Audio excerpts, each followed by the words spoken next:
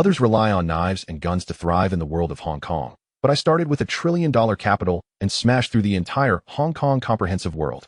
In this gangster-dominated world of Hong Xing, Lianxing, and Dongxing, no one dares to provoke them. But he's different. The opening system received trillions of funds.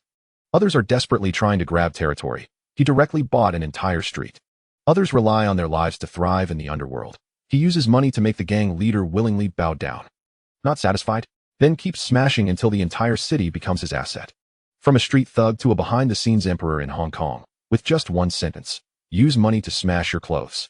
If you enjoy Hong Kong action stories like this, don't forget to like and subscribe. The adventure is about to begin. Chapter 1. Tiger Falls in Yuen Long. The night in Yuen Long is like a pot of thick rice soup that cannot be boiled, damp and oppressive. At the end of Qingshan Road, the neon sign of the Nightingale bar is half broken, and the dilapidated light drags long, twisted shadows on the damp ground.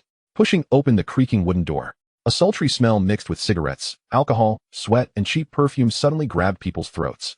In front of the bar, 7 or 8 horsemen were dejected, like wild dogs soaked in the rain, even breathing with a sense of decadence. In this narrow space, the air is so oppressive that it's almost freezing. In the corner, on the worn-out sofa with cotton fluff exposed, Yi Sun sat quietly. He was wearing a finely tailored black silk shirt, with slightly rolled-up cuffs revealing his muscular forearm, and an inconspicuous steel watch shining coldly on his wrist. This composure and delicacy are at odds with the filth, chaos, and ruin around us. His fingertips were tapping lightly on the bumpy wooden table one by one. Da-da-da-da-da. The sound was not loud, but like the second hand of death, it shattered everyone's luck in one fell swoop. The horsemen buried their heads lower. The old cathode ray tube TV on the wall, with snowflakes on the screen and a hoarse electric current sound, is playing a video. The East Star Dragon head camel smiled from the corner of its eye, with a gentle tone. From today on, the mountain tiger crow will pick up the Tsim Sha Sui Hall Master. After speaking, it lightly tapped the crow's shoulder, its eyes full of recognition. As the camera turns, the close-up freezes on a face that is so arrogant and twisted, a crow. He faced the camera, his mouth wide open to his ears, with a naked greed and sharpness in his eyes. Thank you, boss. Thank you to all the uncles and brothers for your support. Tsim Sha Sui, from now on, will be my crow's land. He waved his arms as if he had taken control of the entire world. I promise to help the club make big money, counting until my hands cramp. His laughter suddenly turned cold and vicious, his gaze scanning the camera, as if it could penetrate the screen and pierce my heart. As for some things that are disrespectful, self-righteous, and block the club's financial path. He chuckled, his smile chilling. Just stay in this rural area of Yuen Long, guarding those 3 money-losing rundown bars, and wait until you die. Ha ha. With wild laughter, like hot steel needles, it pierced into the ears of every young man present, with a burning pain on his face. Tsim Sha Sui was the territory they once followed Yi Sun to shoot down with knives and bullets. Nowadays, it has become a laughingstock for the little people on TV who humiliate them. The tapping of Yi Sun's fingertips abruptly stopped. He slowly raised his eyes. The cold gaze first swept over the twisted face of the crow on the screen, with a silent sneer at the corner of its mouth. Immediately, his gaze swept over the group of indignant little brothers in front of him. In the end, cast out the window into the deep night of Yuen Long. The night is deep, like an endless mouth, about to devour everything. Half a year has passed. It has been 6 months since I traveled to this world of Hong Kong film fusion. The system that accompanied him through time has never experienced a bubble again after distributing the newbie gift pack, Unparalleled Battle Talent. Fortunately, his talent for unparalleled combat gave him terrifying combat power far beyond that of ordinary people. In just half a year, he rose from the lowest level of the 49th generation, wielding his sword and fighting to earn the infamous title of Glass Tiger in Tsim Sha Sui and ascend to the position of hall leader. However, the foundation was not yet stable, and a turning point came. He caught Tang Koma Zai trading white powder in the back alley. At that moment, the long-dormant system prompt sound exploded in his mind. Ding. Detected key decision point. A semi-transparent virtual screen that only he could see, with a cold metallic luster, silently emerged. Option 1. Let it go its own way. The club's financial path, turn a blind eye. Reward, 100 million Hong Kong dollars in cash. Option 2. Join in a profitable industry, achieve a dominant position. Reward, bind the ultimate destiny of the king of flour in the world. Obtain top-tier sources and avoid all risks. Option 3. Expel immediately and prohibit trading. This item is harmful to the country and the people, and anyone who touches it will die. Reward, gift of fate, random. 100 million in cash. The White Empire. Any option is enough to drive 99 of the world crazy. And option 3. Random. How pale. How ridiculous. However, In the moment of seeing the white powder clearly, a physiological nausea originating from the depths of the soul, mixed with a cold, killing intent, overwhelmed all temptations. My stomach is full of twists and turns.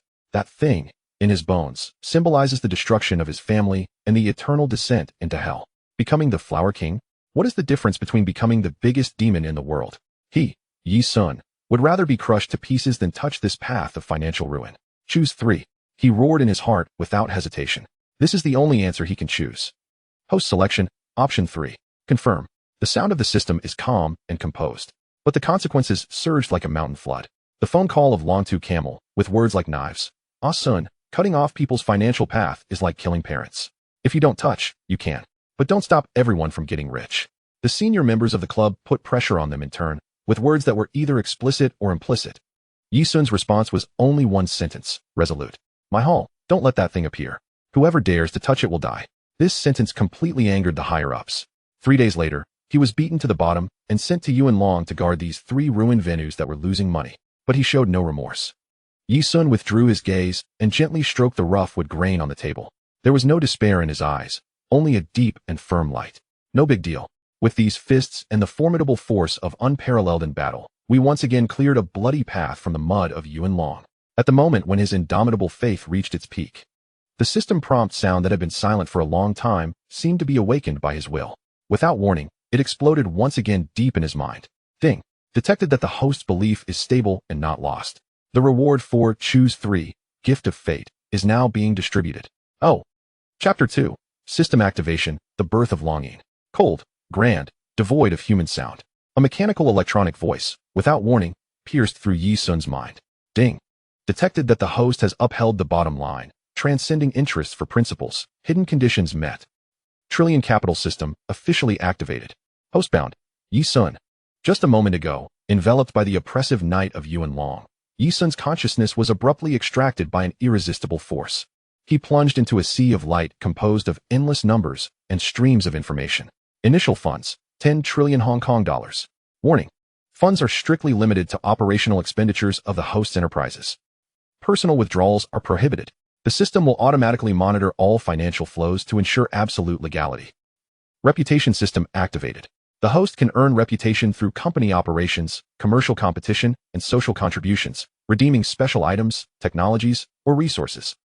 A cascade of information flowed, imbuing the terrifying concept of trillions, capable of overturning the entirety of Hong Kong Island, deeply into his consciousness.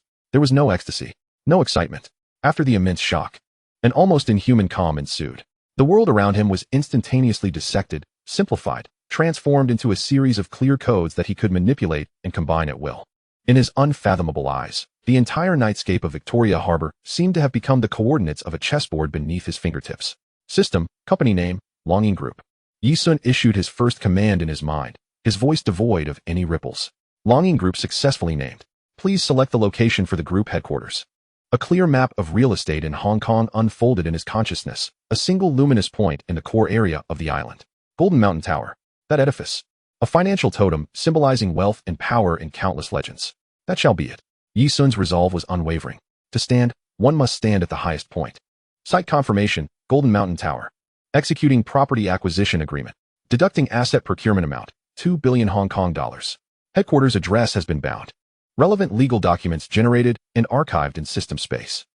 Initial funds have been injected into the Group's corporate account. Current balance, 998 billion Hong Kong dollars. Scanning host's current resources, analysis complete. The first subsidiary, Longing Logistics, automatically established. Reputation system loaded. Initial reputation, 0. Group level, LV1. Employee monthly salary cap, 10,000 HKD. Trillion Capital System fully activated. Wishing you a smooth journey. Luo Jun Yi Sun's voice was calm and unperturbed, yet it sliced through the stifling silence of the bar like a sharp knife. In the corner, a robust young man, who had been leaning against the wall with his arms crossed, lifted his head. Chen Luo Jun. The arrogance in his brow was overshadowed by fatigue, and his gaze was filled with confusion. It was Yi Sun who rescued him from the iron chains of that madman Wang Jiao in Kowloon walled city, sending the notorious Wang Jiao flying with a single punch. And it was Yi Sun who granted him an identity card, enabling him to live in the sunlight. This kindness outweighed the weight of a mountain. Thus, even when assigned to this remote place by the gang, he held not a single word of resentment towards Yi Sun. Sun Ge? Chen Luo Jun's voice was hoarse, a dryness born from suppressing his anger. Yi Sun's tone was as flat as if he were merely discussing the purchase of a newspaper. I registered a company called Longing Logistics. A company? Chen Luo Jun was taken aback, his lips slightly parted, as if he could not comprehend the pronunciation of those two words. Behind him, the group of younger brothers, either seated or standing, were equally frozen in place. A few crouching and smoking had forgotten to flick the burning cigarette butts away, staring blankly at Yi Sun. The entire bar seemed to have been pressed on pause, with only the ancient ceiling fan creaking above, stirring the murky air. Yi Sun's gaze swept across the bewildered faces, understanding that this group, accustomed to violence, found it difficult to comprehend. After all, just a minute ago, they were seething with anger and humiliation over the raucous antics of the crows, dejected and desperate for being dispatched to this remote place. Their minds preoccupied with whether they could scrape together tonight's cigarette money, or who to call for the next fight. Suddenly telling them that he had established a legitimate company was undoubtedly like dropping a bombshell into their barren understanding, a colossal transformation that transcended their class and thought patterns. He continued, "You are adept at collecting debts and intimidating people, but asking you to engage in finance or technology is to burden you and squander time and resources. Logistics and transportation have a low entry barrier, yet the waters run deep. Docks, trucks, warehouses, transport routes, these are tangible and manageable for you. This is where your true value can be realized." More importantly, Yi Sun's gaze sharpened, as if he had already envisioned the future chessboard. Hong Kong is a free trade port. How many goods flow in and out daily? How many unsavory items require a legitimate logistical facade to circulate? Controlling logistics is akin to grasping the city's lifeblood. Who transports goods? What goods are being moved? From where to where? This information holds more power than a blade. He paused, lowering his voice yet infusing it with greater weight. The underhanded businesses the crows run in Tsim Sha Tsui, do any of them not rely on logistics to circulate their materials and goods? In due time, we won't even need to touch their territory. We can prevent them from moving a single box of beer or a towel in or out. I want Longing Logistics trucks to traverse all of Hong Kong. Right now, we are transporting beer, fruits, daily necessities. In the future, we will carry our own commercial empire. As well as. Yi Sun's voice trailed off, a sharp glint passing through his eyes, clearly holding a fierce determination. As if he were sketching the outline of a vast network in advance. What he aimed to establish was not merely a logistics company, but a colossal network that integrated transportation, intelligence gathering, and strategic blockade and precise strikes against future competitors. Logistics would serve as the ideal, unobtrusive foundation for this grand empire. All of you, including you, Luo Jun, are to be incorporated into the company. He ultimately issued the command. This proclamation slowly transformed the shock on the faces of the younger brothers into manic joy. Damn, so that's how it is. Hui suddenly slapped his thigh, his eyes alight with excitement. Sun Ge is going to cut off the crows' backroad, grasp their lifeline. Exactly. From now on, we shall be the kings of the docks and warehouses. Anyone wishing to transport goods will have to heed our faces. Chong excitedly gestured. And intelligence. Little Chun, the driver, beamed with enthusiasm. With our trucks, we'll know exactly what they are transporting, where it's going. When the time comes, we can intercept their goods and see how they manage their territory. Amidst the chatter, this group of gangsters had their eyes forcibly opened to a new world, interpreting business strategies through their coarse yet fervent street mentality. Their gazes towards Yi Sun transformed into a fervent blend of shock, admiration, and respect. Yi Sun rose and walked to the bar counter, retrieving a stack of pristine employee hiring contracts from the drawer, system space, and slapping it onto the greasy table. Come here, sign your names. The crowd surged forward. Under the dim yellow light, they fixated intently on the bold numbers on the contract. The base monthly salary stands at a staggering sum of 10,000 Hong Kong dollars. 10 Hong Kong dollars, 000. 10,000. One brother exclaimed in disbelief, his voice trembling. The entire bar fell into a silence so profound that one could hear their own heartbeat. A monthly salary of 10,000. For these precarious low-level thugs in early 90s Hong Kong, this was a dream figure that could compel them to risk their lives. In a frenzy of excitement, someone quivered, voicing the collective doubt. Brother Sun is buying a car and renting a warehouse. How could we amass such a fortune? All fervent gazes shifted back to Yi Sun. Yi Sun's expression remained composed, yet his voice resonated with the steadiness of a mountain. Money matters are not for you to worry about. He scanned the crowd, his tone suddenly turning frosty. What you need to do is shed the lethargic habits ingrained in your former gang. Anyone who cannot adapt can leave now. With a shift in tone, his voice took on a hint of seduction. 10,000 is merely the starting price to help you stand tall. In the future, your salaries will far exceed this amount. Sign. I damn well sign. A Bing was the first to leap forward. Snatching the pen, and almost inscribing his name on the paper. I will sign too. Brother Sun, I will follow you for a lifetime. Count me in. Loyalty and fervor erupted in an overwhelming wave. The small bar buzzed with an atmosphere so heated it felt as if it could ignite the air. Yi Sun observed it all with calmness, his gaze profound as the night. The Longing Group would be his most formidable shield in establishing himself in Hong Kong, while the gang's background would serve as the blade to pierce through all obstacles and eliminate potential threats. Chapter 3. Killing with a Borrowed Knife. In Tsim Sha Tsui, Nathan Road. Within the largest VIP room of the Palais de Danse nightclub, the music was deafening, and the neon lights sliced through the swirling cigar smoke. Crow perched half-reclined on a leather sofa, with two scantily clad ladies on either side, one foot arrogantly propped on an expensive crystal coffee table. The door to the room swung open, and the smiling tiger, donned in a flamboyant pink suit, strolled in with a grin. Naturally taking a seat on the opposite sofa from Crow, pouring himself a glass of fine liquor. Wow, boss, living the high life, huh? The smiling tiger adjusted his gold-rimmed glasses, his tone teasing, devoid of any subservience. Crow shot him a glance, irritation evident on his face. Quit the sarcasm. You wouldn't come here unless you had something to say, and judging by that smirk, it's certainly not good news. Ah, Crow, your words wound me. The smiling tiger feigned sorrow, then leaned in closer, lowering his voice a notch while maintaining his grin. But indeed, I have some news regarding your old friend. Who? Leely Tiger, Yi Sun. Upon hearing that name, the levity on Crow's face immediately vanished, his eyes turning cold and calculating. He waved away the two ladies beside him, and his confidant switched off the music in the room. That toothless sick cat? What trick is he up to now? Sick cat? The smiling tiger shook his head, a smirk playing on his lips. I doubt it.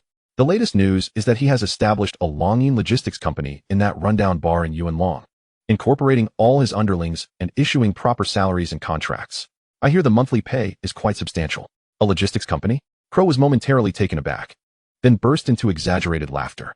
Ha! Surely I didn't hear that right. One of our Eastern Star's 5 tigers, Leely Tiger Yi Sun, has taken to the countryside in Yuen Long for transportation? Has he lost his mind?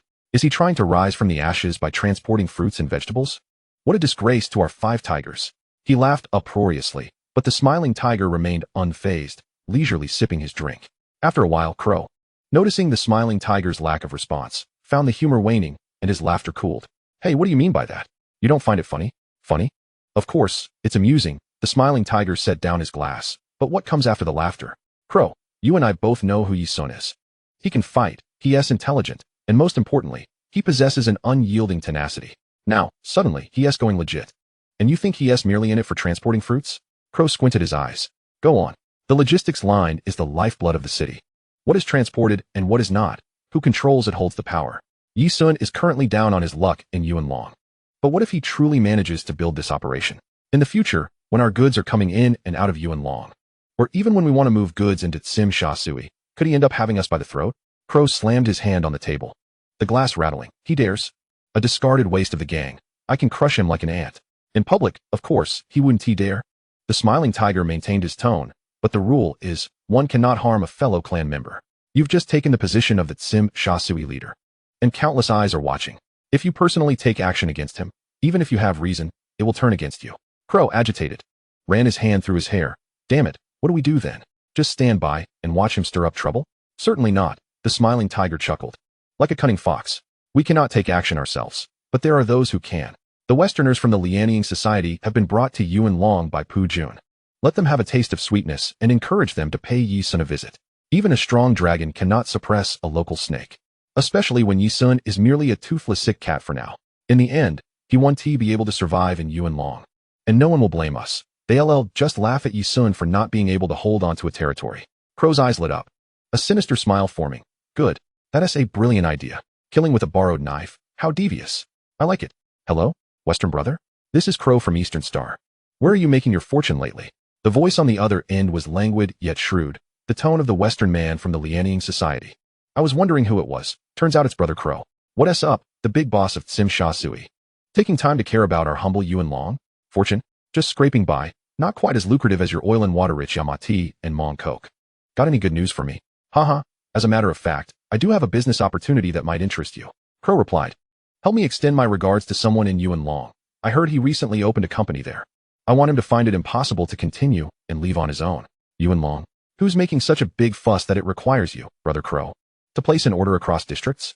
The Western man feigned confusion, then elongated his tone as if just remembering.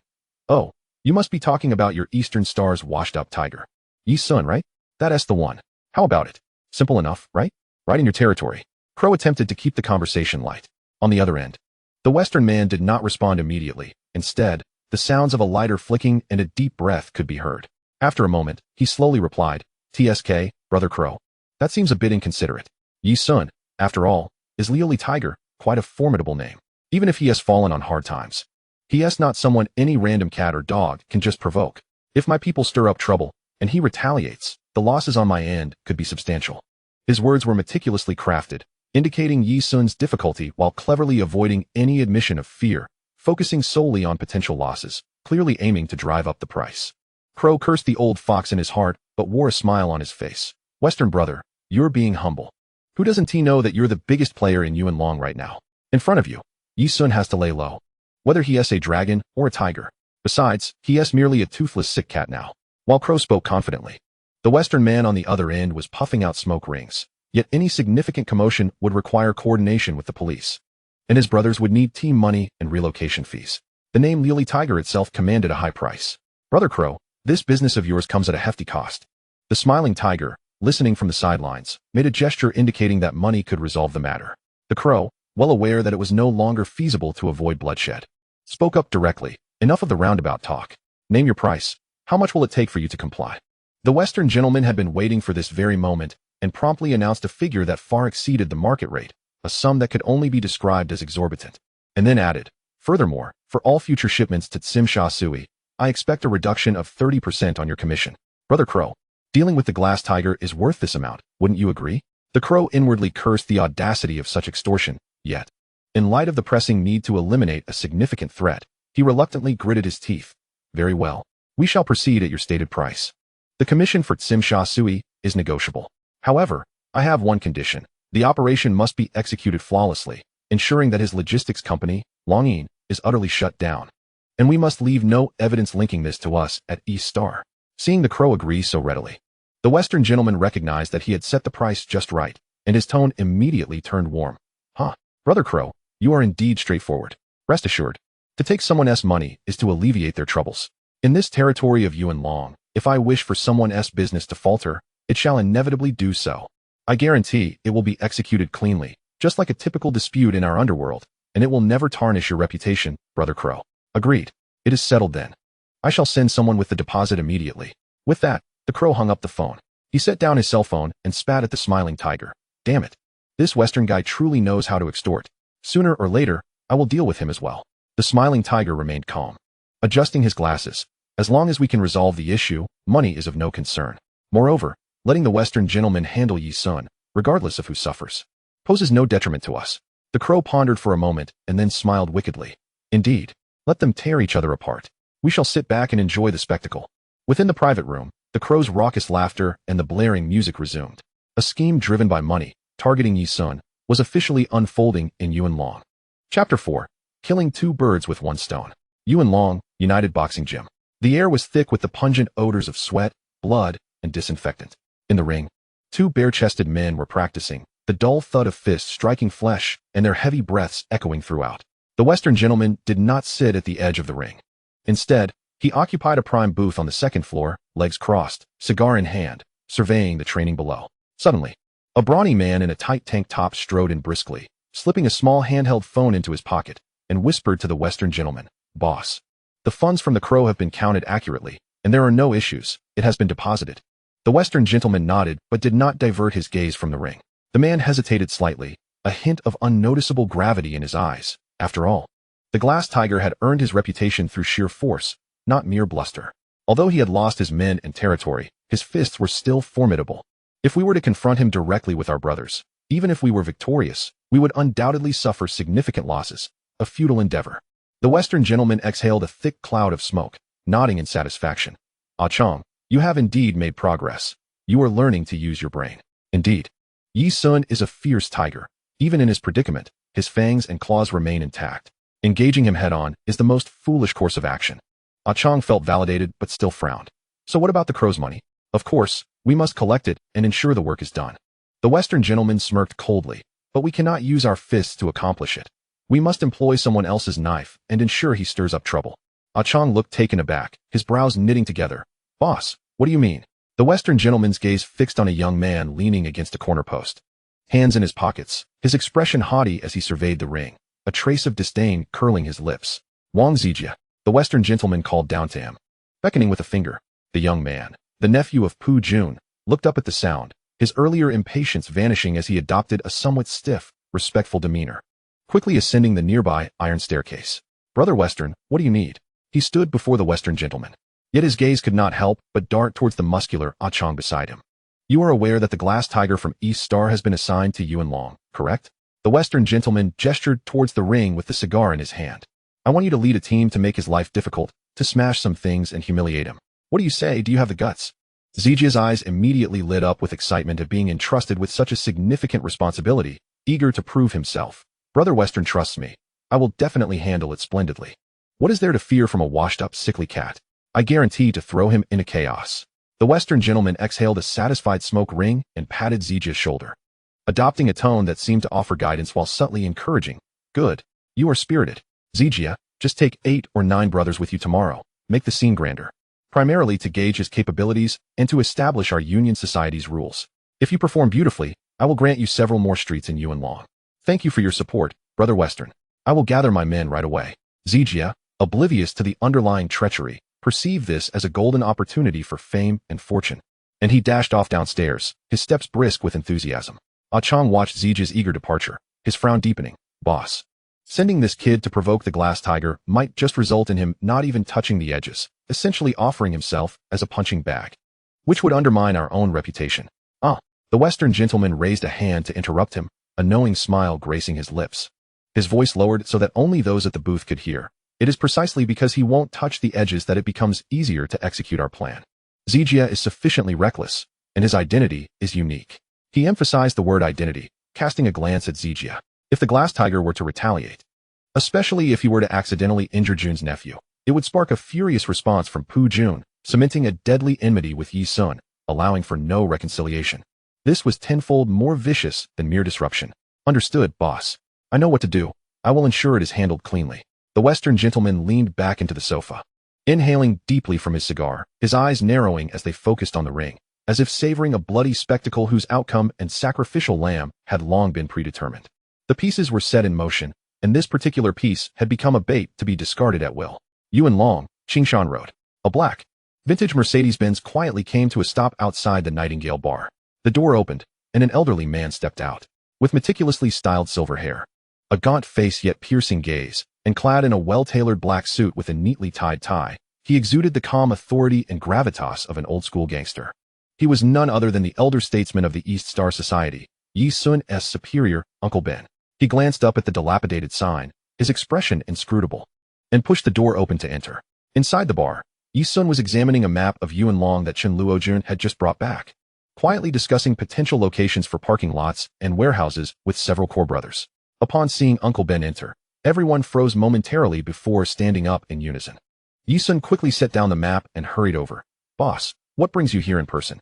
Benshu cast a keen gaze around the bar, his discerning eyes sweeping over the pristine employee contracts and the map of Yuan Long, ultimately resting upon Yi Sun. In his characteristic, deep voice, he uttered words that took everyone by surprise. I have sought out Camel. Yi Sun's attention sharpened, his expression growing more focused. The brothers beside him also perked up their ears. Benshu sighed, a hint of fatigue and resignation lacing his tone.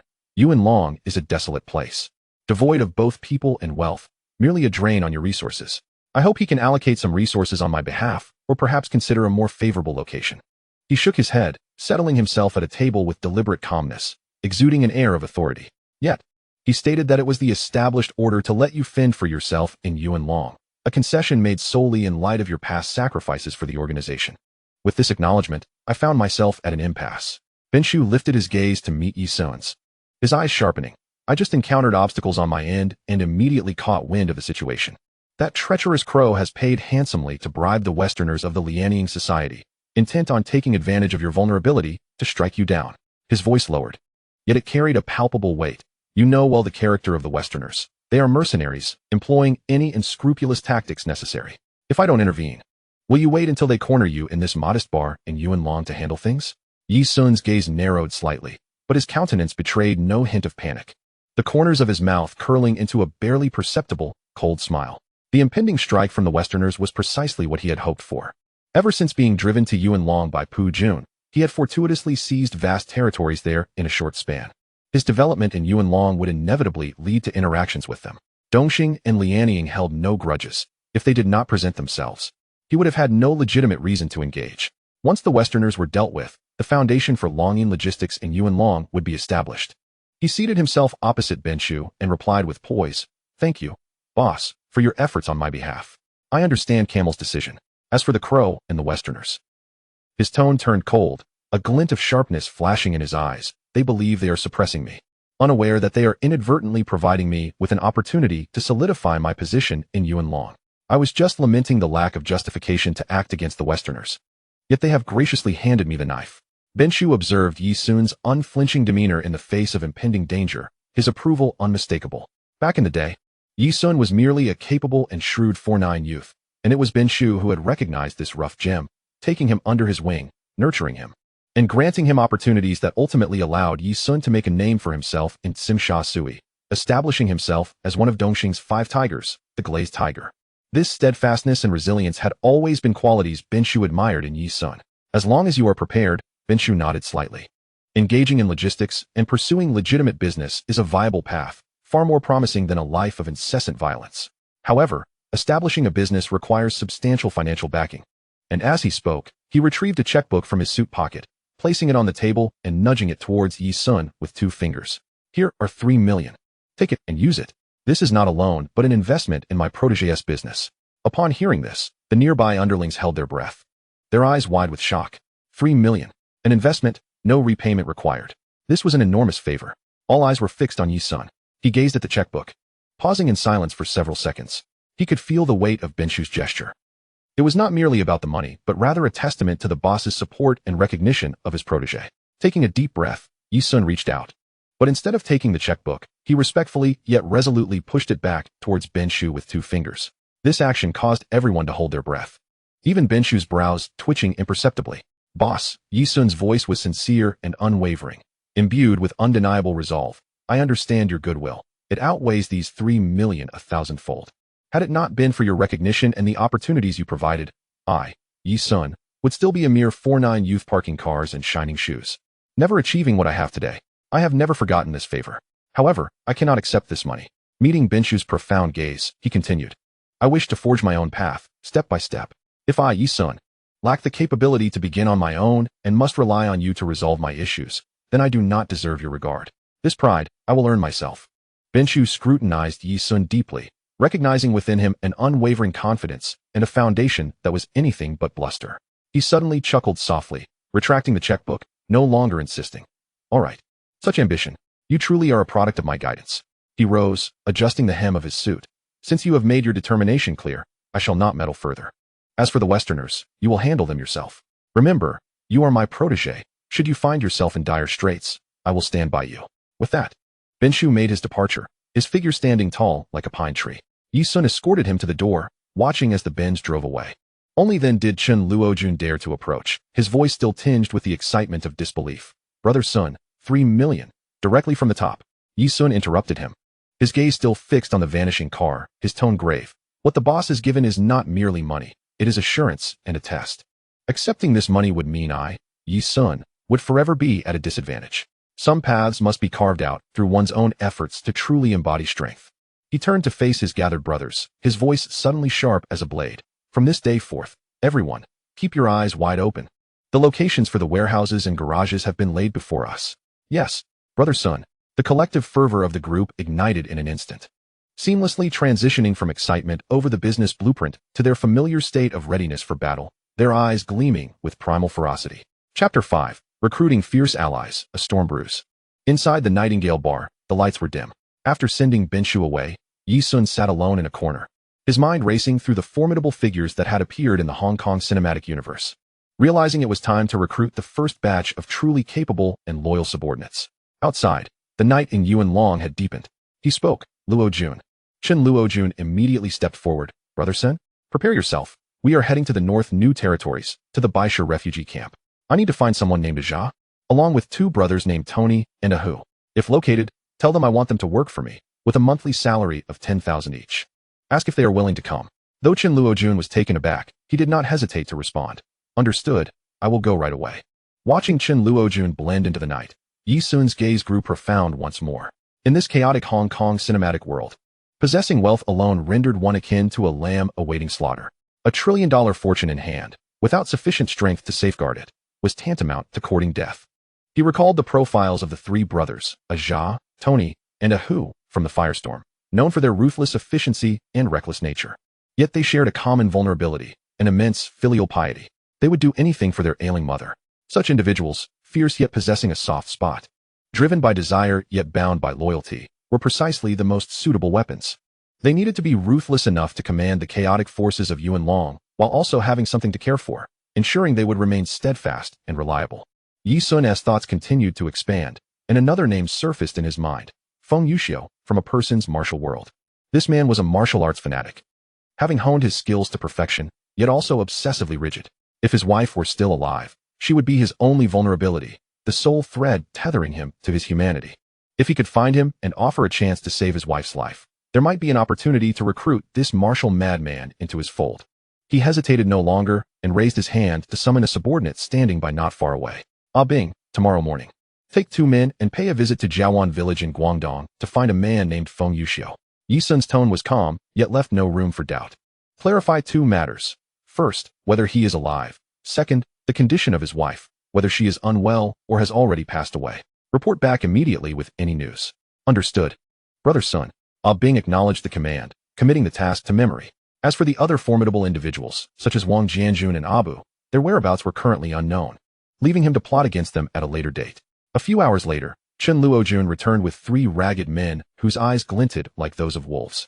Leading the group was a Jia, exuding a roguish charm that could not conceal his ferocity. Behind him followed the cold-faced Tony and the muscular Ahu. Despite their disheveled appearance, the trio emanated an aura of desperate defiance that caught the eye. Brother Sun, I've brought them in. Yi Sun wasted no time, tossing out 3 contracts. Read them carefully. If there are no issues, sign. Follow me, and there will be food. Jia picked up the contract, his eyes lighting up at the sight of a monthly salary of 10,000, revealing a broad grin. You must be the Liuli Tiger? You've got an eye for talent. My brothers and I might not have much, but we are ruthless. With that, he signed with alacrity. Tony and Ahu followed suit, pressing their thumbprints onto the documents. Yi Sun paid no heed to their titles, merely nodding slightly as he instructed Chen Luojun to have them change clothes and arrange accommodations. Though 10,000 was indeed a substantial salary that many could only dream of during this era, he understood that for ambitious men like Jia and his brothers, such a sum would not satiate their desires. Nonetheless, he was confident that he could eventually win their unwavering loyalty. Moments later, clad in black, the trio's intimidating presence intensified. As though they were tigers unleashed from their confines, Yi Sun commanded, acquaint them with the surroundings and prepare the weapons. The Westerners will arrive shortly. Indeed, the following afternoon, 2 old vans screeched to a halt outside the Nightingale's entrance. 8 or 9 thugs from the Lianing Society, armed with iron rods and baseball bats, stormed in under the lead of a young man with bleached hair. Who is Yi Sun? The blonde sneered, cigarette dangling from his lips. The Westerners sent me to deliver a message. When opening a venue in Yuan Long, one must understand the rules. Yi Sun raised his eyes, scanning the young man. Recognizing him as Wang Zijia, the nephew of Pu Jun and a newly recruited lackey. Such petty thugs were typically unknown to the likes of him. Yet he had fortuitously encountered them before his journey through time. The Westerners were employing a cunning tactic, sending him to provoke. It was a test of strength and a means to stir conflict. Should this young man be harmed, Pu Jun would undoubtedly seek retribution. Yi Sun spoke in a measured tone. The Westerners lack the courage to confront me directly, so they send you as a pawn? Wang Zijia faltered for a moment, then retorted, quit the chatter. If you don't pay up, I'll tear this place apart. Jia and his brothers sprang to their feet, followed by their subordinates, who brandished weapons, the atmosphere thickening with tension. Yet Yi Sun raised a hand to quell the commotion, fixing his gaze upon Wang Zijia. I'll give Pu Jun face. You and your men should leave, and I want to lay a finger on you. Pu Jun. The mere mention of the name ignited a firestorm of rage within Wang Zijia, whose countenance shifted dramatically as his eyes glinted with malice. He had long harbored resentment towards Pu Jun, believing his father's death was connected to him. Without further hesitation, he bellowed, attack. Before he could finish, Ahu lunged forward like a tiger leaping from its lair, flooring the first assailant with a single punch. Tony moved like lightning, targeting joints and swiftly incapacitating two others. Aja, the most ruthless, seized a bottle and smashed it over a foe's head. In a matter of minutes, Wang Zijia's men lay sprawled on the ground, groaning in pain, while he himself was seized by a Hu and tossed before Yi Sun. "Brother Sun, how shall we deal with him?" Yet Yi Sun refrained from taking action. Instead, he retrieved his mobile phone and dialed a number. "Brother Jun, it's Yi Sun. Your nephew Wang Zijia is causing a ruckus here, sent by the Westerners. I haven't touched him. You can come pick him up." There was a moment of silence on the other end before Pu Jun's voice replied, "Thank you. I'll be there shortly." Half an hour later, Pu Jun arrived alone. Upon entering and seeing the incapacitated Wang Zijia and the injured thugs scattered about, his expression was complex as he approached Yi Sun. "This time, I owe you a favor." Yi Sun waved a hand dismissively. "The Westerners seek to kill two birds with one stone. You see that as clearly as I do. Take him back and teach him well. Next time, luck may not be on his side." Pu Jun nodded solemnly and led Wang Zijia away. Once they had left, Chen Luojun could not contain his curiosity. "Brother Sun, you let them go so easily? The Westerners failed this time. Surely, more will come next time." Yi Sun rose, the hem of his black coat cutting through the air with a sharp arc. His gaze swept over all the subordinates present before finally resting on Aja, Tony, and Ahu. "Let us go," he declared, his voice low yet imbued with undeniable authority. "Aja, Tony, Ahu, you three are coming with me to the Royal Dynasty nightclub to return the favor to the Westerners." He paused, directing his gaze to the remaining subordinates. "The rest of you stay behind and guard the home front." Surprisingly, the subordinates left behind displayed no worry. Rather, they wore expressions of regret, some even murmuring softly, "What a pity, we want to witness the boss in action." This peculiar reaction caused Aja and his brothers, who were still weighing their options, to exchange astonished glances. Just how much faith did these people have in Yi Sun's capabilities? Chapter 6. A Balance of Grace and Authority, Winning Hearts. The entrance to the Royal Dynasty nightclub was a cacophony of noise. As the four stepped inside, the doormen quickly surrounded them, their demeanor hostile. Yi Sun did not allow them to finish their sentences. "Move." It was not a retreat or a charge. It was as if he had torn through the very fabric of space. Yi Sun's figure transformed into a shadow, slicing through the crowd. Bang! The first doorman was struck in the chest by what appeared to be a casual elbow jab, sent sprawling into a glass table. Crack! The arm of the second assailant was twisted back, the sickening sound of bone breaking clear amidst the deafening music, his screams swallowed by the chaos. Yi Sun's movements surpassed the bounds of reason. There was no unnecessary flair in his actions. Each step, each strike was precise, efficient to the point of suffocation. His fists, elbows, knees, and legs transformed into lethal weapons, unleashing a tempest within the throng. Over 20 thugs armed with clubs found themselves unable to approach him, often collapsing to the ground after a mere encounter. Aja's grin faltered. He prided himself on his ruthlessness, yet this sheer, overwhelming violence left his throat dry.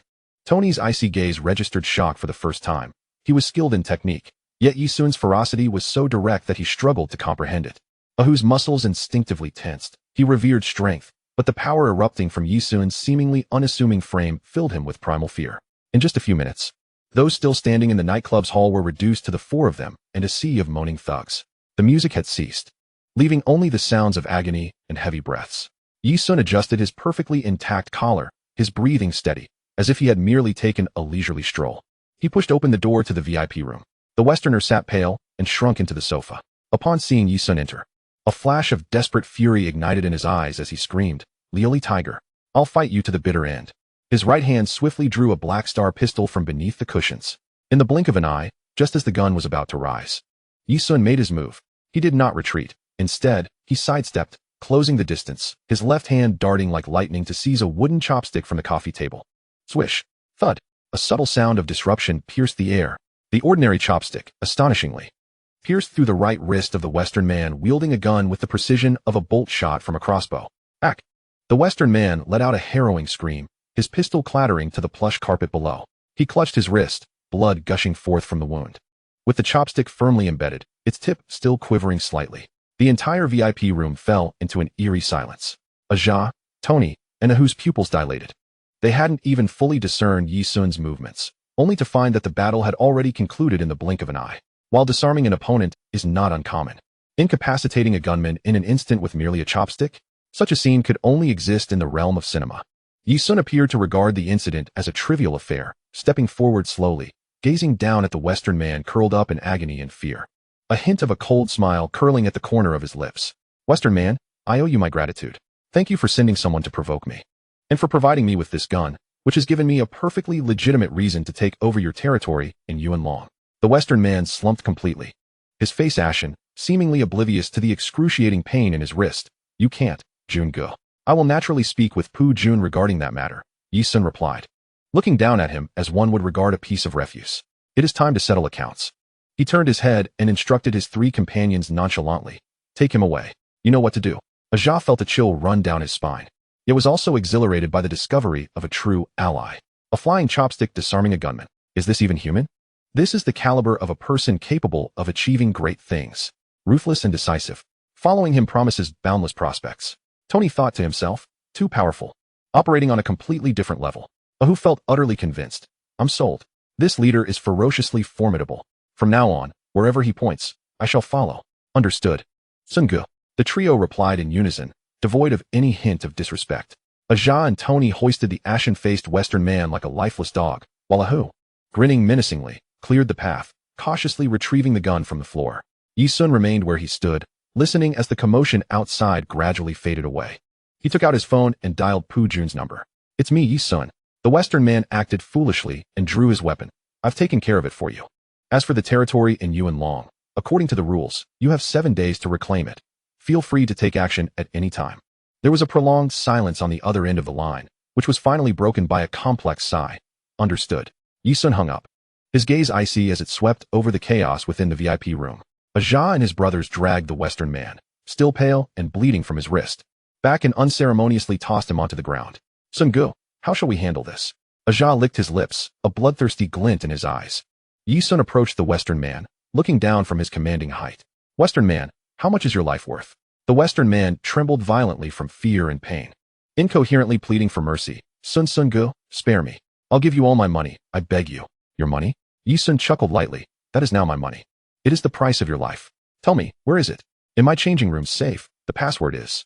The Western man, desperate to save his life, divulged every detail without hesitation. Yi Sun signaled to Tony, who, sharp-minded, immediately led a team to find it. In no time, he returned with a heavy sports bag, opening it to reveal neatly bundled stacks of $1,000 bills. Sun-Ge, I've counted it, a total of 4,600,000. Yi Sun nodded, his gaze returning to the Western man. I told you, drawing a weapon has given me a reason. I also said, your money buys your life. He paused, his tone flat yet chilling. I keep my word. The money, I shall accept. Your life, I shall spare. As a glimmer of relief appeared on the Western man's face, Yi Sun's next words plunged him into despair. Ajah, Tony, Ahu. Here's Sun-Ge. The three brothers responded in unison. Break his hands and feet. Yi Sun's voice was devoid of emotion. Find a boat and send him to Vietnam. Whether he lives or dies depends on his fortune. No, Yi Sun, you can't. The Western man's screams and pleas were abruptly silenced as Ahu landed a punch to his stomach, leaving him gasping for air. Ajah and Tony approached expressionlessly, executing the orders with practiced ease. Accompanied by the sickening sounds of bones cracking and suppressed wails, the Western man slumped to the ground like a rag doll, completely unconscious. Yi Sun retrieved 150,000 from the money-filled sports bag, dividing it into 3 equal parts, and handing it to Ajah, Tony, and Ahu. This is what you deserve. See to it that the matter is handled cleanly. As they gazed at the thick stacks of cash before them, the brothers found their breaths becoming heavier. Having struggled to survive in the refugee camp, they had never seen such a sum of money. 50,000 each. They hadn't anticipated Yi Sun's generosity to be so grand. Ajah seized the cash, his voice hoarse with excitement. Sun-Ge, from now on, my life belongs to you. At your command, I shall face any peril without flinching. Tony carefully stowed his money, a fervor and loyalty previously unseen flooding his cold demeanor. Sun-Ge, thank you. From now on, anyone who dares to disrespect you, I will be the first to take their life. Ahu was equally exhilarated, his face flushed, pounding his chest. Sun-Ge, you're incredible. Absolutely incredible. I'm sticking with you. Wherever you point, I shall follow. This unequivocal bounty from Yi Sun struck the three brothers' hearts like a sledgehammer, solidifying their loyalty. The formidable display of power instilled awe, while the lavish reward ensured unwavering allegiance. Clean this up.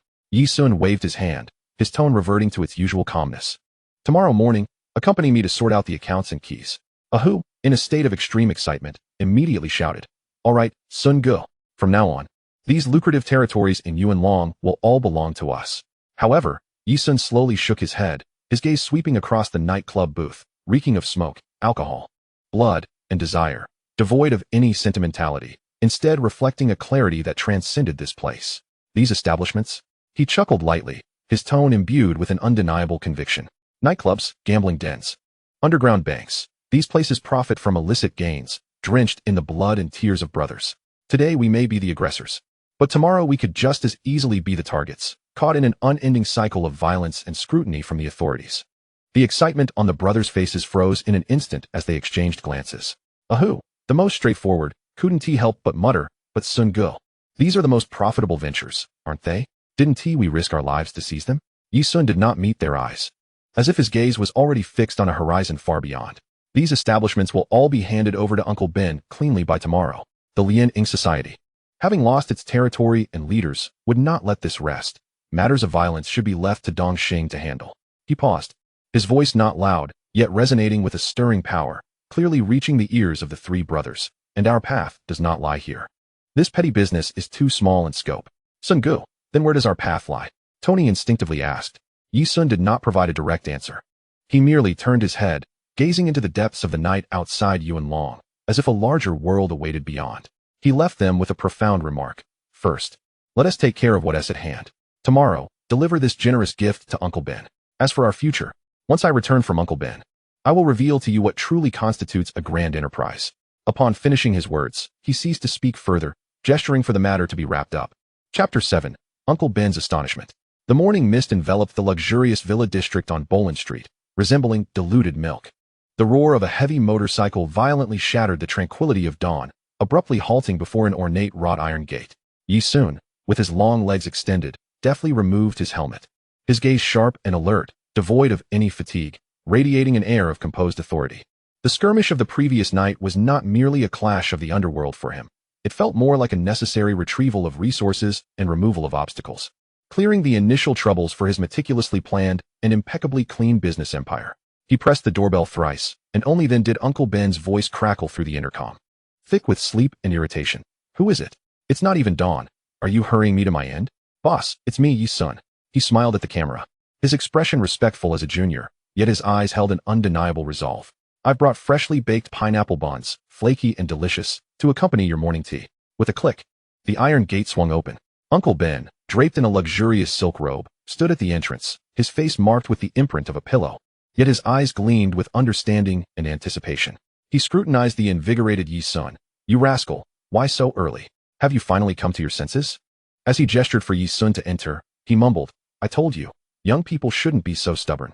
Can pride fill your stomach? Just as Yi Sun placed the warm, fragrant paper bag on the entrance cabinet, he noticed that Uncle Ben did not lead him to the tea room. Instead, he retrieved an exquisite checkbook from his study, pulling out a pre-written check and slapping it onto the cabinet. Here, 3 million. Uncle Ben looked at him with a weighty tone. Ah, son, I know you have high aspirations, but no matter which path you choose, what is most crucial?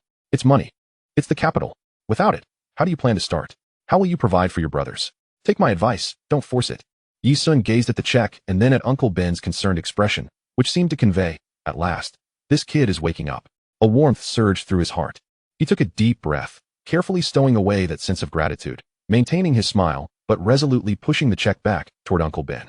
Boss, your kindness will be remembered by me, Yi Sun, for a lifetime. Truly, thank you. However, I cannot accept this money today. My early visit was not for this purpose. I can clearly see the path ahead for my brothers. Money is not an issue. Uncle Ben was utterly taken aback, his expression shifting from anticipation to bewilderment and confusion. Money is not an issue. He scrutinized Yi Sun, doubting whether this young man had received some sort of shock. The two settled in the tea room. Yi Sun did not beat around the bush. Leaning forward, he spoke in a low yet firm voice. Uncle Ben, I have taken down the flag of Lianying in Yuan Long. I've dealt with the Westerners. Now, I have completely taken over Lianying's territory in Yuan Long. What? Uncle Ben froze, his hand with the teacup halting abruptly, hot water sloshing out as he stared at Yi Sun in disbelief. In just one night? Yi Sun nodded, interrupting his astonishment and diving straight to the core. The territory is secured. I am here today to hand over those gray industries in full to the association, for you to allocate. Uncle Ben's muscles twitched slightly, struggling to keep up with the pace of this conversation. His gaze sharpened, and a heavy realization sank within him. This kid took the territory, but does not want it. Could it be that he genuinely intends to wash his hands of the underworld and completely detach from the association? Yi Sun, perceiving the sudden shift in Uncle Ben's expression, immediately understood his concerns, speaking with steadiness and a sense of pragmatic shrewdness. Uncle Ben, I do not intend to withdraw from the association. Without the association, conducting business outside would make me a piece of meat that anyone could bite into. I understand this principle. He paused, his eyes sharp and earnest, articulating each word with precision. However, my enterprise, Longing Group, must be wholly my own, and it must be pristine from top to bottom. Every penny earned should be transparent, able to withstand any scrutiny. It cannot be entangled with any of the association's illicit dealings. The accounts must be utterly separate. Uncle Ben was about to nod in agreement when he suddenly froze at the mention of the name, his facial muscles stiffening. He instinctively rubbed his ears, questioning whether he had misheard. Wait, what did you just say? Group? Ah, son, did you not sleep well last night due to excitement? You told me you were starting a logistics company called Longing Logistics, right? How did it suddenly transform into a group after just one night? Isn't that a bit too ambitious? His tone was filled with incredulity and a hint of apprehension regarding the youthful tendency to aim too high. Seeing Uncle Ben's reaction, Yi Sun's lips curled into a knowing smile, suffused with immense confidence and a clear vision, devoid of arrogance, as if stating an established fact. Uncle Ben, you heard correctly. It is Longing Group. His voice was steady, carrying an undeniable certainty. Longing Logistics is merely a subsidiary of the group, just the first step, my starting point and foundation, as it generates revenue quickly, allowing me to support my brothers and establish the initial cash flow and transportation network. But my aim has never been merely to run a transport fleet. Leaning forward, he continued, focusing solely on logistics would confine me to a mere chapter in this game. However, the group is different. It is a platform, capable of continuous growth. Naming it a group now is merely setting the framework and establishing the brand. He looked directly at Uncle Ben. Do you want to see me spend my entire life as just a fleet owner? If we are to play, let us play big. Longing Group will become the brightest and most profitable marquee in Hong Kong Island. When that time comes, you will also bask in its glory. Uncle Ben's mouth hung open, taking a moment to catch his breath, his fingers pointing at Yi Sun, as if truly seeing this young man for the first time. You've kept your cards close to your chest. How long have you been strategizing this? You even have the name, structure, and every step meticulously planned out. As he observed the immense ambition and meticulous planning reflected in Yi Sun's eyes, the stark contrast between the logistics company and the group began to ignite a greater excitement and anticipation within him. Yi Sun continued, I need the association as my backing. I don't require my brothers to engage in violence. As long as Dongxing's flag stands tall, outsiders will know I have roots. He paused, presenting the most tangible bargaining chip. The first service of Longing Logistics under the group will be the association. In the future, all legitimate transportation and logistics for the association will be handled by me. My pricing for the association will always be 40% lower than the market rate. This will be the association's most direct and clean source of long-term income, utilizing the association's influence to support my foundation. I will then reinvest back into the association. This is true win-win. A glimmer of shrewd calculation flashed in Uncle Ben's eyes, which then erupted into immense admiration as he slapped his thigh. Damn it, you even calculated this layer into your plan. Your mind is exceptionally clear. You're one of us in Dongxing, but your industry is your own. Your calculations are far superior to my past desires of merely counting money. No longer hesitating, he slapped the table firmly. All right, let us proceed as you propose. With that, he seized the phone and dialed Kaylay. Kaylay, stop sleeping. Come to my villa immediately. After hanging up, he turned to Yi Sun, nodding firmly. I'll leave the Yuan Long matter to Kaylay. As for your logistics company and the business on Boland Street, I've also agreed to it. From now on, for all logistics-related matters in his venues, you will handle it at 70% of the market price. I will clarify with him about Yuan Long. That's your territory, and those dirty dealings are absolutely forbidden. Yi Sun nodded slightly, his voice steady. Thank you, boss. With that, he rose to take his leave, pushing open the glass door and stepping into the refreshing morning light. Uncle Ben watched his retreating figure and suddenly called out, Ah, son. Yi Sun turned back. The elderly man's gaze was intricate, and he ultimately merely waved his hand, stating, this path is not easily traversed. Therefore, you must grasp tightly onto the steadfast anchor that is your Uncle Ben. Yi Sun chuckled lightly, his figure vanishing at the end of the courtyard. Half an hour later, disheveled and yawning, Kaylay cursed as he walked into the tea room. Almost simultaneously, at the home of the Eastern Star's leader, the phone on the bedside table blared, shattering the tranquility of the morning. On the other end of the line, Pu Jun, the leader of the Lianying Society, spoke in a deep and restrained tone, yet beneath that calmness lay a suppressed, icy rage. Camel, this intricate scheme you've devised is indeed seamless. Camel immediately shook off his drowsiness, maintaining a steady tone laced with the languor of recent slumber. Pu Jun, what scheme so early? I fail to comprehend. Fail to comprehend? Pu Jun scoffed coldly. First, your crows from the Eastern Star sought out the Western Ocean, engaging in brotherly camaraderie and offering a substantial sum to seek counsel regarding the Lioli tiger, whom you exiled to Yuan Long, claiming it was merely to teach him a lesson, to temper his spirit. Yet, in the aftermath, the Lioli tiger, accompanied by his men, swept through the Western Ocean's entire territory overnight, hoisting the Eastern Star's flag in Yuan Long. He paused, each word like shards of ice. Camel, does such serendipity truly exist? Using one's own as bait to provoke our Lianying into action, only to justify a counterattack and reclaim territory? Is this ploy of self-sacrifice not too overt? Do you truly believe Lianying to be fools to be toyed with at will? A chill ran through Camel's heart. He had been entirely unaware of the crows seeking trouble with the Western Ocean and Yi Sun. Yet, how had Yi Sun managed to turn the tables so successfully? His mind raced, though outwardly he remained composed. Crows seeking the Western Ocean? Do I need to concern myself with the private dealings of the youth? As for the Lioli tiger's retaliation against our brothers, should we not respond in kind? You understand this principle better than I, Pu Jun. Claiming territory is merely the spoils of the victor. What splendid spoils of victory!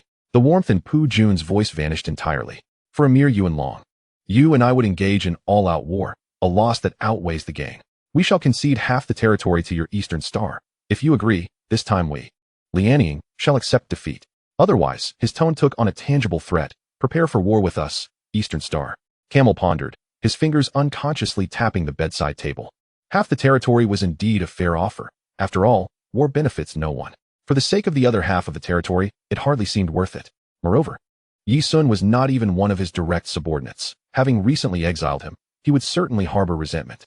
Given his current momentum, capable of seizing a territory overnight, allowing him to fortify his position in Yuan Long would ultimately undermine Camel's control over the Eastern Star. Perhaps it was not such a bad idea to use Lianying's hand to temper his spirit. He was on the verge of relenting. Just then, the extension phone in the bedroom rang. He told Pu Jun to hold on and picked up the receiver. It was Uncle Ben calling, succinctly conveying a message that not only reported a victory, but also highlighted Yi Sun's actions of claiming territory only to surrender it entirely to the society. As Camel listened, his expression shifted from contemplation to astonishment, eventually revealing a subtle, perceptive smile of determination. He hung up the extension, picked up his mobile phone, and when he spoke to Pu Jun again, his tone and attitude had drastically changed. The previous hesitation vanished. He began leisurely, even with a hint of mockery. Pu Jun, the terms you propose sound rather sincere. Pu Jun remained silent on the other end, awaiting further words.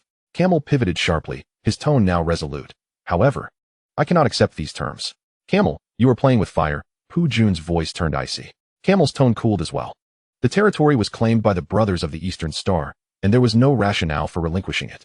According to the rules of the Underworld, within the next 7 days, should Lianying have the capability to reclaim the territory, it shall be deemed their merit. With that, Camel did not allow Pu Jun a chance to respond, directly hanging up the phone. After leaving, Yi Sun rode his motorcycle straight back to Yuan Long. In a single night, the landscape had transformed dramatically. The small, dilapidated, musty Nightingale bar where he had been exiled by the Eastern Star was now entirely abandoned. In its stead stood the United Boxing Gym, originally belonging to the Lianying's Western Ocean, its scale and grandeur incomparable. At this moment, the original sign of the gym had been removed, replaced by a brand new neon sign that, despite not being illuminated during the day, clearly displayed the name Longyin Boxing Gym, announcing the new ownership of the place. Yi Sun parked his motorcycle in front of the gym, and just as he removed his helmet, his mobile phone buzzed in his arms. The caller ID showed a bing. He pressed the answer button, and a Bing's voice immediately came through, though the excitement had faded, replaced by a tone of complexity, tinged with a hint of lament. Brother Sun, speak. The phone Yushio you mentioned has been found. He is in a small hospital in Jiawan village. His wife is gravely ill, not yet deceased. But it appears her situation is dire. Their funds are nearly exhausted. That fellow Feng Yushio seems utterly lost, spending every day in the hospital, going nowhere. A glimmer of light flashed in Yi Sun's eyes. It is good that he is still alive. That is wonderful. He instantly realized that there was still an opportunity to win over this fierce tiger. He glanced at the sign of the Longyin Boxing Gym, and a plan swiftly took shape in his mind. A Bing. Yes, Brother Sun. You go and approach him. Be respectful, and simply convey that the Longyin Boxing Gym is recruiting. I've heard he possesses excellent skills and would like to invite him to join us. As an employee of the company, his family will enjoy medical benefits. He paused, articulating this goodwill clearly and sincerely. The company can facilitate contact with the best hospital in Hong Kong to assist in transferring his wife for treatment. All expenses will be covered by the company. Finally, He extended a seemingly unbinding, yet profoundly appealing condition for Feng Yuxiu at that moment. Tell him this is merely the company's goodwill. If he feels this place is unsuitable, once his wife's condition stabilizes, he may leave at any time. I will not retain him against his will. Chapter 8. The Beast Knocks at the Door. In just a few days, the undercurrents swirling within the land of Yuanlong had settled. The once massive parking lot controlled by the Lianying Society had undergone a complete transformation. The rusted iron gates had been replaced by electric ones. With the golden letters of Longyin Logistics glimmering in the sunlight, exuding an imposing aura. Inside, 15 vans emblazoned with ferocious dragon insignias were neatly lined up, their engines roaring incessantly, while workers shouted commands, busily loading and unloading on this land that had once been used by the Lianying Society for hoarding contraband and exerting dominance. Now revitalized with astonishing energy and order in a short span of time. All of this stemmed from Yi Sun's precise maneuvers following his thunderous actions. After driving away the Lianying personnel, he promptly sought out the true owner of the land, a local boss who had long been harassed by the society. Yi Sun did not resort to threats, but rather approached with sincerity and a contract offering above market value. The boss, seeing the Lianying Society's downfall and recognizing Yi Sun's exceptional tactics and willingness to operate within the rules, signed without hesitation. A 10-year lease was established, solidifying the foundation for Longyin Logistics. Yi Sun also took on the role of a hands-off owner, delegating company management to Chen Luojun and the three brothers, Aja. Chen Luojun took charge internally, overseeing the dispatch center, managing paperwork, and coordinating vehicles, ensuring operations ran flawlessly. Aja took charge externally, leading fierce brothers on patrol, using fists to clear away any external troubles, ensuring that no one dared to provoke the Longyin brand. One in intellect, the other in strength, they complemented each other perfectly. Under the extraordinary dual-core drive of Longyin Logistics, it operates with remarkable efficiency, carving out its own flourishing path upon this land. The situation in Yuanlong has also quietly settled, just as Yi Sun anticipated and prepared for. He proactively handed over all the obscure venues of the Westerners to Uncle Ben and the gang, successfully shifting all points of conflict. The furious wrath and complete revenge of the Lianying Society, led by Pu Jun, indeed fell squarely upon Kailei, who had just taken over the territory. To safeguard this unexpected windfall, Kailei mobilized all the forces of Bolin Street, engaging in several bloody battles with the forces sent by the Lianying Society. Relying on geographical advantages and the support of his men, he ultimately defended the venue, completely driving the influence of the Lianying Society out of Yuanlong. Yi Sun, without deploying a single soldier, merely exchanged a timely favor for his own absolute tranquility and a stable, surrounding environment. Simultaneously, good news arrived from the hospital. Xin Shui, the wife of Feng Yuxiu, after being transferred to a prestigious private hospital in Hong Kong, received the best treatment, and her condition has been brought under control, showing signs of improvement. As dusk fell, within the Longyin boxing gym, Yi Sun was engaged in discussion with Aja and Chen Luojun at the center of the spacious venue, contemplating how to transform this place. The roll-up door was half open, with the last rays of the setting sun casting an angled glow inside. At that moment, a dilapidated taxi screeched to a halt at the entrance of the gym. The door swung open, and Feng Yuxiu stepped out. He was still clad in that faded old shirt, his feet encased in layered cloth shoes, his silhouette elongated by the evening sun. He glanced at the brand-new sign of the Longyin boxing gym above the door, without a hint of hesitation. He stooped and entered through the half-open roll-up door. His arrival immediately shattered the tranquility within the gym. Aja and Chen Luojun swiftly became alert, stepping forward to shield Yi Sun, warily eyeing this unexpected guest. There were no others in the gym, only the core group of them. Feng Yuxiu disregarded the guarded gazes of Aja and the others. His eyes, like a hawk locking onto its prey, pierced through them to settle upon Yi Sun. He strode to the center of the soft-matted area of the gym, coming to a halt, facing Yi Sun from a distance. "You must be Yi Sun," he declared, his voice hoarse yet imbued with an undeniable intensity. Yi Sun patted Aja's shoulder, signaling them to remain calm, and stepped forward slowly. "Master Feng, it seems that Mrs. Shen's condition has improved, allowing you the time to visit me. I owe you a life." Feng Yuxiu was straightforward, his gaze reflecting an unwavering martial devotion. "I, Feng Yuxiu, do not owe favors, nor do I act on behalf of the weak. That is my principle." His eyes ignited with fervor. "But you are different. You saved my wife. You have done me a great kindness. I have heard you are the Glazed Tiger, one of the 5 tigers of Dongxing. I wish to know if your skills truly live up to your reputation." With a sudden motion, he unleashed a formidable, ancient boxing stance, and the air seemed to freeze. An icy aura of lethal intent permeating the spacious gym, causing even hardened figures like Aja and Chen Luojun to feel a tremor of apprehension.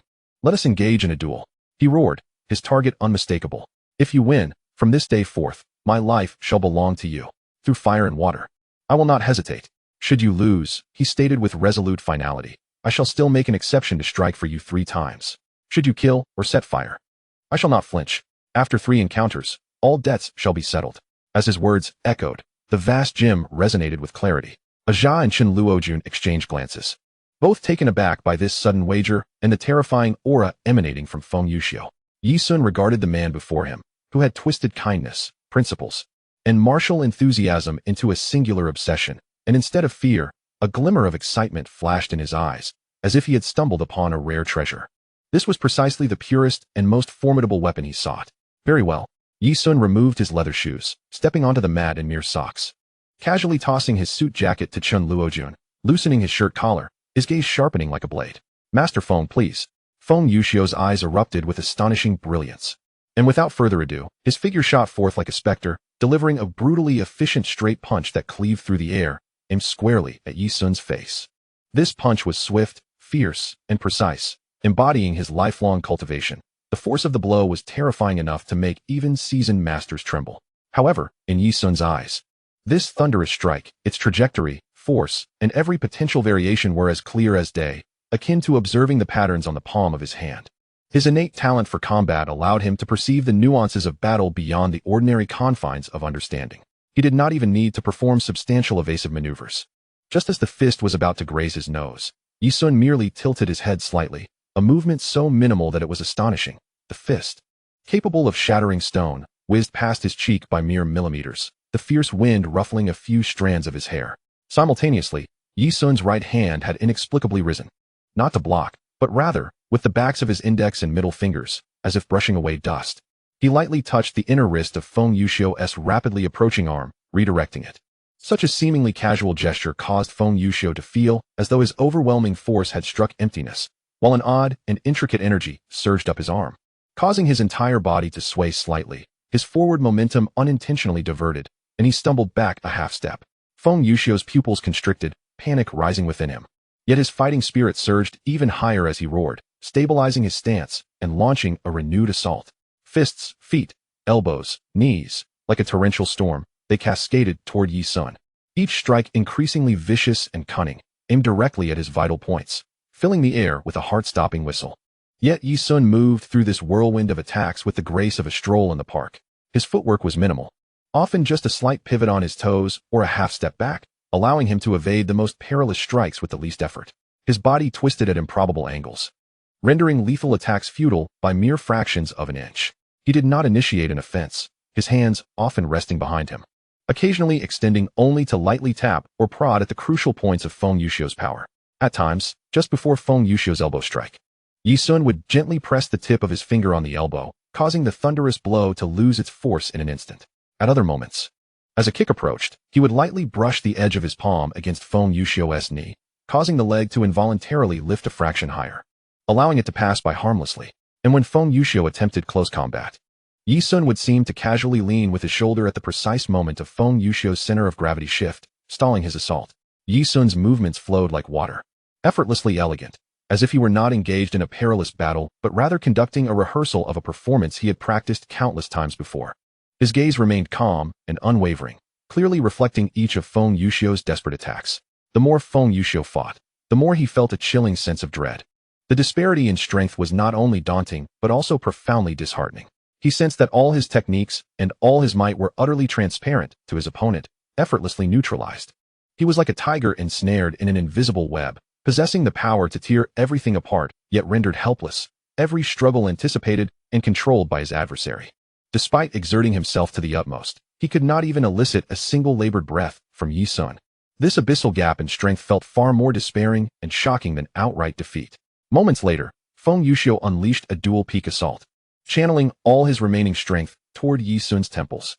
This time, Yi Sun did not evade. His hands shot out in a preemptive manner, as if two phantoms, precisely gripping Feng Yuxiu's wrists, rendering this lethal blow immovable.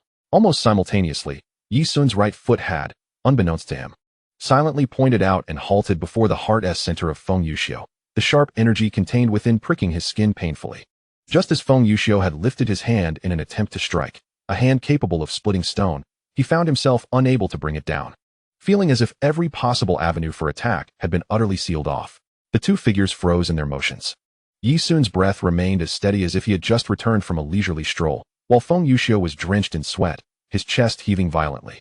His eyes filled with disbelief and a sense of bewilderment under the weight of absolute power. Yi Sun slowly withdrew his hand, retracted his foot, and stood with his hands clasped behind his back, quietly observing him. All of Feng Yuxiu's fervent battle spirit was extinguished as if doused with icy water, dissipating completely. He clearly recognized that the strength of the man before him had long surpassed his comprehension. The murder techniques he had painstakingly honed over a lifetime seemed to him no different than the playful antics of children in the eyes of his opponent. The fierce battle they had just engaged in had merely been an exhibition, allowing him to see the despairingly vast chasm between them. He gradually lowered his hand, the shock in his eyes transforming into a near-reverent admiration and complete submission. He took a step back, clasped his fists toward Yi Sun, bowed deeply, and performed an extremely solemn ancient rite, more respectful than ever before. I concede. His voice was slightly hoarse and trembling, filled with genuine acknowledgement. From this day forth, my life is yours. Yi Sun regained his composure, his breath steady, and nodded. He glanced around the still empty boxing gym and remarked, very well. You shall be the first master of the Longyin boxing gym.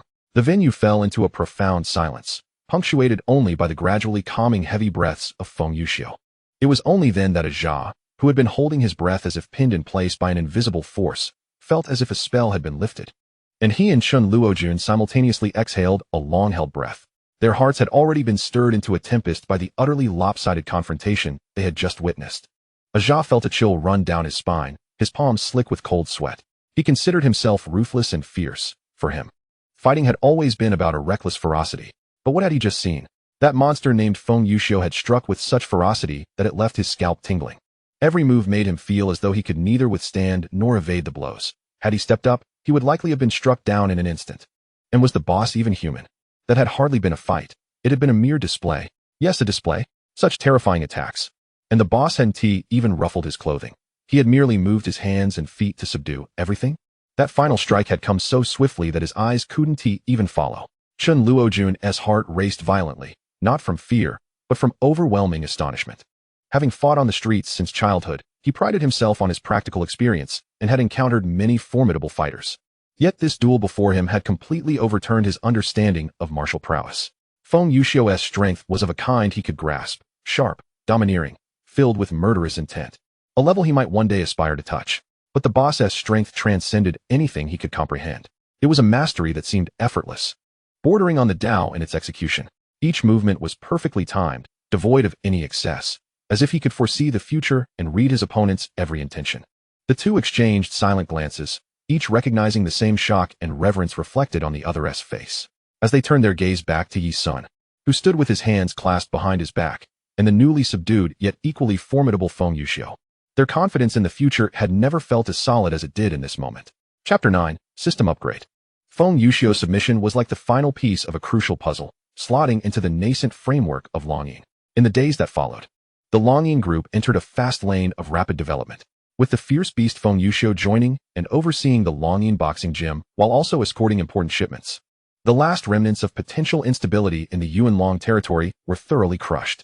The Longyin dragon emblem became a dual guarantee of strength and credibility, bringing not only awe but also a continuous stream of business opportunities. The business volume of Longyin logistics surged at a visibly exponential rate. Meanwhile, the complete renovation of the Longyin boxing gym was accomplished. The highest standard professional ring, imported strength training equipment, traditional martial arts practice areas, and newly refurbished shower and changing facilities transformed the venue from a place once steeped in the smell of sweat and blood into a modern, professional combat training center. Feng Yuxiu devoted his martial obsession entirely to this endeavor, formulating a training regimen that was both stringent and efficient, and although the time was short, initial results were already beginning to manifest. This burgeoning momentum, akin to the most dazzling of signboards, attracted numerous young individuals from Yuanlong and surrounding areas, all eager to find a way forward. Daily, a steady stream of applicants and inquiries flooded in. Longyin, a name previously obscure, was rapidly establishing itself as a formidable presence on the ground in Yuanlong and an ideal destination for many. However, this rapid expansion, akin to pouring oil on flames, began to reveal its sharper edge. The most pressing issues soon surfaced: a lack of professional management personnel, Chen Luojun had deftly managed 15 vehicles. But as the number surged towards 30 or 50, and the routes became increasingly complex and intertwined, even with only 3 or 4 hours of sleep each night and relying on his exceptional talent, he began to feel overwhelmed. The scheduling became chaotic, leading to awkward situations where 2 vehicles were dispatched to the same location while urgently needed routes lacked available transport. Aja and his brothers were adept fighters, capable of holding their ground and seizing territory, but asking them to meticulously manage an ever-expanding fleet, coordinate complex customer demands, and audit an increasingly vast array of logistical expenses. They stared at the reports and contracts, overwhelmed, finding it far more excruciating than facing 10 opponents in combat. At the boxing gym, Feng Yuxiu was the perfect head coach, but he focused solely on training and fighting, entirely neglecting the mundane tasks of member management, course marketing, and facility maintenance, of which he had no understanding. While the frontline fighters were easy to recruit, finding skilled, knowledgeable management talent capable of central coordination, expert in business operations, able to interpret financial reports, and devise long-term strategies was exceedingly rare. The entire Longyin group resembled a giant with bulging muscles and robust vitality. Yet its brain and nervous system were struggling to keep pace. Yi Sun's strategic intentions could not be executed with precision and efficiency, and the massive body was beginning to show signs of disjointed coordination and escalating internal friction. If this issue remained unresolved, the speeding vehicle that was Longyin would inevitably lose control due to wear and disarray among its internal components, potentially falling apart. Just as Yi Sun stood before the floor-to-ceiling window of his office, overlooking the increasingly busy, yet subtly chaotic grounds below, feeling the pressing challenge of this talent shortage bottleneck, the system chimed in with notifications. Ding! Detected that the host's business entity Longyin Logistics is expanding in scale, with sustained profit growth, and Longyin Boxing Gym is officially operational and generating influence. The Group's development meets the standards of rapid expansion. Ding! Group reputation has significantly increased, with deepened tags of strength and order and a new potential tag added. Group level has been upgraded to LV2. Group monthly employee salary cap has been unlocked, increased to 50,000 Hong Kong dollars per person. Host has achieved a rapid expansion milestone. System grants special reward, 1,000 reputation points. Reputation marketplace permissions are officially opened. The system has upgraded. Yi Sun understood in his heart. The elevation of the salary cap comes at a most opportune moment, perfectly aligning with the current developmental phase of the group and its future thirst for talent. His focus is directed towards the prestige marketplace. A luminous interface unfurls within Yi Sun's mind, sleek and imbued with a technological essence, prominently displaying his current prestige value. Prestige, 1,000. The offerings within the marketplace are distinctly categorized into several major sections: talent recruitment, technical blueprints, special pharmaceuticals, rare resources. Yi Sun's gaze remains unwavering as he fixates on the talent recruitment category, which is precisely what he urgently requires at this moment. Without hesitation, he clicks inside. Within the talent recruitment submenu, the options boldly present themselves. Su Mingyu Prestige X 1000. A formidable woman of decisive action, emerging from a sales background. With extensive practical experience and exceptional execution skills, adept at addressing complex issues and capable of restructuring the landscape from fundamental logic. From the television drama, All Is Well. Andy Prestige X 1500. A top CFO returning from overseas, possessing extraordinary numerical sensitivity and logical analytical prowess, specializing in corporate restructuring and risk management. Able to swiftly untangle chaotic financial and operational conditions. From the television drama Ode to Joy. He Tiansheng, Prestige X 3000. An ambitious and ruthless business tycoon. Well-versed in capital operations and corporate mergers, willing to employ any means necessary to achieve his goals. A double-edged sword capable of expanding territories while potentially inflicting harm upon himself. From the Hong Kong drama The Greed of Man. Yi Rongtian Prestige X 5000. An indefatigable business dreamer and pragmatist, a paragon of rising from nothing, possessing extraordinary courage, foresight, and a strong adversity quotient, AQ, adept at identifying opportunities and uniting teams, capable of transforming the impossible into the possible. An exceptional leader for pioneering ventures and crafting a commercial landscape. From the Hong Kong drama Genesis. As he observes his Prestige 1000 value diminish to Prestige 0, Yi Sun feels an immense sense of clarity. This investment represents the optimal solution to his current predicament. Su Ming U.S. style, born from frontline sales and steeped in practical wisdom, is precisely suited to the current circumstances of Longyin Group. He dismisses the mental interface and redirects his gaze out the window. Below, a delivery truck narrowly avoids a collision with another vehicle preparing to depart. the drivers leaning out to exchange heated words before they each curse and drive away. Such a lack of coordination, coupled with heightened tensions, necessitates a potent remedy. The system alerts that Su Mingyu will arrive within 24 hours. Yi Sun refuses to remain idle. He understands that for this formidable ally to yield maximum effectiveness, he must first pacify his own brothers and unify their thoughts. He picks up the internal phone, adopting a calmer tone. Luo Jun, Aja. Set aside your current tasks and come to my office. There are urgent matters to discuss. Before long, Chen Luo Jun and Aja enter. Chen Luo Jun's face is etched with anxiety, evidently still troubled by the scheduling issues. Aja, dusty from the outside, casually takes a seat. Sun Gu. It better be something important. Things are descending into chaos down there. Chen Luo Jun sighs. Aja interjects. Yeah, Sun Gu. Are we supposed to renegotiate business on some line? Yi Sun tosses a cigarette to each of them, lights one for himself, takes a deep drag, and slowly speaks. I summoned you both to address this disorder. Our longing has its framework established and vitality thriving, yet our connections are obstructed, our hands and feet unresponsive. If this continues, we will encounter significant troubles. He looks at the two men. Relying solely on our few brothers to endure is not a sustainable strategy.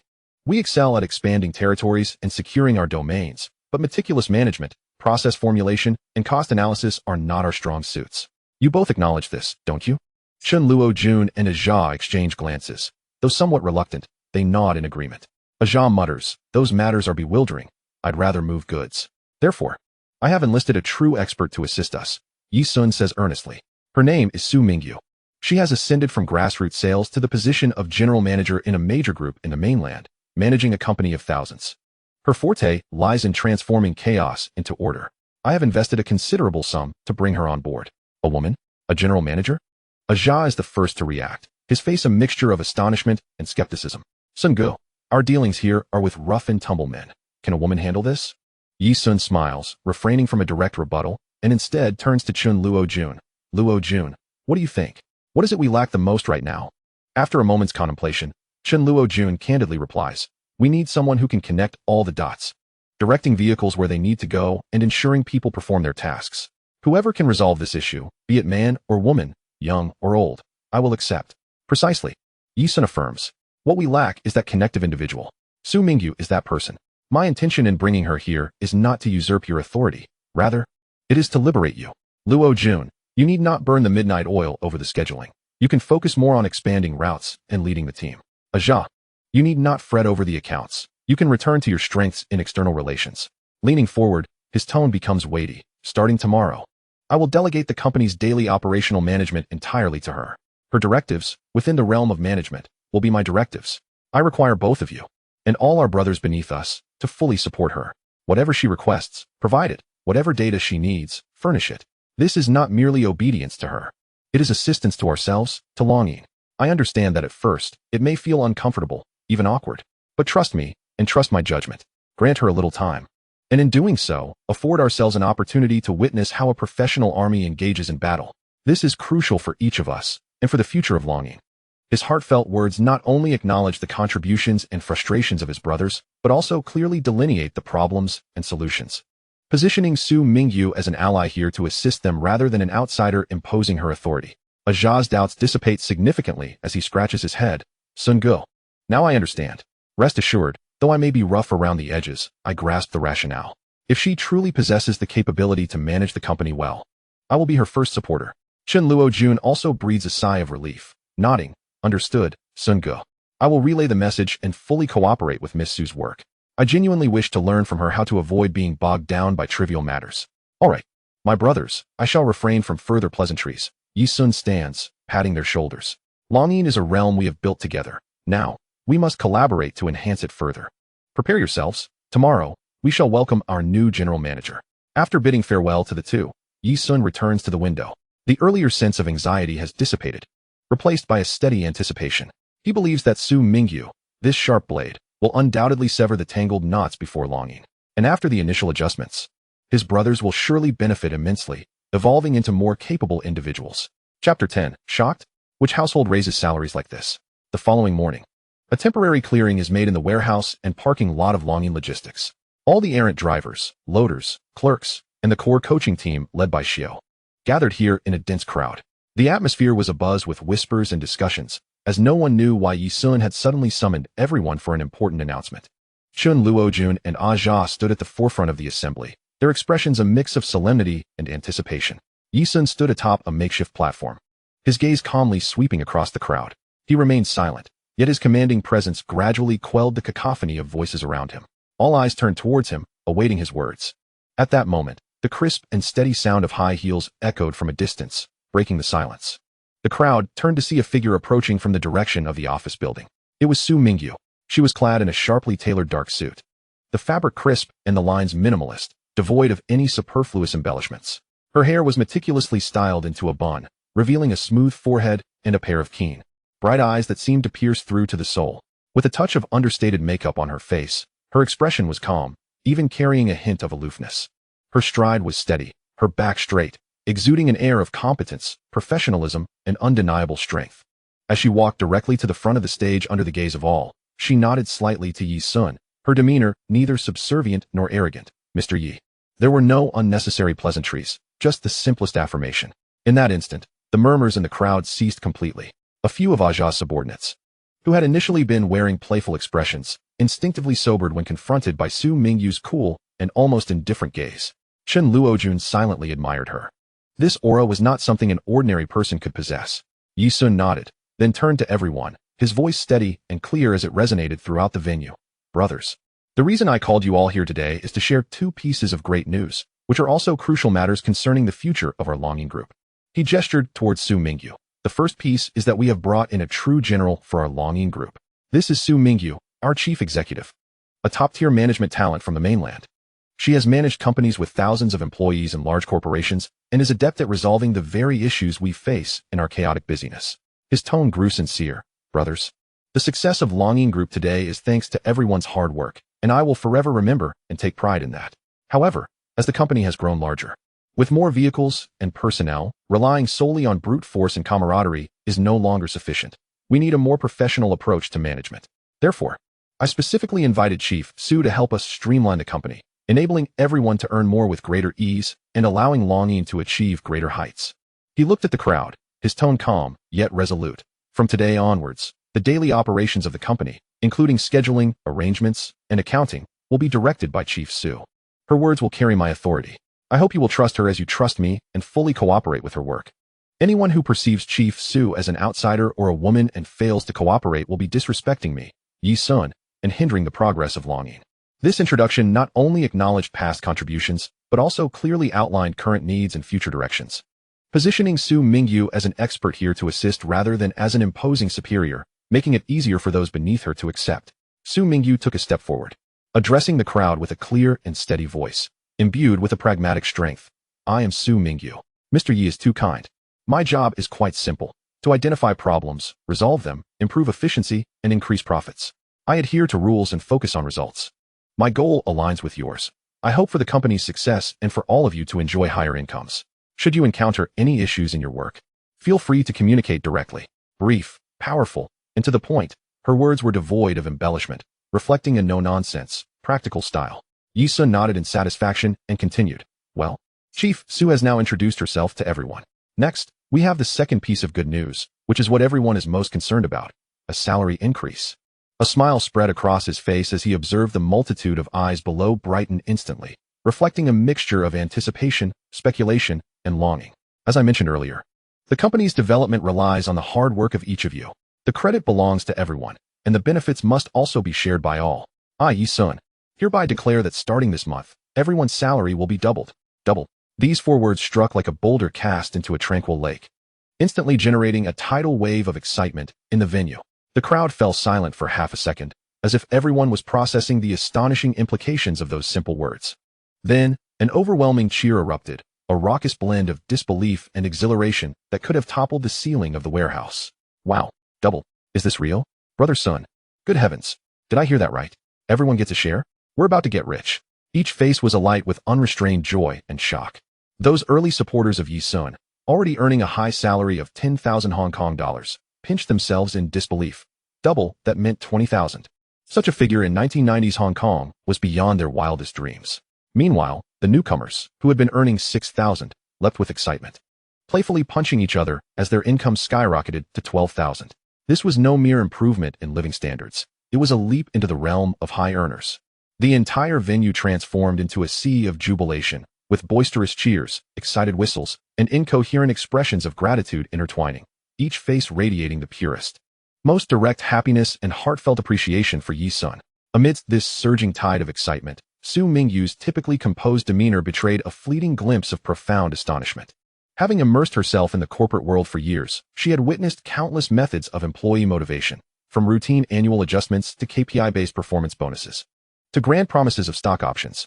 Yet, she had never seen, nor heard of, any company owner employing such a simple, blunt, yet breathtakingly direct approach, without regard for position or seniority, simply doubling salaries across the board. What audacity did this require? What kind of cash flow supported such a move? And what absolute confidence in the future lay behind it? This utterly shattered her previous understanding of workplace dynamics and financial management. This was not merely an incentive. It resembled a monarch sharing the spoils of conquest with his generals, unhesitatingly distributing mountains of gold and silver. Instinctively, she glanced at Yi Sun beside her.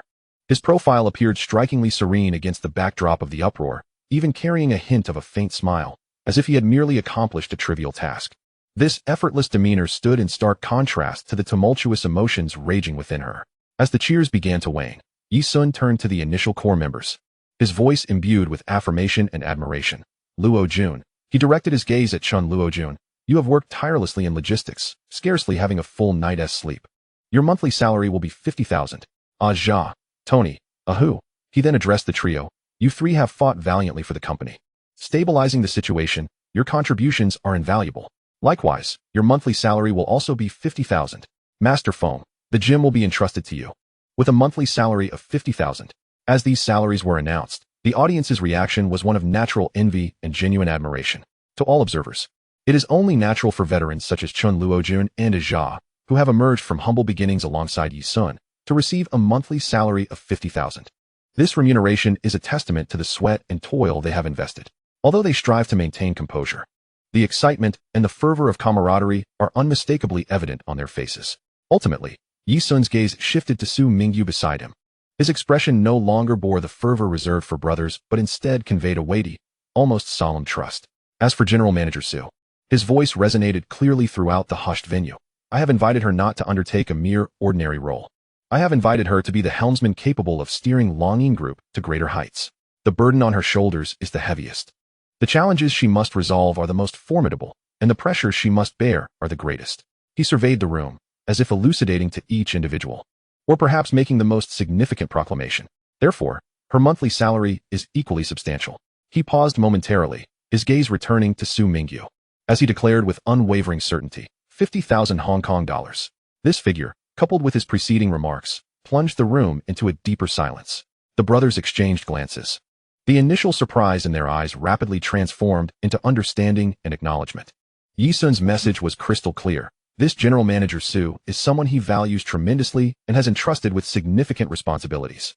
If Yi Sun trusts her, then so shall they. By affording her the same treatment as his seasoned comrades, Yi Sun made it unequivocally clear that in his eyes, this newcomer, General Manager Su, holds a status and level of trust equivalent to those who have fought alongside him through thick and thin. In the world of such endeavors, trust is paramount. The boss has laid his words and financial commitment bare, leaving no room for misinterpretation. At that moment, the one most profoundly impacted was Su Mingyu herself.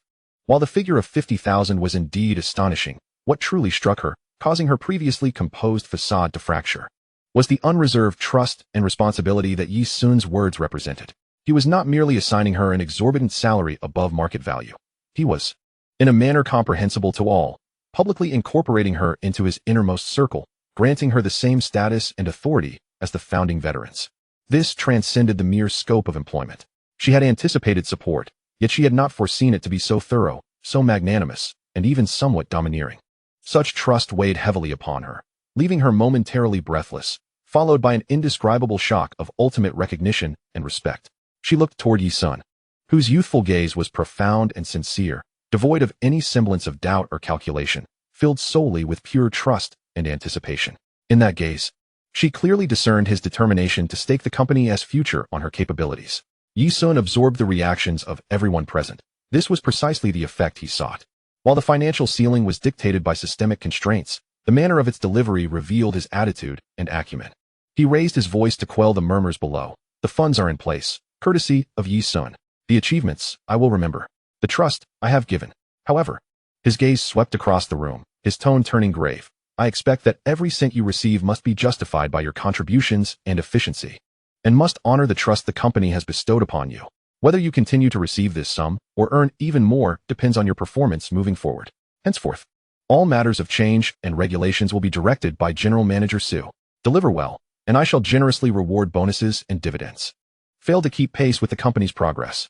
He left the thought unfinished, yet the implication was clear to all. Now, everyone, return to your posts. General Manager Su will soon coordinate with you on your tasks. The crowd gradually dispersed under the weight of excitement and new pressures. Each individual's motivation ignited. Yi Sun turned to Su Mingyu, who had regained her composure, but whose gaze was particularly sharp, as if a flame quietly burned within her. His tone was gentle yet infused with strength. General Manager Su, you will bear the brunt of the work ahead. The future of Longyin Group rests in your hands. Should you require anything, do not hesitate to seek me out.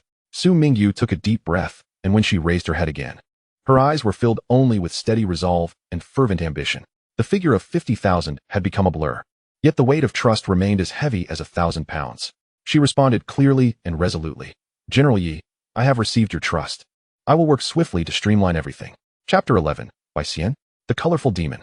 The evening light filtered through the spotless windows, casting its glow upon the office of Longyin Logistics. The air was infused with the scent of printer toner, fresh document paper, and a hint of wood from packaging boxes. Chen Luojun's office appeared somewhat disordered, with several metallic filing cabinets pressed against the wall, and the desk cluttered with logistics slips, reports, and a humming computer tower. A whiteboard was filled with departure times and cargo numbers. Bai Xian, having emerged from the film New Family Law, stood stiffly in front of the desk. Opposite him, Chen Luojun was rapidly inputting data on the keyboard, the screen's glow illuminating his impassive face. Clearing his throat, Bai Xian felt his throat dry. The cool air from the air conditioning wafted over him, yet he sensed beads of sweat forming in his palms. Chen Luojun did not look up, his fingers continuing to dance across the keyboard. What is it? A sudden family emergency has arisen. Bai Xian glanced at the neatly bundled cargo slips on the desk. Inhaling deeply, may I possibly advance 3 months' salary to address this urgent matter? The clattering of keys abruptly ceased. Chen Luojun finally redirected his gaze toward Bai Xian, his eyes scrutinizing. Leaning back in his leather office chair, he unconsciously tapped the cover of the Longyin employee handbook resting on the desk. Company financial policy, he stated flatly, does not permit such advances. Bai Xian's heart sank, his fingers instinctively curling. I am aware of the regulations, he murmured, his gaze dropping to the polished ceramic tiles beneath. His voice barely audible, but my family is in dire need, and the situation is quite urgent. He refrained from mentioning that it was due to his gambling addiction. Having borrowed money from the Colorful Demon, and if he did not repay today, the Colorful Demon would demand his sister, On, as collateral. The office was enveloped in silence, punctuated only by the distant sounds of electric forklifts in the warehouse and colleagues conversing over the phone. The digital clock on the wall silently ticked away. Chen Luojun remained silent, merely observing Bai Xian, his brow slightly furrowed, seemingly evaluating the truthfulness of Bai Xian's words. That silence was nearly suffocating for Bai Xian. After a few seconds, Chen Luojun leaned forward and opened the lowest drawer of the desk, pulling out a thick roll of cash bound with a rubber band from the innermost recess. With deft fingers, he peeled away the rubber band and began counting the stack of $100 bills, 1,000, 2,000, 3,000, 5,000. His movements were swift and imbued with an undeniable sense of authority. 25,000, 27,000, 36,000. Having reached the required amount, he halted, placing the neatly bundled $36,000 on the desk with a definitive thud. Rules are rules. Chen Luojun's gaze fixed on Bai Xian's face, his tone unwavering. The company does not follow advanced procedures. He gestured with his chin toward the stack of money. This is my personal contribution. Bai Xian stared at the crisp bills, then looked up into Chen Luojun's calm, inscrutable eyes, feeling a tightness in his throat. Brother Jun. Take it. Chen Luojun had already turned back to the screen, resuming data entry. Family matters are pressing. Go attend to them. Bai Xian quickly reached for the money atop the document pouch, the new bills carrying a slight chill from the depths of the drawer. He gripped them tightly, his knuckles turning pale. Thank you, Brother Jun. Starting next month, I will repay you in installments. I assure you, it will be the swiftest repayment possible. Enough. Chen Luojun interrupted, his gaze still fixated on the screen as he waved his hand impatiently, as if swatting away bothersome dust. I understand, go about your business. Without further delay, Bixian firmly grasped the 36,000 yuan and briskly exited the office. Yuan Long, Xian Street. In the smoky, cramped compartment of a mahjong parlor. The acrid scent of smoke was suffocating, and the glossy mahjong tiles lay scattered across the green felt table. The lecherous Sei Mo Xiong lounged on his chair with legs splayed, holding a nearly burnt-out cigarette between his index and middle fingers, squinting as he scrutinized Bixian, who stood at the edge of the table. Flanking him were two expressionless henchmen, resembling stone sentinels. Bixian's palms were clammy with sweat as he struggled to retrieve a bulging, low-quality cowhide envelope from his pocket, hesitantly pushing it toward the edge of the table before Sei Mo Xiong. His throat dry, he stammered, "Brother Xiong, the money is all here. Can you please take a look?" Sei Mo Xiong didn't even glance at it, merely snorting dismissively from his nose. Bixian's heart raced, forcing a strained smile. "There's 36,000, plus an extra 6,000 as interest, a gesture of my apologies." Sei Mo Xiong's gaze remained fixed on Bixian. His eyes like icy hooks latched onto his face. "Look at the money," he drawled slowly, his voice low but grating, like sandpaper. "Have you forgotten something?" He took a deep drag from his cigarette, the tip glowing bright. "When you borrowed money, what did you promise me?" Bixian's heart constricted sharply, his complexion paling slightly. "You promised me." Sei Mo Xiong leaned forward abruptly, exhaling a cloud of smoke that enveloped Bixian's face, jabbing his finger forcefully onto the envelope on the table. "I lent you money, and you were to bring your sister on out for me to meet. Where is she? I've been waiting for weeks. Where is she?" His voice rose sharply, filled with the fury of feeling deceived, his eyes scanning Bixian menacingly. "You don't think your sister is too precious to bring out, do you? Or were you just toying with me that day?" Sweat beaded on Bixian's brow as he hastily defended himself. "Brother Xiong, that is not what I meant. I was just flustered that day. I truly appreciate your kindness.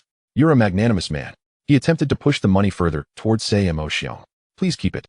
My sister is still young, and it's not appropriate for her to come out." "Not appropriate?" Sei Mo Xiong laughed, as if he had heard the most amusing joke. A dangerously wicked grin spread across his face, his murky eyes glinting with cruel mockery. "Bixian, you really think you can play me for a fool?" He slammed his fist onto the mahjong tiles, sending several flying. "I've already found out. Your precious sister-on is just a bar girl." He spat the words with deliberate clarity, his voice echoing in the cramped space, laden with humiliation. "You say she is not out for pleasure? Let me tell you. I want her out here now, to entertain me, satisfy me. Consider this money a reward for her hard work." "No," Bixian protested vehemently. Sei Mo Xiong's brutal revelation of On's profession shattered any remaining glimmers of hope for Bixian, igniting a fierce resolve to protect her. He felt as though he had been struck by a searing iron, his complexion shifting from pale to a sickly shade of green, then to a deathly white. "You can take the money. If it's not enough, I'll find a way. But On cannot come, absolutely not." Bang! Sei Mo Xiong didn't slam the table. He merely shot to his feet, his towering frame casting a shadow over Bixian. His face was devoid of expression. Yet the cold ferocity in his small eyes was far more terrifying than a roar. "You think you can negotiate with me? You've got guts." His voice was low, yet each word dripped with frost. He snatched the thick envelope without a glance, swinging his arm in a wide arc, and with a sharp crack, struck Bixian across the face. "You think money can solve this? Fine. I want 300,000, right now." Upon hearing Sei Mo Xiong's demand for 300,000, Bixian's mind buzzed, his lips trembling. "Brother Xiong, 300,000. Where am I supposed to get that? This is too much. Too much?" Sei Mo Xiong interrupted sharply, his facial muscles twitching, revealing a sadistic smirk. "If you can't provide the money, your sister won't come." "Very well." He signaled to one of his henchmen. The hulking man, who had stood like a pillar, sprang into action. He suddenly drew a hefty, glimmering cleaver from his waistband, its blade gleaming ominously, exuding an aura of death. He stepped forward, offering Bixian no chance to escape, his massive hand like a vice, clamping down on Bixian's right wrist with a force that felt as though it could shatter bone. "Ah!" Bixian cried out in agony, feeling his body involuntarily pulled forward. In the next moment, his right hand was forcefully pinned onto the greasy, grimy mahjong table. The back of his hand pressed painfully against the rough surface. His 5 fingers helplessly splayed, palm down, exposed under the dim light, appearing alarmingly pale and fragile. "Hold him down," the knife-wielding henchman thundered. Almost simultaneously, another henchman advanced, pressing down on Bixian's neck and shoulder with immense strength, pinning him like a mountain, rendering him immobile. The knife-wielding henchman's expression was blank, his eyes devoid of life. Like a stone, he raised the heavy cleaver high, the blade reflecting a blinding arc under the yellow light. The chilling aura froze Bixian's blood in his veins. The blade hovered just inches above his trembling, exposed wrist. The cold menace could penetrate to his bones. Bixian felt as if his soul was about to escape. He stared at the weapon that could sever his wrist at any moment, his blood rushing to his head, his heart threatening to leap from his throat. The primal fear of losing a limb engulfed him like a flood. He didn't want to be crippled. He didn't want to live as a worthless being. Bixian let out a scream, an unearthly sound full of sheer terror, his body shaking violently, cold sweat soaking his back. No, don't cut. Brother Xiong, please. I beg you. Sayamo Xiong coldly observed Bixian's face, distorted by terror, pale as a ghost, sweat cascading down his brow. The blade remained suspended, steady above Bixian's unprotected wrist, the henchman's grip terrifyingly firm. Speak. Sayamo Xiong's voice seemed to come from the depths of hell. Icy and merciless. Choose your hand, or your sister. Bixian's gaze was fixated on the blade, mere millimeters from his wrist. Its reflective glint consuming all his courage and resolve. I'm sorry. Brother can't do this anymore. I can't hold on. He nearly sobbed. Summoning the last vestiges of strength to cry out, his voice cracking. I'll call on over. I'll bring her. Please, just put the knife down. Sayamo Xiong's lips curled into a cruel, triumphant smile, as if relishing a spectacular performance. Now that's what I call being sensible. Go ahead. The henchman holding Bixian's neck eased his grip slightly. The knife-wielding man didn't withdraw his blade. Instead, he wobbled it slightly for continued intimidation. Bixian felt utterly weak, his body trembling uncontrollably. With his still-functioning left hand, he shakily retrieved his old cell phone from his pocket. The screen was blurred with sweat, and he wiped it repeatedly until he could barely unlock it. He felt countless piercing gazes, especially Sayamo Xiong's snake-like, chilling eyes, fixed intently on his back. He swallowed hard, his throat constricted with anxiety, and, like a blind man, he fumbled through the contacts on his phone until his fingertip finally rested upon the name David Zhou. The busy signal echoed in the suffocating silence of the compartment, resonating like a grim drumbeat that struck at the hearts of all present. A cold blade hovered ominously less than 3 inches above his right hand. Chapter 12, Saving a Life? As night fell, in a somewhat antiquated yet thriving repair shop located in the northern suburbs of Yunlong, the air was thick with the melange of engine oil, metal, and the aroma of food. In a corner, 2 makeshift folding tables were set up. David Zhou and Ayan sat across from each other, partaking in takeout from a nearby stall. Surrounding them were piles of tires, scattered toolboxes, and several vehicles in varying stages of repair. The incandescent bulb overhead swayed slightly with the occasional vibrations of the repairs, casting flickering shadows. A radio nearby played soothing jazz, albeit with a faint crackle of static. David Zhou ate quickly, yet his movements remained steady. Ayan, however, appeared somewhat distracted, her chopsticks idly stirring the contents of her meal.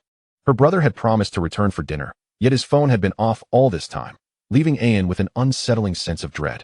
Just as David Zhou set down his chopsticks, preparing to alleviate the tension with some words, a sudden urgent ringtone erupted, cutting through the background jazz like a knife. David Zhou glanced at the screen. Bixian. He answered the call. Hello, Bixian? DDD David? Came Bixian's voice, strained and breathless, as if choked by an unseen hand, filled with an overwhelming terror and a trembling that could not be contained.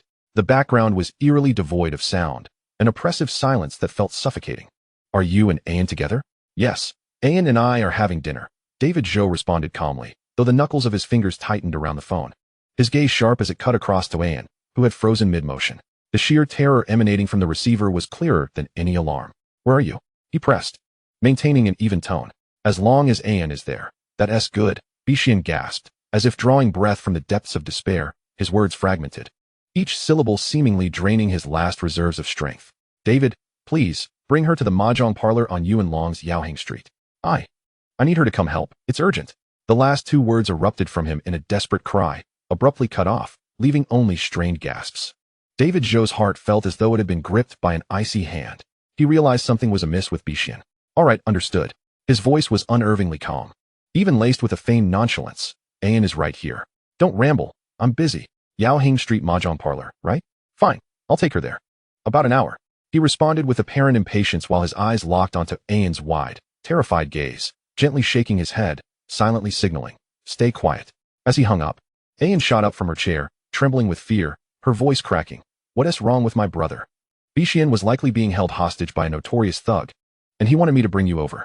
Ayan's legs buckled, nearly collapsing, her hands gripping the edge of the table to steady herself as tears streamed down her face. What do we do? Should we go now? No, you can't go. David Zhou firmly rejected the idea. He was acutely aware of what the thug wanted. There was no way he would take Ayan there. Bixian's call was a plea for him to devise a plan, not to actually send Ayan into danger. What then? Ayan's voice was drowned in desperate sobs, her eyes searching the trembling light for a lifeline. Why don't we ask Brother Sheng for help? This was the only name she could think of that could overpower the thug in her mind. Why would we do that? David Zhou's brows furrowed, his voice sharp as ice, cutting her off.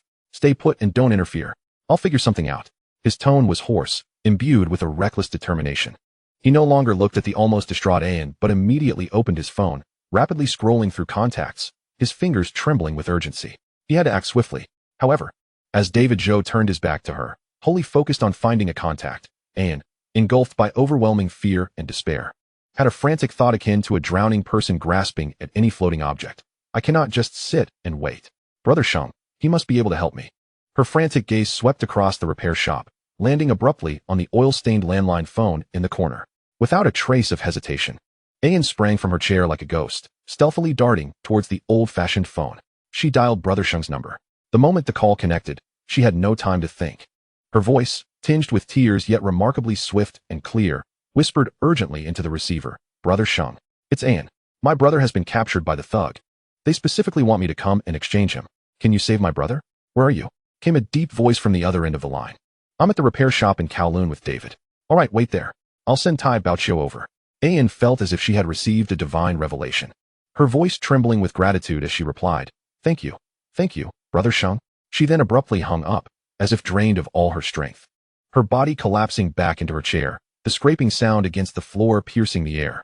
Before long, David recalled that Bixian had mentioned his boss was a rising figure in Yuanlong, known as Dongxing Liuli Hu Yi's son, and that seeking him out might lead to Bixian's rescue. Just then, a screeching halt shattered the neighborhood's silence. The window of a black sedan rolled down slightly, revealing Tai Baoqiu's stern visage. You are David Zhou? Get in, Brother Sheng sent me. He then turned to Ayan, offering reassurance. Sister Ayan, don't worry. The thug is just a small fry. I will definitely bring your brother back safely. Seeing the newcomer, David understood that Ayan had secretly contacted Brother Sheng. But now was not the time to quibble about that. Rescuing Bixian was paramount. He leaned in close to Ayan and said softly, He only brought one person. It might not be enough to subdue the thug. I'll go with him first. You need to head to the Longyin boxing gym in Yuanlong to find Liu Li Hu. Your brother is his employee, and he wants to ignore it. Ayan, her eyes brimming with tears, nodded in bewilderment. My brother mentioned that the new boss is quite formidable. Yes, in Yuanlong. He's the only one who can subdue the thug quickly. Hurry and find him. I'll go ahead. David Zhou spoke rapidly, and without further ado, he turned and got into the car. Ayan immediately hailed a taxi to the Longyin boxing gym. The car navigated through Yuanlong, arriving at the Mahjong parlor on Yaoheng Street. Once the car stopped, Tai Baoqiu was the first to exit. Not even glancing at the two thugs guarding the door, striding straight inside. David Zhou and Achong followed closely behind. Xionggu. Tai Baoqiu swaggered up to the thug, pulling out a chair and sitting down. Upon noticing David Zhou accompanying Tai Baoqiu, the thug instantly understood, yet still asked, Xionggu, you aren't here for him, are you? He glanced toward Bixian, who was being held down on the floor. Tai Baoqiu regarded the thug, pulling out $50,000 and tossing it onto the table. Brother Xiong, here $50,000. The rest can go towards your little brother St. Upon hearing Tai Baoqiu's words, Bixian, pinned to the ground, shouted, Xionggu, I've already repaid the money. Tai Baoqiu ignored him, fixing his unwavering gaze on the thug. Brother Qiu, are you truly jesting with me? The lecherous Xiong spoke. My friend, we are in Yuanlong. If it weren't for the mere purchase of 2 boxes of wife cakes, do you think I would have come here willingly? With that, he cast another glance at the ground where, by Xian lay. Brother Xiong, since he has already returned the money, let this 50,000 be entirely for your little brother to enjoy tea. This matter ends here. The lecherous Xiong remained silent, instead approaching Bai Xian, seizing his hair, and menacingly inquired. When did you pledge allegiance to Hongluo? What does it matter to you when he pledged, Xiong? You only bully the weak. If you want this 50,000, take it. If not, so be it. Tai Baoqiu retorted angrily. So you think Hongluo is impressive, do you? Tai Baoqiu rose, glaring fiercely at the lecherous Xiong. I must take him away. If you dare, come at me. Saying this, he began to pull Bai Xian out. The lecherous Xiong waved his hand, and his surrounding lackeys immediately closed in. Hey, you, I won't make it difficult for you. He then pointed at Bai Xian. However, today, you certainly cannot take him away. Upon hearing Xiong's words, one of Tai Baoqiu's lackeys seized a wine bottle from the table and hurled it at him, igniting an imminent battle. The shattered remnants of the bottle, splatters of blood, and the pungent aroma of cheap beer mingled with the scent of carnage. Fiery fists, icy blades. Whistling clubs and frenzied screams erupted like a dormant volcano suddenly breaking through the earth's crust. Before long, Tai Baoqiu, David Zhou Baisien, and the lackey were all bound and kneeling in the courtyard outside the mahjong parlor. The lecherous Xiong, having tended to his head with a simple bandage, addressed the four. In Yuan Long, there isn't much to entertain. Since you four wish to play today, allow me to show you our Yuan Long's deep-fried trio. With that, he commanded his subordinates to seize the lackey who had struck him, binding him with firecrackers. Light it. The lecherous Xiong's voice carried a sickly exhilaration. The fuse crackled to life. Instantly, the deafening explosions of firecrackers engulfed the entire space.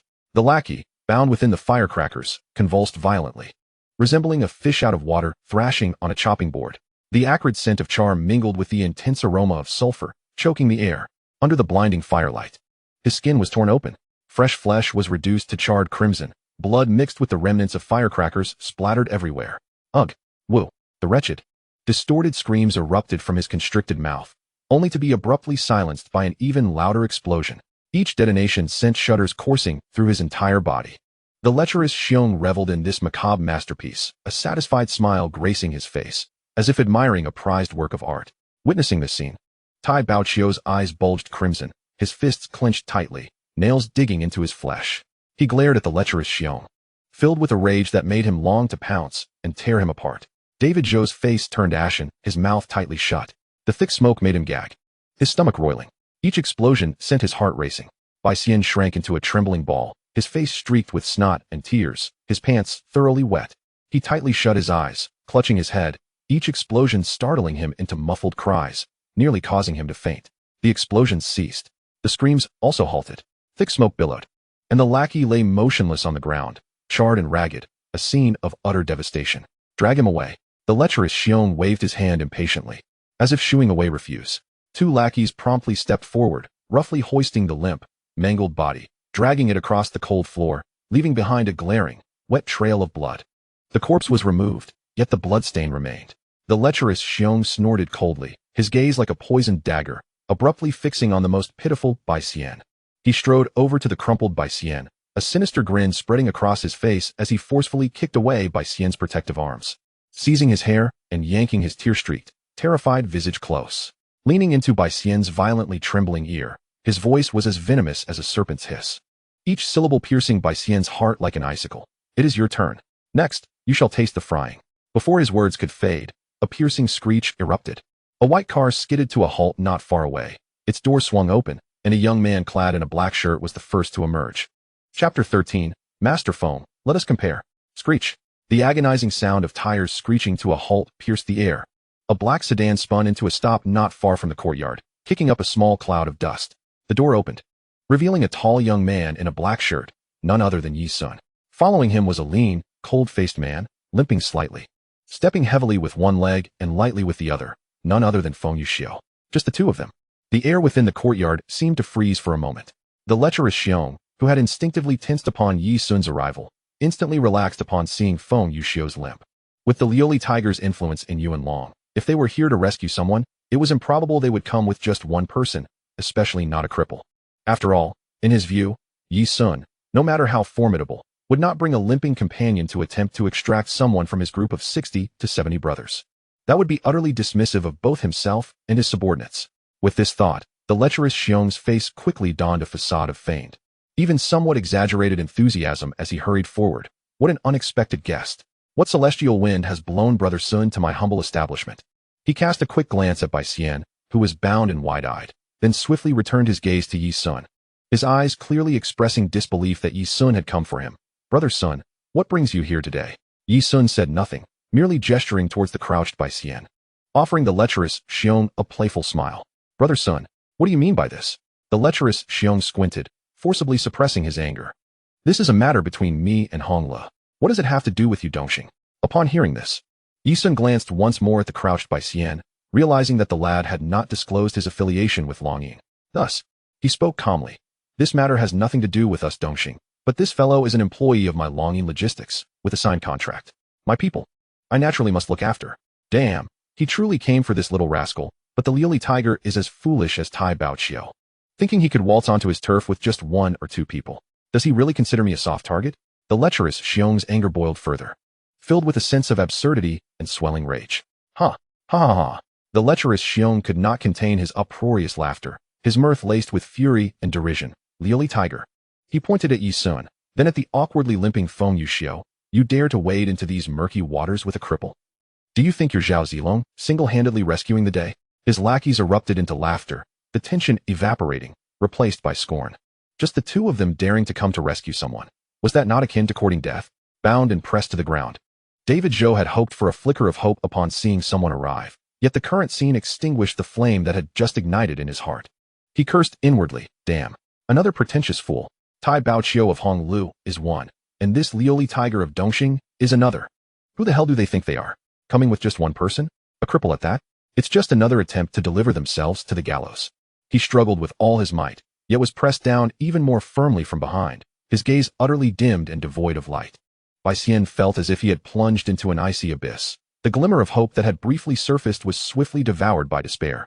His body trembling like a leaf caught in the wind, lacking even the strength to wail. He dared not look at Yi Sun, feeling as if his last hope had transformed into an even greater jest. Tai Baoqiu wore a bitter smile. It appeared that Yi Sun, like himself, had been overly ambitious, unaware that the lecherous Xiong was nothing but a mad dog, acting without a thought for the consequences. Yi Sun, indifferent to the derisive laughs, despair, and skepticism surrounding him, scanned the courtyard with calm composure, his gaze ultimately landing on Mo Xiong, his voice as cold and unyielding as tempered steel, devoid of any emotional fluctuation. So, you are unwilling to release them? Release them? Mo Xiong erupted into laughter, raising his voice. Pointing at Yi Sun and Feng Yuxiu, I am giving Dongxing face. If you leave now, I will pretend you were never here, otherwise. Yi Sun raised his hand to interrupt Mo Xiong's tirade, turning to Feng Yuxiu. Master Feng, shall we have a contest? Let us see who loses the ability to act. A rare glimmer of pure combat desire flickered at the corner of Feng Yuxiu's indifferent face. His sharp gaze swept over the dense wall of people ahead, as keen as a hawk counting its prey. Begin. The two cold words left his lips, and his seemingly frail left leg suddenly propelled him off the ground, sending dust flying. He transformed into a streak of black lightning, darting low into the crowd with no flourish, yet with tremendous force. Crack! Bang!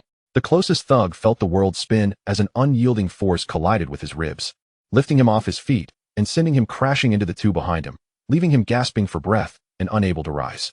Beside him, another thug swung a machete with the sound of slicing air. Feng Yuxiu's neck twisted like a striking serpent, narrowly evading the blade, and his supporting leg instantly morphed into a precise weapon, the tip striking the inner wrist of the attacker with blinding speed. Ah! A cry of pain erupted as the machete slipped from the assailant's grip, who staggered back, clutching his wrist, the lower arm now numb and powerless. A third thug swung a steel pipe, whistling through the air. Feng Yuxiu neither dodged nor retreated, his large hand snatching the middle of the pipe with precision, fingers squeezing and twisting like iron claws. Ugh! A scream burst forth, accompanied by the sickening sound of dislocated joints. The pipe was swiftly taken from him, and Feng Yuxiu followed through with a kick to the side of the thug's knee, sending him crashing to the ground like a bird with broken wings. Clutching his knees and howling in agony, three opponents lost their combat ability in mere seconds. The ferocity remained, yet the lethal malice had diminished. Master Feng, you are playing dirty. Yi Sun's cool voice carried a hint of amusement. No sooner had he spoken than his figure ghosted past the frozen Mo Xiong, appearing beside a few thugs attempting to encircle him. Whoosh! Swish! His speed left only an afterimage on the retina. His fingers, like a swift gale, precisely struck at the side of the neck of the first target. The thug let out a muffled groan, his eyes glazing over, collapsing to the ground like a marionette with severed strings, breathing steadily yet unable to move. Puff! Puff! Puff! Yi Sun's silhouette danced between the gaps of blades, his palms as cold as steel, gently brushing against the weak points and joints of his opponents. One thug's knee was swept, instantly robbing him of sensation, and he fell to the ground. Another received a sharp jab to the ribs, the pain accompanied by a fleeting sense of suffocation, curling up in a ball. Gasping in agony, the third thug's wrist was struck with 2 fingers, his entire arm going limp as if electrocuted, falling powerless to his side. 3 cleavers came slicing from blind spots. Yi Sun's body defied the laws of physics, gracefully evading the deadly blades. Like a scorpion's tail, his toes almost silently struck, accurately targeting the nerve cluster just below the abdomen of 3 foes. Ugh! A synchronized sound of muffled grunts echoed as the 3 fell, clutching their stomachs, drained of all strength, writhing in spasms of pain. In an instant, the scene erupted into 2 chaotic whirlpools. Yet instead of blood, what erupted were the cries of pain and the collapsing forms of bodies. Feng Yuxiu surged through the throng like a wild beast crashing through underbrush. Each punch, kick, elbow, and knee strike carried the weight of earth-shattering force, landing precisely on the shoulders, arms, thighs, or vulnerable ribs of his adversaries. The sound of his strikes echoed like thunder. Those targeted either suffered excruciating fractures or instant muscle spasms, or were knocked unconscious by sheer force. He plunged into the midst of the crowd, creating a whirlwind of chaos. Yi Sun, on the other hand, moved like a specter gliding across ice. The white crystal lenses reflected the chaotic lights, cold and unyielding. Wherever he passed, a bizarre silence was left in his wake. Fingers, palms, fists, elbows, and toes struck at the most vulnerable nerve points or pressure joints of his foes. His form flickered, with those touched by him becoming ensnared as if bound by invisible ropes, either freezing in place or losing balance and crashing to the ground. The area that fell was relatively tidy, yet it was filled with contorted bodies, groaning in pain but conscious, fully aware their injuries were not fatal. Yet unable to lift even a finger. Heavy breaths and muffled groans reverberated in the air, merging into a suffocating wave of despair. Block them. Damn. Their blows are too hard. Clear the way. Cries of alarm and the sounds of chaos erupted. The remaining thugs could no longer withstand the overwhelming fear, akin to children being toyed with by adults, beginning to stir and retreat. However, the two figures stood like an insurmountable wall of despair. Anyone attempting to breach or approach them would in the next moment become yet another fallen body. This arena had transformed into a battleground meticulously delineated and efficiently cleared by the two scavengers. 27. Yi Sun's calm count pierced through the turmoil. His form vanished beside a thug rendered immobile by his pressure points, reappearing next to three others trying to push through their companions to escape. In a blur, the three thugs slumped together, like sacks emptied of their bones. 28. A savage delight sparkled in Feng Yuxiu's eyes. He seized a half-conscious thug by the collar, driving his right knee into the thug's abdomen like a battering ram. Ugh! A violent retching sound replaced the cries. The thug flung aside like a cooked shrimp, crashing into two others who hesitated to join the fray. The dull thuds of bodies hitting the ground echoed in succession. The number of figures in the arena dwindled at an astonishing rate. Sayemo Xiong's once relaxed face now completely drained of color, his mouth opening and closing soundlessly, eyes nearly bulging out, his entire body trembling as if sifting through grain. What did he witness? His nearly 70 strong brothers, whom he relied upon, were being taken down by two individuals as effortlessly as autumn leaves swept away by the wind. David Zhou, hiding in the corner, watched in horror as the scene before him shattered his understanding. A chilling dread surged from his soles to the crown of his head.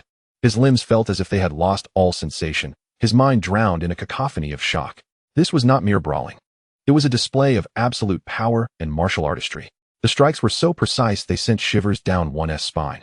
And the figures moving through the chaos with nonchalance were said to be the legendary Liuli Tiger in the martial world. Yet, unless witnessed firsthand, no one could fathom how terrifying that prowess truly was.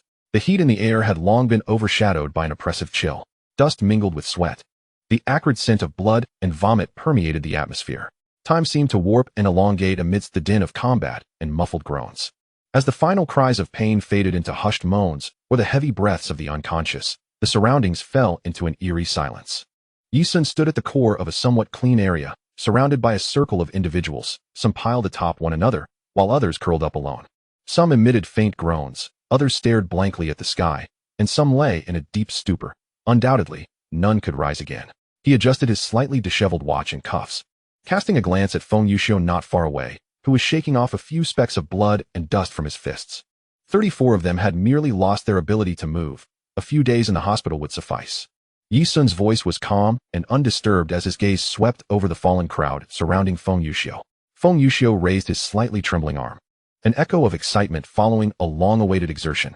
Beneath him lay a chaotic tangle of bodies, numbering at least 30, their groans distinctly louder than those on Yi Sun's side. 33. Feng Yuxiu's voice was deep, tinged with a hint of lingering satisfaction. His gaze roamed over several unfortunate souls by the wall, some rendered unconscious or suffering from severe dislocations, nearly speechless with pain, and the corner of his mouth twitched slightly. The only one still barely standing was a man slumped against the wall, as if all his bones had been entirely extracted, shaking uncontrollably like chaff. His face as pale as paper, with breath reduced to involuntary gasps. Colorful demon Xiong. David Zhou observed the scene before him, recalling his earlier disdainful thoughts about Yi Sun's bravado, which had transformed into boundless shock and fear. He beheld the twisted bodies on the ground, his throat constricting as he glanced at Yi Sun and Feng Yuxiu, his gaze now filled with reverence. A fleeting glance at the nearby Tai Baoqiu brought forth a clear realization. It was only Yu, Honglu, who were pretending. Yi Sun was the real deal. Tai Baoqiu, too, was astonished by the spectacle. Despite having navigated the underworld for years and participated in countless brawls, he had never witnessed such a breathtaking scene. It was simply more thrilling than any action movie. The sheer strength was overwhelming. This thought echoed in his mind, simple yet profoundly shocking. Bai Xian found himself dragged from the abyss of despair by this extraordinary, earth-shattering spectacle.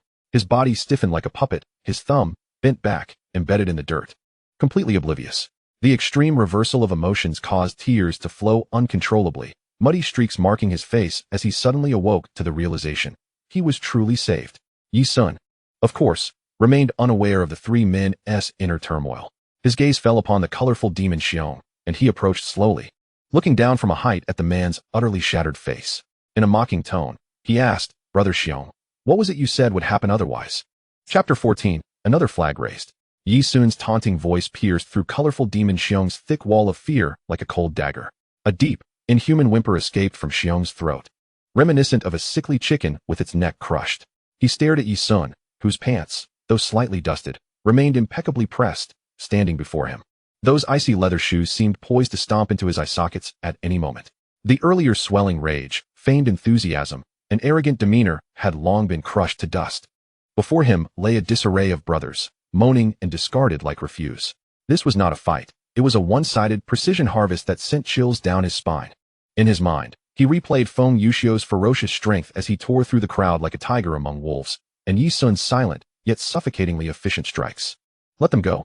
Colorful demon Xiong's voice trembled, nearly a scream, infused with a cry of desperation. "Sun Ge, I will let them go. Right now? Please take them away." He wished to express his submission, but his tongue felt as heavy as lead, unresponsive. "Shu." Yi Sun raised a finger to his lips, his expression teasing. Yet his icy gaze held no trace of mirth.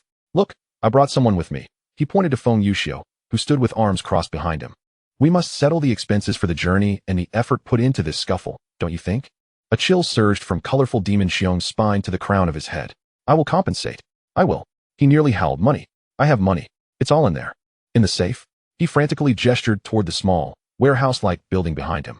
Terrified that a mere moment's delay would result in his demise at the hands of this killing god, he dared not look at Feng Yuxiu's indifferent face. The palpable killing intent surrounding him was more terrifying than Yi Sun's cold words. Yi Sun ignored the incapacitated figures on the ground, shifting his attention to the three cowering in the corner, where Bai Xian was curled up. Without needing words, Feng Yuxiu strode over, his movements far from gentle. His rough fingers, like steel pincers, plunged into the core of the tightly bound ropes around their wrists and ankles. Crack! The three ropes, which had been digging painfully into flesh and nearly knotted beyond hope, were torn asunder by his overwhelming strength. The taut ropes lost their tension and instantly slackened. Freed.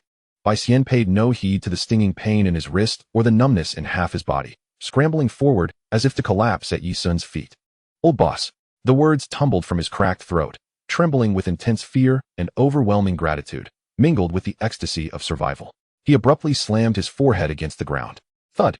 "Boss, thank you. Thank you for saving me."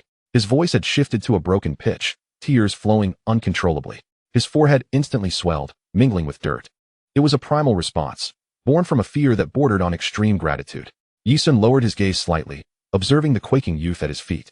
Trembling from fear and gratitude, he did not immediately stop Bai Xian's prostration. He waited for the mixed sobs of gratitude to subside before extending his long hand, exerting a bit of force to pull Bai Xian from the mire. "Stand up and speak." Yi Sun's voice remained steady, imbued with an undeniable authority. He released his grip, his gaze lingering for a moment on Bai Xian's bloodied, bruised wrist before shifting to his eyes, which were unfocused yet shimmering with awe. "How do you wish to resolve this matter?" Yi Sun's tone was neutral. Bai Xian's mind buzzed, the tumult of emotions rendering his thoughts nearly incoherent. "Boss, you have the final say. Everything is up to you." He rasped, swallowing hard. "I just want him to never dare trouble me again." Yi Sun nodded, but his gaze abruptly turned toward the corner not far away. David Zhou gritted his teeth, clutching the bleeding corner of his eye, struggling to remain upright against the wall. Despite his disheveled state and the pain and fatigue coursing through him, his bloodshot eyes burned with an indomitable spirit. "David." Yi Sun's voice was low yet clear, cutting through the air. David Zhou looked up sharply, shock lingering on his blood-streaked face, still bearing the haze of survival. When his gaze met Yi Sun's penetrating black eyes, all thoughts were instantly replaced by a chilling question that gripped his heart. Does he know me? Why is he calling me? Yi Sun's gaze swept over David Zhou's defiant back, resting on his bloodied, bruised fists. In a calm tone, he spoke, "Stand tall after being beaten. Bones must be tough. Would you be interested in joining the Longing Boxing Gym? I can have Master Feng personally train you." What? David Zhou thought he had misheard. He never anticipated that someone like Yi Sun would extend an olive branch to a mere nobody like him. His mind went blank, mechanically turning his eyes toward Feng Yuxiu, who stood beside Yi Sun like a statue hewn from stone. Let him teach himself in person. A sense of absurdity, akin to being struck senseless by a colossal metallic hammer descending from the heavens, overwhelmed him in an instant. This bewilderment, akin to a fortuitous windfall, fell upon Tai Baoqiu's eyes, igniting a sudden chill that burst forth like hot oil splashing into icy water. The muscles on Tai Baoqiu's face twitched uncontrollably, as if his heart were gripped tightly by a frigid hand. The illustrious Lu Li, who had personally invited David Zhou to join the Longing Boxing Club. This news slithered into his mind like a venomous serpent. To others, David Zhou's accession to Longing might seem a meteoric rise, provoking envy and jealousy. Yet for Hong Lu, this was an immense predicament. He was acutely aware of the irreconcilable conflict between the gentlemen of the gym, Shang, and David Zhou. In the past, David Zhou had lacked status and backing, and Hong Lu had no fear of retribution regarding Jiaquan's disfigurement. However, the situation had drastically changed.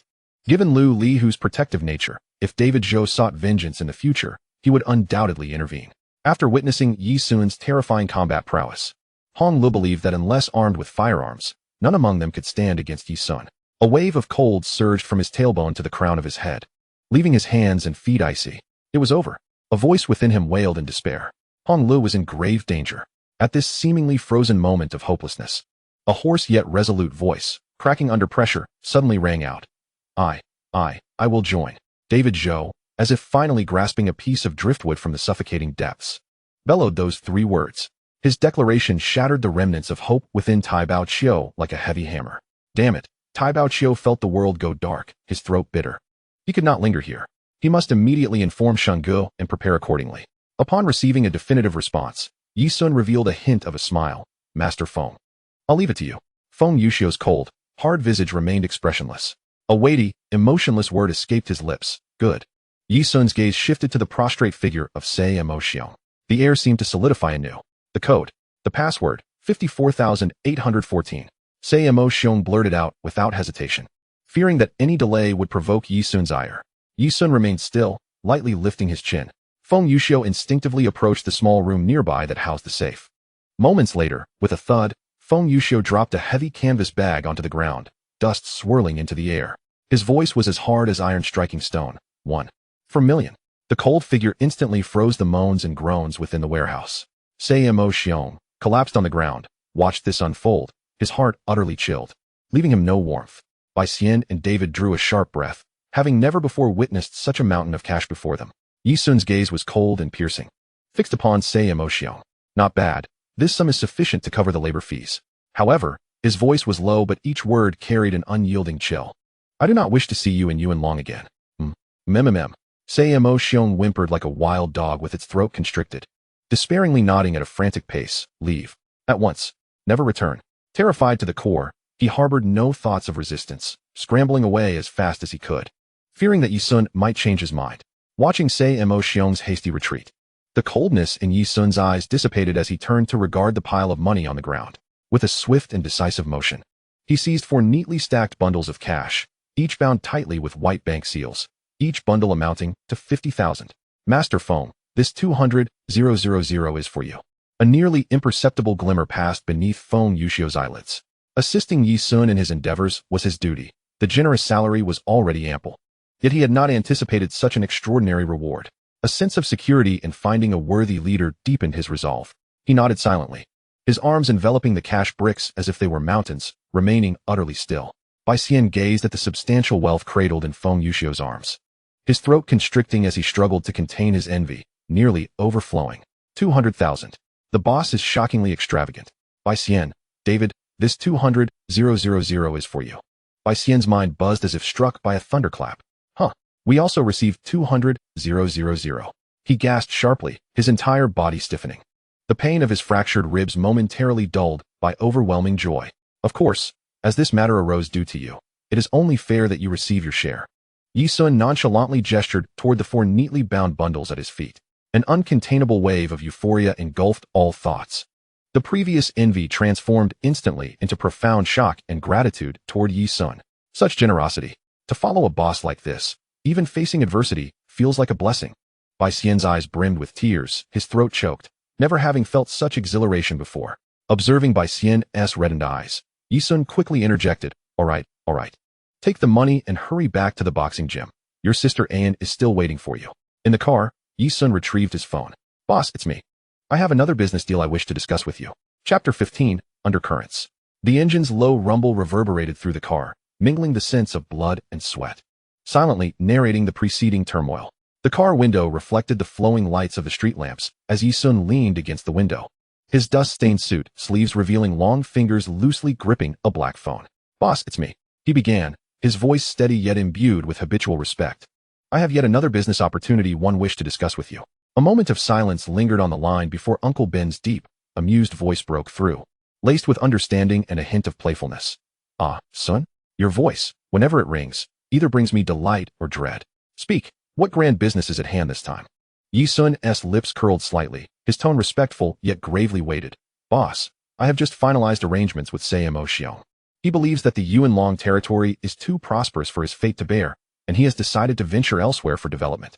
Thus, he has put his establishments on hold, as if merely brushing off dust, now awaiting suitable candidates to take over. In the back seat, Bai Xian and David exchanged instinctive glances, both recognizing the uncontainable shock in each other's eyes.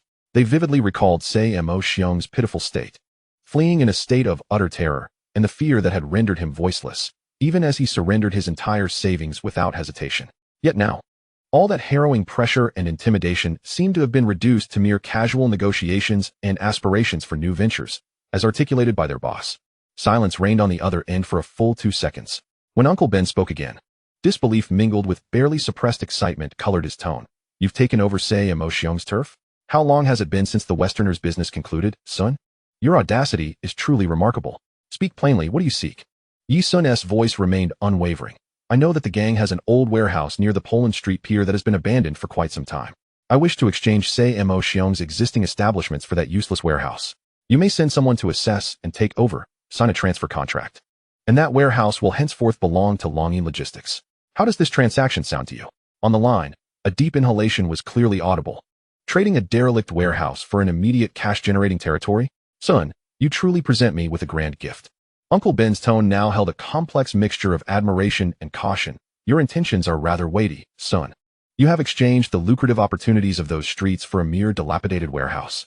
This calculation undoubtedly favors the organization. Have you contemplated this thoroughly? Boss, you are aware of my intentions. I solely wish to pursue a legitimate path. Yi Sun spoke with unwavering conviction, leaving no room for doubt. Quick money from illicit avenues may be tempting, yet it is not the road I desire to tread. That warehouse holds far greater significance for my future plans. Moreover, if the organization thrives, our generation will have a more solid foundation. Very well, very well, very well. Uncle Ben reiterated emphatically, each utterance more resolute than the last. This matter is settled. You may arrange for the paperwork regarding the warehouse at your earliest convenience. And I will instruct Kaylai to take a team to Yuan Long for the handover immediately. Ah, son, your intentions are duly noted. As the call ended, the vehicle was enveloped in the hum of the engine. The sleek black car glided to a halt before the Longyin boxing gym. The door swung open, and Yi Sun stepped out first, followed closely by Feng Yuxiu, who carried a heavy canvas bag. Bai Xian awkwardly emerged from the back seat, still nursing the lingering pain from his recent altercation, his movements stiff and slow. However, he was utterly preoccupied with the hard cash, bundled in makeshift clothing, that he tightly clutched in his arms, $200,000. With his other hand, he supported the equally battered David Zhou, whose eyes shone brightly despite his bruised visage. The gym's entrance stood ajar, casting a warm glow from within. Almost as soon as their feet hit the ground, the door was thrust open with force. An burst forth like a startled deer that had finally found its way home. Her previously pale face was streaked with unshed tears, her eyes swollen and red as if she had been through a relentless storm of fear and anxiety while waiting. Instantly, her gaze locked onto the most disheveled figure in the crowd, her brother, Bai Xian. Upon seeing him, bloodied and bruised, barely able to stand as he leaned against David, An's tears cascaded anew. "Brother," she cried, her voice cracking with anguish, cutting through the night's stillness. She rushed toward him, but halted abruptly just before crashing into his embrace, her trembling hands hovering in the air, torn between the desire to comfort him and the fear of exacerbating his injuries. "Brother, how are you? Where are you hurt? Does it hurt? Did they?" A torrent of questions spilled from her lips, choked with sobs and uncontainable dread, her voice quivering uncontrollably. Xian's heart ached at the sight of his sister. His throat tightened, and his eyes glistened with unshed tears. Yet, he forced a smile that was more painful than tears, gently patting her shoulder with the hand that was not clutching cash, though the motion was stiffened by the agony in his ribs. "It's all right, An. It's all over now," he reassured her, his voice hoarse but striving for tenderness. "I'm back, just a few scrapes, nothing to worry about. The boss saved us." As he spoke, he instinctively glanced at the composed Yi-sun nearby, his gaze betraying deep respect and gratitude. Following her brother's gaze, An turned to see Yi-sun and Feng Yuxiu. In an instant, she comprehended who her true savior was. The young girl spun toward Yi-sun, tears streaming down her face, ready to kneel in gratitude. "Thank you. Thank you. Thank you for saving my brother." Yi-sun, quick to respond, raised a hand to prevent her from actually kneeling, a subtle force lifting her back to her feet. "It's a relief that he is unharmed." Yi-sun's voice remained calm, yet imbued with a soothing strength. "Take your brother and David inside to tend to his wounds." Yi-sun's gaze lingered on An's tear-streaked face, filled with worry and dependence, before shifting to Xian. His tone resolute yet gentle as he added, "Do not concern yourself with your sister's employment any longer. The gym is in need of someone to oversee the front area. Let her stay and look after David." His words not only alleviated Xian's burdens, but also offered an unspoken shield of acceptance and protection. An's head shot up, her tear-filled eyes sparkling with astonishment and disbelief. She glanced between Yi-sun, her brother, and the equally battered yet determined David. Her lips parted as she momentarily lost her voice. To remain close to her childhood friend David, while also securing a position under such a formidable boss's wing, felt like a dream come true after a nightmare. Xian, invigorated by the news, felt a rush of emotion, momentarily forgetting his pain. The boss had not only rescued him and provided a significant sum, but had now ensured his sister's safety as well. This meticulous care was far more valuable than mere monetary rewards, instilling in him a profound sense of belonging that inspired unwavering loyalty. His throat constricted, and he nodded earnestly, all his gratitude distilled into the simplest yet most fervent words. "Thank you, boss. An will work diligently. She will not be a burden." Yi-sun nodded slightly, choosing not to elaborate further as he gestured to Feng Yuxiu and turned to enter the gym. Feng Yuxiu followed silently, passing David, and coldly remarked, "Be in the training room tomorrow morning." Without waiting for a response, he vanished into the building alongside Yi-sun. Inside the Hong Legrand Hall, smoke swirled in the oppressive atmosphere.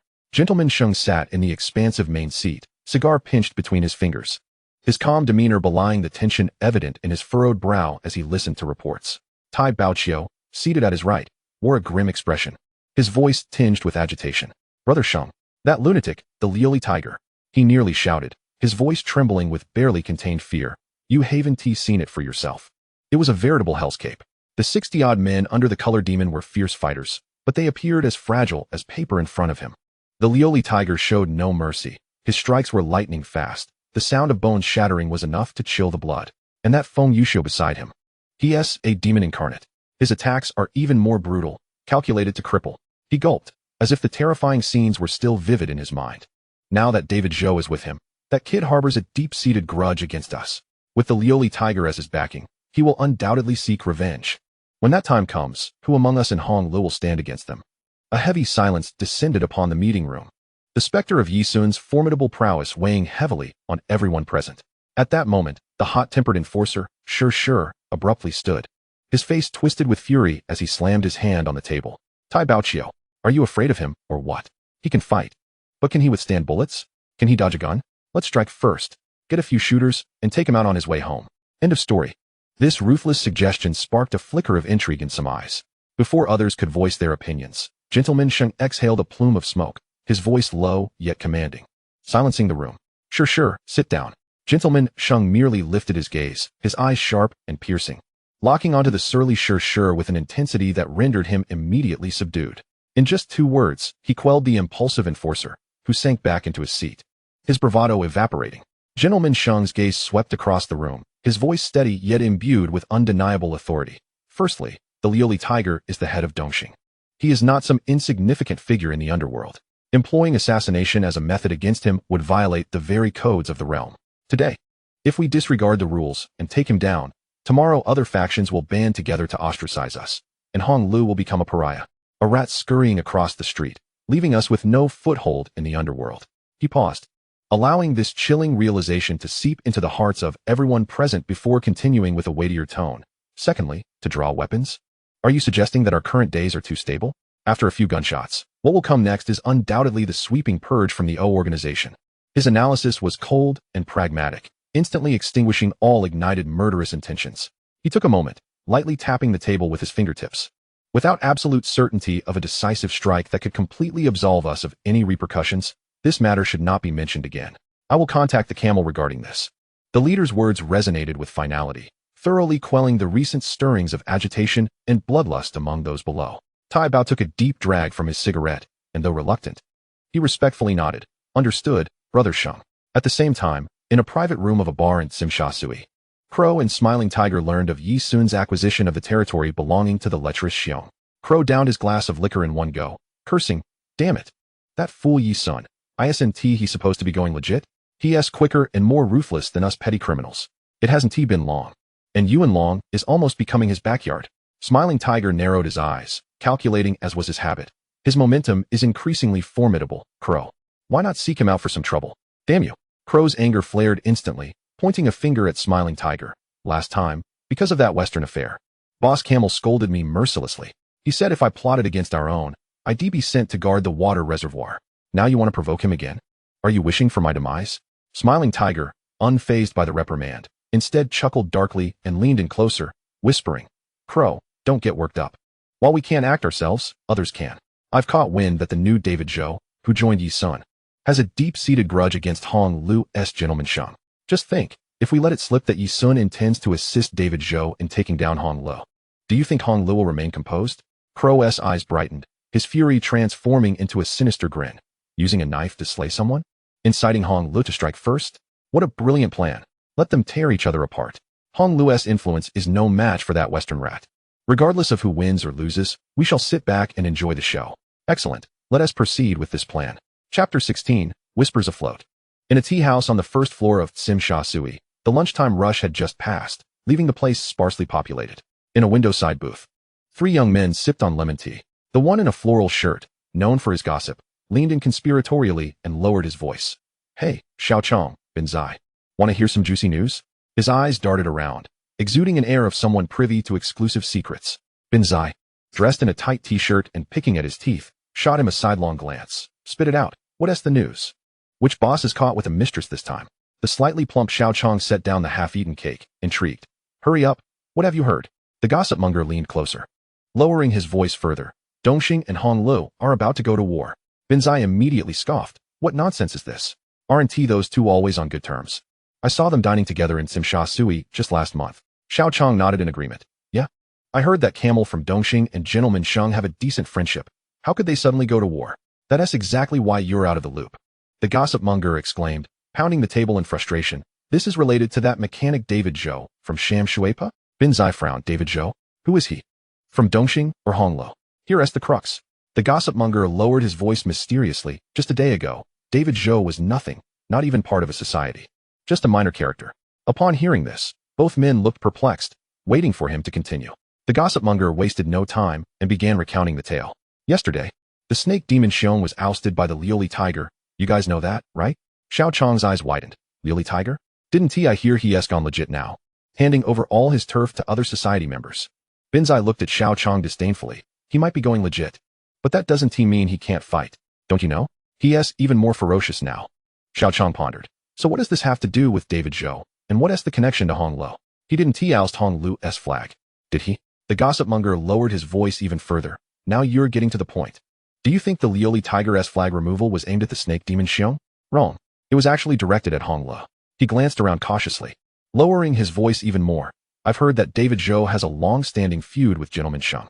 His good brother O Jia was crippled by Gentleman Sheng, and rumor has it that Sheng has been pursuing his girlfriend. Do you think he harbors no hatred towards Sheng? Now that Lioli Tiger has taken David Zhou under his wing, isn't he had a perfect opportunity to target Hong Lu?" The gossip monger wore a knowing expression. "Otherwise, why would Lioli Tiger, with his status, bother to invite such a minor character?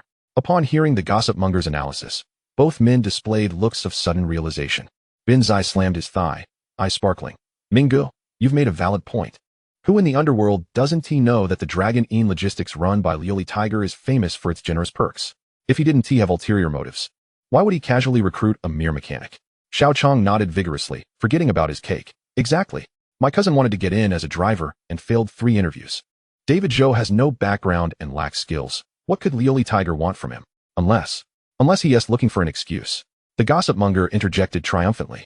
Think about it. Now that David Zhou is with Liuli Tiger, if he seeks revenge on Gentleman Shang, Dongxing would have the perfect justification to act. Just then, a waiter came to refill their tea, and the trio fell silent. Once the waiter moved away, the gossip monger continued. Regardless, I've heard both sides are secretly mobilizing their forces. You two should refrain from wandering outside at night to avoid being caught in the crossfire. The 3 fell silent, each lost in thought while sipping their lemon tea. Yuan Long. Through one-way glass, the sweat and noise of the training ground below were isolated, leaving only the dull thud of strikes as background noise. Yi Sun stood by the window, his gaze calmly sweeping over every disciple drenched in sweat within. Suddenly, a loud bang resonated from below, followed by a raucous voice that was distinctly audible even through the floors. Sun Gu, are you up there? Yi Sun's brow slightly furrowed. The hurried footsteps echoed like a drumbeat up the stairs, and soon, Ahu's robust figure burst through the door, his face glistening with urgency and excitement. Sun Gu. He nearly jogged to Yi Sun, his voice booming. The outside is in a frenzy.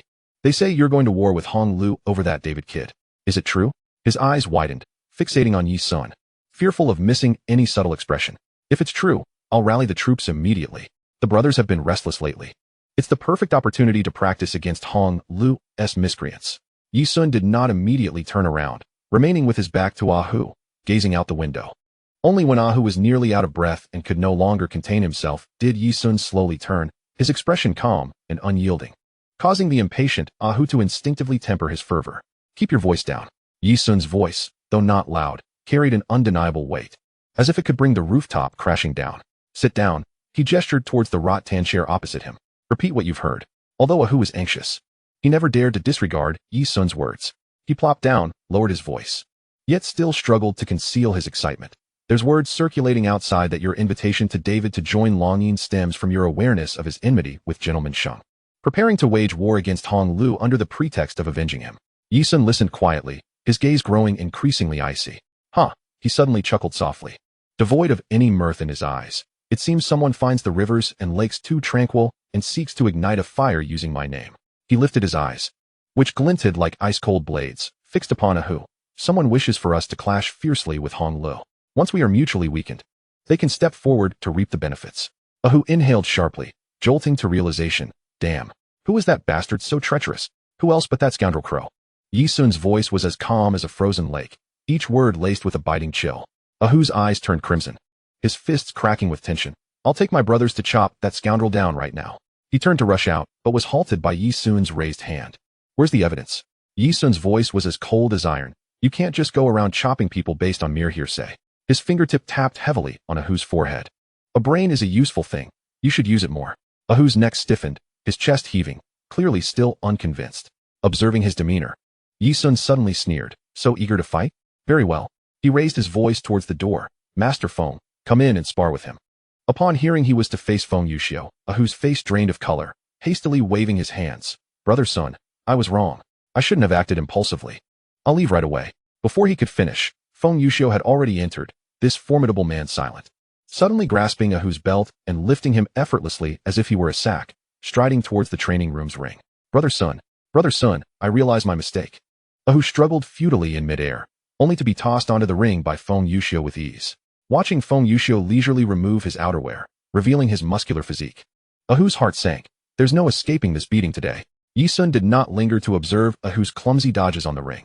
He turned towards the corner of the boxing gym, retrieved his phone, the screen's cold light casting a faint shadow on his face. His fingers tapped the screen twice, and the call was almost instantly connected. Mingyu.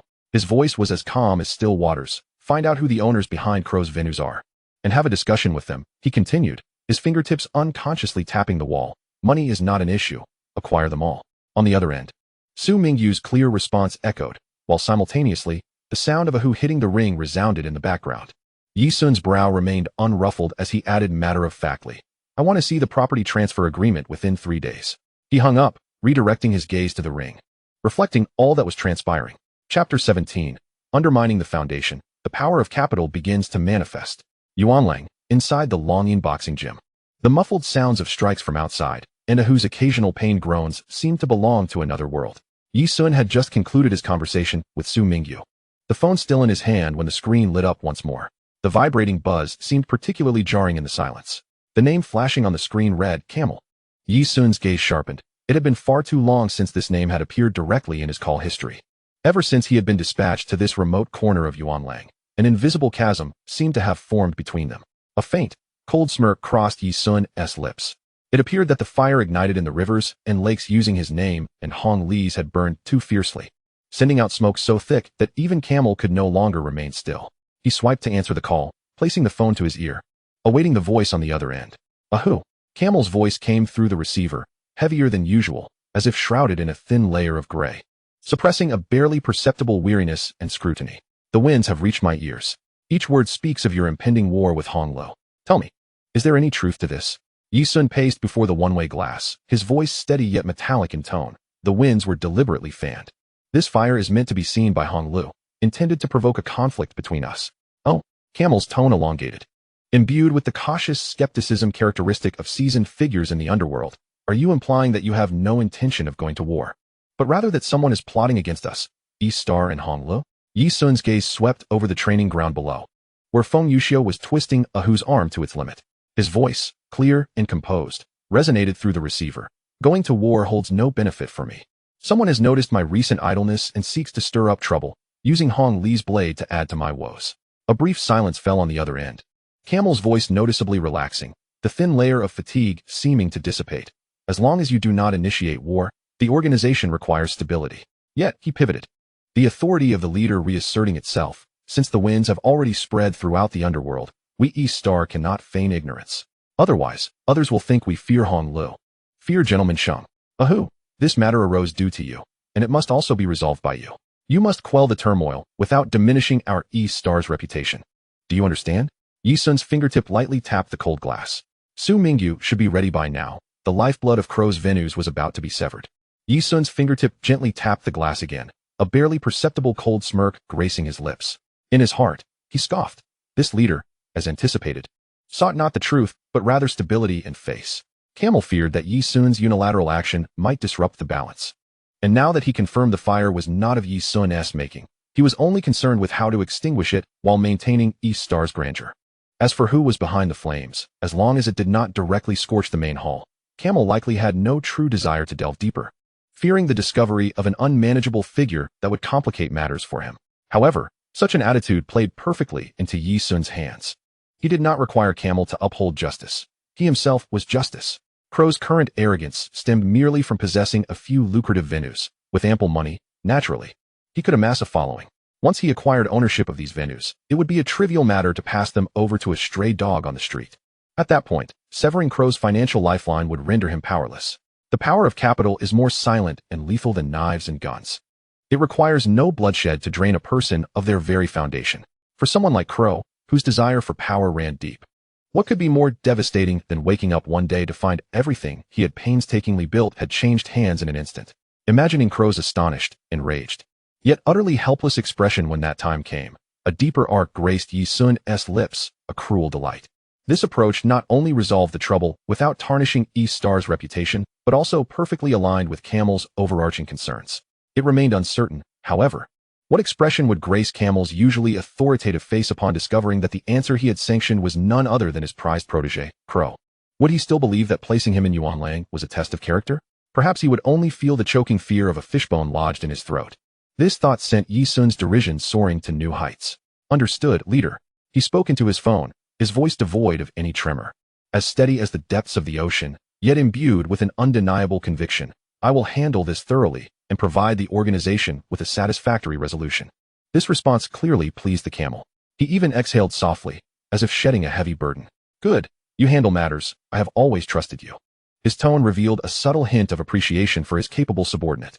A fleeting, almost ridiculous thought crossed his mind. It seems that placing Yi Sun in Yuanlang has indeed tempered his temperament, making him more composed and aware of the bigger picture. So be it. The camel concluded with a final remark, and the call was abruptly terminated. Yi Sun slowly lowered his phone, the screen dimming to reveal his now cold, unfeeling eyes, and the unmistakable smirk that no longer concealed its icy mockery. The board was cleared. It was his turn to make a move. 3 days later, the crow, clad in his flashy sequined jacket, accompanied by a few lackeys, strode confidently towards the entrance of the Golden Splendor nightclub, a place he could navigate even with his eyes closed. However, just 10 meters from the door, 2 burly security guards in black uniforms, their faces unfamiliar, raised their hands to stop him. Their movements were precise, their tone polite, yet underscored by an undeniable firmness. "Sir, please hold on. This is a private establishment. Kindly present your membership card or reservation information."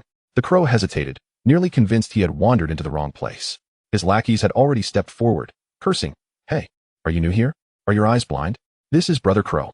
This place belongs to our boss." The guards remained impassive, even stepping closer to form a more imposing barrier. "I'm sorry, but our orders are clear. Without a reservation or membership, no one is permitted entry. The current owner here is Mr. Yi." "Yi?" The crow's pupils constricted sharply, an ominous premonition gripping him. He hastily pulled out his phone and dialed the manager of Golden Splendor. However, upon connection, a cold, unfamiliar voice responded. "Hello, the business has been transferred. Please contact the new manager." He stamped his foot in frustration, charging towards his next target, the Grandview nightclub, only to be met with the same closed doors. Unfazed, like a raging bull, he floored the accelerator, roaring towards the financial company hidden within a high-end office building, known for skimming off the top for regular clients. The iron gate was locked tight, adorned with a notice of internal renovations. The seemingly abandoned warehouse in the outskirts, actually a hub for underground gambling, was completely deserted. Its entrance barred. In a single night, all his hard-earned avenues of income and territory, upon which his arrogance relied, vanished. It was as if an unseen giant hand had erased them in an instant, leaving no room for resistance. "Yi Sun." The crow's eyes blazed crimson, veins throbbing on his forehead, as he let out a primal roar from deep within his throat. It could only be that one person, the one who had been sent to Yuanlang, yet had always unsettled him, who possessed such means and audacity. He dashed towards the headquarters, intent on confronting the camel. Cutting off a man's livelihood is akin to murdering his parents. Yi Sun was out for his life. He was determined to see whether the camel would allow Yi Sun to brazenly harm the brothers of the organization and jeopardize the interests of the Dongxing. At the Dongxing headquarters, the atmosphere was tense. The camel sat in a position of authority, his expression dark as storm clouds. Below, the leaders of various factions occupied seats on either side. The crow stood in the middle, agitated, spitting accusations against Yi Sun's misdeeds. "Brothers, you have all witnessed this. What does Yi Sun mean by this? Silently, using underhanded tactics, he has seized all my establishments. Is there no code of conduct left? Is there no loyalty to the organization? He is undermining Dongxing to enrich himself." All eyes turned to Yi Sun, who stood quietly to the side, his demeanor tranquil, as if the crow were accusing someone else. The camel slammed his hand on the table, his gaze piercing as he directed it at Yi Sun. "Ah Sun, is what the crow says true? Explain yourself." Internal strife is the bane of any organization, especially such foundational acts. Are you jeopardizing the interests of the organization?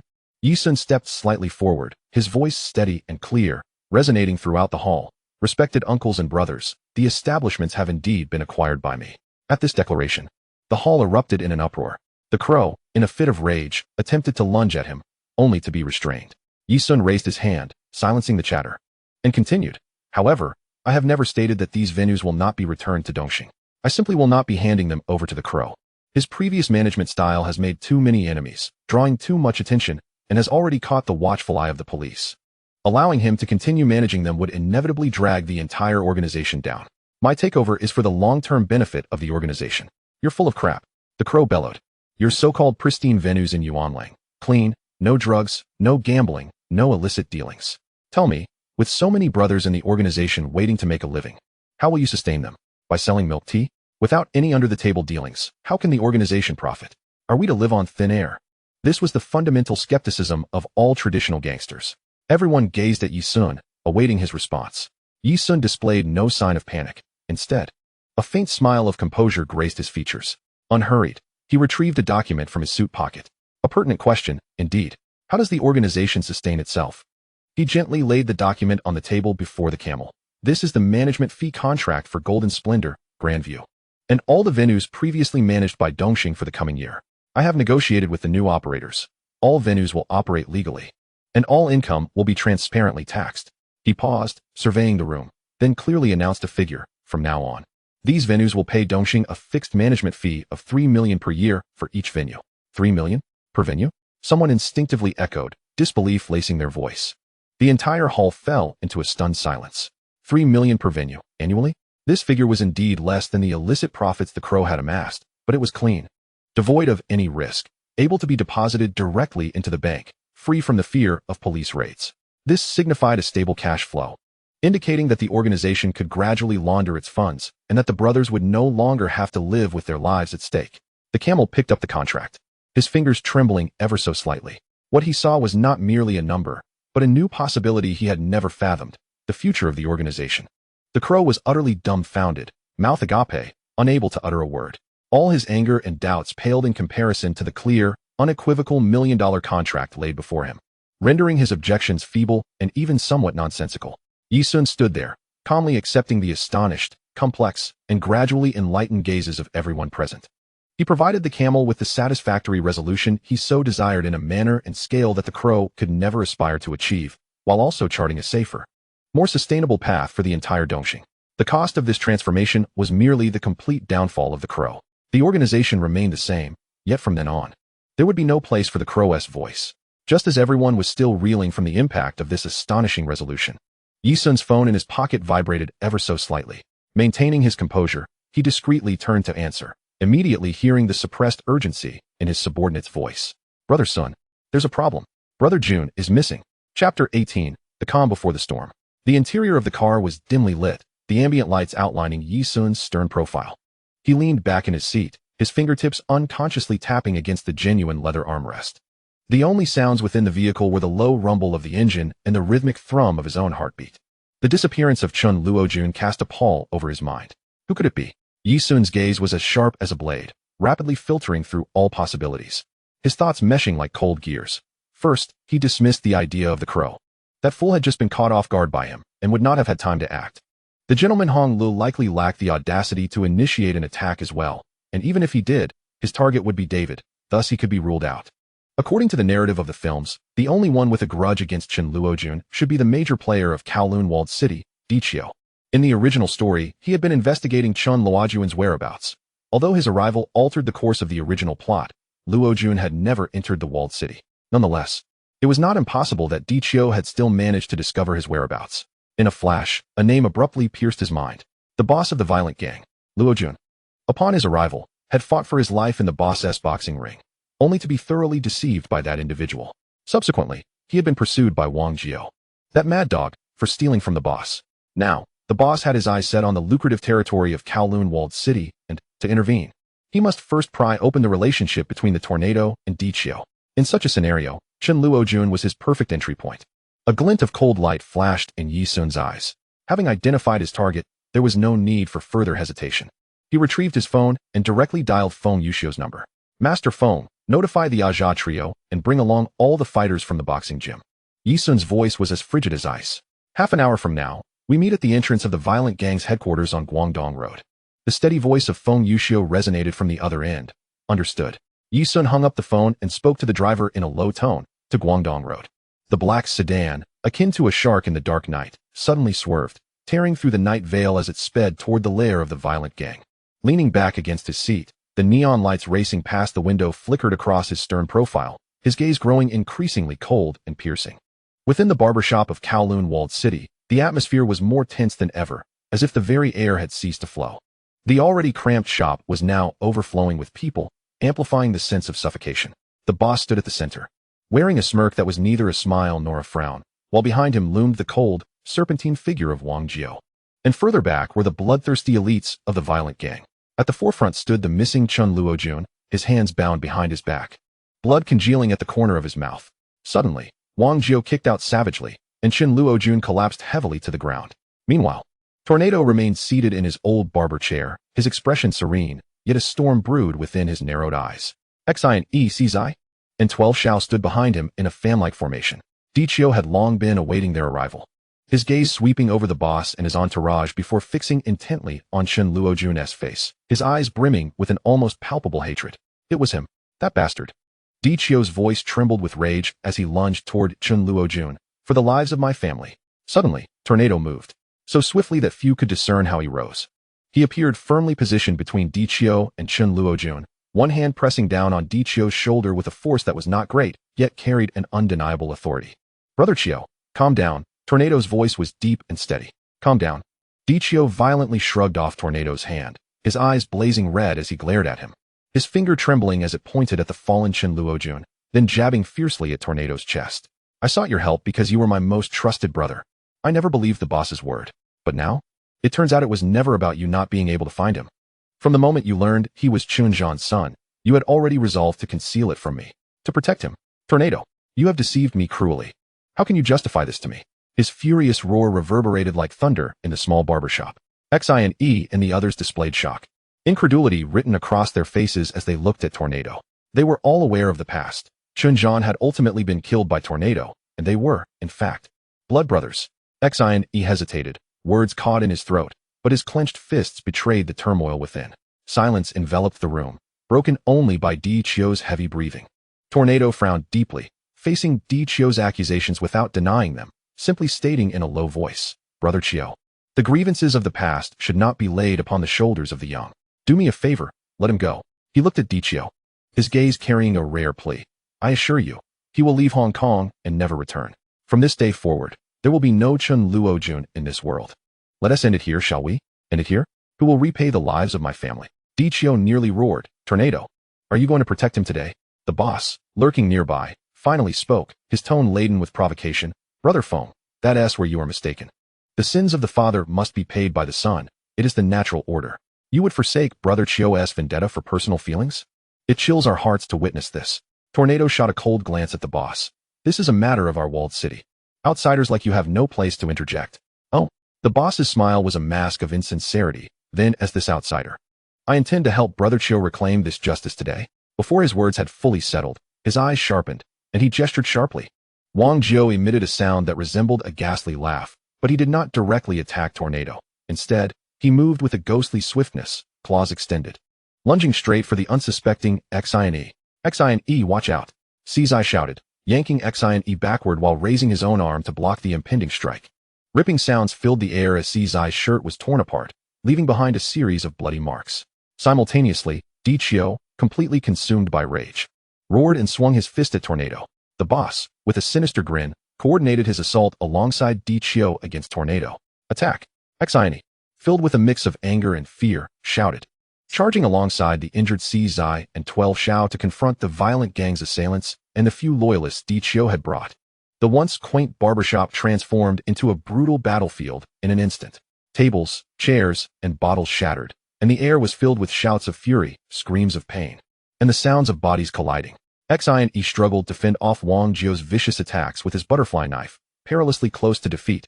Cizai, enduring the pain in his arm, clashed with the elite members of the violent gang. 12 Xiao, agile as ever, attempted to distract the other enemies.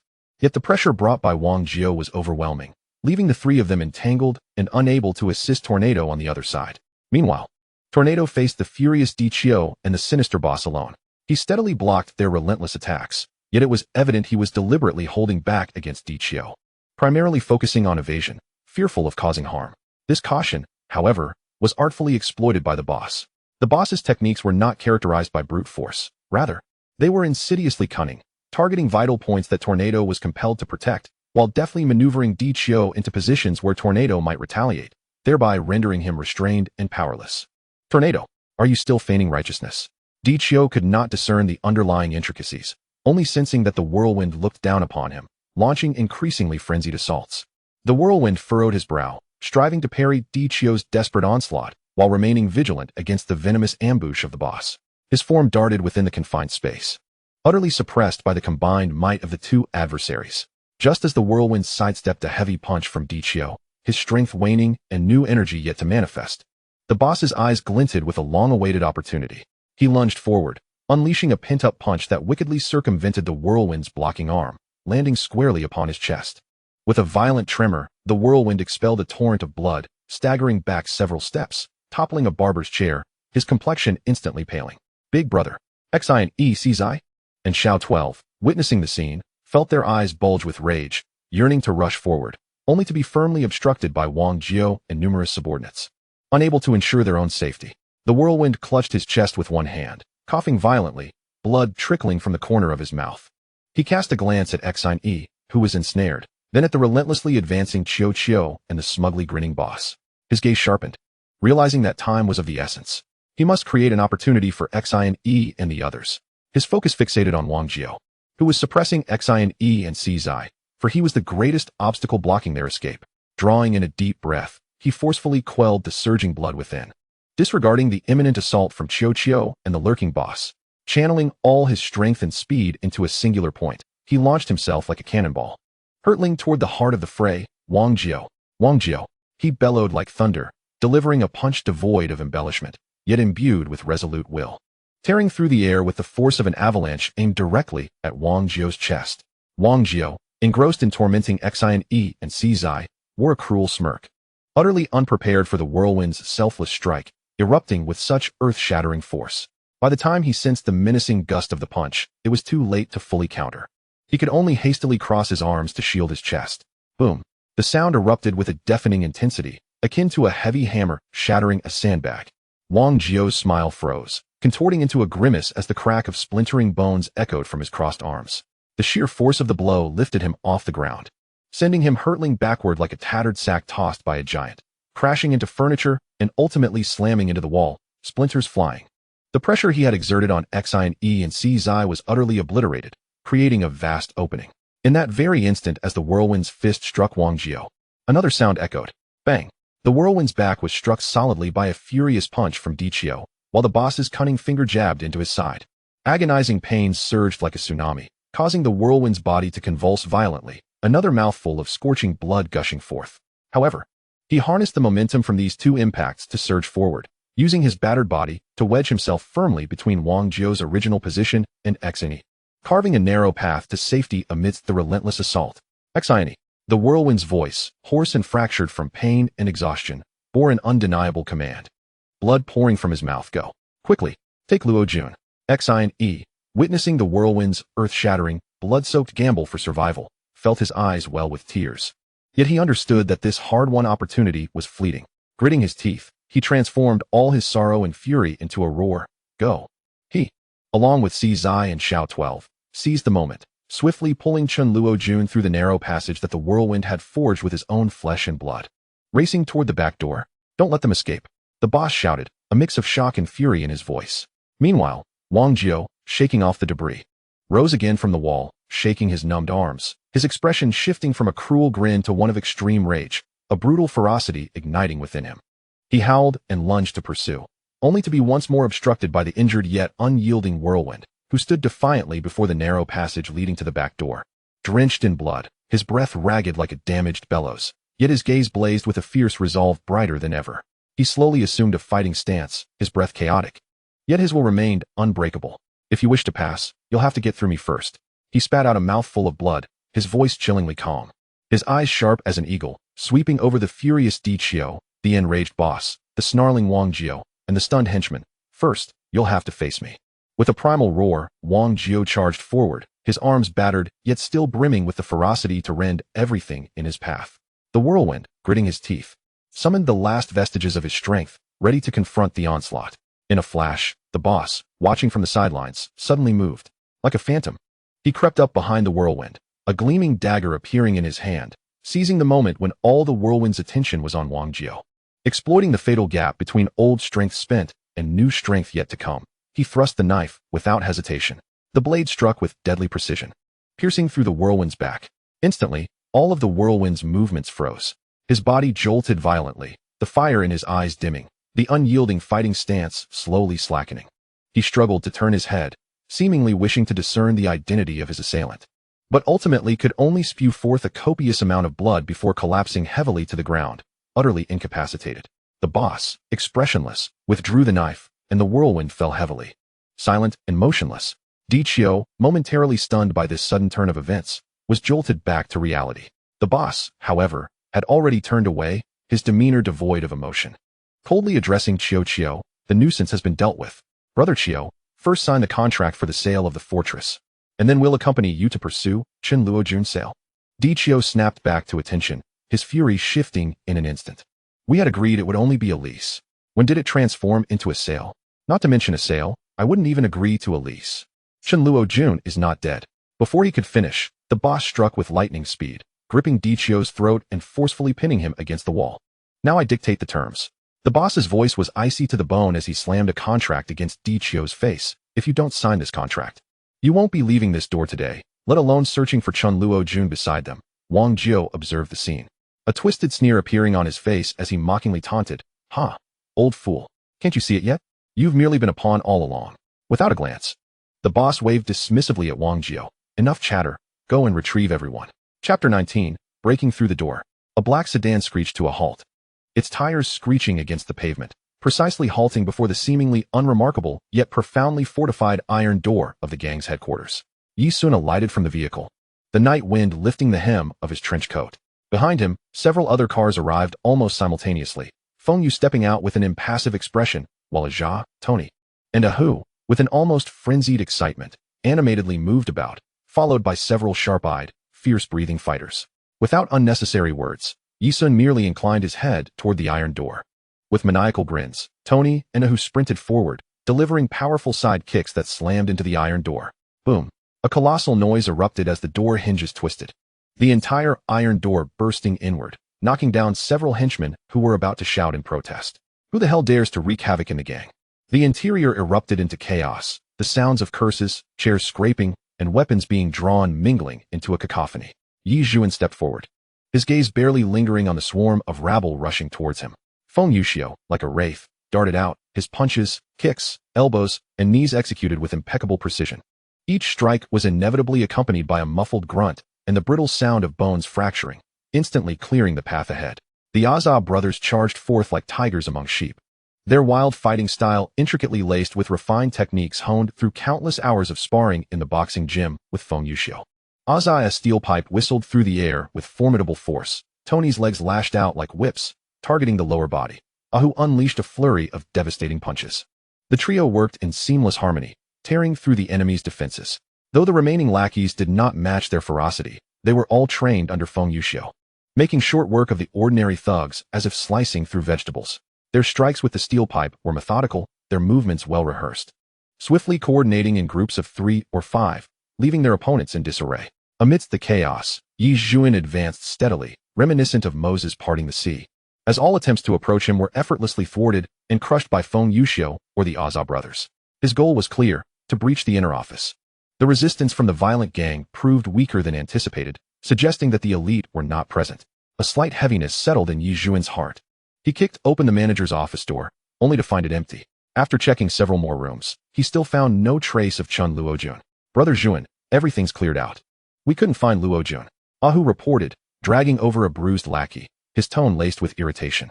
Yi Zhuan's expression turned frosty, as if the very temperature of the air had plummeted. He scanned the room, finally fixing his gaze on a figure in the corner attempting to shrink into the shadows. Clad in a suit and bearing the semblance of a leader, the man clutched a mobile phone tightly, as if he had just sent a message. Feng Yuxiu instantly grasped the situation. With a single stride, he lunged forward, and before the man could react, he was seized like a chick and unceremoniously thrown at Yi Zhuan's feet. "Where is he?" Yi Zhuan's voice was calm, yet imbued with an oppressive intensity that made one's scalp prickle. The leader trembled, his lips quivering. I truly don't know who you're referring to." Yi Zhuan remained silent, merely glancing at Feng Yuxiu. Feng Yuxiu placed a hand on the leader's shoulder and applied a gentle squeeze. Crack! Ah! A scream erupted, akin to that of a slaughtered pig, as the manager's shoulder slumped downwards. "I will ask you once more, where is Chen Luojun?" Yi Zhuan loomed over him, his gaze devoid of any emotion. I'll tell you. The excruciating pain shattered the man's mental defenses. "The boss took him away this afternoon. He is not here." "Where did they take him?" Yi Zhuan's heart tightened suddenly. "To Kowloon walled city." The leader, racked with pain and tears streaming down his face, stammered. "The boss took him at Brother Chio's request. They're bringing him over to hand him over and to teach Tornado a lesson." Everything became crystal clear in an instant. The big boss had directly turned him into a living bargaining chip and a provocation, personally escorting him to the walled city. He intended to ignite the conflict between Tornado and Dichio using Chen Luojun as a fuse. A fierce glint ignited in Yi Zhuan's eyes. His previous assumptions were only half correct. having underestimated the big boss's urgency and ruthlessness. Damn it, what are we waiting for? Ahu slammed the table, seizing the nearby steel pipe, ready to charge out. Brother Zhuan, let us storm the walled city and tear that big boss apart. Stop. Yi Zhuan's voice was ice cold, like an invisible chain that instantly restrained Ahu's movements. Ahu spun around, confusion and impatience etched on his face. What's wrong, Brother Zhuan? It'll be too late if we delay. Beside him, Azza suddenly raised his hand and slapped Ahu on the back of the head, scolding, "Idiot. Use your brain. Do you think the walled city is a place you can recklessly barge into?" Ahu, stunned by the slap, felt his anger surge. "Big brother. Why did you hit me? We need to save Luo Jun. Save my foot." Azza gripped his collar, spitting words in his face. "Do you think you're going to take on street thugs? That's Kowloon walled city. It's private territory. If you charge in with that steel pipe, believe it or not, one call from the 4 major owners will have the cops using the public safety ordinance to accuse you of illegal assembly. And then the human rights ordinance for criminal damage and serious illegal entry. By then, don't even think about saving anyone. We'll all be drinking coffee in the precinct, and the big boss will slowly play with Luo Jun outside. You're not going to save anyone. You're going to get yourself killed and drag us down with you, you fool." The barrage of legal jargon and consequences left Ahu momentarily dazed, his bravado deflating. Yet he still stubbornly retorted, "So we're just going to leave him? Of course we're going to save him." Yi Zhuan's voice was resolute, his icy gaze sweeping across everyone, but not in a headless rush to meet a grim fate. The big boss had calculated that as soon as we entered the walled city, we would be powerless against him. His fingers unconsciously tapped against the table, his mind racing through all possible plans. Kowloon walled city was like a sovereign kingdom, with its own rules and order, leaving outsiders at a loss. But what if we weren't outsiders? With that thought, his eyes widened sharply, a glimmer of keen insight flashing through. He swiftly pulled out his phone and dialed a number. "Boss, it's me, Yi Zhuan." His tone remained respectful, yet urgent. "I have a pressing matter to consult. You have extensive connections. Do you know the 4 major owners in Kowloon walled city? Or their addresses?" On the other end, Uncle Ben's steady voice replied. "The waters in the walled city run deep. I don't have much rapport with the 4 major owners, but I do know that one of them, named Jiang Long, resides in Kowloon Tong." He paused, lowering his voice. "Ah Zhuan, is something wrong? Do you need assistance?" Yi Zhuan's heart raced, but he could only respond briefly. "Just a personal matter that requires urgent attention." "Thank you, boss. I'll explain in detail another day." Uncle Ben, sensing the urgency in his tone, refrained from further inquiries and simply cautioned, "Be careful." "Understood, thank you." Upon hanging up, Yi Zhuan rose immediately. "Azza, you 3 come with me. The rest stay at the walled city entrance. Remember, no one is to enter without my command." Along the way, Yi Zhuan attempted to communicate with the system. "System. Establish a real estate company. Command received. Generating optimal plan according to current world rules and host resources. Plan generation complete. Company name, Longing Real Estate Company. Limited. Registration process, completed." Hearing the system's response, a cold and unfamiliar smile crept onto Yi Zhuan's lips. Not a smile of joy, but a sense of detached control. "Drive faster, Azza." Yi Zhuan's voice remained calm and unwavering. The entry ticket was imminent. Chapter 20, Exorbitant Acquisition. In the tranquil streets, shaded by lush trees, various styles of independent villas stood side by side. Jiang Long's residence was a modern-style 3-story building, featuring a neatly trimmed front yard and a discreet electronic gate. Yi Zhuan's black sedan came to a smooth halt outside. The front passenger door swung open, and Yi Zhuan stepped out, clad in a well-tailored dark suit that harmonized with the serene surroundings. Almost simultaneously, Azza also exited the driver's seat with agility, his physique compact, swiftly scanning the surroundings before positioning himself naturally behind Yi Zhuan. Yi Zhuan walked forward, his presence blending seamlessly with the quiet environment. Behind him, Tony and Ahu also emerged from the other side of the car. Ahu, tall and imposing, stood silently by the vehicle, exuding a steady aura. Tony's expression was composed, his hands hanging naturally, maintaining his habitual vigilance. The group approached the access intercom and pressed the doorbell. A steady yet slightly perplexed voice emanated from the intercom. "Good day. Whom may I ask you are seeking?" He had evidently observed the commotion outside through the surveillance cameras. "I am Yi Sun from Longing Group. I have an urgent matter that necessitates a face-to-face meeting with Mr. Jiang Long." Yi Sun spoke with a calm demeanor. Yet an undeniable urgency permeated his words, asserting that he was there to present Mr. Jiang with a significant gift, one of such importance that even a moment's delay could diminish its value. After a brief silence, the electronic gate slid open silently. The impeccably dressed butler stood within the entrance, his gaze quickly sweeping over the 3 formidable figures behind Yi Sun, betraying a flicker of subtle caution. Though his professional demeanor maintained an outward calm. "Mr. Yi, please come in. Mr. Jiang is awaiting you in his study."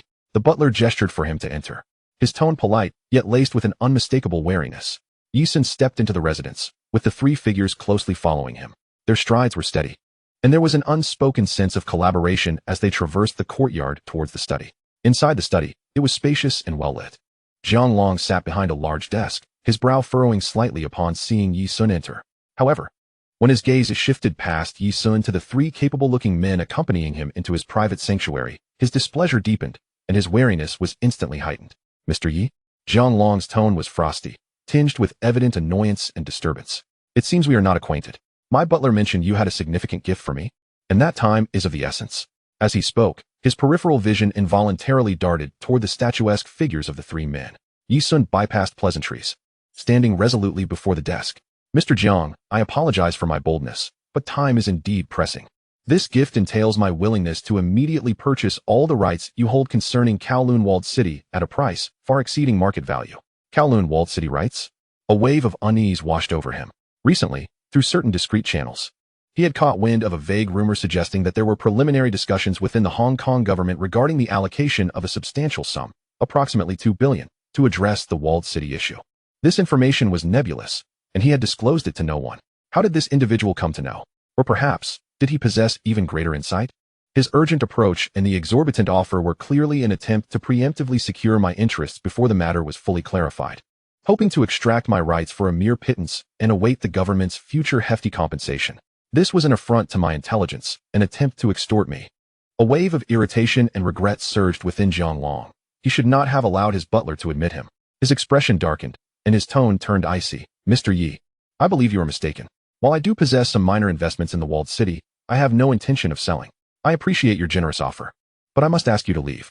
He even slightly raised his hand, signaling the butler at the door, their exchanged glances conveying the understanding that if this individual persisted, the authorities would be summoned.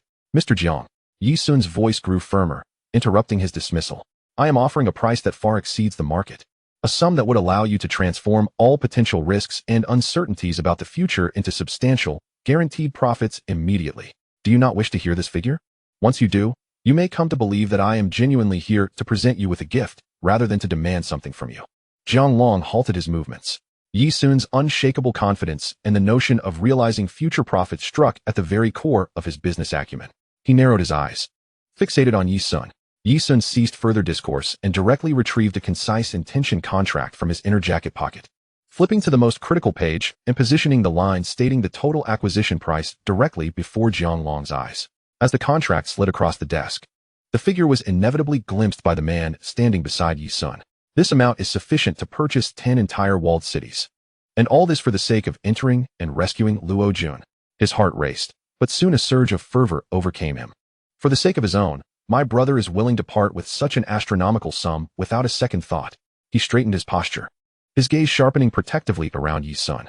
He had encountered too many self-serving magnates, yet Yi Sun's willingness to expend such a staggering sum, devoid of hesitation for the sake of his own, instilled unwavering loyalty within him. "Once you have reviewed this, then decide whether you wish for me to take my leave." Jiang Long cast a skeptical glance at the figure. In the next moment, every expression of coldness, wariness, and annoyance on his face shattered, replaced by sheer astonishment. He instinctively removed his glasses, leaning closer to the paper, his fingers trembling as he counted the zeros following that figure. It was an absurdly large sum, entirely incongruent with any current commercial logic, far surpassing the rumored figure he had previously heard. Good heavens, he was not here to extort. He was not here to take advantage. He was genuinely here to offer me money.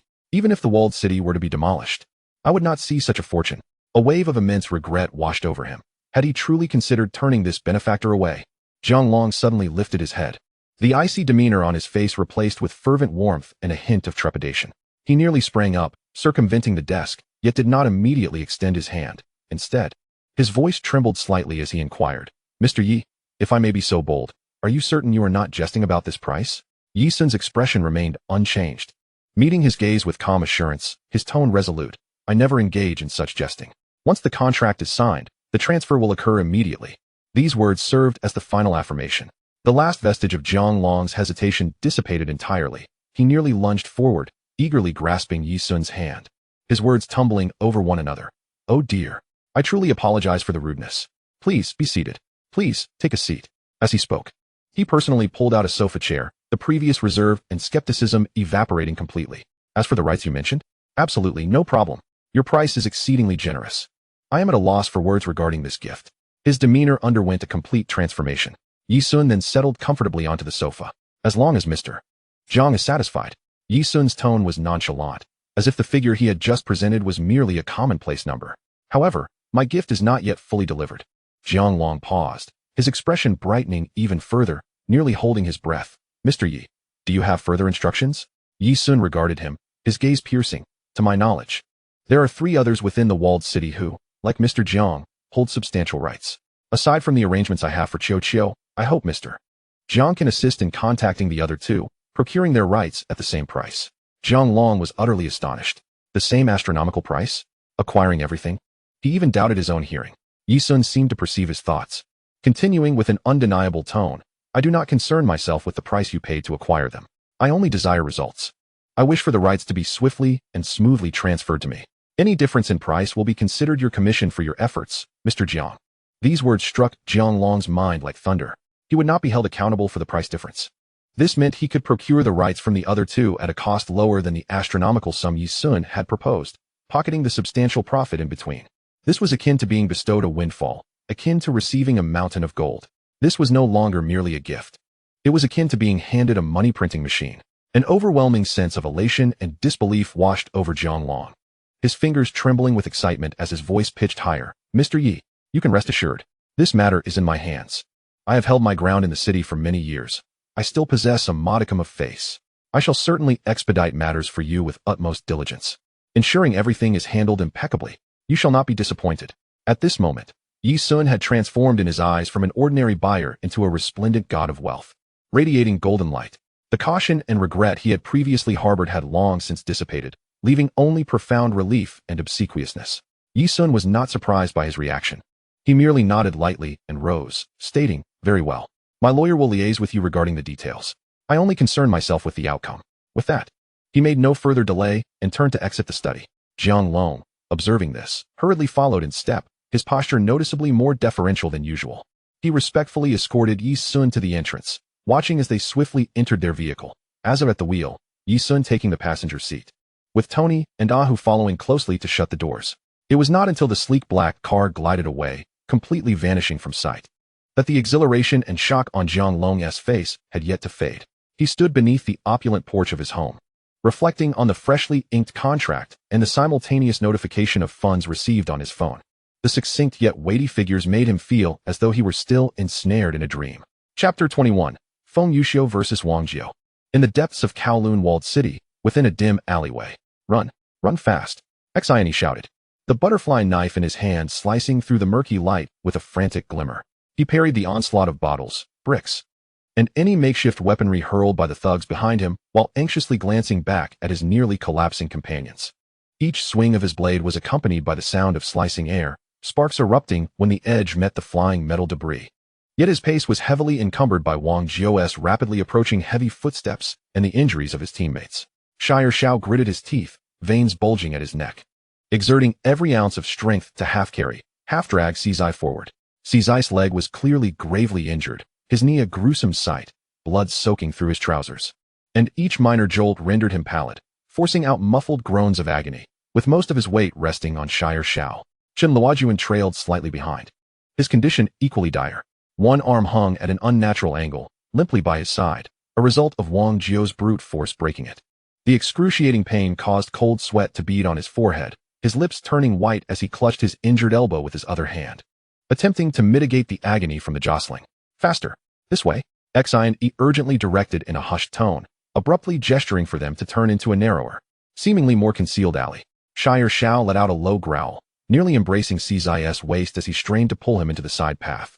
Chen Luojuan clenched his jaw, following suit, the pain from his severed arm causing his vision to blur.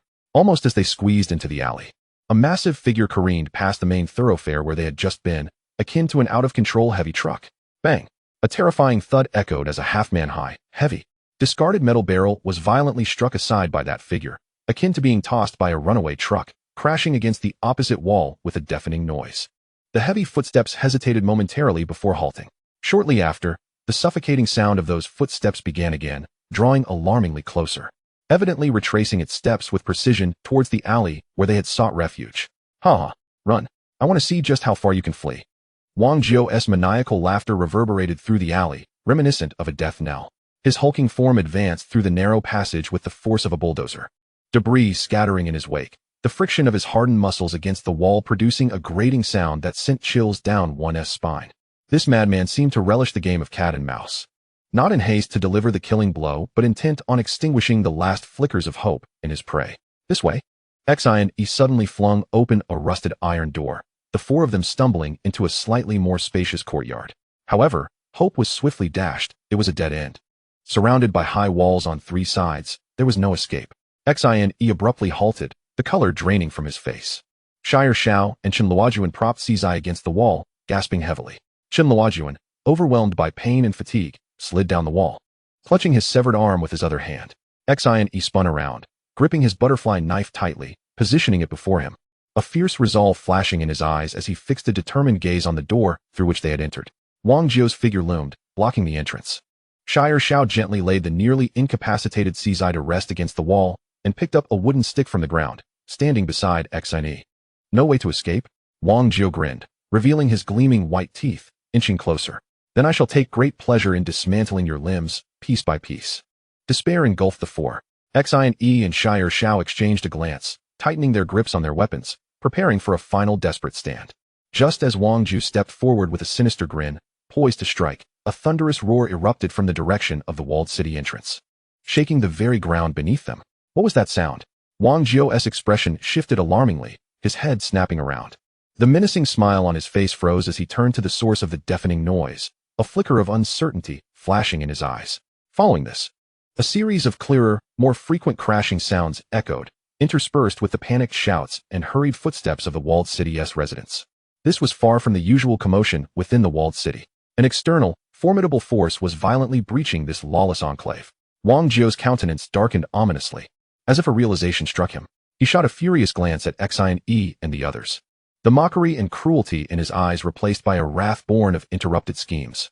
Damn it, he spat, momentarily torn between resolving the immediate threat before him or investigating the sudden upheaval. Just then, a thug skidded into the courtyard, panic etched across his face. Breathless as he shouted from a distance, Boss Jiu, it's bad. Someone has broken in. Wang Jiu erupted in fury. Who the hell dares invade the walled city? Is it the cops? Doesn't seem like it. The thug stammered, his voice quaking with fear. There are many of them. They're fierce. They crashed right through the gate.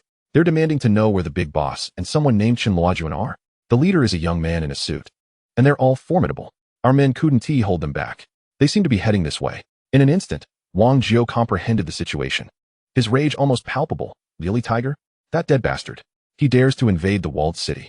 Before he could finish his thought, a cacophony of chaotic sounds erupted from the corner of the alley ahead. The dull thud of heavy objects falling, short, anguished cries, and the sharp clatter of metal implements hitting the ground, clearly indicating that someone outside was clearing a path. Shortly thereafter, this tumult was swiftly overshadowed by a heavy, dense, and orderly cadence of footsteps. This was no mere handful of individuals. It was a throng advancing with a unified ferocity, their footsteps thundering against the slick ground, echoing with an undeniable sense of power. Wang Jiu spun around, fixated on the corner. Xian, Shire Xiao, even the dazed Cizai and the curled-up Chen Luojuan, strained to lift their heads, gazing intently in that direction. Moments later, a group of figures appeared at the entrance of the courtyard. The leader of the group was a figure of remarkable physique, his gait steady as if rooted to the ground. Although lean, he resembled a steel rod forged through countless trials, exuding an aura of extreme danger. His exposed arms were not of the bulging muscle variety, but rather defined, with sinews coiling like the roots of an ancient tree, tightly intertwined with his skeletal frame. His skin bore a tapestry of old and new scars, along with thick calluses, cruel reminders of years dedicated solely to the art of combat. This individual was none other than Feng Yuxiu. Behind him stood a dozen brothers from the boxing gym, each with sharp gazes, steady breaths, and an imposing presence. Upon seeing Chen Luojuan, curled against the wall yet alive, he let out a sigh of relief. Mr. Yi has no time to deal with you insignificant pests, Feng Yuxiu spoke, his voice gravelly yet resonant, cutting through the chaos of the scene. He has personally gone to invite your boss for tea. His icy gaze locked onto Wang Jiu like a vice. The account's here. He turned his head, the vertebrae emitting a faint crack, his lean muscles subtly tensing, joints producing delicate sounds, as though he were a bow drawn taut, brimming with imminent, dangerous power. I am here to collect. Having spoken, he swiftly signaled with his eyes to his companions. The brothers from the boxing gym understood immediately, swiftly and silently flanking Feng Yuxiu, circumventing Wang Jiu, who was in confrontation with him, to form a solid barrier between the injured Chun Luojun, Si Zai, and their protectors, Xin and Xiao Shi, and the brewing storm of conflict. Upon realizing that the newcomer was not Yi Sun, Wang Jiu too sighed in relief, the memory of the last punch still casting a shadow over him. However, upon hearing Feng Yuxiu's words, a surge of rage ignited within him, provoked by the blatant intent of the opponent to guard the rear, making it clear that this limping man intended to face him in a one-on-one duel. In his view, apart from a select few like Yi Sun and Tornado, even his own boss could be matched in combat. Collect debts? You, a mere cripple? Wang Jiu spat, his formidable physique sinking slightly, muscles instantly tensing, glimmering with a bronze-like sheen, his presence solid as a mountain, as if a towering iron edifice had crashed to the ground. I'll break your bones first. Before his words had fully escaped, Wang Jiu launched forward. His massive fist surged with the wind of destruction, aimed squarely at Feng Yuxiu's face. This punch was devoid of embellishment, a pure manifestation of raw power and hard martial arts combined. Almost simultaneously, Feng Yuxiu moved as well. He did not flinch in the slightest. Instead, a fervent battle spirit ignited in his eyes. He sank his weight, that slightly lame leg anchoring him like an iron pillar, twisting his waist, sending his shoulder forward, and unleashing his fist.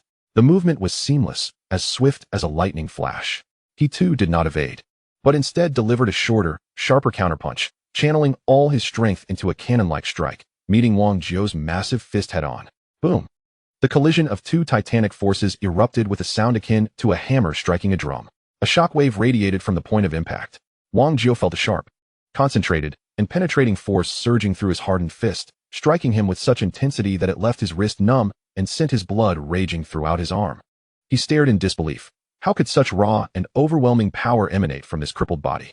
Before the shock in his heart could fade, another fist instinctively followed, crashing down with considerable force towards Feng Yuxiu's ribs. Utilizing the rebound from the previous clash, Feng Yuxiu spun like a top, narrowly evading the heavy sweep of Wang Jiu's leg. In the midst of his rotation, he curled his other arm, the elbow launching forth like a cannonball, leveraging the centrifugal force to strike violently at the joint of Wang Jiu's elbow. Thud! Another heavy thud echoed. Wang Jiu let out a grunt of pain, feeling as though he had been struck by an iron hammer. His protective energy, though not entirely breached, felt the concentrated impact deep within, leaving his arm weak.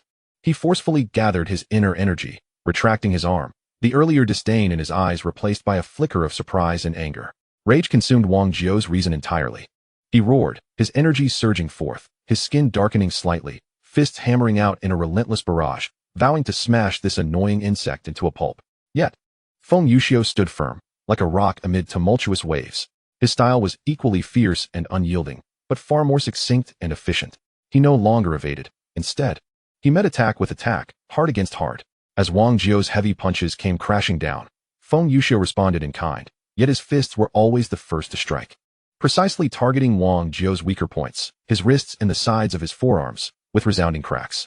Each collision made Wang Jiu's momentum falter, sending his powerful blows astray, crashing into the nearby brick wall, scattering debris. This was a brutal clash of strength against strength, ferocity against ferocity. But Feng Yuxiu's force was evidently more refined, concentrated, and destructive. Wang Jiu felt piercing pain at every spot he was struck, as if the opponent's bones were harder than his own hardened energy. Though his inner energy remained unyielding, each collision sent his blood surging, causing nausea. Wang Jiu delivered an unstoppable low sweep towards Feng Yuxiu's lower body. Yet Feng Yuxiu remained undeterred. His slightly lame legs' muscles instantaneously tensed like iron, meeting the attack with his shin. Bang! The sound was akin to two iron rods violently colliding. Wang Jiu felt as if he had struck a solid steel pile buried underground, sending shockwaves through his foot. Seizing the momentum from the impact, Feng Yuxiu balanced on one leg, raising the other like a battle axe, and brought it down with the force to cleave mountains and shatter stones, aiming directly for Wang Jiu's neck.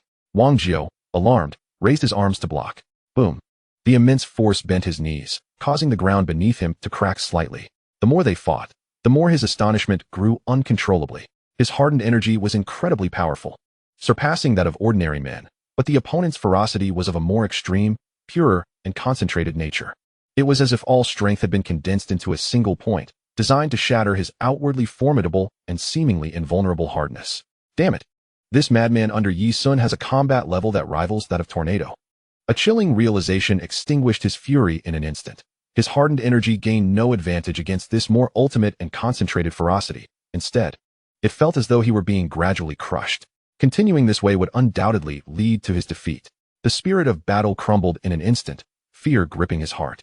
Wang Jiao feigned a punch, gathering all his energy to charge forward, but suddenly stomped his foot, using the force to propel himself backward, fleeing towards the dark end of the alley without a glance back. Watching Wang Jiao escape, Feng Yuxiu and his companions did not pursue. Almost simultaneously, at Tornado's former barbershop in the stronghold, Yi Sun, accompanied by Aja and 3 others, found the big boss who had successfully coerced Qiu into signing the contract for the sale of the stronghold. Upon seeing the arrival of Yi Sun and his group, the big boss wore a smirk of mockery. Chapter 22, Kindred Spirits. Inside Tornado's barbershop, the heavy stench of blood mingled with dust and the strange odor of shattered objects, making it hard to breathe. The familiar long mirror lay shattered beyond recognition, its cracks resembling a grotesque spider's web sprawling across the wall, with only a few sharp shards hanging askew, reflecting a scene of chaos and distorted silhouettes. In the center of the shop, the heavy vintage barber chair stood as the sole intact item, meticulously cleaned. It had been righted, with the corpulent proprietor comfortably seated upon it, his ample frame filling the chair completely. One arm draped over the armrest, fingers clasping a robust cigar, while the other rested casually on his belly, his countenance exuding a smug satisfaction, as if he were seated upon a throne, surveying his conquered domain. Beside the barber chair, the tool station was littered with scattered clippers and scissors, carelessly pushed aside, making space for his cigar box and an ashtray. In stark contrast, the rest of the shop bore the marks of destruction. The few rickety wooden chairs in the waiting area had long since collapsed, their splintered legs mingling with shards of glass and debris. The air was thick with a faint, sickly sweet odor of shattered shampoo and hair gel, intermingled with the metallic scent of blood, creating a nauseating atmosphere. The floor was a gruesome sight. Dark red streaks of blood, not yet dried, marked the ground, along with scattered iron fragments and broken sticks, while deep craters left by heavy objects lay grotesquely exposed beneath the cement. In a corner of the establishment stood a crude iron cage meant for confining large dogs. Inside was Dichio, bound with his hands behind his back, curled up, his face as pale as parchment, trembling uncontrollably. He was cast into the shadows, resembling discarded cargo. The 2 trusted lieutenants left by the proprietor were clearly of a higher caliber than the thugs outside. They were not ordinary lackeys, but hired guns employed at great expense. One tall, lean figure leaned against the wall, arms crossed over his chest, the holster beneath his arm slightly ajar, revealing the grip of a black pistol. His vigilant gaze scanned the entrance and the broken windows, exuding a calm professionalism. The other, a burly man with a face full of flesh, made no effort to conceal his weapon. He gripped the compact submachine gun firmly, the muzzle angled towards the ground, standing like a cold deity of death, faithfully guarding the barber chair and creating a barrier between the proprietor and any potential threats. Suddenly, a resounding crash. The already deformed, precarious door was violently kicked open from the outside. The entire door, along with part of the frame, burst inward, splintering wood and dust flying everywhere. Yi Sun, accompanied by Aja, Tony, and Ahu, stormed in like 4 vengeful spirits, stepping over the debris. The 2 gunmen reacted with lightning speed. Almost the instant the door was kicked open, the tall, lean figure by the wall swiftly reached for his holster, lowering his body into a combat stance. The burly man with the submachine gun reflexively raised his arm, a soft click sounding as the muzzle was firmly aimed at Yi Sun and his companions. His finger poised on the trigger guard, determined to keep the proprietor shielded behind him. Their faces displayed no panic typical of ordinary henchmen, but rather a chilling focus and murderous intent. The sense of ease and triumph on the proprietor's face abruptly froze, his hand holding the cigar pausing midair. A look of profound shock and disbelief flickered in his eyes, realizing that he had brought forth all the elite members of his violent faction, save for a few who were pursuing Chun Luojun with Wang Jiao, while the rest remained outside on guard. How could they so easily breach the innermost sanctum? But this astonishment lasted only a fleeting moment. As he turned to face Yi Sun and his companions, a hint of mockery crept into his gaze. Their intrusion was futile. He was now the legitimate owner of the stronghold. In his mind, Yi Sun's audacious act of trespassing was akin to courting death. With this thought, he even deliberately took his time to draw another puff from his cigar, flicking the ash casually into the nearby ashtray before speaking in a tone laced with sarcasm and exaggerated surprise, attempting to regain control of the situation. Li Hu, Yi Sun? He exhaled a cloud of smoke, gesturing with the cigar towards Yi Sun. TSK, quite impressive, isn't it? With so many brothers outside, none could stop you? He spread one hand, feigning helplessness as he shook his head, as if reproaching Yi Sun for his ignorance of the rules. But what exactly are you hoping to achieve by barging in here? To rescue that mainland fellow named Chen? A smirk of feline amusement crossed his face, reveling in the notion of his own superiority. Unfortunately, you've come to the wrong place. That kid has already fled. Just as he finished speaking, Yi Sun's phone in the inner pocket of his suit vibrated ever so slightly. He did not even glance down. Yet the corners of his cold lips seemed to curl into a barely perceptible, yet chilling, arc. He escaped well. Yi Sun's voice was as calm as if stating an established fact, yet it bore the weight of 1,000 pounds, instantly overshadowing the proprietor's feeble sense of triumph. He is safe, and only then can I be at ease. Yi Sun's gaze slowly lifted, akin to two blades tempered in ice, precisely piercing the proprietor's corpulent visage. I have come to settle accounts with you. Upon hearing Yi Sun's words, a flicker of rage ignited in the proprietor's eyes. Settle accounts? Are you out of your mind? His voice escalated sharply, brimming with incredulous fury and derision, his small eyes widening in agitation, fixated on Yi Sun. He patted the bulging pocket of his suit, clearly containing important documents. Now, half of the stronghold belongs to me. You dare to trespass in my domain and speak of settling accounts. His tone grew heavier, laced with overt threats and a sense of expulsion. Deliberately glancing at the gunman beside him, take your people and leave immediately, and I will consider this a misunderstanding. After all, in his view, he and Yi Sun had no direct conflict of interest. It was merely over a subordinate, and there was no need to escalate matters to life and death. He knew Yi Sun was formidable, but he held the land deed and the firearms. Yi Sun had no reason to risk his life for a mainlander. This was a calculation that any sensible person would understand. However, Yi Sun's response completely exceeded his expectations. Yi Sun's gaze remained icy, devoid of deliberation or hesitation, exuding an almost indifferent certainty. Misunderstanding? Yi Sun repeated the word, his voice low yet piercing like an ice pick, shattering the false calm in the room. You harm my people. That is no misunderstanding. He slightly tilted his head, the bones in his neck emitting a faint crack. A subtle movement that bore the oppressive weight of a predator about to strike. Did you think I came here to negotiate with you? A hint of mockery finally tinged Yi Sun's tone, chilling enough to freeze blood in one's veins. My people are not mere commodities. If harmed, there will be consequences. Your consequences. The proprietor's expression darkened, feeling his authority and martial intimidation completely disregarded, humiliation washing over him. He forcefully extinguished his cigar in the tool station's ashtray, sparks flying. Sitting up straighter in the barber chair, and bellowed at Yi Sun, Liu, don't think I won't punish you for your insolence. I am the owner of this stronghold now. Look at the situation clearly. He gestured toward the gunman beside him. Try moving even a finger. Trespassing in my territory. I could kill you without hesitation, and the police would be powerless against me. Yi Sun, upon hearing this, suddenly let out a light, chilling laugh. He could scarcely be bothered to engage in further dialogue. With a swift motion, he withdrew a neatly folded document from his suit's inner pocket, not even glancing at it, and casually tossed it to the ground with a sharp sound, landing precisely at the proprietor's feet. The hefty boss squinted his small eyes, which were squeezed into slits by his excess flesh, casting a dubious glance towards the property transfer document. Upon discerning the signature of Jiang Long accompanied by a crimson handprint, his pupils abruptly constricted. Jiang Long, that unyielding hardnut. His mind buzzed, a torrent of sordid thoughts flitting through his consciousness. Yet soon a more plausible and exhilarating hypothesis took precedence.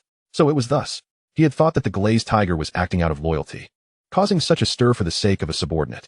But in reality, his aim was the same as mine. It was for this land, poised for redevelopment.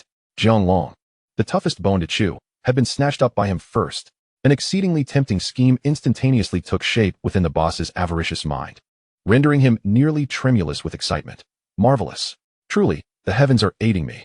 He has secured Jiang Long's portion, while I have obtained Dichio's. If we join forces to eliminate the remaining two families, once the news of redevelopment is announced, the profits will exceed at least 200 million. Even if we split it 50-50, I will still assuredly pocket over 100 million. Even if negotiations falter, humph. His gaze swept over the two elite gunmen flanking him and Yi Sun, a mere quartet, as murderous intent quietly surfaced. He has delivered himself right to my doorstep. If I can resolve matters here and seize Jiang Long's contract from him, this succulent prize will belong solely to me. At that point, who would know what transpired here? With this realization, the scowl of anger and suspicion on the boss's face vanished without a trace, replaced by a euphoric thrill akin to discovering a gold mine and a double opportunity. He abruptly lifted his head, his small eyes glinting with greed and brilliance. a fervent smile spreading across his corpulent visage. He even raised his unoccupied hand, pressing down forcefully and swiftly towards the two gunmen still aiming their weapons at Yi Sun, commanding in rapid succession, "Lower it! Lower it! Put your weapons down! Can't you see? This is Brother Yi, one of our own." Almost washed away the Dragon King's temple, the two gunmen exchanged incredulous glances, their eyes filled with inquiry and caution. Yet the boss's orders were unequivocal. The burly man wielding the submachine gun was the first to gradually lower his weapon, though his finger remained poised on the trigger. His body still radiating a heightened state of alertness, the gun's muzzle slightly diverted but still encompassing the maximum threat range. The lanky figure also removed his hand from the holster, folding his arms across his chest, yet his gaze remained hawkish, fixated on the hands and waists of Yi Sun's group. The atmosphere within the establishment grew increasingly complex following this command, outwardly relaxed, yet inwardly taut. Like a bowstring drawn to its limit, the boss seemed entirely oblivious to the hesitation of his subordinates and the palpable danger hanging in the air. Or perhaps he simply did not care, his mind clouded by insatiable greed. He even leaned forward from the barber's chair, disregarding the previously tense atmosphere. Lowering his voice in a manner that bore the intimacy of sharing a secret, "Brother Yi, impressive. I truly did not see this coming." Your small eyes sparkled as if you envisioned boundless wealth. "I did not expect you to act swifter and more ruthlessly than I. That old rascal Jiang Long is a master of scheming. How did you manage to acquire his property at such a low price? What trickery did you employ?" Upon hearing this, Yi Sun and his companions exchanged glances that reflected a hint of mockery. The boss, oblivious to their change in demeanor, continued exuberantly, "Since you have secured Jiang Long's land, then we are allies. Perfect. A fortuitous opportunity." The boss animatedly gestured around him. Spittle flying. "The entire town still has the property in the hands of Fatty Ing and Uncle Xiang. You and I, brothers, can join forces to deal with them. Once we have all the land, when the Hong Kong government announces the redevelopment of this area, we will be the landlords holding the golden key. Compensation, property exchanges. Enough to live leisurely for 10 lifetimes." He gazed at Yi Sun with a sense of pride, believing he had proposed an irresistible partnership leading to untold riches. They were of the same ilk, wolves who would stop at nothing for profit. "Agree, quickly agree. Just a nod from you, and 100 million is beckoning me. If you do not recognize my generosity." A flicker of barely perceptible malice glimmered in his eyes. Before Yi Sun could respond, Aja, standing just behind the boss, could no longer contain himself, letting out a derisive laugh and taking a step forward, with hands shoved deep into his suit pockets. He tilted his head, surveying the boss with utter disdain and scorn as if he were examining a pile of mud that wouldn't stick to the wall. "Hey, you fat fool, are you dreaming a grand dream? Who do you think you are to be my ally?" He pointed emphatically at the coldly intimidating Yi Sun behind him. "Listen up, you incompetent. My boss is offering 10 times the market price. Cold hard cash. Jiang Long signed willingly. A legitimate transaction. Do you understand?" Aja spat vehemently at the boss's feet, his face contorted with disgust. "Who the hell would stoop to your underhanded tactics?" The fervent and greedy smile on the boss's face froze instantly, as though doused with icy water, his heart momentarily halting. 10 times the market price. Cash. Legal? Willingly. Each word struck like a heavy hammer, brutally pounding against his head, filled with schemes and sordid thoughts, leaving him dizzy and ringing in his ears. He gaped, his throat emitting a hoarse, wheezing sound reminiscent of a broken wind instrument. The elaborate fantasies of conspiracies, alliances, and visions of 100 million crumbled to dust under the sheer, blunt force of monetary power, rendering them utterly ridiculous and vile. 10 times cash just to legally invade the town, just to recruit a subordinate? Madness. This is truly madness. The overwhelming shock and the humiliation of his foolish monetary beliefs nearly suffocated him. But in the next moment, a more fervid and frenzied greed ignited within him like a toxic fire, instantly incinerating any remnants of his shock and humiliation. Wait a minute. If 10 times cash can buy Jiang Long's land, just how much capital does he have at his disposal? An astronomical sum. This is a treasure trove delivered right to my door. Negotiate. What nonsense about cooperation? Since you, Yi Sun, are so wealthy and refuse to play by the rules. Don't blame me for being ruthless. Do you think I would fear you when it comes to a confrontation? This thought surged from the depths of his being, a fierce spirit dispelling a portion of his greed for wealth, transforming it into an absolute confidence in his own strength. He did not rise to his current position solely through cunning. He had fought his way up from the streets, a powerhouse unmatched in strength. In his estimation, while Yi Sun's reputation was formidable, in close combat, he might not necessarily prevail. Moreover, his gaze discreetly and greedily swept over Yi Sun, then flicked to the two still wary gunmen beside him, a surge of murderous intent igniting. "I still have 2 top-notch shotguns. No matter how skilled you are, Can you outrun a bullet? Today, none of you shall leave. After a brief, tense silence, his corpulent body slumped back into the wide barber-esque chair. This motion appearing to be one of despair, yet it was a ruse to better position himself and signal the gunman with subtle gestures. He then erupted with a shriek that mingled desperation with unrestrained avarice, more a signal to attack than a cry of despair. 10 times cash. Have you lost your mind? Glazed Tiger, you are insane. Just for this pitiful place. Just to recruit a subordinate. Wealth is not to be squandered in such a manner. Are you out of your mind? As Yi Sun regarded him, his frantic demeanor cloaked in a hidden malice. His gaze remained as cold as ice, betraying not a flicker of emotion. He distinctly perceived the naked desire for plunder that emerged in the wake of the other's astonishment. My money, how I spend it is entirely my prerogative. Now. His voice dropped to a chilling whisper, imbued with an oppressive weight, his gaze like a blade of ice, locking onto the burly man wielding the submachine gun. As if he had already foreseen the imminent rise of the weapon. It is time to settle our accounts. The jowls of the boss quivered with a blend of murderous intent and excitement, greed now wholly consuming him. Strike. Seize his contract and money. Do it right here. He nearly shouted. The air in the shop froze at the moment his shriek ceased, the taut string ready to snap. Chapter 23. The dust settles. Attack. The boss's roar reverberated in the air thick with tension, while the two gunmen moved with the swiftness of a scorpion's sting. The burly man, having just aimed at Yi Sun, was about to pull the trigger when Yi Sun sprang into action. His right foot crushed the scattered hair on the floor, leveraging the explosive force to propel himself like an arrow, darting forward.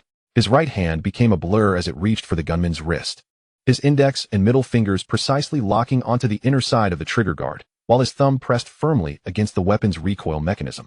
All 3 fingers working in unison to thrust upward. Crack. The sound of the gun being forcibly disrupted coincided with the deafening bang of the shot. The bullet grazing Yi Sun's ear as it soared to the ceiling, the heated airflow singeing his hair. This life-and-death block transpired in a mere 0.3 seconds. Yet Yi Sun had already closed the distance. His left knee, like a steel hammer, suddenly thrust out, striking precisely at the midpoint of the gunman's upper arm. A vulnerable spot dense with nerves. Ugh! The burly man emitted a muffled groan of pain, his entire arm going limp and weak. The submachine gun nearly slipping from his grasp. Yi Sun's left hand shot out like lightning, not to seize the weapon, but to transform his palm into a blade. Delivering a precise and fierce strike to the acupoint on the gunman's wrist. The intense sensation of numbness caused the gunman's fingers to involuntarily spread apart, and the submachine gun fell to the ground.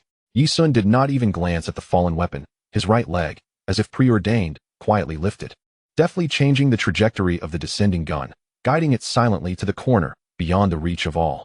Yet, Yi Sun's offensive did not wane. Almost simultaneously with the kick that sent the gun away, he stepped forward, his right elbow launching upward like a cannonball, crashing down heavily against the gunman's exposed jaw. Thud. A dull thump resonated. The gunman's eyes rolled back as consciousness was swiftly engulfed in darkness, his massive form collapsing forward like a marionette with severed strings. Yi Sun smoothly sidestepped, using one hand to ease the momentum, allowing the gunman to fall face-first onto the ground. Suffering only a brief state of unconsciousness and some superficial pain, devoid of life-threatening consequences. From disrupting the shot, closing in, incapacitating the arm, disarming, to rendering the target unconscious. These actions unfolded in a single breath, flowing seamlessly as if rehearsed countless times, effectively neutralizing the threat. Just as the final movement concluded, another tall, lean gunman had raised his weapon, aiming at the oncoming Ahu. However, Yi Sun's speed in dispatching the first gunman was so extraordinary that the fluidity of his actions caused the prepared shooter to involuntarily hesitate, his finger lingering on the trigger for a moment too long. In that fateful instant of distraction, Tony sprang into action. He seized upon the fleeting opportunity. Like a cheetah poised to strike, emerging from the shadows with explosive force. With a powerful push off the ground, he surged forward, his right leg arcing upwards in a fierce trajectory, striking the unsuspecting gunman's wrist with precision and ferocity. Crack! The sound of shattering bone was painfully piercing. The handgun soared into the air, spinning as it fell amidst the scattered hair in the distance. Before the tall gunman could utter a cry of despair, Tony's relentless assault descended like a tempest. Using the momentum from his sweeping kick, he closed in, driving his left elbow down like a hammer onto the gunman's chin. Bang! Amidst the dull thud, the gunman's head snapped back, consciousness fading into darkness. Unwavering, Tony followed up with a powerful knee thrust into the gunman's soft abdomen. Ugh! The force of the blow shattered the gunman's remaining strength, his body curling in agony. Tony concluded with a decisive hand strike to the side of the gunman's neck, bringing the battle to a definitive end. The once lean gunman crumpled to the floor, rendered unconscious. From Yi Sun dispatching the first opponent to Tony seamlessly subduing the second in the moment of intimidation, the entire sequence unfolded without interruption, leaving one breathless. As Tony straightened up, casting a cold glance at the fallen foes, an eerie silence enveloped the shop. In the barber's chair, the boss's flabby face twitched, still in disbelief. Soon, the profound shock was replaced by an eruption of rage. He felt the scornful humiliation of being slapped in the face. The hired guns he had paid handsomely had been taken down as if they were mere refuse, a blatant affront to his authority. Useless. All of them are utterly worthless. He rasped in a low growl, his voice wavering with intense emotion. Damn it. The short, violent outburst erupted as his massive frame shot up from the barber's chair. The muscles beneath his fat instantly tensing, unleashing a speed that belied his size. His bulging, bloodshot eyes, like those of a venomous serpent, locked onto Yi Sun, the culprit behind the successive losses of his men. Ignoring Tony and Aja beside him, he charged forward with the intent to crush everything in his path. As the boss advanced with clear intent, seething with murderous intent, the Aja brothers instinctively stepped forward, positioning themselves between Yi Sun and the furious boss. Eager to showcase their valor before their leader, Aja was the first to strike, unleashing a powerful punch aimed at the boss's face in an attempt to halt his advance. Yet, the boss stood unfazed, his robust arm blocking the blow with a resounding thud. Aja felt as though his fist had struck a concrete pillar, the impact reverberating through his arm, shattering his assault instantly. The boss, using the force of the block, retaliated with a swift backhand to Aja, forcing him to retreat in disarray. Simultaneously, Ahu roared as he unleashed a heavy kick from the side, targeting the boss's ribs. The boss merely shifted slightly, absorbing the blow with his thick back and arms, his body remaining unyielding, before countering with an elbow strike aimed at Ahu's chest. Ahu hastily raised his arms to defend. Yet the overwhelming force pushed him back several steps, his chest heaving with the surge of blood. Tony, the most agile of the trio, saw an opportunity and ducked to target the boss's legs with a sweeping kick aimed at his ankle. The boss scoffed dismissively, his sturdy right leg absorbing the blow as if it were a rooted iron pillar, before he lifted his other foot, bringing it down like a war axe. Tony narrowly rolled away, the heavy footfall shaking the ground, sending dust swirling in the air. The three brothers surrounded the boss, launching a flurry of punches and kicks. The scene appeared intense, but their attacks landed on the behemoth with little more than dull thuds, akin to the sound of a drum, failing to inflict any substantial damage. The formidable boss resembled a heavy tank, steadily advancing amidst the siege, occasionally retaliating, his latent terrifying power leaving the trio in a flustered state, perilously close to disaster. Each block and counterattack caused the three brothers to falter by a fraction of a second, despite their utmost efforts. They could only marginally delay the boss's approach towards Yi Sun. After just a few exchanges, Yi Sun, who had remained poised and observant, finally spoke with a hint of detachment. Come back, you are no match for him. His voice was calm, yet imbued with an undeniable authority. The three brothers, though reluctant, were acutely aware of Yi Sun's infallible judgment and promptly executed a feigned retreat, deftly leaping back to a position slightly behind Yi Sun, their expressions grave and breaths labored. The center of the salon suddenly lay bare. The boss halted, twisted his thick neck with a resounding crack, and his fierce gaze crossed the short distance to fixate unwaveringly on Yi Sun, a cruel smile curling at the corners of his mouth. Yi Sun took a deliberate step forward, his expression inscrutable as he flexed his wrists. An icy, disquieting aura enveloped him, reminiscent of a blade poised to be unsheathed. In that moment, the air thickened, all clamor dissipating, leaving only the tense stillness between the two, a precursor to the imminent clash. The true confrontation was about to commence. The boss shattered the suffocating silence first, seeking death. His guttural roar echoed like thunder as his massive form surged forward, akin to an out-of-control freight truck, barreling towards Yi Sun. The contrast between his speed and size generated an overwhelming pressure, his enormous fist carrying the force to crush all, aimed directly at Yi Sun's face. The power behind this strike far surpassed his previous casual blows against the trio, clearly fueled by genuine fury, intent on obliterating Yi Sun in a single blow. Yet, Yi Sun stood resolute, unflinching before this titanic strike. At the moment the gigantic fist was about to graze his nose, Yi Sun made his move. His actions appeared gentle and effortless, starkly contrasting with the boss's ferocious momentum. With a subtle shift in his body, he evaded the lethal punch, which merely grazed his cheek, the force of the wind stirring his hair. Simultaneously, Yi Sun's right hand darted forth like a specter, not to meet force with force, but rather to delicately yet precisely place his fingers upon the boss's robust pulse point, smoothly redirecting and diffusing the overwhelming energy. The boss's punch, which had been charged with all his might, struck nothing but air, causing his massive frame to stumble forward from the sudden inertia. The sensation of his power dissipating without outlet nearly made him spit blood, almost toppling under the weight of his own strength. Before he could adapt, Yi Sun's counterattack was already upon him. Seizing the moment as the boss lurched forward, exposing his midsection, Yi Sun's left hand shot out like a blade, swiftly targeting the acupoint near the boss's armpit, an area devoid of thick muscle, rich in nerves. Ugh! The boss emitted a muffled grunt. A sharp wave of pain coursing through his right arm, causing his punches to slow by a fraction, his strength diminishing by a third. For the first time, uncertainty flickered across his fierce visage. Yet the onslaught was far from over. Yi Sun's movements flowed seamlessly, without pause. His left hand, still poised at the armpit, transformed into a palm, crashing downward with force upon the relatively weaker area beneath the boss's ribs. Bang! Another dull thud resonated. The boss roared in pain as his left arm swept in a desperate arc, his muscular limb resembling a heavy steel beam, intent on sending Yi Sun flying. However, his movements lacked the previous ferocity. Yi Sun had anticipated this, and, lowering his body and sinking his shoulders, narrowly evaded that devastating sweep that could have shattered stone. In one fluid motion, he pivoted like a butterfly flitting through flowers, closing in on the boss's inner side. With a swift strike, his right leg lashed out like a striking serpent, delivering a lightning-quick side kick to the ligaments of the boss's supporting knee. The force of the kick concentrated at a single point, penetrating with remarkable intensity. For the first time, the boss's colossal frame trembled violently, the excruciating pain in his knee nearly forcing him to one knee.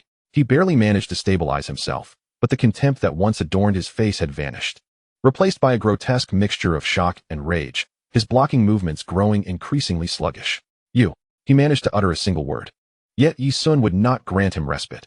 The rhythm of battle had completely fallen into his grasp. Like a relentless parasite, he clung to the boss's faltering body, his hands transforming into a flurry of blurs, some strikes targeting the vagus nerve at the neck, others hammering the tendons at the elbow. Each assault deftly avoided the boss's solid muscle, precisely landing upon joints, nerve clusters, and acupoints, those vulnerable areas, though no single strike inflicted catastrophic damage. The relentless barrage of precise blows compounded the pain, numbness, and functional interference, gradually sapping the boss's strength, his punches growing increasingly feeble, his movements heavier. The boss, despite his formidable strength and robust defenses, found himself ensnared in a quagmire.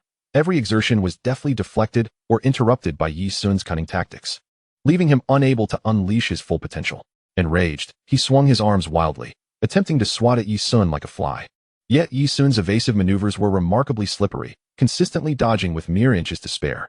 In moments when the boss's strength waned or pain caused him to momentarily stiffen, Yi Sun unleashed even more brutal and precise counterattacks. Thud, thud, thud. A series of rapid, resonant collisions echoed, distinct from the earlier muted sounds of the trio's strikes. These were sharper, deadlier. The boss began to pant, his movements noticeably sluggish and stiff, each shift accompanied by hidden pain, his face turning a deep crimson. Whether from rage or circulatory distress, one could not tell. Yi Sun's gaze remained as cold as ice, devoid of any emotion, as if he were not engaged in a life-or-death struggle, but rather conducting a meticulous surgical operation. He seized upon a moment of vulnerability, the boss instinctively recoiling due to the excruciating pain beneath his ribs, his head tilting forward. Now was the time. Yi Sun lowered his body abruptly, coiling like an exquisitely compressed spring, then exploded forth. A lightning-fast stepping punch, not directed at the boss's heavy chest or abdomen, but rather ascending with precision, akin to a cannonball being fired, striking the boss's exposed jaw with unparalleled accuracy. Boom! The impact resonated with a heaviness that sent shivers through the teeth. This punch gathered all of Yi Sun's strength into a single point, unleashing an astonishing penetrating force. The boss's every action came to an abrupt halt. His gargantuan form jolted upwards, his eyes bulging in disbelief, overwhelmed by acute pain. Blood mixed with saliva sprayed forth from his gaping mouth. He staggered, the ferocity in his eyes dissipating rapidly, his mountain-like bulk finally succumbing to gravity. Crashing down with a thunderous roar, the floor shaking beneath him, sending shards of hair and dust spiraling into the air. He lay on the ground, eyes rolling back, utterly unconscious. The entire salon fell once more into a profound silence. Only the faint sounds of Yi Sun slowly retracting his fist and regulating his breath remained, coupled with his perpetually cold and indifferent gaze, as if he had merely accomplished a trivial task. The three brothers, frozen like statues, stood in stunned silence, unable to regain their composure. They gazed at Yi Sun, who stood tall and proud, then cast their eyes upon the collapsed mountain of flesh on the floor. Their hearts filled not only with unparalleled shock, but also with a surging wave of reverence. Each strike Yi Sun had delivered left an indelible impact upon them. Chapter 24. The pinnacle of Gold Mountain sets the stage. A turbulent tide approaches. The Gold Mountain building, top floor. Beyond the immense floor-to-ceiling windows lay the bustling shipping lanes of Victoria Harbor and the clustered skyscrapers of the island. Sunlight streamed through the glass, casting brilliant specks of light upon the mirror-like obsidian floor, rendering the entire penthouse office magnificent, austere, and imbued with a striking modernity. Yi Sun stood with his back to the doorway, hands clasped behind him, as if he were savoring the view outside. Behind him, Su Mingyu stood with an air of competence to one side, while the trio of Asia, Ahu, and Tony occupied the opposite side. Feng Yuxiu, arms crossed, bore an expression of calm concentration, silently dissecting every detail in his surroundings. Chen Luojun stood tall, his youthful naivety and streetwise bravado replaced by a composed and capable demeanor, having evidently fully integrated into the rhythm and aura surrounding Yi Sun. Meanwhile, the newly joined Xian and Czi were utterly taken aback by the abrupt shift in environment. Disbelief filled their eyes as they transitioned from the narrow alleys of the walled city to this lofty skyscraper, a contrast so stark it left them momentarily disoriented. The air was permeated with an almost sterile tranquility, punctuated only by the faint hum of the central air conditioning. 3 months prior, Yi Sun had decisively dismantled the violent gang, led by the Big Boss. The Big Boss was now in a coal mine in Africa, undergoing a transformation. Meanwhile, the cunning Wang Jiao had escaped amidst the chaos of the conflict, his whereabouts still unknown. Chen Luojun was successfully rescued, along with his nemesis, Di Qiu. Yi Sun had specifically sought Chen Luojun's opinion, and the young man, having endured the trials of life and death, shook his head, remarking, "When will the cycle of vengeance cease?" Consequently, Yi Sun spared Qiu, yet he acquired all the property rights of the walled city at fair market value, a sum vastly different from what was offered to Jiang Long and the other two owners. With Jiang Long's active cooperation, the other two proprietors were swiftly persuaded. Longyin Real Estate completed the acquisition of the entire Kowloon walled city with astonishing efficiency. Following the purchase, the system underwent an upgrade. In a mere 3 months, Longyin Group experienced robust growth, prompting Yi Sun to officially inaugurate the Golden Mountain building. Today, he had summoned all core members here, not only as a display but also as a proclamation. "How does it feel?" Yi Sun did not turn around. His voice, calm and steady, shattered the silence. Reactions varied among the crowd. Asia rubbed his hands together and chuckled. "Brother Sun, this place is incredible." Ahu and Tony nodded in agreement, their eyes gleaming with excitement and pride. Feng Yuxiu merely grunted, remaining silent, yet his gaze betrayed a rare flicker of approval. Chen Luojun inhaled deeply, feeling an expansive clarity. The experiences of the past 3 months having transformed him entirely, standing there felt like a passage through time. Xian and Czi exchanged instinctive glances, each reading profound shock and a hint of bewilderment in the other's eyes. They had initially thought that moving from the Dragon City gang to Dongxing was merely a transition from one underworld to another. Yet everything before them clearly indicated that this transition was unlike anything they had imagined. Yi Sun slowly turned, his gaze scanning the room, absorbing the reactions of those present. His eyes were steady and penetrating, sweeping over each face. "I did not bring you here merely to admire the scenery," he began, his voice low yet imbued with an undeniable weight that quelled all subtle disturbances. "It is to make you see clearly where Longyin's future lies." He paused, his tone suddenly sharp. "Fighting over a few streets for petty gains is the path of the lesser men. That kind of underworld existence is not the path Longyin shall pursue, nor is it the path you should tread in the future." His words rendered the previously exuberant Asia trio and Chen Luojun stiff with seriousness, while Xian and Czi ceased their astonishment, focusing intently on Yi Sun. Yi Sun's gaze swept across the room once more, observing how the initial levity and shock in their eyes had been replaced by gravity and vigilance. He nodded slightly before continuing, his voice resonating steadily and clearly in the expansive space. "Thus, the path Longyin will take is an entirely different one." Although his tone shifted, the chill and weight within it remained undiminished. "However, you must also remember another vital truth." He paused to ensure that each word struck deeply into the hearts of his audience. "In this world, mere wealth is akin to a fat sheep without teeth or claws." He extended his index finger, its tip seemingly gathering all focus, without a formidable force that instills fear and commands respect. "This room full of riches will only render you the most desirable lamb for slaughter, dying more quietly than fish on a chopping board." This stark exposition of the jungle law sent a shiver through everyone present, save for Su Mingyu and Feng Yuxiu, as they instinctively held their breath. sensing countless greedy and dangerous gazes piercing through the opulent glass walls, scrutinizing from all directions. They now truly comprehended that the transition from the mire of the walled city to this lofty realm had merely altered the battlefield's form and the weapon's appearance. The brutal essence of survival of the fittest remained unchanged.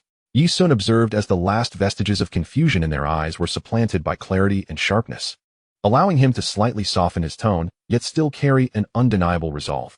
If our perspective remains fixated on petty squabbles over a few streets, what distinguishes us from those ineffectual lesser men of the past? That kind of underworld path, so easily foreseen, is not Longyin's future, nor should it be the direction you expend your efforts to pursue. His words struck like a hammer, dispelling the remnants of excitement from Asia and his brothers, prompting Chun Luojun to straighten his posture and transforming the bewilderment in Xian and Czi's eyes into a newfound focus, compelling them to genuinely contemplate the nature of the new world they had entered. Utilize the rules here. He gestured to the polished floor beneath their feet to amass wealth. With absolute power, his fist remained clenched to safeguard all of this and establish new rules. Longyin Logistics, Longyin Boxing Gym, Longyin Real Estate. Everything serves this purpose.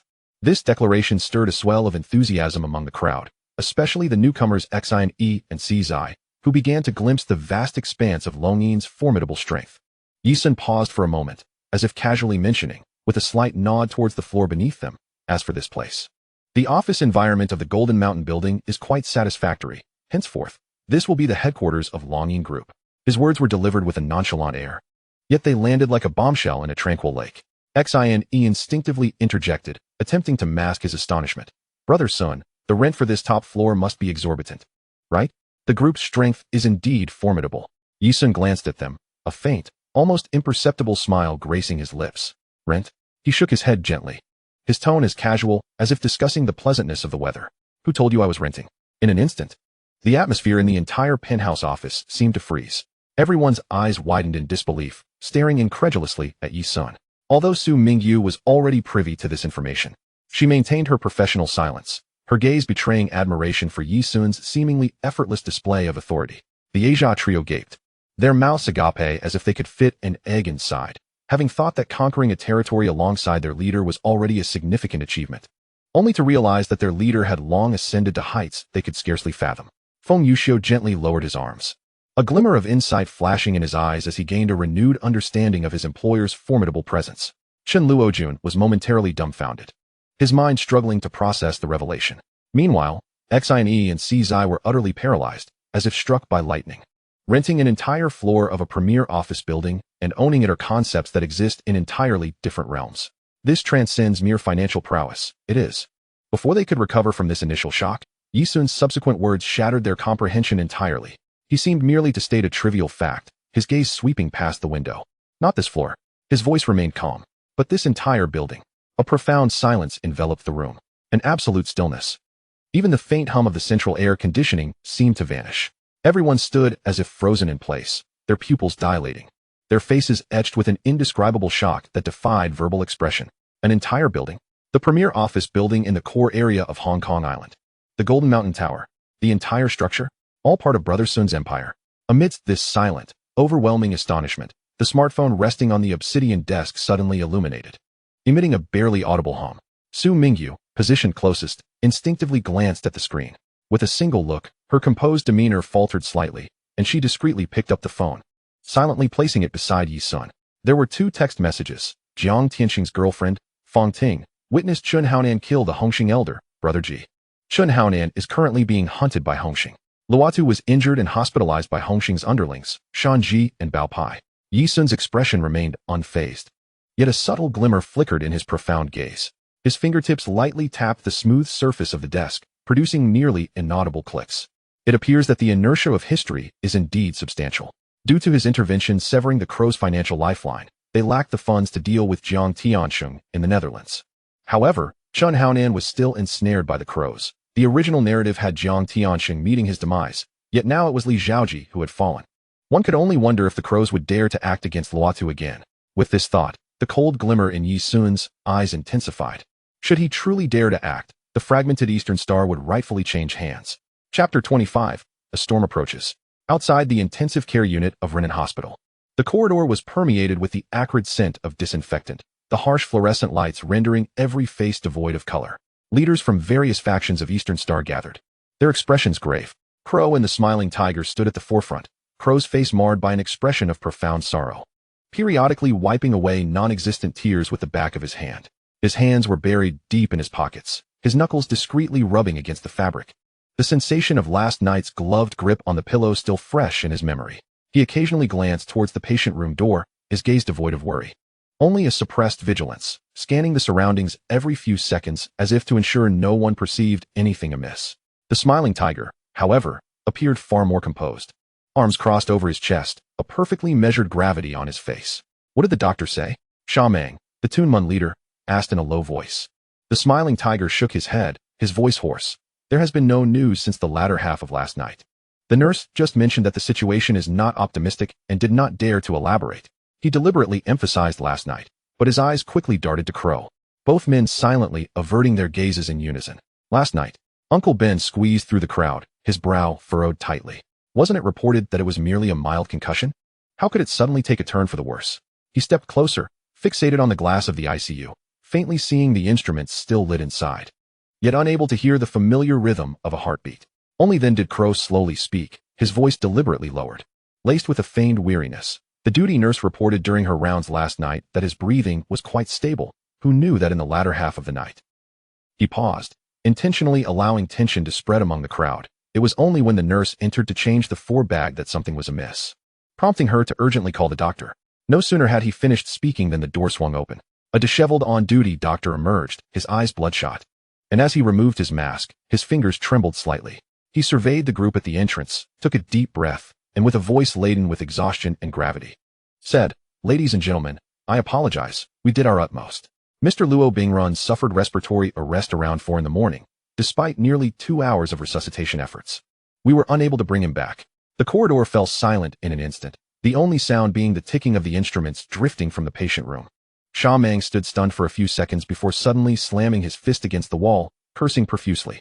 Several junior leaders exchanged alarmed glances, their faces awash with panic. Meanwhile, Crow and the smiling tiger locked eyes, each discerning a sense of relief in the other's gaze. Crow discreetly withdrew his hand from his pocket, brushing his fingertips against his trousers. Last night, he and the smiling tiger had seized the opportunity while the duty nurse was changing shifts to slip into the patient room. One held down Luotu's arm, while the other suffocated him with a pillow until he ceased to breathe. Hearing the doctor's words, he finally felt a weight lift from his shoulders, bending over to cover his face, stifling a few suppressed sobs. Yet his shoulders betrayed no tremor. Suddenly, Crow collapsed to the ground, letting out a heart-wrenching wail. "Brother." The smiling tiger helped him up, tears welling in his eyes, his voice heavy with sorrow. "Brother, may you journey well." Then, an explosive roar erupted. "Damn it! That gang from Hongxing. They must pay with blood for their deeds. Let's take down that bastard, Shanji." Seizing the moment, Crow rose, his voice hoarse with passion. "Brothers, our brother treated us like kin, yet now he has fallen victim to the beasts of Hongxing. If we do not seek vengeance, are we still human? Yes, let us take down Hongxing, for our leader's vengeance." Amidst the fervent outcry, an elder uncle spoke calmly, his voice not loud yet cutting through the clamor. "Crow, hold your horses on the cries for blood. Tell me, how many people witnessed Shanji and the others attacking Luotu yesterday?" Although Luotu was injured, it was merely superficial wounds and a mild concussion. The doctor stated there was no immediate danger to life, just a need for rest. He surveyed the room, his gaze sharp. How is it that after one night, he suddenly perished? The Hongxing crew are not fools. They wouldn't dare to act in broad daylight and then return to the hospital to finish the job, fearing the police would catch them in the act. This defies the code of the underworld and the laws of reason. Crow's expression shifted slightly, but quickly returned to normal. "Uncle, what do you mean by that? Are you suggesting it was one of our own?" "I did not imply that," the elder uncle replied coolly. "I merely believe we should investigate thoroughly before jumping to conclusions." "Investigate what?" Crow's emotions flared. Everyone saw Shan Ji make his move. The smiling tiger interjected at an opportune moment. "Uncle, I understand your caution. However, what matters most now is unity, to avenge our leader. Internal strife will only provide Hongxing with a spectacle to enjoy." The elder uncle seemed poised to say more, but was cut off by several younger members eager for revenge, who, witnessing the fervor of the crowd, could only furrow their brows and fall silent. Just then, the sound of synchronized footsteps echoed down the corridor, crisp and jarring. 2 uniformed police officers appeared before the crowd, and the previously noisy corridor fell into an immediate hush. The leading officer presented his credentials, Who is the person in charge of Eastern Star? We need to understand the circumstances surrounding Mr. Luo Bingruan's death. Moreover, those implicated in the conflict with Luo Bingruan prior to his demise, including the member known as Shan Ji from the Hongxing Society, have been apprehended in accordance with the law. We now require your cooperation in providing details regarding yesterday's altercation. This statement struck like a thunderclap, intensifying the already tense atmosphere. Wu Yi was the first to react, pointing at the officer and exclaiming, "Well done." It was Shan Ji who killed our leader. The smiling tiger immediately joined in, his voice tinged with an exaggerated sense of grief. "Officer, yesterday Shan Ji and his men cornered our leader with ruthless intent. You must uncover the truth and deliver justice for our leader." Just as the police began to inquire about the specifics, a commotion of footsteps echoed from the other end of the corridor. Yi Sun, accompanied by the three brothers known as Ajia, approached leisurely, clad in black suits and wearing expressions of indifference. His presence instantly commanded the attention of all. Even those engaged in questioning turned to glance at him. Yi Sun's gaze swept past the crowd, landing on Wu Yi. His tone calm, yet penetrating. "I have just learned of our leader's death. Please accept my condolences." Wu Yi's eyes blazed with fury. "Liu Li Hu, is that all you have to say about our leader's demise? What would you have me say?" Yi Sun retorted. "Certainly, we must avenge our leader." Wu Yi raised his voice. "Shan Ji from Hongxing has slain our leader, and we in Dongxing cannot let this go unpunished." Yi Sun regarded him with a detached expression. "Avenge? On what grounds?" The words hung in the air, rendering everyone speechless. Wu Yi, incredulous, demanded, "What did you say?" "I said, on what grounds?" Yi Sun reiterated, his voice as sharp as a blade. "As far as I know, it was you and the smiling tiger who summoned our leader for a midnight meal. Just the two of you, without a single brother accompanying. After dining, you fortuitously encountered Shan Ji and his gang, and it was you, Wu Yi, who first provoked them, leading to the altercation." His gaze was piercing as he fixed it on Wu Yi, whose expression shifted dramatically. "Now that our leader is dead, you and the smiling tiger have emerged unscathed. Who can ascertain that you did not conspire against him?" Wu Yi's complexion paled, and he stubbornly countered, "I don't know what nonsense you are spouting. Is that so?" Yi Sun surveyed the crowd, noting that none of the uncles or brothers were fools. The police had just arrived and announced the capture of Shan Ji, and Wu Yi immediately shifted all blame onto him, a coincidence too convenient to ignore. This remark pierced through the crowd like a thorn, causing several small leaders who had previously shouted for vengeance to lower their heads in silence. The smiling tiger hastily interjected, attempting to ease the tension. "Brother Sun, now is not the time for infighting. The police have apprehended Shan Ji, indicating he is the perpetrator. We should unite to assist the police in providing testimony and avenging our leader, rather than harboring mutual suspicion." "Mutual suspicion?" Yi Sun raised an eyebrow, his tone dripping with sarcasm. "Are you afraid I will expose your scheme to use Shan Ji as a scapegoat to ascend to power over our leader's corpse?" He stepped forward, his presence overwhelming the assembly. "Our leader never ventured out alone, yet yesterday he went out with just the two of you and met with tragedy. Now that he is dead, and the police have swiftly apprehended Shan Ji, you two have become the most eager accusers. If you truly have nothing to hide, who would believe you?" Wu Yi, struck where it hurt, roared in frustration, "Liu Li Hu, you fear Hongxing. Afraid to seek revenge, you want to use us as scapegoats. Fear?" Yi Sun chuckled lightly. "Wu Yi, understand this. Hongxing dares not encroach upon my territory in Yuanlong, for they are well aware of the price they would pay for such audacity. As for vengeance," he glanced at the officers before returning his gaze to the Dongxing members. "After the funeral, I will provide an explanation to the society." With that, Yi Sun turned and departed, completely disregarding Wu Yi's furious outcry behind him. "Stop, Liu Li Hu. Who do you think you are? Do you think you have the authority to decide matters of the society?" Yi Sun did not look back. "And you think you have the authority to decide?" Wu Yi was rendered speechless, watching Yi Sun's retreating figure with clenched teeth. Once Yi Sun was far enough away, he turned to the others, raising his voice. "Brothers, you have all seen it. Liu Li, who holds Dongxing in utter disdain. Our leader has just died. The police have apprehended the murderer, and he is already busy inciting infighting. Such a person is unworthy to be our brother." Uncle Ben frowned. "Wu Yi, you shouldn't say that. Asun is merely seeking to uncover the truth, and he mentioned he would provide an explanation after the funeral." "Uncle Ben." Wu Yi glared at him. "Are you also going to shield him? The police have apprehended Shan Ji. What truth remains to be uncovered? I am simply stating the facts." Uncle Ben replied coldly. The smiling tiger, sensing the atmosphere growing increasingly tense, quickly intervened. "Everyone, what matters most now is unity. Since the police have apprehended Shan Ji, we should gather all our factions to settle accounts with Hongxing. We cannot allow our leader's death to be in vain." Sha Ming nodded in agreement. "What the smiling tiger says is right. I will inform the brothers in our faction immediately, ready to avenge our leader." "I concur. Let us eliminate Hongxing soon." With the exception of Uncle Ben and a few elder figures, everyone else expressed their support for cooperating with the police and preparing for revenge.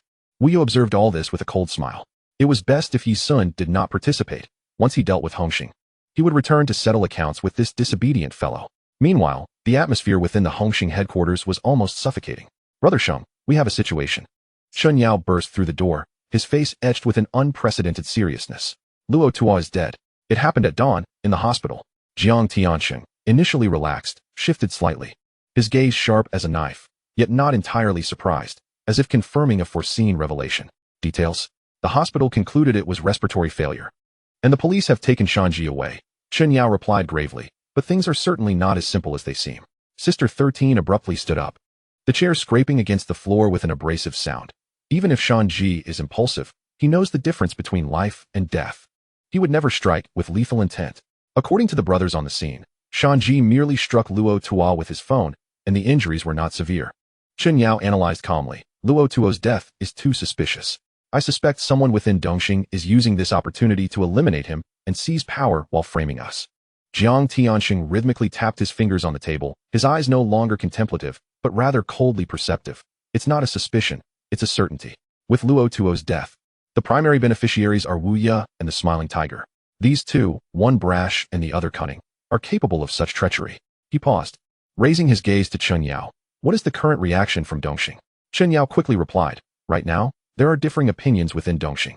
That Liuli who openly clashed with Wu Ye, explicitly refusing to participate in revenge. A faint smile, almost imperceptible, appeared at the corner of Jiang Tianxing's mouth. Liuli who is even more astute than I had anticipated. The waters in Dongxing are becoming increasingly murky. Chun Yao hesitated for a moment before speaking. Brother Sheng, there is one more thing. The individuals we sent to locate Chun Haonan have reported that there has been no sign of him thus far. Jiang Tianxing displayed an enigmatic smile, waving his hand dismissively. No need to search any further. Haonan will naturally make an appearance tomorrow. I have my own arrangements. He paused, his tone suddenly turning cold and his voice lowered. Ah Yao, arrange for 2 trusted brothers to keep a close watch on Fong Ting. Ensure she does not wander about. And especially do not let her come into contact with anyone she should not. Chun Yao was momentarily taken aback, then nodded in understanding. Understood, Brother Sheng. I will make the necessary arrangements. At that moment, a subordinate rushed in a fluster. Brother Sheng, the Dongxing members have taken action. Wu Ye has brought a large group and is currently raiding our territory. Jiang Tianxing's expression remained unchanged as he calmly issued orders. Relay my instructions. All factions should abandon unimportant territories and concentrate their forces to defend the core areas. Whoever loses their territory will bear the responsibility. Understood, I will handle it right away. Chun Yao furrowed his brow, stepping forward to whisper, Brother Sheng. No matter how small those territories may be, they have been earned through the blood and sweat of our brothers. If we abandon them just like that, I fear the morale of our men will dwindle. Jiang Tianxing raised his hand to silence him, his gaze as steady as a deep abyss. Ah Yao, trust me. After tomorrow, everything will become clear. Meanwhile, at the eye of this storm, Yi Sun was elegantly sipping tea in the top-floor office of the Golden Mountain building, patiently awaiting the dramatic events of tomorrow's funeral. Brother Sun, are we truly not going to intervene? Aja asked anxiously, concerned that the crows might rise to power. When? Yi Sun gently set down his teacup, a chilling smile curling at the corners of his lips. He cannot win. Tomorrow's funeral will mark his demise. Chapter 26, The Funeral. The sky was overcast, resembling cotton soaked in ink, while fine rain wove a silent veil over the makeshift clearing in Tsim Shui. The icy raindrops fell upon the shoulders of each black suit, spreading dark, damp stains. Water trickled down the taut faces of the young brothers, merging with the invisible pressure in the air. Police stood guard at the outer perimeter, ensuring that this funeral would not devolve into another violent clash. This was another unwritten rule of the underworld. When a boss is laid to rest, the spectacle may be grand, but it must not descend into chaos. In the center of the clearing, the coffin of the camel lay quietly, its exquisite sandalwood gleaming with a cold luster in the rain. The man in the black and white portrait bore a slight frown, his gaze as sharp as ever, as if still observing the world he once dominated. Floral wreaths were arranged on either side of the coffin, the white mourning ribbons quivering slightly in the rain. The ink-smeared characters proclaiming the eternal loyalty of the underworld now blurred by the downpour. To the left sat a sea of East Star members, uniformly clad in black suits and white shirts, their arms wrapped in mourning cloth, seated in orderly rows. To the right gathered various figures from the underworld, representatives from major associations such as Lianxing, Xinji, and Lianying, sitting in small clusters. Most wore impassive expressions, occasionally exchanging knowing glances. The crow and the smiling tiger stood vigil by the coffin, playing the role of sorrowful hosts alongside Camel's family. The collar of the smiling tiger's white shirt was askew, draped in a coarse mourning robe, making him stand out in the solemn atmosphere. His gaze swept across the crowd, as if surveying his territory, the corners of his mouth twitching into a barely perceptible smirk before being quickly suppressed. The smiling tiger maintained a perfectly measured expression of grief, yet the glint in his eyes behind the glasses shone like a hidden serpent ready to strike. He occasionally adjusted his glasses, a gesture that concealed his watchful gaze while bestowing an air of genteel sophistication. During a lull in the ceremony, the crow leaned slightly towards the smiling tiger, whispering conspiratorially, his voice thick and icy, drowned out by the rain. "Ahu, are the weapons ready?" The smiling tiger's response was swift. Akin to a striking snake, the spirit hall and bamboo shed are packed with them. 2 black stars are hidden behind the wreaths, in the compartments of the bamboo shed. The crow felt a restless unease today, sensing that something was amiss. However, upon hearing the smiling tiger's reassurance, he felt a wave of relief wash over him. Returning to his performance, he suddenly lunged towards the coffin, wailing passionately, though not a single tear graced his face. He exerted himself in his act, his voice shrill yet devoid of genuine emotion, reminiscent of a poor actor reciting lines. His fingers gripped the edge of the coffin tightly, knuckles whitening not from sorrow, but from uncontainable excitement. Watching his lackluster performance, the smiling tiger murmured, "Crow, your tears are remarkably insincere. I find it amusing. How can you weep?" The crow wiped at the dryness of his eyes, his tone laced with delight. "After today, the entire East Star will belong to us. Then, I shall make everyone kneel and call me boss." Not far away, 2 elder figures from East Star were engaged in hushed conversation. The gray-haired Quan Shu leaned on his cane, shaking his head with a sigh. "Had I known he would not return to Hong Kong, how wonderful it would have been for him in the Netherlands." Xiang Shu, adjusting his gold-rimmed glasses, solemnly replied, "Indeed." He paused, casting a meaningful glance towards the crow, as if murmuring to himself, "He has unwittingly gained a significant advantage. But it all hinges on whether Ah Sun will agree." The tip of Quan Shu's cane paused momentarily, a glint of shrewdness flickering in his murky old eyes. "I hear Ah Sun's legitimate business is flourishing, clean as a whistle. On the surface, he shouldn't need to return to vie for this contentious position." The crow, with keen ears, caught this conversation and approached with a sorrowful expression, lowering his voice to sound particularly sincere. "Rest assured, uncles, if I take charge of East Star, I guarantee that everyone will feast and prosper. I will double your dividends each month, allowing you to enjoy your twilight years in peace." Quan Shu snorted coldly, his cane striking the ground with a thud. "How many years do we old bones have left? I only hope East Star does not fall into the hands of you youngsters." Xiang Shu shot the crow a meaningful glance. The position of boss is not so easily attained. Camel may be gone, but the incense hall of East Star is not a place for just anyone to pay homage. Just as the crow was about to retort, a series of deep and resonant engine roars approached, tearing through the curtain of rain. All eyes instinctively turned towards the entrance. A procession of sleek black luxury cars, akin to a row of silent steel behemoths, slowly came to a halt at the edge of the clearing. As the convoy settled, many present held their breath in anticipation. The doors swung open. First, a dozen robust young men from the boxing gym swiftly exited from the vehicles, clad in matching fitted black t-shirts, their muscles taut, standing at attention with vigilant eyes scanning their surroundings. Then, the rear door of the central Bentley was opened. Yi Sun emerged, flanked by his entourage. He wore a tailored black suit, a white flower pinned at the collar accentuating his already stark features.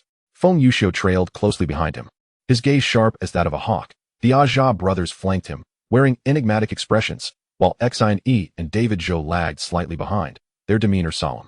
Yi Sun did not even bother with an umbrella, allowing the cold rain to drench his expensive suit.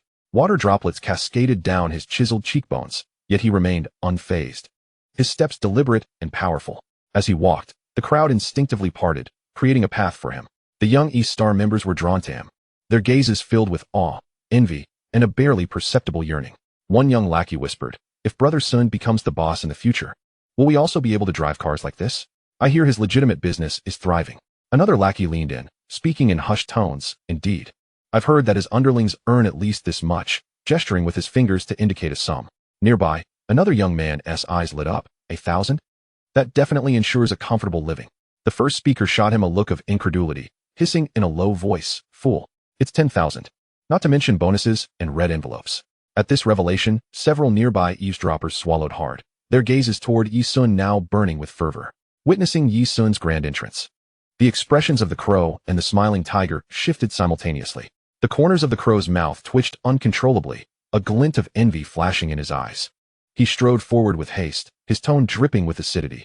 "Oh, Lily Tiger, creating such a grand spectacle, one might think the dragon head is your father. With all these luxury cars, are you here to flaunt or to mourn?" The smiling tiger, with a grin that barely concealed his disdain, chimed in. "Indeed. A funeral for the dragon head, and you arrive as if it's a car exhibition. How ostentatious.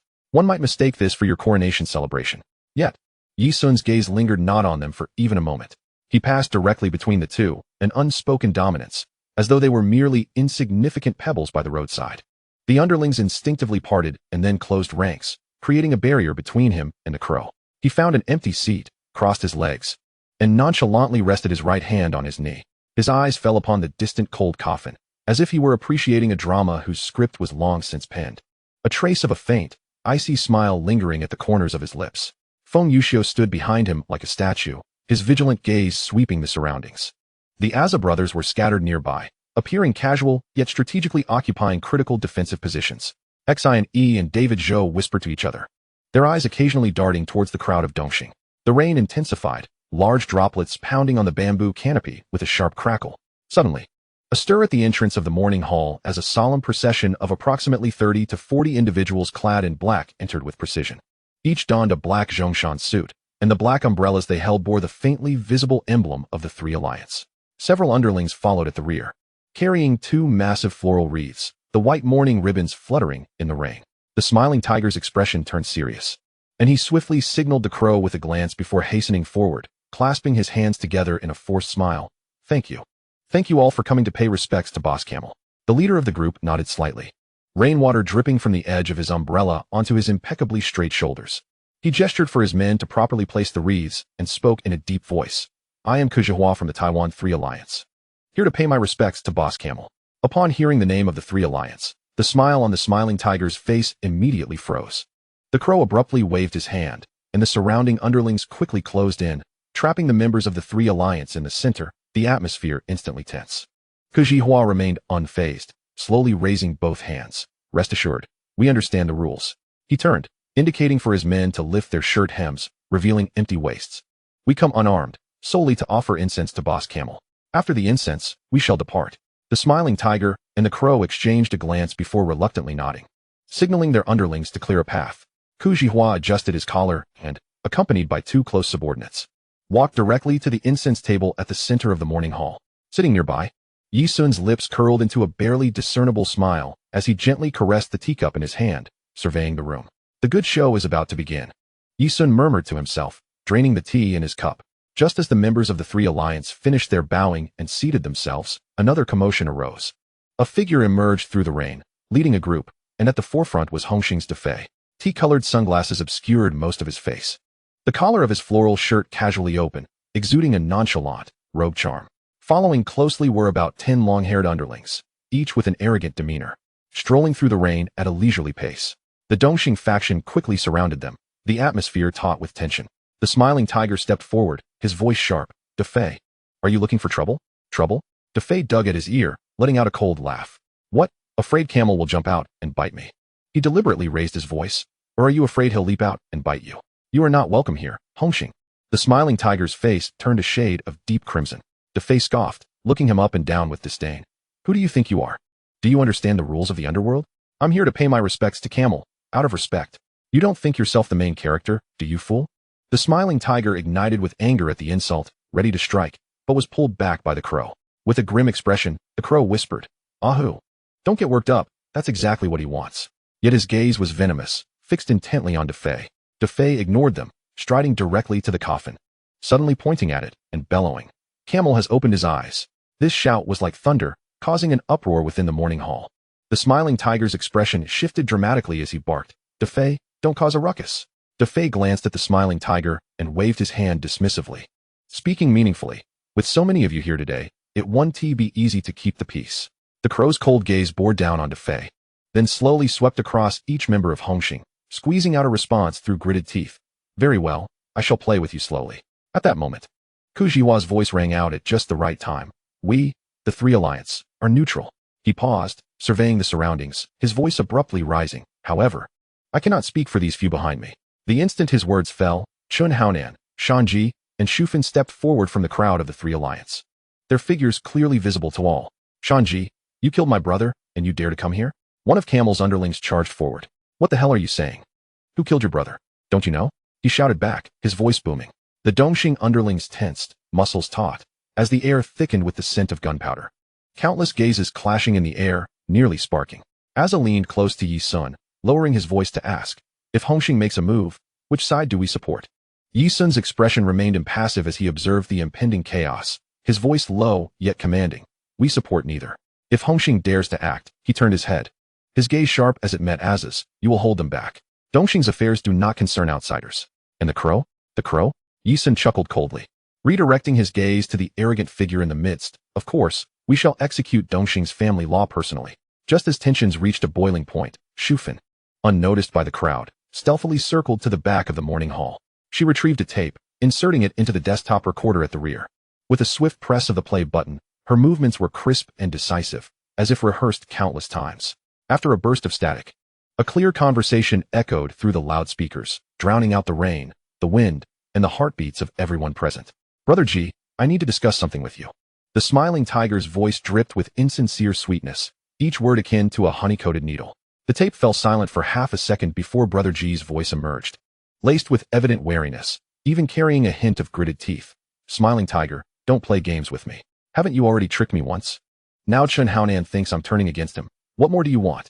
I have something beneficial to tell you. The smiling tiger's tone elongated, enticing like bait for a predator. Interested in hearing more?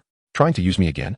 Brother G's voice turned icy, laced with anger from being manipulated repeatedly. The recording fell silent for a moment before the smiling tiger's voice lowered, yet concealed an even more ruthless ambition. Do you want to become the dragon head of Hongxing? If you want it, you can have it. Brother G scoffed, filled with disdain. Do you think you're a deity, able to decide who leads? To be frank, there existed a sinister undertone woven into the voice of the smiling tiger, laced with an irrepressible excitement. Both the crow and I were poised to eliminate the camel. When the time came, Dongxing would be under our dominion. Your primary task is to deal with Chun Haonan, and once our scheme succeeds, we shall ensure your ascension to the helm of Hongxing, effectively sidelining Jiang Tianxing. This, indeed, is what one might call sharing the fortune, wouldn't you agree? The tape crackled with the sound of fabric rustling, akin to Brother G abruptly standing, his voice taut with an undeniable resolve. Impossible. I shall never betray Hongxing. In the next moment, a coarse voice intruded. It was the crow, his tone rife with impatient ferocity. If you refuse, then I am afraid it is too late. As his words fell, the recording was suddenly filled with sounds of violent struggle, chairs and tables crashing to the ground, the scrabbling of fingers against fabric, and most hauntingly, the rasping gasps of Brother G as he was throttled, each breath a desperate plea for life, akin to a windbag being forcefully pulled apart.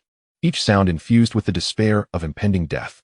This terrifying cacophony persisted for several agonizing seconds before being abruptly interrupted by a piercing female scream. Ah! It was Fong Ting, her voice laden with terror, trembling with a sob that could shatter eardrums. Ahu! Capture her! The crow's voice resounded once more, laced with urgent command, mingled with the echoes of Fong Ting's frantic footsteps and cries. The recording suddenly ceased, leaving only the oppressive hum of the tape spinning idly. A chilling scar in the silence of the morning hall, lingering as if the entire world had been pressed to pause. The rain continued to fall, yet no one could hear its sound. A suffocating silence enveloped the atmosphere. Shanji cast a glance at the Dongxing entourage, slowly beginning to speak. Now, you comprehend the situation, do you not? He then turned his gaze to the astonished Crow, continuing, Crow, you truly possess audacity. No wonder you dared to threaten Mr. Jiang's girlfriend into falsely accusing Haonan of Brother G's murder. It's a fabrication. This is an utter deceit. The crow roared like a cornered beast, his voice hoarse and frenzied, futilely flailing his arms. Someone is framing us. Blood for blood. Chun Haonan's eyes blazed crimson, each word deliberate, the icy intent of murder radiating from him. Behind him, Defei, Shanji, and the other Hongxing members roared, ready to pounce. The crow and the smiling tiger's pupils dilated in fear, instinctively retreating a half step, back to back, adopting a defensive stance, yet their faces betrayed their terror. The Hongxing members were elite fighters, each exuding a murderous aura. No matter how skillful the two were, two fists could hardly contend with four hands. What chilled their very cores was the sight of all Dongxing's underlings retreating in unison at the behest of their elders, effectively isolating the crow and the smiling tiger. It was evident that a bloody purge targeting the two was imminent. Stop! A cold yet piercing voice rang out, cutting through the tension. At that moment, Yi Sun stood between the two factions, having appeared seemingly out of nowhere.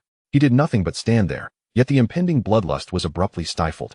He raised his hand, palm facing down, a simple gesture that inexplicably quelled the fury and murderous intent of all present. Yi Sun's gaze fell upon Chen Haonan, his voice devoid of emotion. Brothers of Hongxing, I understand your desire for vengeance. However, this is Dongxing's territory. The cleansing must be conducted by Dongxing itself. With those words, the previously aggressive underlings of Chen Haonan froze in an unnatural stillness. The crow and the smiling tiger, sprawled on the ground in agony, exchanged a glance filled with uncertainty. They could not fathom why Yi Sun sought to save them, but the instinct for survival eclipsed all else. This was their sole opportunity. Almost simultaneously, they recalled the black pistol hidden behind the floral wreath. If they could just crawl over and seize the weapon, they could carve out a path. Yi Sun did not even glance at them, as though their thoughts were laid bare in the light of day. He addressed the shadows behind him, casually instructing, Master Feng, ensure they do not interfere. Feng Yuxiu nodded slightly. In the next instant, a blur darted past. No one could catch the trajectory of his movement, for bone-cracking sounds echoed ominously. Crack, crack, crack, crack. Ah, my leg, my hand. The flicker of hope ignited in the crow, and the smiling tiger's eyes was instantly crushed to dust. Their wails, shrill and dissonant, reverberated throughout the morning hall. Feng Yuxiu ghosted back to Yi Sun's side, standing with arms by his sides, as if he had never moved.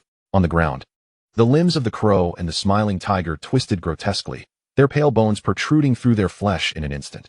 Their joints had been brutally crushed, rendering them two piles of flesh that could only scream in agony. The two, convulsing and shrieking, stood as the sole testament to the horrifying scene. The members of Hongxing stood in stunned silence. Chen Haonan's brow knotted tightly. Defei removed his sunglasses, and Shanji gritted his teeth in rage. They understood all too well that Dongxing had the right to cleanse its ranks. Yet, this was meant to be Hongxing's moment of vengeance, a chance to assert their dominance in the underworld. Now, it was being usurped by Yi Sun. Revenge could be exacted, but the face of Hongxing had been utterly obliterated. Chen Haonan was the first to regain his composure, narrowing his eyes as he fixed his gaze on Yi Sun. Liu Lihu, what is the meaning of this? What do you mean? Yi Sun turned, finally meeting the gaze of the Hongxing members. His tone as calm as if he were asking a trivial question. I stated that the cleansing must be conducted by Dongxing. Defei suddenly tore off his sunglasses, revealing his fierce eyes. Are you implying that you will not hand over the people? Hand over? A mocking smile curved Yi Sun's lips. On what grounds? Shanji's fury surged as he stepped forward. On the grounds that they killed our brother Ji. Did you not hear the recording? I did, Yi Sun nodded, his gaze sweeping over each Hongxing member's face. That is your grievance with them. Now, they are traitors of Dongxing. Their punishment must be according to our Dongxing's laws. You, Shanji roared, ready to strike, yet was held back firmly by Chen Haonan.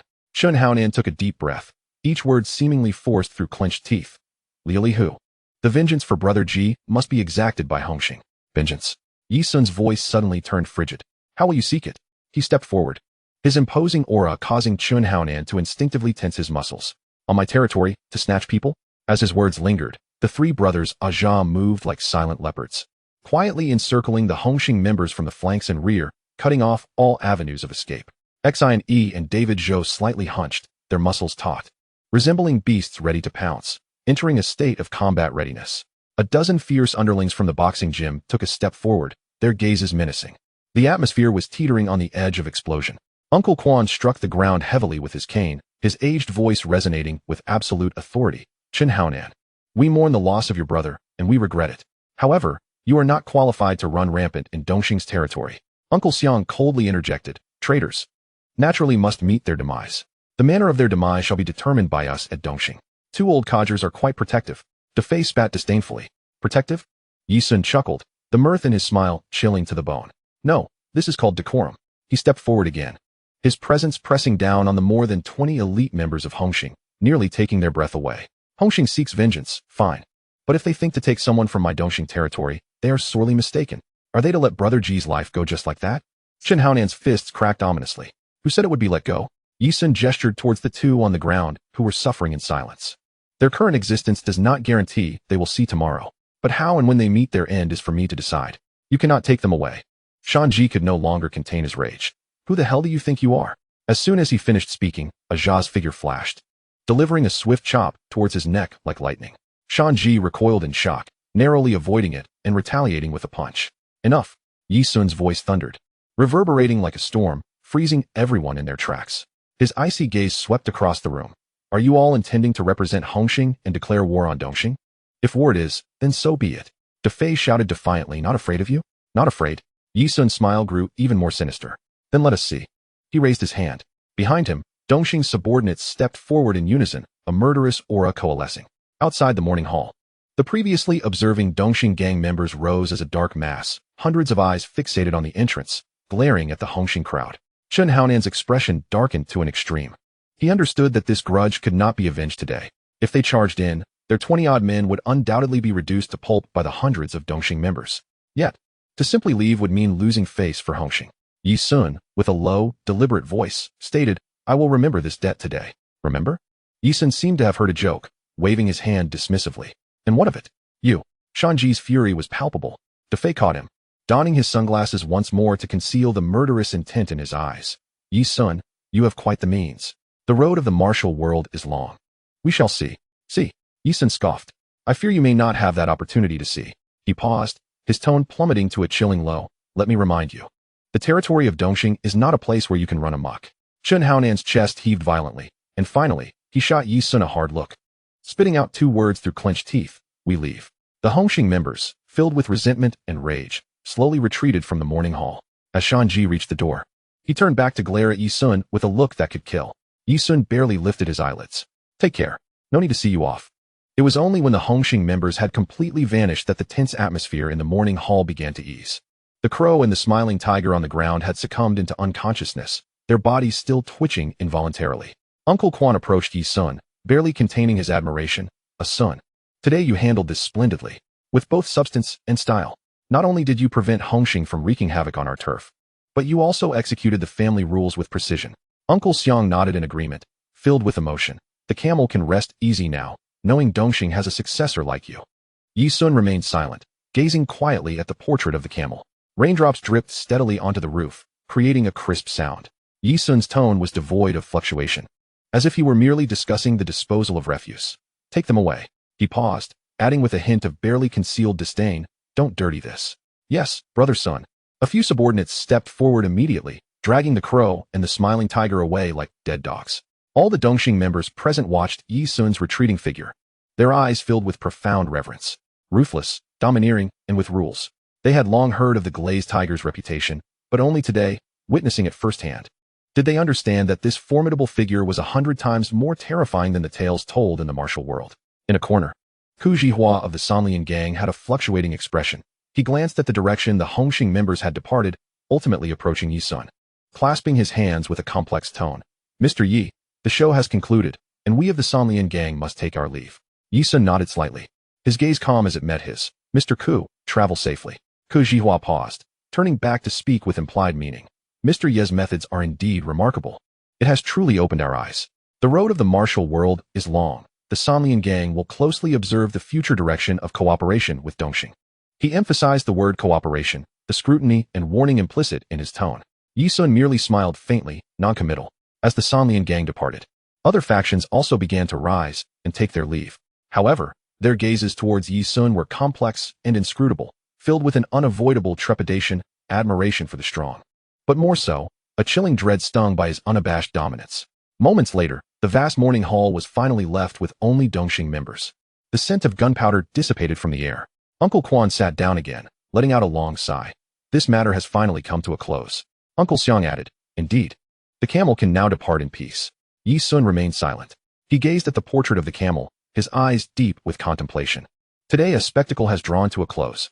Just as Yi Sun and the others prepared to deal with the crow and the smiling tiger, the sound of a car engine suddenly echoed from outside. A black Mercedes-Benz slowly came to a halt before the door, and as the door opened, an elderly man with silver hair but an energetic demeanor entered, leaning on a dragon-headed cane. Chapter 28. The proper way to ascend as a leader. The newcomer leaned on a dragon-headed cane, his silver hair meticulously styled. Though advanced in years, his back remained as straight as an old rifle. His gaze was sharp, each step taken with a heavy steadiness. The tailored black suit he wore was more refined than anyone else present. Uncle Ben. Uncle Ben has returned from the Netherlands. Excited gasps arose from the crowd. Uncle Quan and Uncle Xiang exchanged glances, a flicker of joy crossing their faces. Finally, they had found a pillar of support. Yi Sun turned around, revealing a genuine respect and warmth. He quickly stepped forward, slightly bowing. Boss. Uncle Ben extended the hand that wasn't supporting his cane, firmly patting Yi Sun on the shoulder, the strength both affirming and affectionate. His cloudy gaze swept over the morning hall, finally settling on the portrait of the camel. After a long pause, he exhaled a heavy sigh. I have still returned too late. Uncle Quan and Uncle Xiang immediately stepped forward, succinctly narrating the matter regarding the recording tape. Uncle Ben listened quietly, his facial wrinkles betraying no emotion. Yet every individual in the morning hall felt a chilling sensation creeping up their spines. Upon finishing, he asked only one question. What about those two beasts? Bring them up. Yi Sun's voice was soft. The subordinates reacted as if they had received a military command, not daring to delay for an instant. Promptly dragging the already unconscious crow and smiling tiger back, tossing them into the center of the morning hall like two tattered sacks. Uncle Ben approached the two, using his cold, dragon-headed cane to poke at the crow's swollen face. Traitors to their own clan. He raised his gaze, surveying all the Dongxing disciples present. According to the customs of Dongxing, how should we deal with this? 3 knives and 6 holes. Sink the river. Light the lanterns. The suppressed fury of the younger brothers was instantly ignited, their roars rising and falling like waves, wishing nothing more than to grind the 2 men to dust. Uncle slowly nodded, his gaze ultimately returning to Yi Sun. Ah Sun, what is your opinion? A traitor of Dongxing must naturally face Dongxing's own methods. Yi Sun's voice was calm, devoid of any ripple. Well said. Uncle nodded in approval, then his tone shifted, cold as ice. Some matters must be addressed immediately, otherwise, even the camels below will not be able to close their eyes. Before the words had fully left his lips, he unexpectedly raised the heavy dragon-headed cane in his hand and brought it down forcefully upon the head of the smiling tiger. Bang! A muffled sound echoed, akin to a ripe watermelon being smashed open. Red and white splattered everywhere. The smiling tiger did not even have time to emit a scream. His body convulsed violently before falling silent. This gruesome scene plunged the entire venue into an instant hush. The crow, awakened by the commotion, opened its eyes to witness the smiling tiger's grim fate, its pupils dilating in horror. It tried to crawl, but with its limbs shattered, it could only wriggle helplessly on the ground like a maggot, emitting unintelligible wails. Uncle remained unfazed, as though he had merely crushed a cockroach. He tapped the cane on the ground to rid it of dirt, then directed it at the crow. Do you have anything else to say? Uncle, please spare me. I was wrong. I truly regret it. The crow wept, tears streaming down its face, revealing its pitiful demeanor. You do not regret it, Uncle said, the corners of his mouth curling into a cold arc. You are afraid. However, it is too late. The cane was raised once more. Bang! Another muffled sound. The world fell silent. Uncle handed the cane to a nearby younger brother, took a white towel, and leisurely wiped his hands, his gaze sweeping across the room, emanating an undeniable authority. Dongxing cannot be without a leader for even a day. In 3 days, we shall hold the incense hall meeting and elect a new leader. His gaze finally fell upon Yi Sun, his eyes deep and unfathomable. 3 days later, at the main hall of Dongxing, within the incense hall, the atmosphere was solemn and reverent, with the statue of Guangong surrounded by swirling incense smoke. All prominent figures and core younger brothers of Dongxing were gathered.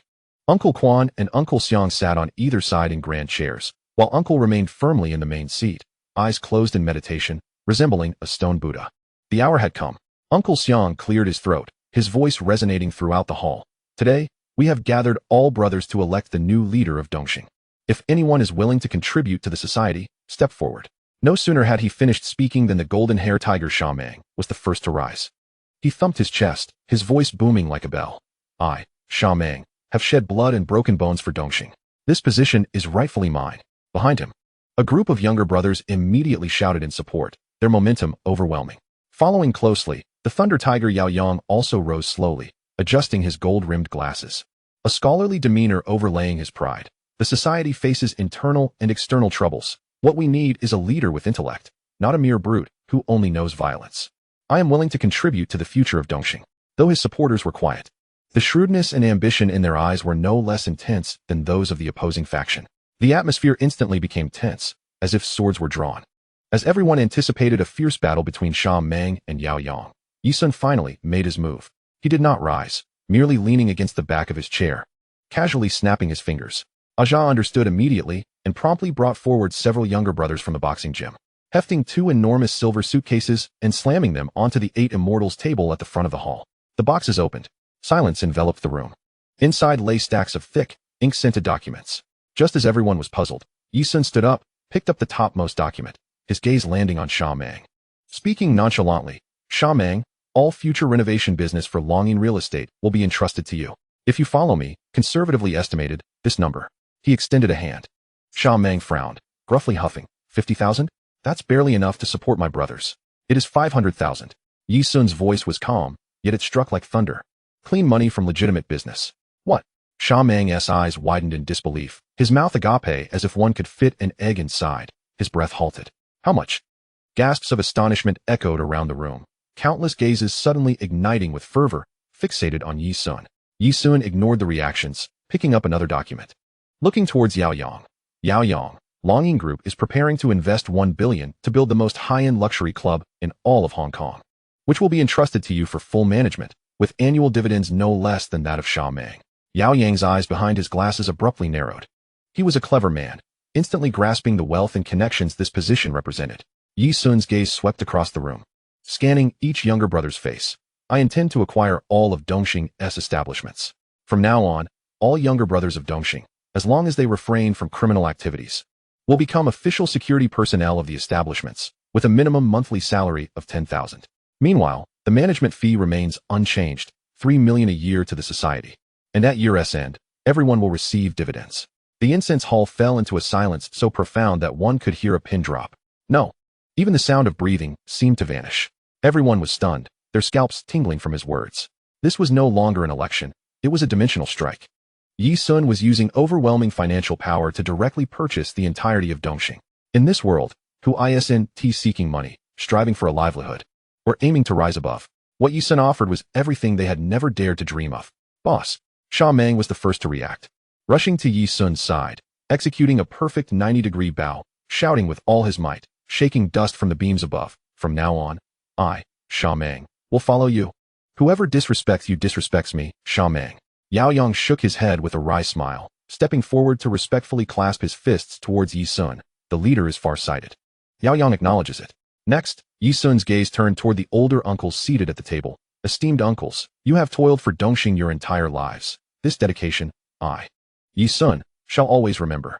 He placed both hands gently on the table, his voice steady and powerful, imbued with undeniable sincerity. Today, Longing Group formally invites all uncles to serve as lifetime honorary consultants. The hall fell into silence, all eyes focused on him. Yi Sun produced a gold-embossed letter of appointment, solemnly stating, the group will prepare 300,000 in consulting fees for each of you annually. This is merely the most basic respect. It will be the same every year, with no delays. Uncle Quan's cigar trembled slightly in his hand, ash falling, burning his knuckles unnoticed. This sum may not be astronomical. Yet Yi Sun's tone was gentle, yet each word was weighty. But it is clean and enduring. I hope esteemed uncles can enjoy a peaceful retirement, cherishing grandchildren, without the need to worry over the affairs of the underworld. Uncle Xiang's eyes glistened with tears. He looked at Yi Sun, his lips trembling, murmuring, Ah Sun. Uncle rose slowly, a look of satisfaction on his face, grasping Yi Sun's hand. Ah Sun, Dongxing will be entrusted to you from now on.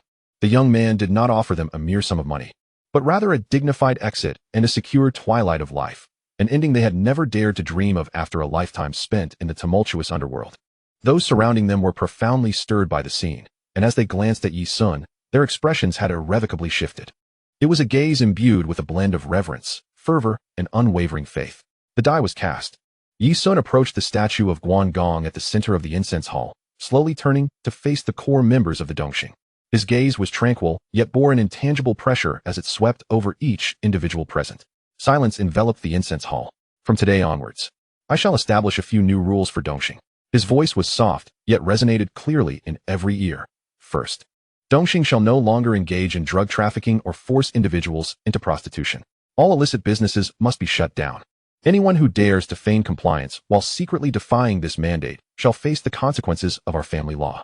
A chill ran through the crowd. Yet no one dared to voice dissent. Yes, Dragonhead. They responded with unreserved eagerness. Who would choose to engage in nefarious activities when clean money could be earned openly? Yi Sun's gaze continued to traverse the crowd. David, brother son, David Zhou replied in a deep voice. A slight smile curved Yi Sun's lips, a smile laced with sharpness. The territory of the smiling tiger in Kowloon will now belong to you.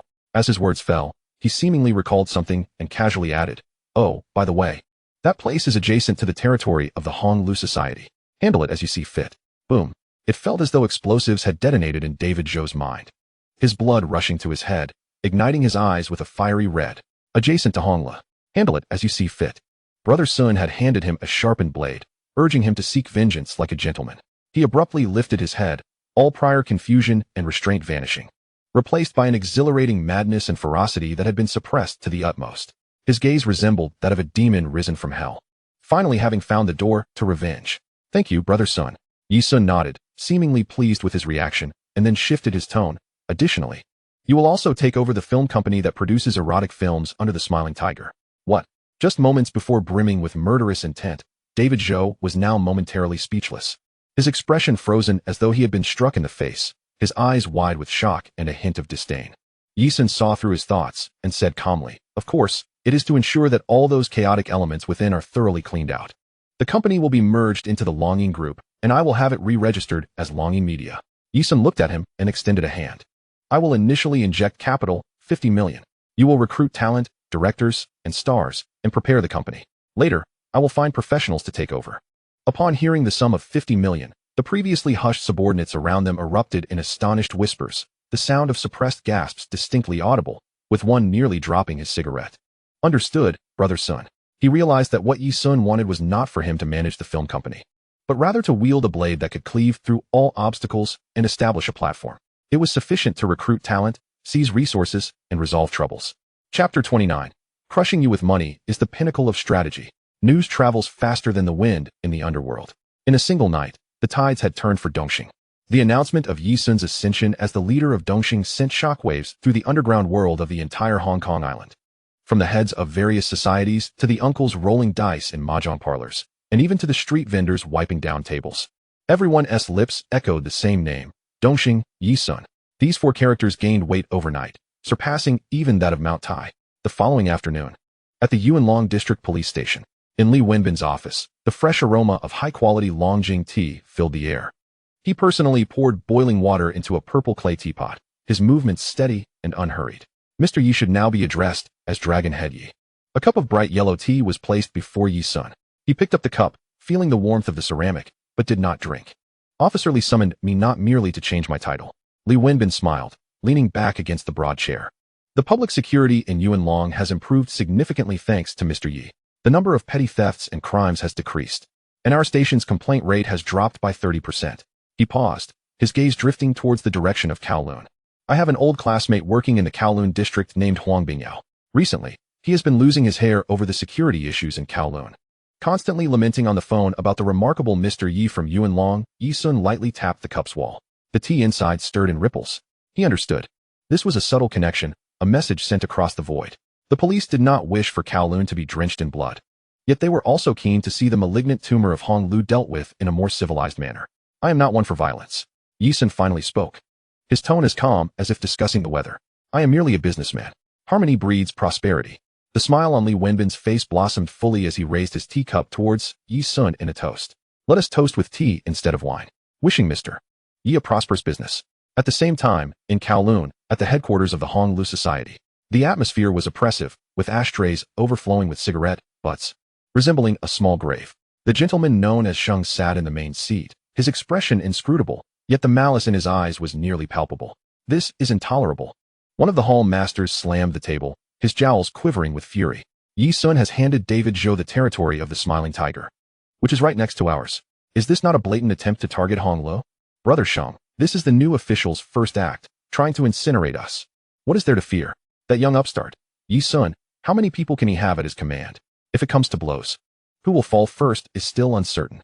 The hall was rife with chaos and murderous intent. Sheng took a deep breath of smoke, slowly exhaling, the haze obscuring his features. Relay my orders. Double the manpower at all venues. Keep a 24-hour watch. Make sure all weapons are sharpened. He crushed a cigarette but into the ashtray with force, as if extinguishing a life. I want to see just how swift Yi Sun's blade truly is. The entire Hong Lu society operated like a war machine, its gears turning rapidly in preparation for a bloody confrontation. That night, in the former office of the Smiling Tiger, David Zhou, Bixian, and Heisey gathered around a map of Kowloon, smoke swirling around them. Bixian pointed at a location on the map. His voice lowered. The Hong Lu gang is retreating like turtles, We need to devise a way to force them into action first, so that Brother Sun has a justification for self-defense. Heisey frowned. How do we force them? That old fox, Sheng, won't easily take the bait. Just then, a phone on the table vibrated. David Zhou glanced at the caller ID and immediately answered. Brother Sun, are you contemplating how to exact your revenge? Yi Sun's voice resonated, calm yet imbued with an insight that pierced through the facade. David Zhou extinguished his cigarette. Indeed, a direct provocation, a swift act of vengeance. The brothers of Dongxing are ever ready to assist you. Yi Sun maintained his placid tone. However, should you desire a more ruthless retribution, I suggest a different approach. First, sever his financial lifeline, obliterate his foundation. Once he finds himself shunned by all, stripped of everything, he will inevitably become desperate, and at that moment, having him kneel before you in supplication would be far more entertaining, wouldn't it? David Zhou fell into silence. The crimson hue in his eyes gradually supplanted by a deeper chill. He cast a glance at Bixian and Heisey, both of whom held their breath. Sun Gu. His voice was as frigid as ice. I wish to make him suffer more than death. I want him to witness the gradual collapse of that which he cherishes most. Excellent, Yi Sun replied, a hint of approval lacing his voice. Then let us first dismantle his roots, utterly ruin Hong Li's finances. Tomorrow, procure a competent lawyer. Gather the brothers, and head to the fire department, the health department, and the labor department. Unearth every record of violations for all establishments under Hong Li's name, nightclubs, restaurants, mahjong parlors, every last one of them. File reports. Yi Sun's tone was as nonchalant as if discussing the procurement of groceries. Report them one by one, forcing each into closure for rectification. If the fire safety is inadequate, let the fire department investigate. If health standards are not met, ensure the health department seals them. Inform the lawyer that I will cover all litigation expenses without limit. On the other end of the line, Yi Sun's voice seemed to carry a trace of amusement. Engaging in bloodshed is the most primitive approach. If that gentleman believes you are prepared to engage in a knife fight, then let him witness what it truly means to be crushed under a deluge of money. The call ended. David Zhou regarded his two comrades. A glint of ferocity flashed in Heisey's eyes. David, what are we waiting for? Let that old fox experience the taste of being crushed by wealth. Bixian also revealed a menacing grin. Precisely, let him watch as his establishments are shut one by one. Can he still remain composed? A cold smirk curled at the corners of David Zhou's lips. Sun Gu is correct. We must ensure he lacks the capital to retaliate. The following day, the most popular nightclub under the Honglu Society, Jinhui Nightclub, was just opening its doors when a dozen employees from the fire department affixed a closure notice to its entrance. The reason cited: blocked fire exits, malfunctioning sprinkler systems, and significant safety hazards, mandating immediate closure for rectification. Gentleman Sheng had just received the call. Before he could utter a single curse, another call came in. His largest seafood restaurant had been sealed by the health department. The back kitchen had been found with several boxes of expired frozen meat and gutter oil. Soon after, the labor department, the commercial crime investigation unit. One call after another, like a series of death warrants, inundated him.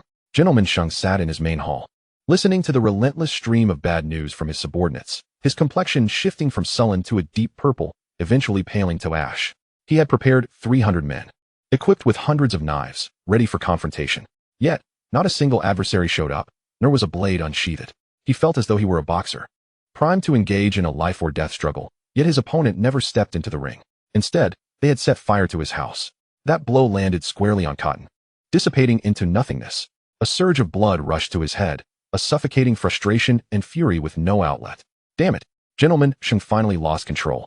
Seizing the expensive purple clay teapot on the table, and with all his might, smashed it to the ground. Crash! It shattered into pieces. He understood. This battle had not even begun, and Yi Sun had already undermined him at the very foundation. Chapter 30. Do you wish to copy homework? A month had passed.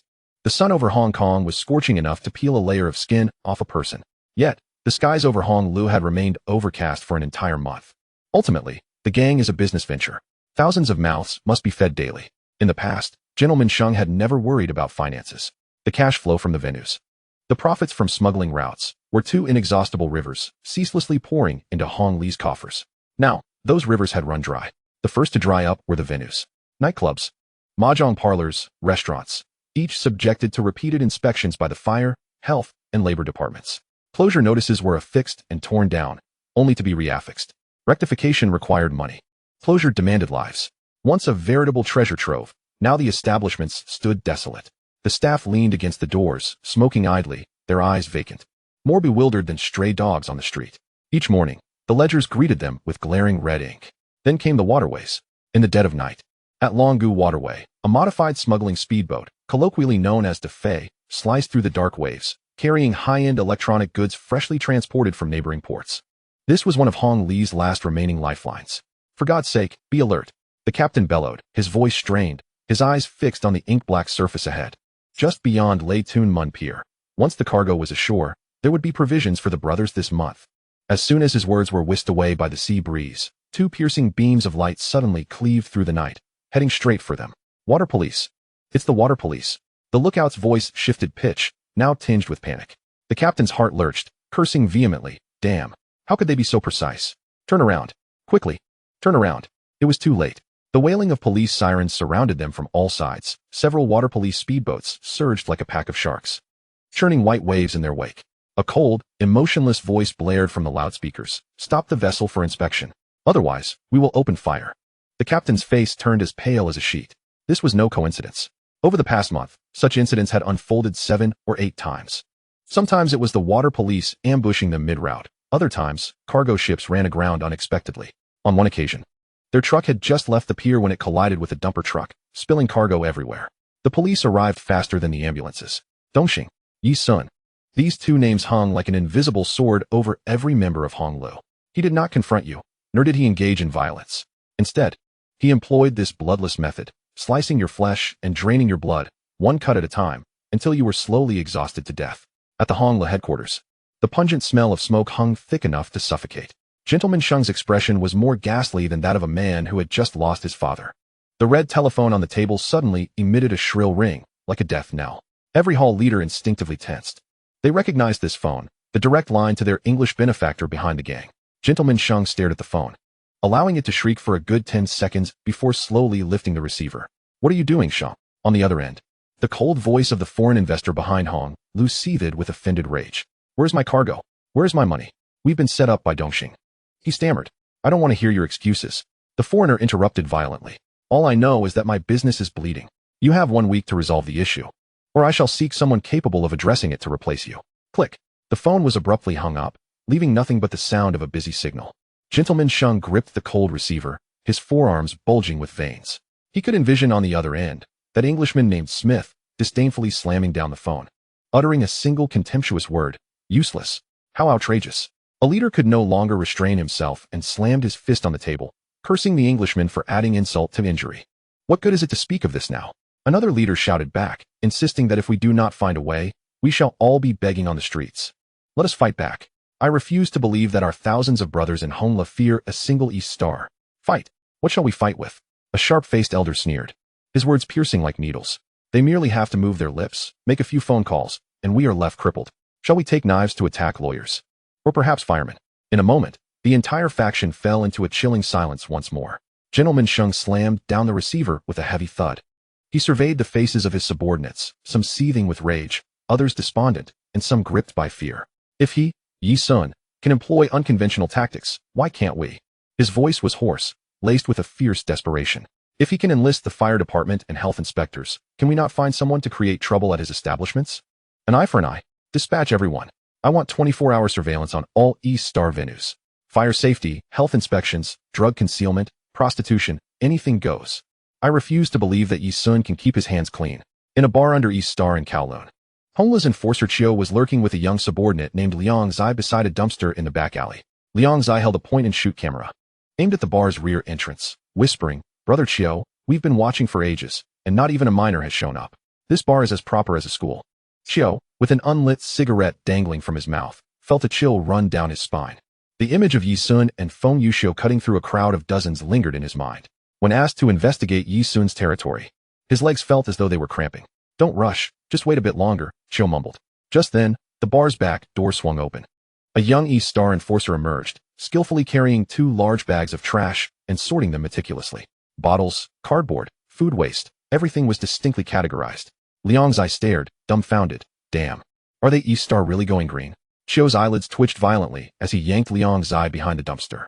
The two then moved to an East Star gaming hall. Upon entering, Liang Zai's eyes lit up. He spotted a student in uniform engrossed in a game at a machine. "Brother Chiu, I've got him," he exclaimed, ready to pull out his camera. Chiu quickly restrained his hand, gesturing sideways. He noticed an East Star lackey, wearing a supervisor badge, approaching with a smile and gently tapping the student on the shoulder. "Classmate, it's 8 o'clock. Time to head home and do your homework." Reluctantly, the student got up, and the East Star enforcer handed him 2 game tokens. "Come back tomorrow afternoon after school. I'll treat you to these." The student left, beaming. Liang Zai's jaw nearly hit the ground. What is this, a gaming hall or a tutoring center? Chiu wiped the cold sweat from his forehead, feeling an even deeper respect for Yi Sun. This wasn't merely gang activity. It was management on par with multinational corporations applied to the underworld. For 3 consecutive days, the reports from homeless operatives were alarmingly consistent. "Brother Shang, the East Star nightclub has fire exits wide enough for horses to run through. And they have more fire extinguishers than we do." After the health department inspected their restaurant's kitchen, they nearly awarded them a sanitation model unit. Some places had minor issues, but before our people could report them, they voluntarily closed for rectification. One after another, the revelations struck like invisible slaps across the faces of everyone in Hongla. It became despairingly clear. Before they could even make a move against Yi Sun, he had already sealed off all the vulnerabilities in his businesses. He had thought it was a boxing match with back-and-forth exchanges. Instead, from beginning to end, it was merely him enduring blows. The opponent had even anticipated all his potential counterattacks and preemptively blocked every avenue of escape. In both the legitimate and underground realms, they were thoroughly defeated. "How much have we spent?" Gentleman Sheng's voice was barely above a whisper, as fragile as a candle flickering in the wind. A bill was handed to him. Legal fees, consulting fees, private investigator fees, and expenses for the investigations into his subordinates. An array of zeros that made one's head spin. Under normal circumstances, Hongla could afford such expenditures. Yet now, with over 90% of their venues shut down, smuggling routes severed, and legitimate businesses frozen, their income had plummeted to nothing, with losses accumulating daily. This additional expense was the final straw that would break the camel's back. In the main hall, Gentleman Sheng stared at the bill in silence. On the table before him lay a shattered purple clay teapot, pieced back together, its cracks resembling an ugly spider's web. He fixated on those fissures for a long time. Frustration, humiliation, anger, and powerlessness churned within his chest, colliding until they culminated into an icy, suffocating silence. He finally conceded. In the presence of Yi Sun, engaging in such conspiracies made him appear as a 3-year-old child wielding a small stick, attempting to challenge a fully armed Special Forces soldier. Utterly ridiculous. He lit a cigarette and inhaled deeply. The smoke billowed from his nostrils, swirling upwards. The entire faction held their breath, watching him. "Bring out the weapons." Gentleman Sheng's voice was soft, yet it sent a tremor through everyone's hearts. All were momentarily taken aback. "Brother Sheng?" One leader tentatively inquired. "Do you mean?" "What I mean is, they refuse to allow us to eat." Gentleman Sheng slowly raised his head, his eyes wild with the madness of a beast cornered at the edge of a precipice, with nowhere to retreat. "Since they have left us no path to survival." He surveyed the crowd, every word squeezed through clenched teeth. "Then let us all perish together. Relay my orders. At midnight tonight, clear out all East Star establishments in Kowloon." He crushed the cigarette but into the purple clay teapot on the table, extinguishing it with a fierce twist, sparks flying. "Tell the brothers, money can be earned again. But if we lose our territory, we lose everything." He pressed the butt into the ashtray, and this time, he did not glance at the broken teapot. For he understood that some things, once shattered, could never be pieced back together. After a suffocating silence engulfed the entire Hongla main hall, it was instantly ignited by a long-suppressed rage. Enforcer Chiu, standing at the back of the crowd, felt a chill surge from his feet to the crown of his head. The image of Yi Sun's calm face resurfaced in his mind. He knew. Gentleman Sheng had gone mad. Yi Sun was precisely waiting for the moment when he would lose his mind. Chapter 31. A level 12 typhoon? No, it was 10 fire trucks washing the streets. Kowloon Police Station, Commissioner's office. Huang Bingyao was laboriously picking at his teeth with a toothpick. The mountain of documents before him was insurmountable. Yet he could not absorb a single word. Suddenly, his personal phone rang, piercing through the stillness like an alarm. "Hello, Huang sir." The voice on the other end was urgent and thin, trembling with an uncontrollable quaver, reminiscent of a mouse squeaking in a corner. Huang Bingyao recognized it as his undercover operative in Honglo. "Speak. Gentleman Sheng has gone mad. At midnight tonight, all of Hong Li's forces will mobilize to wipe out Dongxing's establishments in Kowloon." "Understood."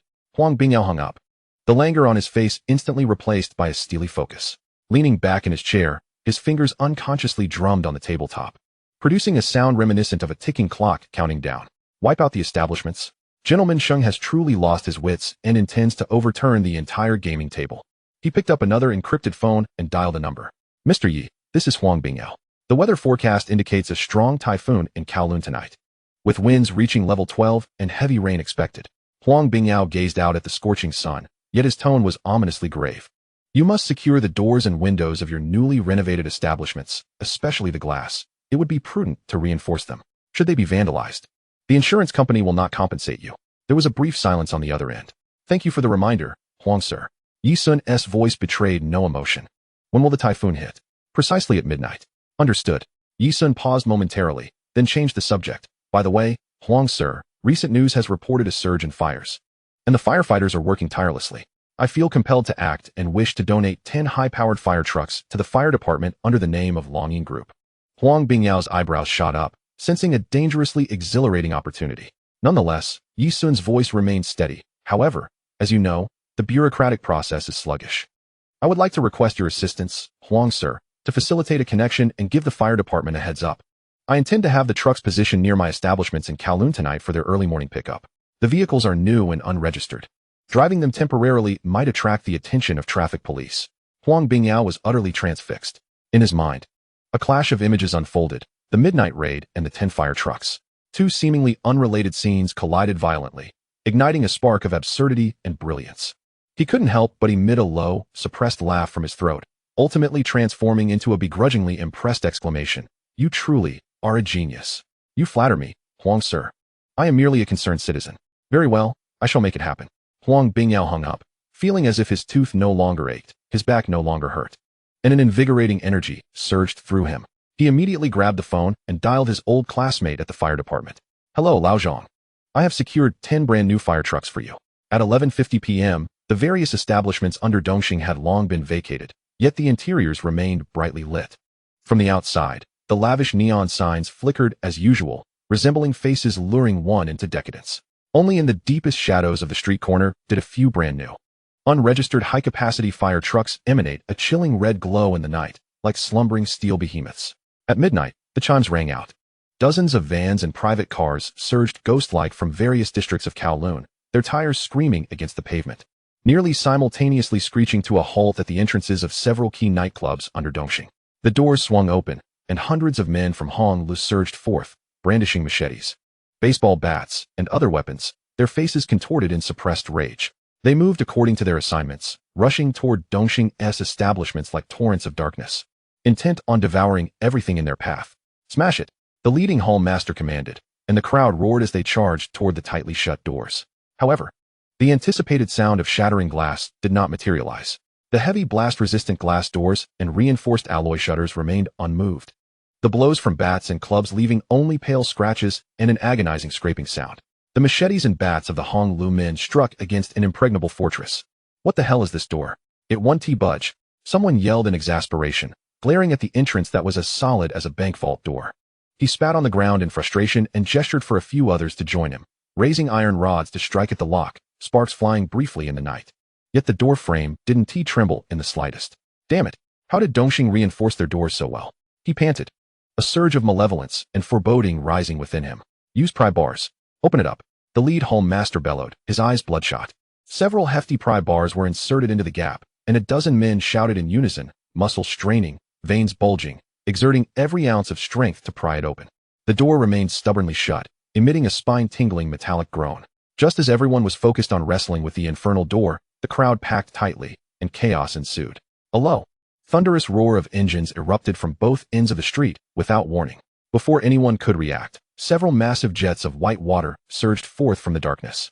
The terrifying water pressure tore through the air with a horrific shriek, striking precisely at the densest part of the Honglu crowd, who were pressed against the door, oblivious to the street behind them. Pooh! There was no time to react. The outermost dozens were instantly hurled into the air by the overwhelming force. Their bodies soared skyward, crashing onto their fellow companions or violently slamming against the unyielding door, the sound of bones colliding with metal resonating dully. Tai Baoqiu, bent overexerting force, suddenly felt a tremendous impact on his back. It was as if he had been struck by a speeding truck, while surged in his throat. And he uncontrollably lunged forward, his forehead colliding violently with the cold metal door. Darkness enveloped him, the world spinning. Amid the chaos, he struggled to turn his head. Through the splashing water and the writhing, wailing crowd, he caught sight of two colossal red fire trucks that had somehow blocked both ends of the street. On their roofs, thick water cannons slowly pivoted, resembling the eyes of a monster. Several Dongxing underlings stood atop the trucks, clutching the hoses, their faces adorned with a mocking yet icy smile. The blinding, violent torrents of water erupted from the gaping nozzles, mercilessly sweeping everything on the street away. The screams rose and fell, quickly drowned out by the thunderous roar of water. The power of the high-pressure water jets exceeded everyone's imagination. It was not merely water. It was a liquid battering ram. The sound of ribs cracking upon impact was unmistakable as victims were flung like kites severed from their strings. More individuals were swept off their feet, slipping and tumbling in the water mixed with debris, as if they had been tossed into a washing machine. Utterly at the mercy of the chaos, Tai Bao attempted to rise, but another torrent swept over him, slamming him against the wall, causing a sharp pain in his chest, nearly robbing him of breath. The internal organs seemed to have shifted places, and all that could be heard in the ears was the roaring sound of water, drowning out everything else.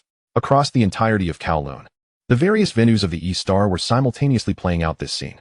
The several hundred elite members of Hung Lok were thrown into disarray, their dignity utterly shattered. The piercing wail of police sirens approached, steady and unhurried. Huang Bingyao arrived on the scene, accompanied by a large contingent of officers. He surveyed the ground where Hung Lok's thugs writhed and groaned, drenched to the bone, alongside the East Star's minions who rushed to extinguish the flames. Clearing his throat, he inquired, "What is going on here?" "A fire drill in the middle of the night." He gestured towards one of the East Star members. "Hey, you there? Turn off the water. Conserving water is everyone's responsibility." Then, with a sweeping motion of his hand, his face assumed a stern official demeanor. "Illegal assembly, criminal damage. Take them all away." Simultaneously, David Zhou had led the East Star elite to Hung Lok's headquarters. Chapter 32, The Night of Ruin. At that moment, within Hung Lok's headquarters, the incense hall was brightly lit, yet the atmosphere was so tense it felt as though one could wring water from it, the air thick with a guarded vigilance. Although the true elite had surged towards Kowloon, the gentleman Sheng, stationed at the helm, was far from unprepared. He had expended a fortune to hire 4 professional gunmen, working in pairs with crossfire tactics. Additionally, over 30 henchmen armed with machetes and clubs were strategically positioned in the outer corridors and staircases. Inside the incense hall, aside from himself, there were only a few elderly uncles, the office managing Bing with his paper fan, and a handful of trusted confidants remaining. Sheng, take it easy. Shik, Tai Bao, and their crew have brought the fiercest brothers. It's just a matter of time before they flatten East Star's venues, one elderly uncle remarked.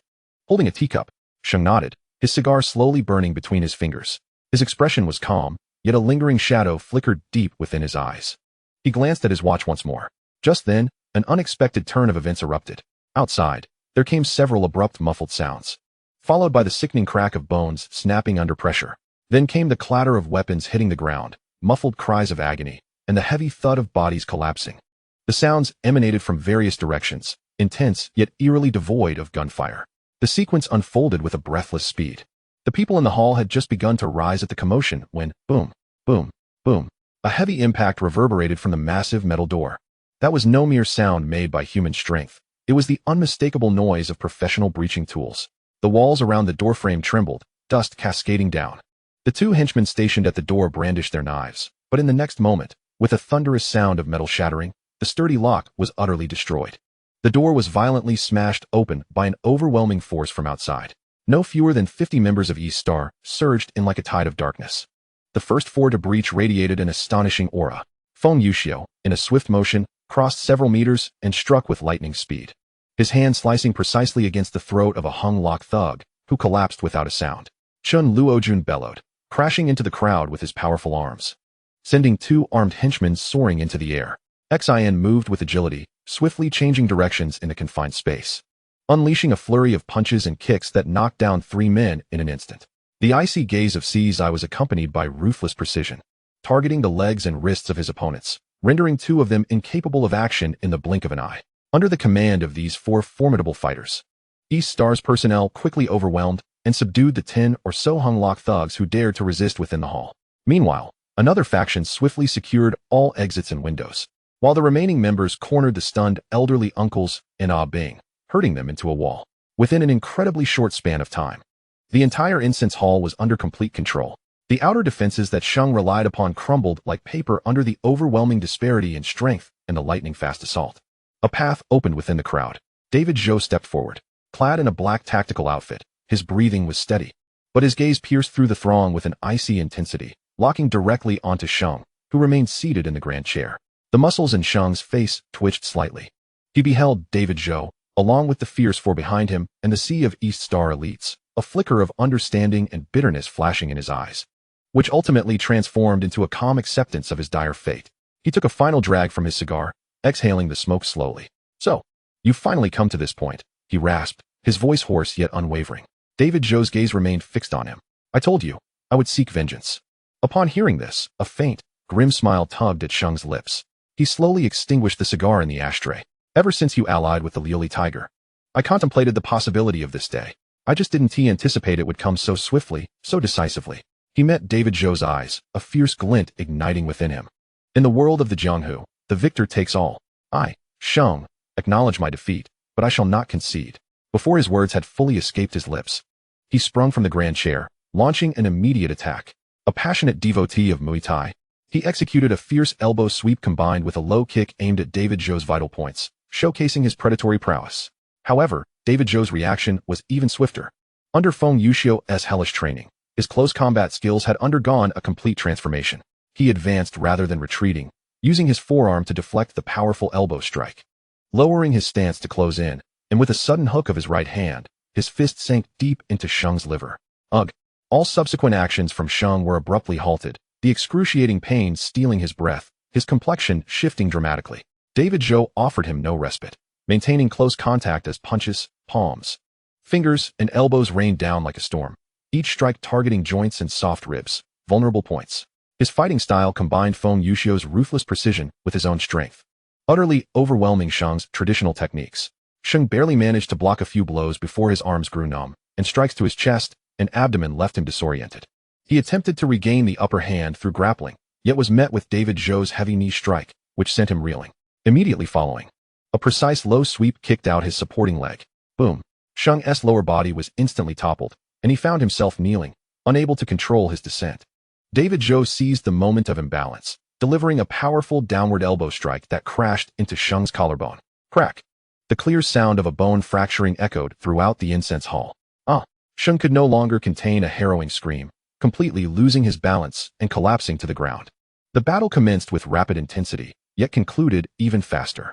Faced with overwhelming strength, Sheng's resistance appeared utterly futile. Next came a cold reckoning. With a single footfall, the sound of a wrist shattering resonated. Another heavy stomp followed, crushing the knee of his other leg with a dull thud. Sheng lay prostrate on the ground, his limbs shattered, akin to a piece of flesh devoid of bones, exhaling only breaths of agony. The last flicker of ferocity in his eyes fading into an abyss of suffering. Throughout the ordeal, Feng Yuxiu and his three comrades maintained their positions at the most critical junctures, their icy gazes observing every moment. They understood that this was a vendetta between David and Sheng. David Zhou slowly crouched down, his icy gaze fixated on the grotesque countenance of the gentleman. "This is to repay the O family in full," he declared, rising to his feet. He then shifted his attention to the quaking figure of Ah Bing, cornered against the wall by the East Star's men. "The ledger. Where is it?" David Zhou's voice, though not raised, carried an undeniable weight of authority. Ah Bing trembled in fear, his wide eyes darting between the mangled gentleman and the predatory East Star affiliates surrounding him, his lips quivering, unable to utter a sound. Forzi stepped forward, saying nothing, merely locking his cold gaze onto Ah Bing, his knuckles cracking ominously. The overwhelming dread shattered Ah Bing's mental defenses in an instant. He raised a trembling hand, pointing towards the calligraphy hanging prominently in the incense hall. "There's a hidden compartment behind that wall, the password is." Immediately, an East Star henchman advanced, tearing down the artwork to reveal an alloy safe embedded in the wall. David Zhou approached, inputting the code. The safe's door sprang open with a resounding click. He retrieved several thick ledgers, stuffing them into his coat. Having completed his task, he turned and nodded slightly to his subordinates. The East Star crew, like a receding tide, withdrew silently and swiftly, maintaining perfect order. Inside the hall, an oppressive silence lingered, thick with the stench of blood and the gentleman's agonized groans. An elderly man tremulously picked up the fallen phone, dialing the number of Tai Baoqiu.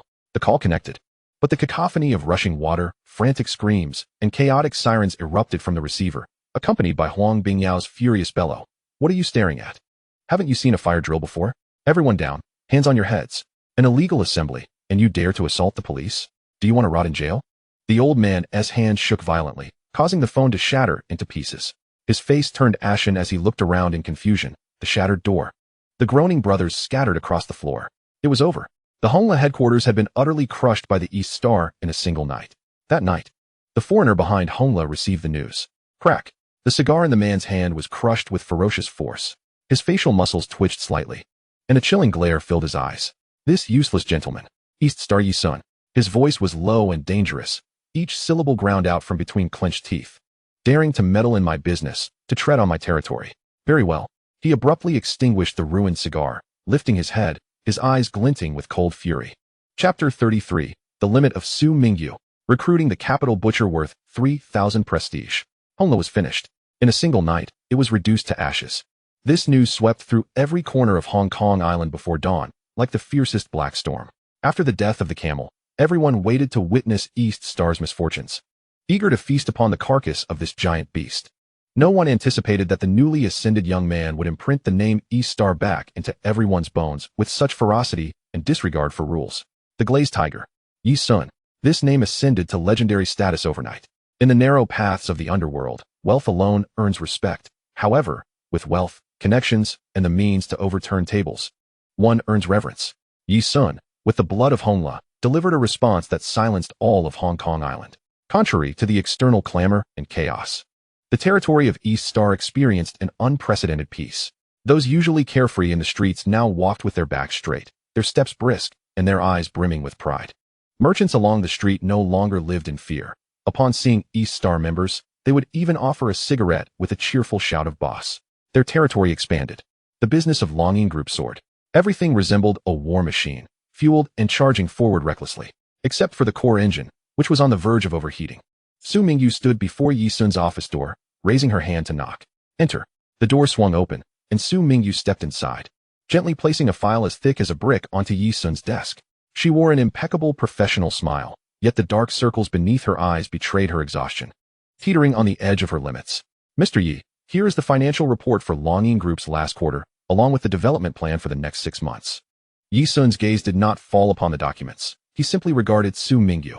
You've worked hard. It's part of the job. Su Mingyu paused, seemingly gathering the strength to speak. Mr. Yi, I need personnel. Her voice was calm, yet laced with an undeniable resolve. Longing's current growth rate has far exceeded the capacity of our existing team. The subsidiaries, Longing Logistics, Longing Gym, Longing Real Estate, and your newly established Longing Media. Su Mingyu's speech was measured, yet each word resonated clearly in Yi Sun's ears.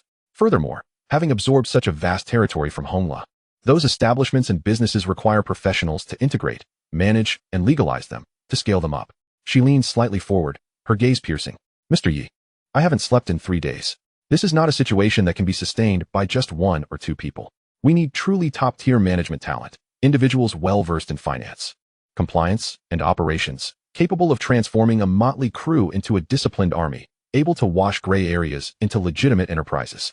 She finished in one breath, her chest gently rising and falling, quietly watching Yi Sun, awaiting his response. In the office, only the sound of Yi Sun's fingertips tapping on the desk remained. The room fell into silence. Yi Sun's fingers lightly tapped the surface, and Su Mingyu's words awakened him. During this period, all his focus had been on how to establish his footing through sheer force, how to intimidate the unscrupulous. He had succeeded.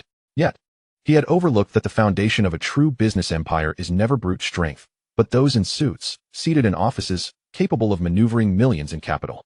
No matter how formidable Su Mingyu was, she was but one individual. She was nearing her breaking point. Talent. What he lacked were leaders who could stabilize the situation and expand their territories. A thought flashed through Yi Sun's mind as he descended into the system marketplace. The rapid expansion of Longing Group had accumulated his prestige points to 3,300, points he had hesitated to expend. The familiar interface unfolded before him. His gaze skimmed through the myriad options, ultimately fixing on talent recruitment. The list had refreshed. Su Mingyu, recruited. Andy, Prestige X 1500. He Tiansheng, Prestige X 3000. Yi Rongtian, Prestige X 5000. Yi Sun's eyes locked onto the name valued at 3,000 prestige points. He Tiansheng. The description was cold and lethal, an ambitious and ruthless business magnate. Adept in capital operations and corporate acquisitions, willing to employ any means to achieve his goals. A weapon capable of cleaving through thorns, yet potentially injuring himself in the process. From the Hong Kong drama recreation of the century, a formidable weapon. Yi Sun's fingers halted their tapping. Su Mingyu is the perfect shield. She possesses the ability to establish order and optimize processes, ensuring the empire operates with unwavering stability and perfection within the confines of established rules. However, What longing seeks transcends mere stability. The forthcoming ventures into the financial and real estate sectors are far more ruthless battlegrounds, where ideals of chivalry are forsaken in favor of capital supremacy. He requires a spear, a weapon that plays by unconventional rules, adept at swallowing giants. With a heart as dark and hands as ruthless as a capital executioner's blade. He Tiansheng is that very blade, the sharpest of them all. As for ambition, being a product of the system, it is unwaveringly loyal. His ambitions will be directed solely towards the world beyond Longyin. With He Tiansheng's spear, he will conquer territories. With Su Mingyu's shield, he will secure the rear. A perfect balance of offense and defense. Problems will be resolved. Yi Sun lifted his gaze to meet Su Mingyu's eyes, the determination reflected in her gaze miraculously easing the tension in his nerves. Soon, he would have a new partner. One whose abilities are formidable and whose style is distinctly unique. He offered no further explanations, yet the certainty in his tone relaxed Su Mingyu's taut nerves slightly. She understood that her boss never speaks without purpose. Watching Su Mingyu's retreating figure, Yi Sun's attention returned to the system panel in his mind. He hesitated no longer. Do you wish to expend 3,000 reputation points to recruit talent? He Tiansheng. Yes. 3,000 reputation points expended. Balance. 300. Leaning back in his chair, Yi Sun's previously relaxed brow furrowed once more. He Tiansheng. This blade is about to be unsheathed, temporarily alleviating the crisis in the commercial landscape. Yet, Su Mingyu's words stirred another wave of turmoil within him. A business empire requires elites. The territories seized through fists and blood equally demand formidable champions capable of standing alone and suppressing dissent. The mess left behind by Hong Lu is vast. To consume it is merely the beginning. To thoroughly digest it necessitates fierce and loyal warriors to establish order, to organize, and to quell all dissent. Yi Sun's fingertips stilled. His gaze deepened, as if penetrating the walls to behold the hidden dragons and crouching tigers of this port city. Countless names representing blood and fire flickered through his mind, each a remnant of memories. Gao Jin, Chen Jianjun, Tian Yangsheng. Chapter 34, The Foreigner's Revenge. In the office, the tapping of Yi Sun's fingers ceased, replaced by a serene resolution. He retrieved his phone and dialed a Jia. The call connected, and without pleasantries, he succinctly stated, "You need to come over." In under 10 minutes, a gentle knock echoed on the office door. The three brothers of Jia entered. Brother Sun, they chorused in unison, their voices laced with respect. Yi Sun offered no pleasantries, directly tossing a note in a thick envelope towards them. Take a trip to Cambodia, Phnom Penh. Find someone named Gao Jin. Yi Sun's voice brooked no argument. He should be in a hospital in Cambodia, his heart in distress, and his condition may not be favorable. Jia took the note, which bore only a name and a vague location. Locate him, procure the finest medicine, enlist the best doctors, and arrange consultations with foreign experts. If local medical conditions are inadequate, arrange a private jet to take him to a place where he can receive proper treatment. Yi Sun's gaze swept over the three brothers. Money is not an issue. I want him alive, and I want him healthy. Ahu's brow furrowed, a look of confusion in his eyes. Why expend such effort to cross borders for a dying man? What is the reasoning here? Just as he was about to speak, Jia subtly nudged him in the ribs, not forcefully, yet enough to silence the words on his lips. Jia neatly secured the envelope and note into his inner pocket, his movements swift and decisive. Understood, Brother Sun, he replied in a low voice. We will ensure his safe return.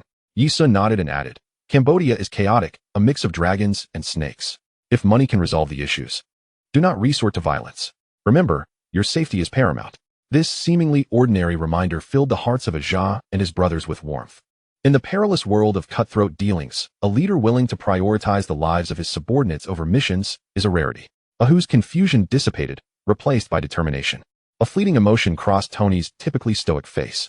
Thank you, Brother Sun. Jia's voice carried a newfound sincerity. Go. The three brothers turned and departed, their footsteps steadfast. Yi Sun picked up the phone again, dialing another number. David. The calm voice of David Zhou resonated on the other end. Brother Sun, I need you to personally handle something. Gather a few astute young men from orphanages across Hong Kong. Find me several children, possibly 7 in total. With the leader named Tian Yangsheng. Yi Sun recalled the vague impressions from that film, instructing that once found, they should be brought to the gym under the guise of adoption and cared for properly. Understood. David Zhou did not inquire further, immediately acquiescing. Yi Sun's commands were always executed without question. With 2 teams dispatched, Yi Sun exhaled a sigh of relief, only for the door of the office to be rapped upon urgently. Enter. In walked Su Mingyu, her complexion more troubled than before, a document in hand. Followed by the slightly anxious Chen Luojun. Mr. Yi, we have a situation. Su Mingyu's tone lacked its usual composure.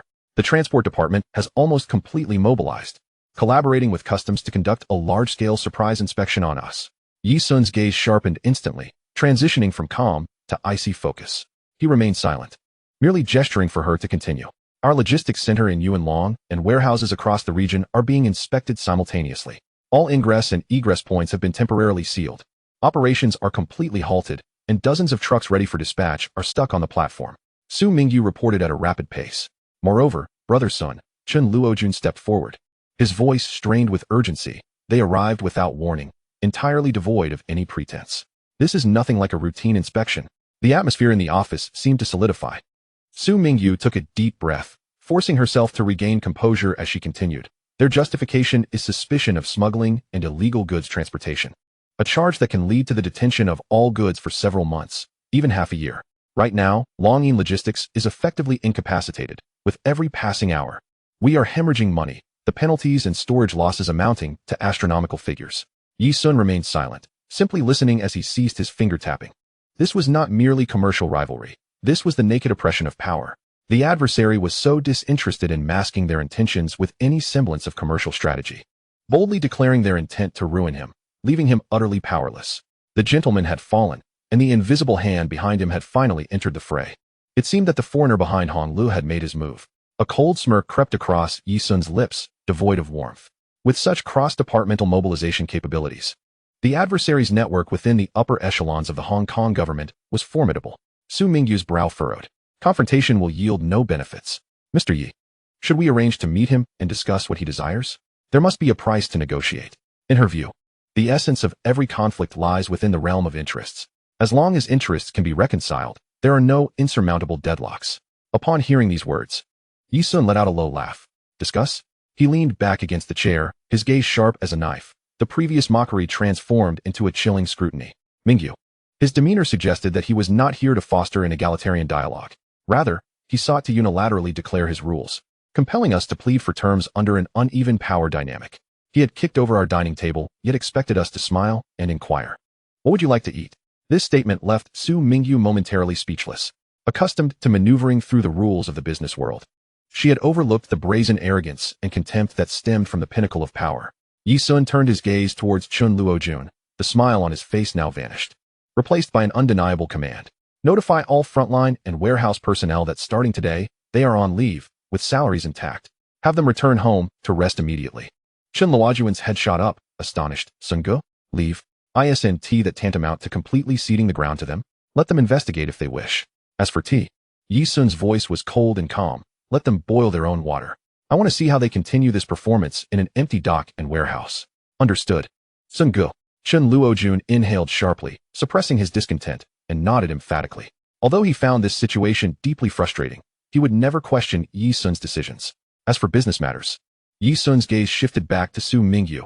You need not do anything. Let it come to a halt. Come to a halt? Su Mingyu frowned.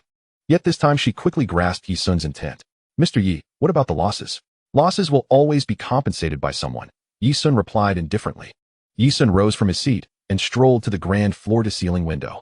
Outside lay the splendid nightscape of Victoria Harbor, where countless lights converged into a flowing river of illumination, symbolizing the wealth and desires of the city. His silhouette cast a silent reflection upon the glass. He wished to play, and we shall indulge him. Yi Sun's voice was soft, yet resonated clearly throughout the office. However, when troubles cannot be resolved, he slowly turned, his gaze penetrating the interplay of light and shadow within the room, landing with precision upon the faces of Su Mingyu and Chen Luojun. His eyes were profound, exuding a disquieting calm. The best course of action is to eliminate the source of the trouble. In an instant, the air in the office seemed to be sucked away. Su Mingyu's breath caught in her throat, her slender fingers unconsciously tightening, knuckles paling slightly. Chen Luojun, meanwhile, felt a jolt through his body. The suppressed fury within him found an outlet, manifesting as a searing tremor. He understood. Sun Ji's way of overturning the table had never been singular. The next day, in the upper echelons of Longyin Group's office, the silence was palpable. Su Mingyu had spent the night awake, the expensive foundation failing to conceal the dark circles under her eyes. Her desk was strewn with documents, loss reports, urgent letters from partners, and warnings of breach of contract. Each figure felt like a needle piercing her nerves. Chen Luojun stood by the window, silent, fixated on the incessant flow of traffic below. Every muscle in his body was taut, the violent energy within him forcibly restrained, akin to a beast trapped in a cage. Leave. Those two words were more unbearable for him and his subordinates than facing a blade. The only one in the office maintaining composure was Yi Sun. He was leisurely arranging a set of purple clay tea utensils, washing cups, warming pots, brewing tea with graceful precision, as if the tempest outside had no bearing on him. The boiling water poured into the pot, the rising steam mingling with the fragrant tea. This tranquility proved more stabilizing than any soothing words could offer, preventing Su Mingyu and Chun Luojuan's anxiety from spiraling out of control. Suddenly, the phone on the desk rang, its chimes slicing through the silence. Yi Sun set down the teapot and answered the call. Mr. Yi. On the other end was He Tiansheng, whom Yi Sun had recruited the day before. Yi Sun acknowledged him with a sound, signaling him to continue. We found the person behind it. His name is Arthur Smith, a member of the Johnson clan, and one of the current leaders of the Smith family. Their family has been operating in London for over a century, having established itself through trade and shipping in the Far East, making it a well-rooted mid-sized family in the Johnson territory. The Smith family currently has an estimated total asset of about £1 billion, with interests spanning shipping, trade, and some real estate. Smith Company is their core asset in the Far East and is a publicly listed company with a market value of approximately £700 million. The family holds about 40% of the shares and wields some influence within the City of London and the British Hong Kong government. But they are far from being top tier. He Tiansheng's voice was steady, as if reading off a cold data set. Yi Sun lifted his teacup, blew away the foam, and took a delicate sip. A publicly listed company? Yes, on the main board of the London Stock Exchange. The market cap isn't large, and liquidity is average. It's not a market hotspot. In the office, Su Mingyu's expression grew serious, but years of navigating the business world quickly restored her composure. An adversary with a market value of £700 million was certainly formidable, yet not insurmountable. Her mind began to race, assessing various possibilities and counterattack routes. Yi Sun blew away the foam in his cup, then chuckled, a soft yet piercing derision in his laughter. An inferior entity relying on ancestral legacy and outdated colonial connections. Posturing in the Far East. They have a dog named Gentleman to do their barking and guarding. Now that the dog's leg is broken, the owner feels embarrassed? He placed the teacup down with a soft clink, a sound that made Su Mingyu and Chun Luojuan's hearts skip a beat. Tiansheng, I want you to short it. Boom. Those 4 words detonated like thunder in the office. Su Mingyu's pupils constricted. To short a publicly listed company valued at £700 million? The boss was about to stir up a financial storm. Her mind momentarily went blank, then began to whirl at an unprecedented speed, evaluating this nearly insane plan. On the other end of the line, He Tiansheng fell silent for 3 seconds. These 3 seconds were filled with the swift mental simulations of a professional trader. The target? He Tiansheng's voice rang out again, now laced with a hint of gravity, to suppress the stock price, forcing him to negotiate? Or? Yi Sun lifted his teacup, gazing at the swirling steam. I want his stock price halved, and his core assets diminished by half. I want him to understand that Hong Kong is Chinese territory. He has no right to run rampant here. Understood. He Tiansheng's response became steady and resolute. Mr. Yi, Smith Company has a market value of approximately £700 million. For a target of this scale, with concentrated shares and robust market support, achieving this within a week demands exceptionally high capital efficiency and catalysts. Yi Sun's fingertips lightly tapped the table as he directly inquired, how much time and capital will it require? He Tiansheng paused slightly, then replied evenly, 1 week. With at least $5 billion in capital as leverage. However, compressing the timeline to this extent will exponentially increase the risk, necessitating the coordination of extreme events as catalysts. 1.5 billion, 1 week. Yi Sun's fingertips continued to tap the table, his tone disturbingly calm. I will provide you with 10 billion Hong Kong dollars. The timeline remains 1 week. I do not require the process. I demand the result. A week later, I demand to witness the stock price of Smith Company being cleaved in two. 100 billion Hong Kong dollars. Su Mingyu's breath came to an abrupt halt. She felt as though her heart might leap from her throat. A cash flow of 100 billion Hong Kong dollars. For a company valued at £700 million, this is nothing short of a dimensional assault. It is sufficient to stir up a tempest in the London market. On the other end of the line, He Tiansheng was momentarily rendered silent by this staggering figure. After a brief pause, he inhaled deeply, his voice restrained with an exhilarating fervor. Understood. With 100 billion Hong Kong dollars in capital, coupled with extreme catalysts. Do not speak of a week, but 5 days. Within 5 days, I shall utterly shatter their market confidence, hurling them from paradise into the abyss. The corners of Yi Sun's mouth curled into a cold arc. As for the catalyst, I will have Mingyu compile the Smith family's dark history and ignite it through the media. Be prepared. The call ended, and the office fell into silence once more. But the atmosphere had shifted dramatically. Yi Sun set down his phone, his gaze sweeping over Su Mingyu and Chun Luojun, directly instructing, Mingyu, this financial maneuver will be spearheaded by He Tianxin. He is a top-tier expert. He will oversee the orchestration of the 100 billion Hong Kong dollars and the details of the short selling. Su Mingyu's expression had completely cooled, resembling a commander entering a state of readiness. She hesitated no longer and immediately engaged in execution. Understood. Furthermore, the catalyst of public opinion regarding the Smith family's rise is no secret. Compile a comprehensive report detailing their sordid history involving opium, human trafficking, and asset appropriation, enlisting the finest lawyers and historians. Additionally, secure a few reliable international media outlets. I want the entire world to witness the multitude of bones upon which this so-called noble British family stands. Severing the roots. A public opinion strangulation. A flash of cold light flickered in Su Mingyu's eyes as she instantly grasped the terrifying power of this combination strike. The financial assault is a sharp blade, and the detonation of public opinion is a deadly poison. A dual-pronged approach. Understood. Within 48 hours, I shall finalize both the report and media channels. She responded decisively. Having delegated all tasks, Yi Sun turned to the perplexed yet wildly excited Chun Luojun, offering a smile. Luojun, do you not comprehend? Chun Luojun nodded vigorously, then shook his head with exasperation, pulling at his hair in frustration. In simpler terms, Yi Sun's tone resembled that of a teacher instructing a child.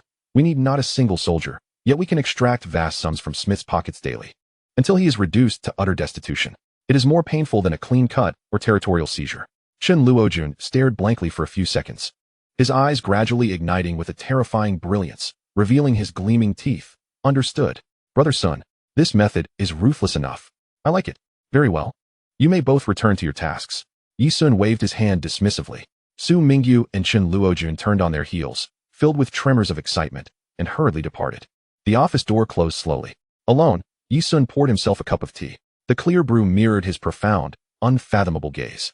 He raised the cup to his lips, murmuring softly to himself, the game has begun. Chapter 36, The Blade Falls.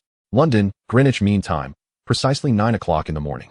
The opening bell of the London Stock Exchange sounded like a death knell for the Smith family. In the Mayfair district, within a classical Victorian manor, the atmosphere was so oppressive it felt as though one could wring water from it. Scattered across the expensive Persian carpet were shards of shattered bone china teacups. Who can tell me what on earth is happening? Arthur Smith's eyes were bloodshot, his once proud composure and elegance utterly obliterated, leaving only a beastly frenzy. He fixed his gaze upon the massive LCD screen before him, displaying the stock price of Smith Company plummeting like a cliff's edge. Today marked the third day. Green. Blindingly bright green, pierced like a poisoned dagger into the hearts of every core member of the Smith family present. Within merely 30 minutes of trading, over £80 million had evaporated from their market capitalization. An overwhelming tide of sell orders surged forth like a flood, instantly obliterating all buy-side defenses. And the stock price pierced through multiple critical support levels without resistance. This is not a normal market fluctuation. This is warfare. A financial strangulation waged without declaration. Have you identified the source? Is it Goldman Sachs or Morgan? Which accursed American is behind this? Arthur bellowed, turning to his ashen-faced family financial officer, Julian. Julian adjusted his gold-rimmed glasses, his gaze filled with trepidation. It is not Wall Street. All the funds originate from Hong Kong. Hong Kong. Arthur was taken aback. That word pierced through his furious balloon like a needle. He recalled the dog with a broken leg and the Eastern port that had brought him disgrace. Indeed. Julian's voice was dry. We urgently inquired through our contacts at the exchange regarding the opposing positions. All attacking orders were issued through several brokers in Hong Kong. Their capital scale is unfathomably deep. Their methods are ruthlessly extreme, entirely disregarding costs. Their sole purpose is to crash the market and incite panic. In the shadowy corner of the office, an elderly gentleman with graying hair, dressed in a suitably old-fashioned suit, rose slowly. He was Arthur's great-uncle, Lord Harrington, the true anchor of the Smith family. He did not gaze at the disconcerting stock price chart, but approached a painting. It depicted their ancestor, the first Sir Smith, standing proudly aboard a three-masted sailing ship bound for the east. Arthur, Lord Harrington's voice was aged and calm. Tell me, what sort of individuals have you provoked in Hong Kong?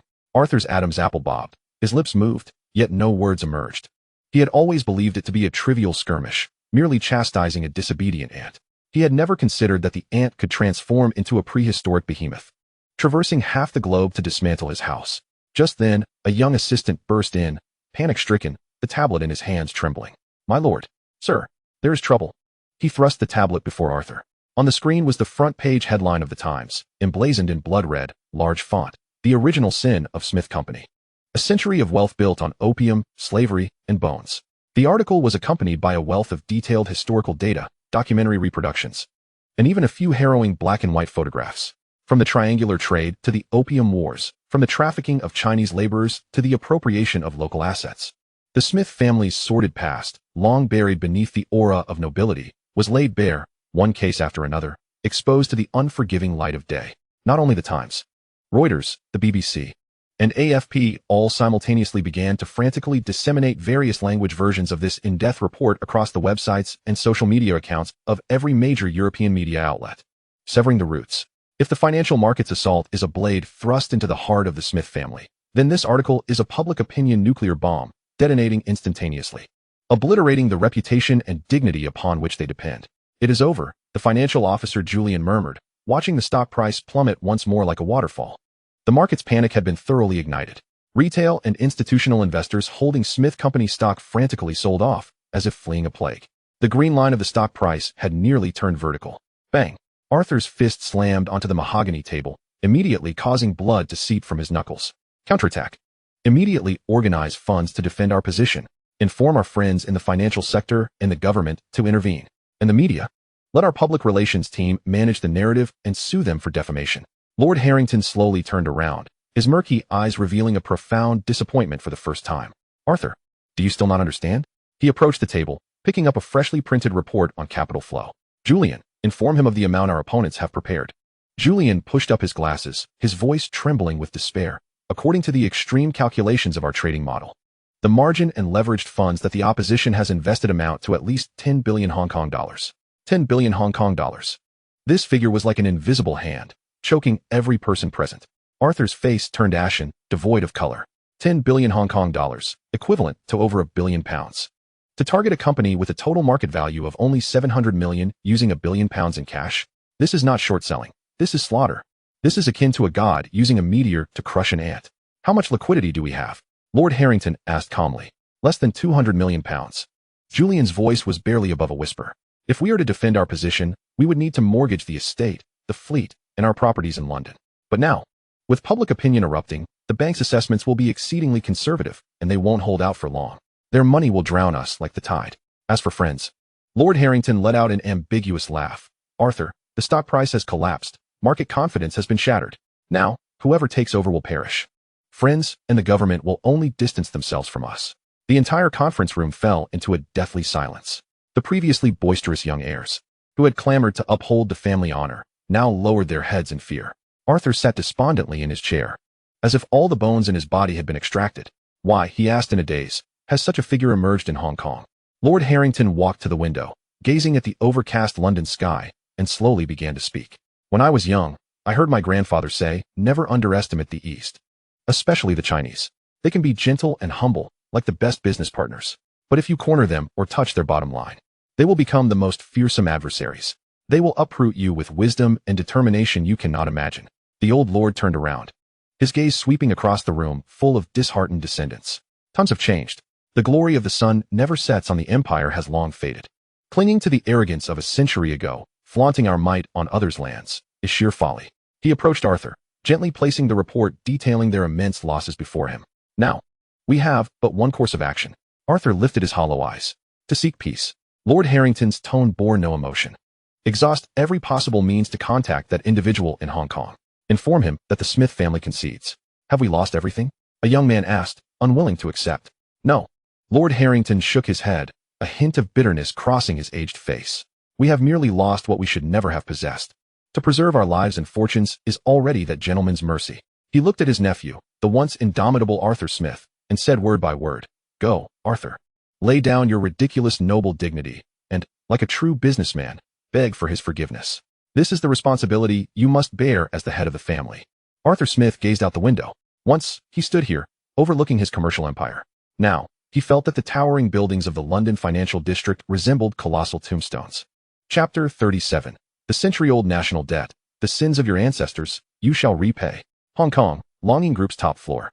The same office, the same purple clay tea set. Yi Sun sat in his old position, his fingertips delicately gripping a small white porcelain incense cup, his expression focused. The cup was empty, yet he seemed to be admiring an exquisite work of art. On the sofa opposite him sat two uninvited guests.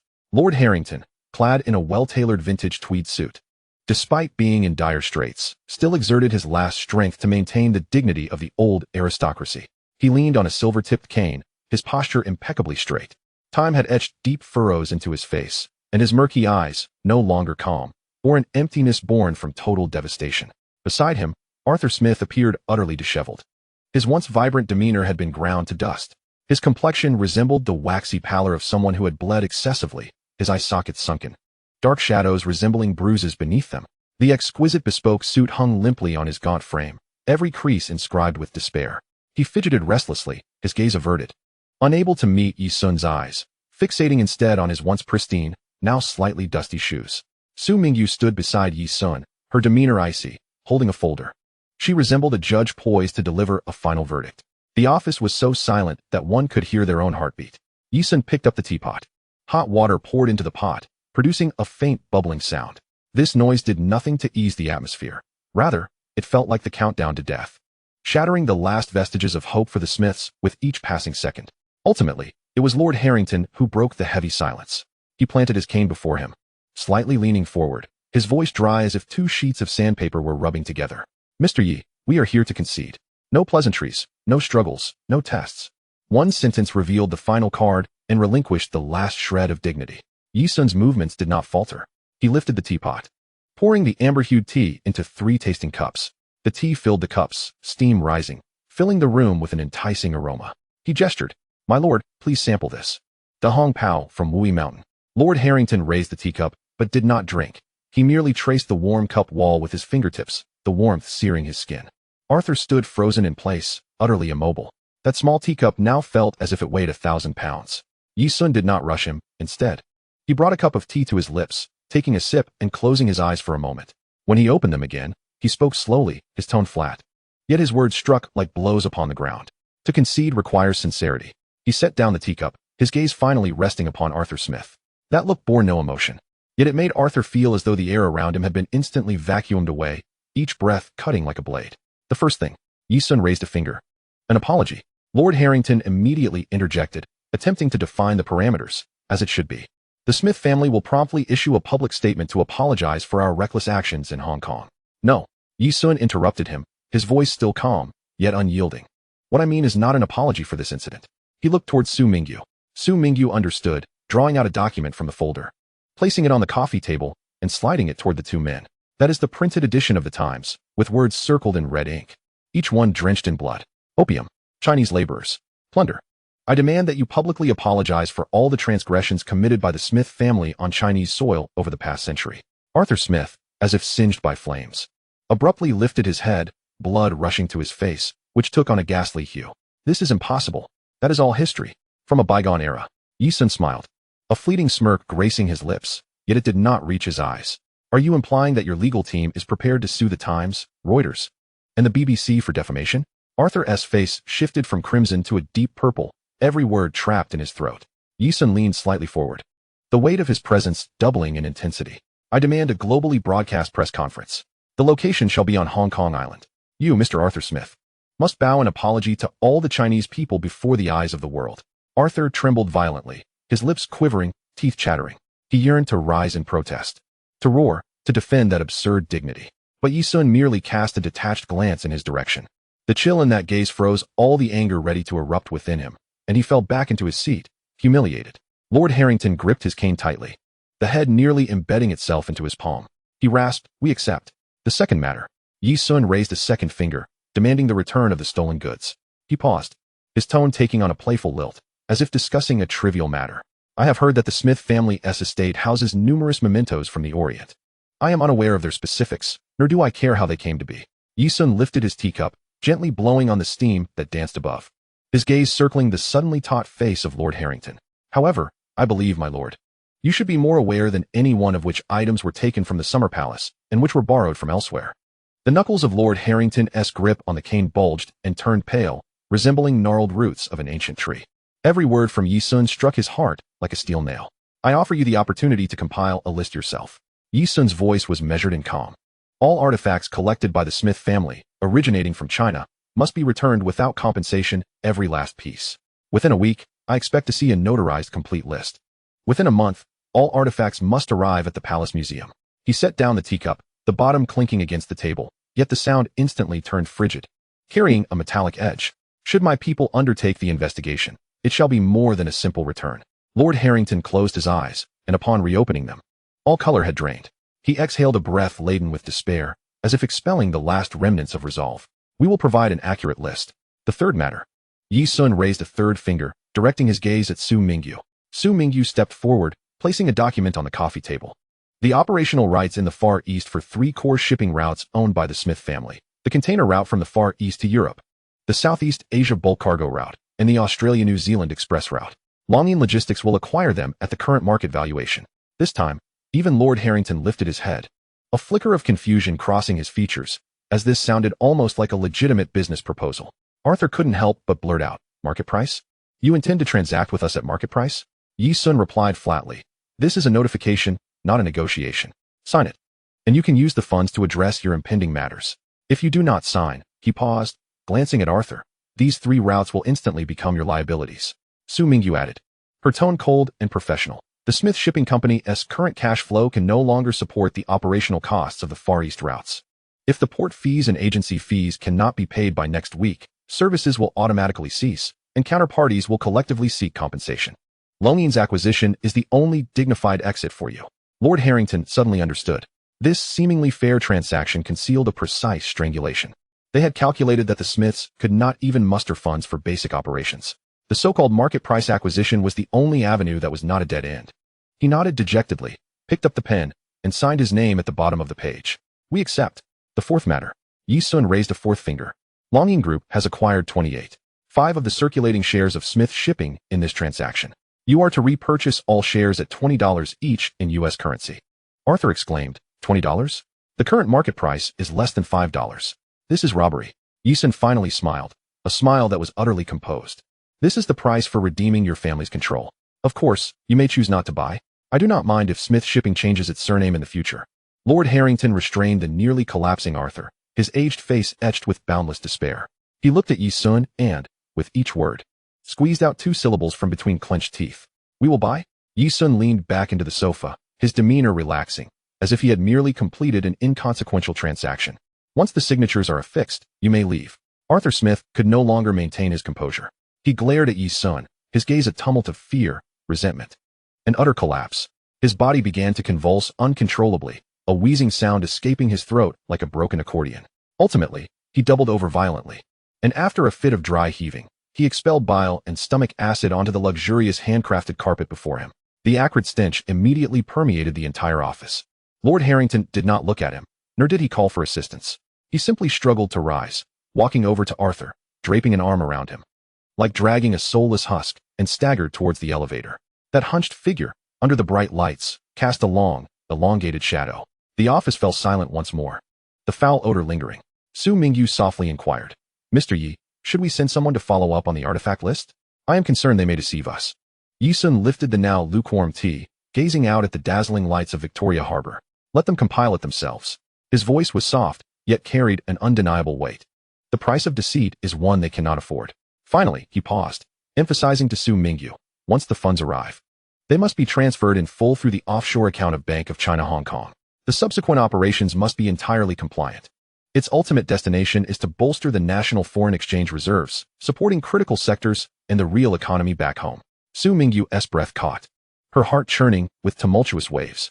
She finally grasped that Yi Sun's relentless pressure on the Smith family was not merely for the sake of vengeance, but to extract resources for restoration. When she looked up at Yi Sun again, the figure before her seemed enormously magnified, and she nodded vigorously, her voice laced with barely concealed excitement. "Yes, I assure you, this money will flow unerringly into the veins of our homeland." Chapter 38. What color is your true nature? Hong Kong Island, Peninsula Hotel Banquet Hall.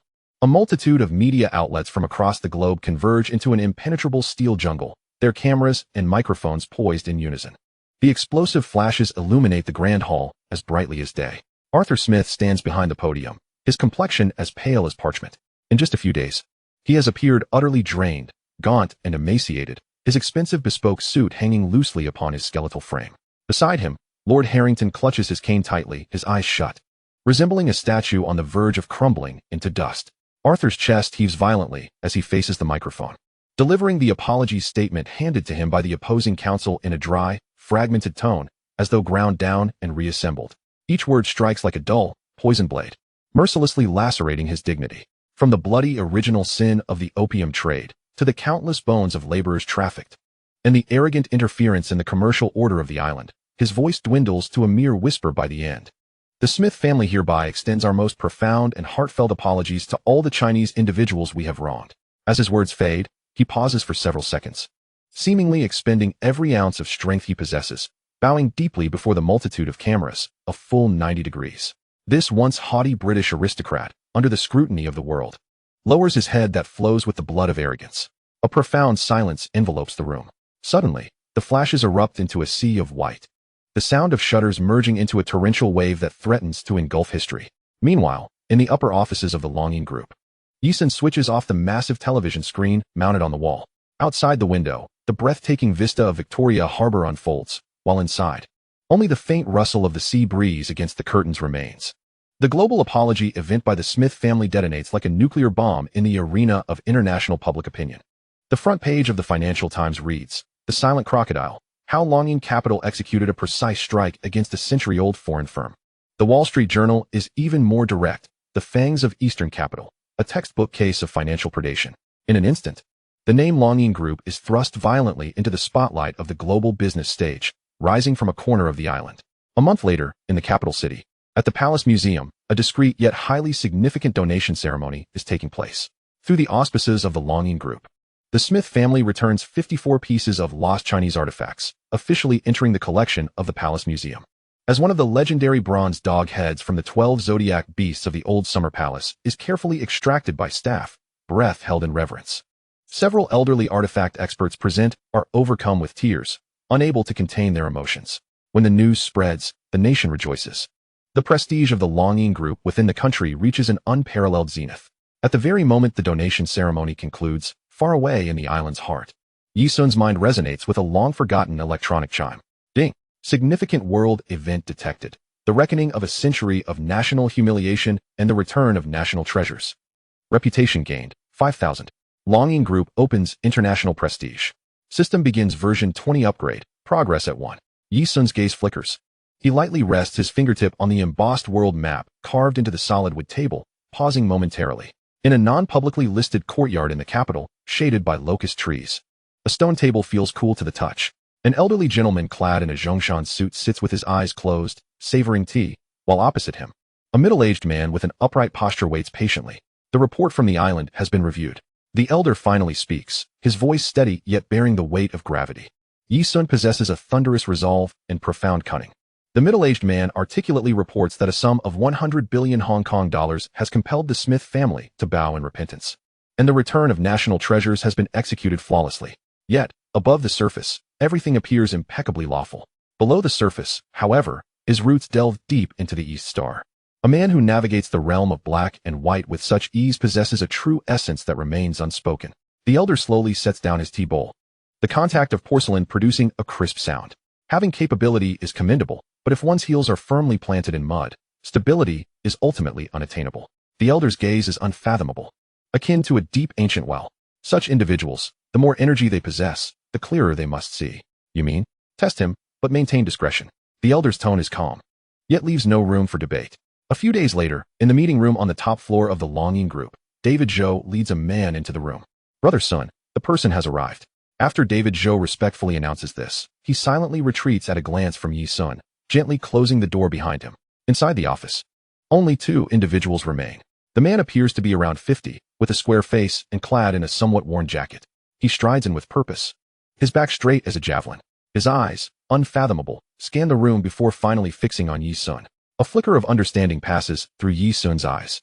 Big Leopard from the Big Circle Gang, emerging from the underworld of Dragon City, Deputy Director Sure. When David Zhou informed him that Big Leopard had business to discuss, he recognized that an interview from his homeland had arrived. "Brother Leopard, it is an honor, please take a seat." Yisun gestures toward the sofa opposite him, employing the respectful terminology of the underworld, yet his tone remains neither subservient nor haughty. The man nods, his posture while seated markedly more composed than the typical figures from the streets, his hands resting naturally on his knees. "Mr. Yi, I apologize for the intrusion." He begins with a distinctly enunciated northern accent that feels somewhat out of place in the island context. "You are too kind, Brother Leopard." Yi-sun pushes a freshly brewed cup of tea toward him. "Do give it a try. It's tea from Fujian." The man lifts the teacup, but refrains from drinking, instead gazing down at the clear, amber liquid. "Excellent tea. In the north, we used to drink rough brews in the bitter cold, merely for warmth. Nothing as refined as this. Each region nurtures its people, and thus its tea." Yi-sun responds casually, noting how the strong spirits of the north naturally lend richness to the tea. Following a brief silence, the man sets down the teacup. "Mr. Yi, you are quite young, yet have managed to carve out such a realm in the island. You are indeed formidable." While this statement sounds like flattery, it subtly underscores the rapidity of Yi-sun's rise, leaving his foundations shrouded in mystery. "Circumstances dictate," Yi-sun replies, his gaze casually sweeping over the man's hands resting on his knees, with prominent knuckles and calluses at the base of his thumb. These are not marks typically acquired from wielding a knife. The man chuckles, though his smile appears somewhat stiff, as if he is unaccustomed to social expressions. Indeed, when opportunities abound, some may easily stray from the right path. The former island was a melting pot of every sort, with all shades of gray and black finding their fortunes. Abruptly, he shifts the conversation, seemingly casually asking, "I have heard that recently, the streets have been turbulent. Those old establishments relying on flour for sustenance are shrinking, and many brothers say it is you, Mr. Yi, who has established new rules for the island." The question arrives, invoking underworld norms to inquire about matters of the court. Yi-sun does not respond directly, but instead recounts another matter. "Before Brother Leopard arrived, I just sent off a batch of John Bulls. Our ancestors thrived by selling longevity paste in this land for over a century, believing it was their private garden." The man's gaze momentarily sharpened, and he refrained from interjecting, quietly listening. "Over a century ago, they forcibly breached our nation's gates with warships, poisoning our compatriots with opium, and seizing countless treasures." Yi-sun's tone was remarkably neutral, as if he were recounting a distant historical narrative. "More than 100 years later, his descendants still wish to enact the same schemes on my territory." He lifted his teacup, gazing out at the bustling Victoria Harbor. "Times have indeed changed." His voice was soft, yet each word resonated clearly. "Now is the era for the Chinese to stand tall." Yi-sun shifted his focus back, locking eyes with the other man's profound gaze. "I, Yi-sun, have navigated the underworld and know what it means to lick blood from a blade. Yet every cent I earn now must be untainted. Every business transaction conducted by the Longing Group must honor the land beneath our feet." He paused, his tone growing colder. "As for the underhanded dealings you mentioned, the kind that leads to utter ruin, those who wish to indulge may do so elsewhere. In my realm, such paths are barred. I am not particularly enlightened, but I possess a sense of cleanliness. I despise filth." As his words settled, silence enveloped the office, as palpable as a pin dropping. The man fixed his gaze on Yi-sun for a full 10 seconds. Suddenly, the taut lines on his stern, square face relaxed completely, revealing a smile that bordered on genuine delight, far more natural than before. "Mr. Yi, you are indeed a man of substance." He lifted the now slightly cooled cup of tea, this time downing it in one gulp, as if it were fine liquor. "Some elders in the circle previously held reservations about you." The man set down his teacup, leaning slightly forward. His tone remained that of the underworld, yet the meaning had undeniably shifted. "After all, you are the leader of Dongxing. They are concerned that a new crime lord has risen on Hong Kong Island. It seems their judgment was rather short-sighted." Yi-sun understood that in this trial governed by the rules of the underworld, he had scored a perfect mark. "Your words are heavy, Brother Bao." Yi-sun chuckled. "I am merely a businessman seeking to profit while standing upright. With the imminent return of Hong Kong, some hearts have yet to come back. Their knees buckle before foreigners. Moreover, there are always unsavory tasks that need doing." "Well said." The man suddenly slammed his thigh, producing a dull thud, a fierce and restrained aura surging forth before being swiftly suppressed. "Now, we need young men like you, Mr. Yi, who possess both courage and vision."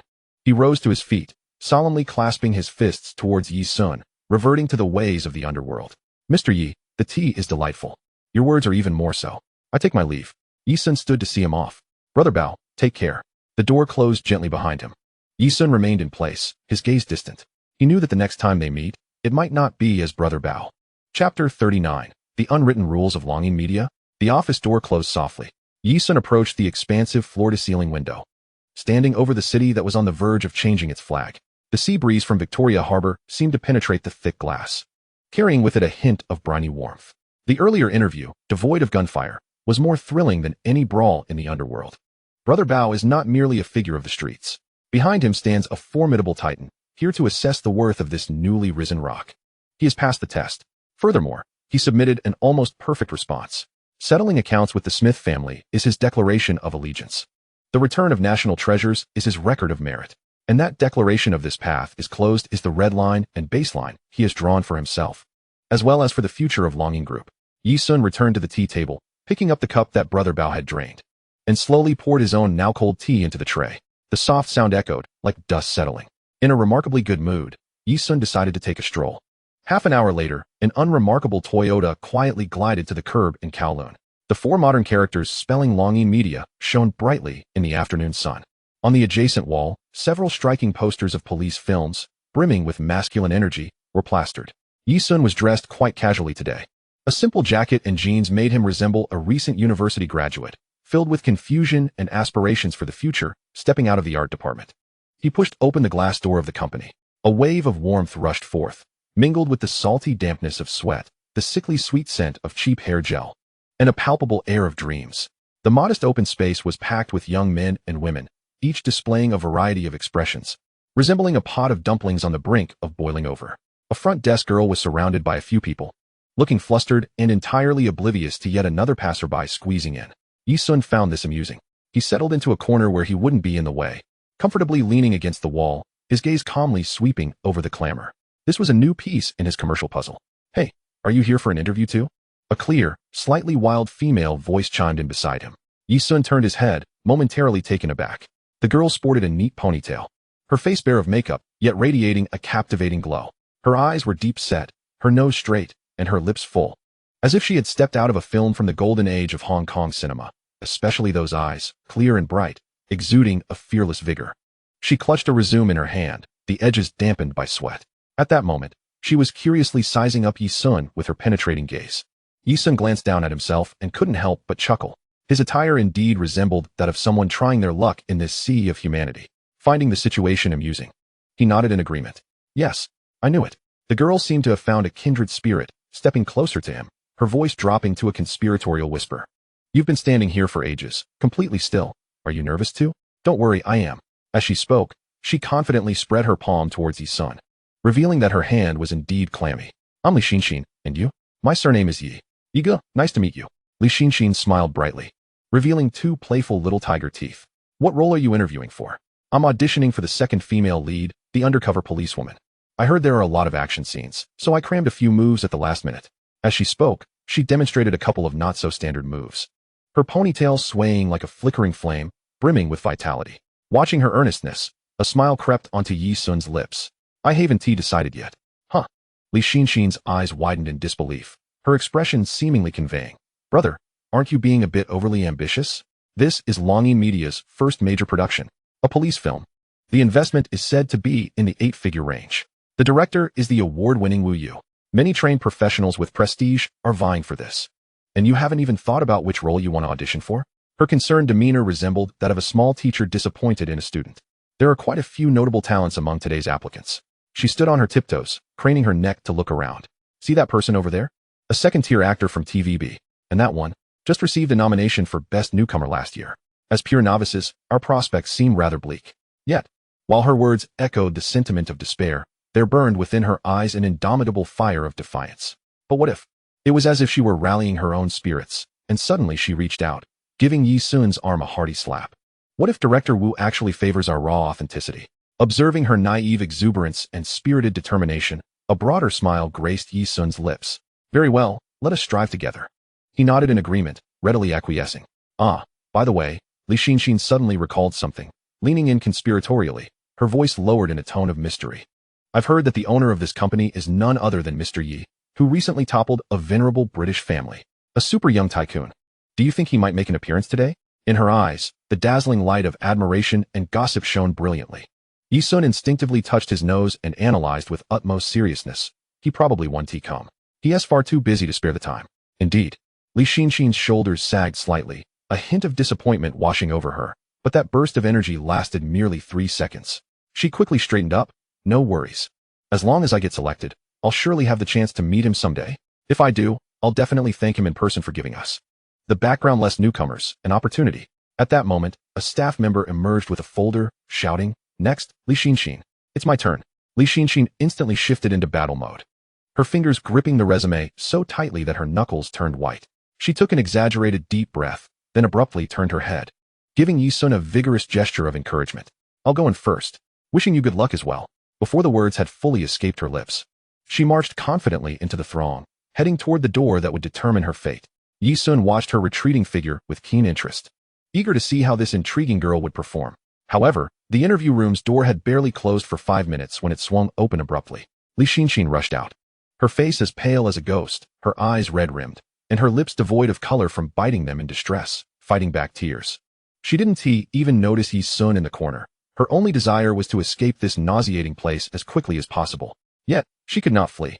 A middle-aged man in a flamboyant shirt, somewhat portly, followed closely behind, wearing a greasy and self-satisfied grin, Vice Director Wang of the production. Miss Li Xinxin, don't walk so fast. Vice Director Wang caught up with a few strides, attempting to grab her arm, his tone overly familiar and utterly repugnant. Such a rare opportunity. We could discuss the role further. Look at you, with such good conditions, you just need a benefactor to guide you. Let us have dinner tonight, and I can elaborate on the character. It's all just a matter of my word. Li Xinxin recoiled as if stung by a scorpion, shaking off his hand with fierce indignation, her voice trembling with rage. Please, show some respect. I am not that kind of person. Respect? Vice Director Wang scoffed, as if he had heard the biggest joke in the world. Deliberately surveying the onlookers, he not only failed to temper himself, but raised his voice, laden with overt threats. In this industry, to rise in status, one must know their place. Li Xinxin, don't be ungrateful. If you refuse to recognize your good fortune today, believe me, I can ensure you won't be able to survive in the entire industry of Hong Kong. His arrogance silenced the once boisterous hall. Many gazes that had initially held sympathy and anger swiftly retreated. Li Xinxin found herself cornered in the hallway, a mix of anger and fear igniting her tears, making her appear utterly isolated and helpless. She was like a butterfly caught in a spider's web, struggling in vain to escape the grotesque net woven by power.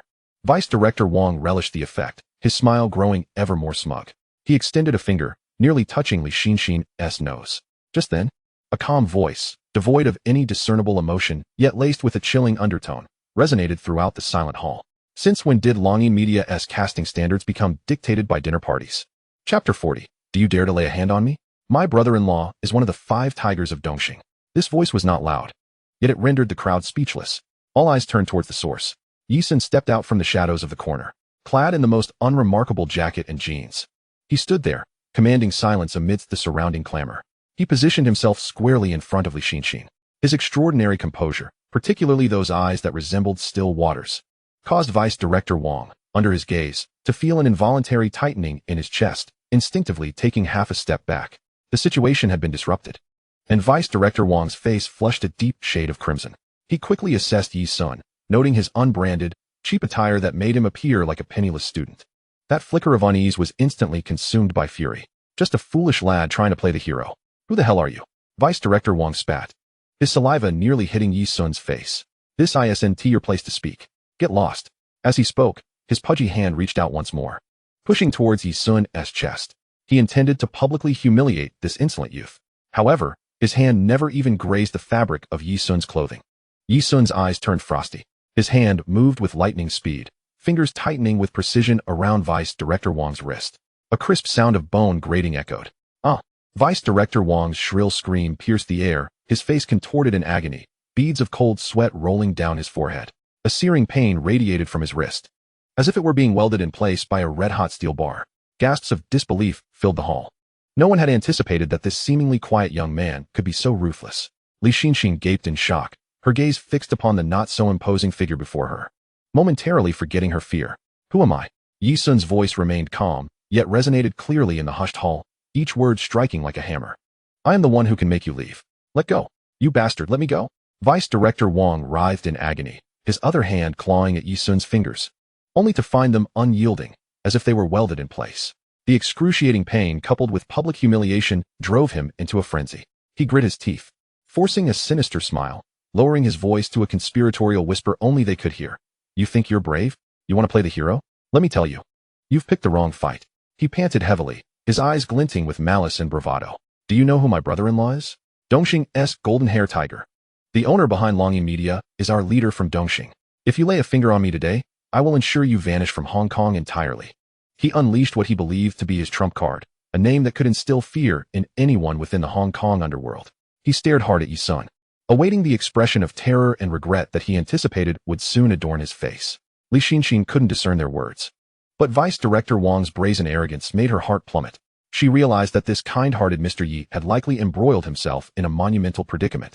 In a dimly lit corner, a few extras with connections to the underworld turned pale at the mere mention of the name Golden Mane Tiger, their gazes toward Yi Sun brimming with pity. However, Yi Sun's reaction caught everyone off guard.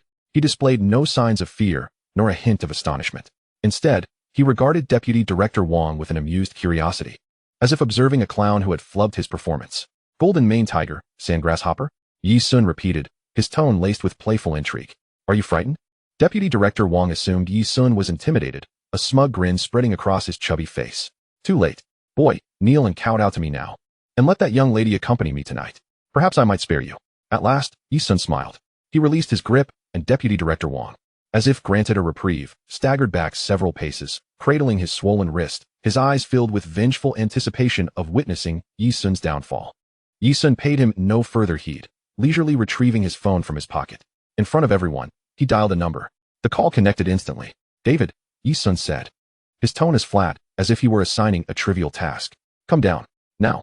Immediately. There's some trash here that needs to be cleared. After delivering his message, he hung up the phone. The entire exchange lasted less than 20 seconds. Deputy Director Wang stood dumbfounded. What was this boy up to? He barked nervously. You're just putting on a show. It won't matter who you call. Even the king himself can't save you today. Before his words had fully escaped his lips, David Zhou rushed over, practically jogging. Mr. Yi.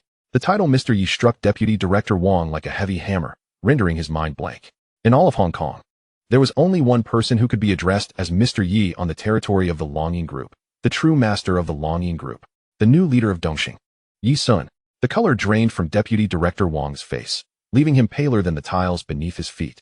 He had just threatened the very person he had sought to intimidate. This was not merely flaunting one's prowess before a warrior. It was akin to boasting before the king of hell himself. With a thud, Deputy Director Wang's legs buckled, and he collapsed to the ground. His trousers quickly became stained, an unpleasant odor wafting through the air. Trembling, he pointed a quivering finger at Yi Sun, his throat producing only incoherent gasps. The malice and arrogance in his eyes consumed by an overwhelming terror. The entire hall fell silent, the tension palpable. Li Xinxin stood behind Yi Sun, her mouth agape, her bright eyes filled with disbelief. She could hardly fathom that the man who had waited with her in the corner for an audition was, in fact, the legendary super tycoon. She recalled how she had casually patted his arm, encouraging him to strive together and earnestly speculating about whether their boss would show up. A wave of heat rushed to her head, her cheeks flushing crimson.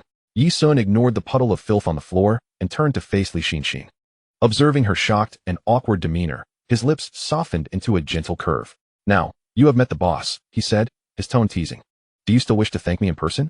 Li Xinxin's face reddened further, her head nearly bowing to her chest, her voice barely a whisper. Aye. Yi Sun's gaze shifted to David Zhou, the warmth in his expression evaporating, replaced by an icy resolve. I previously mentioned that every business transaction conducted by the Longyin Group must be executed impeccably. It seems someone has taken my words for mere wind.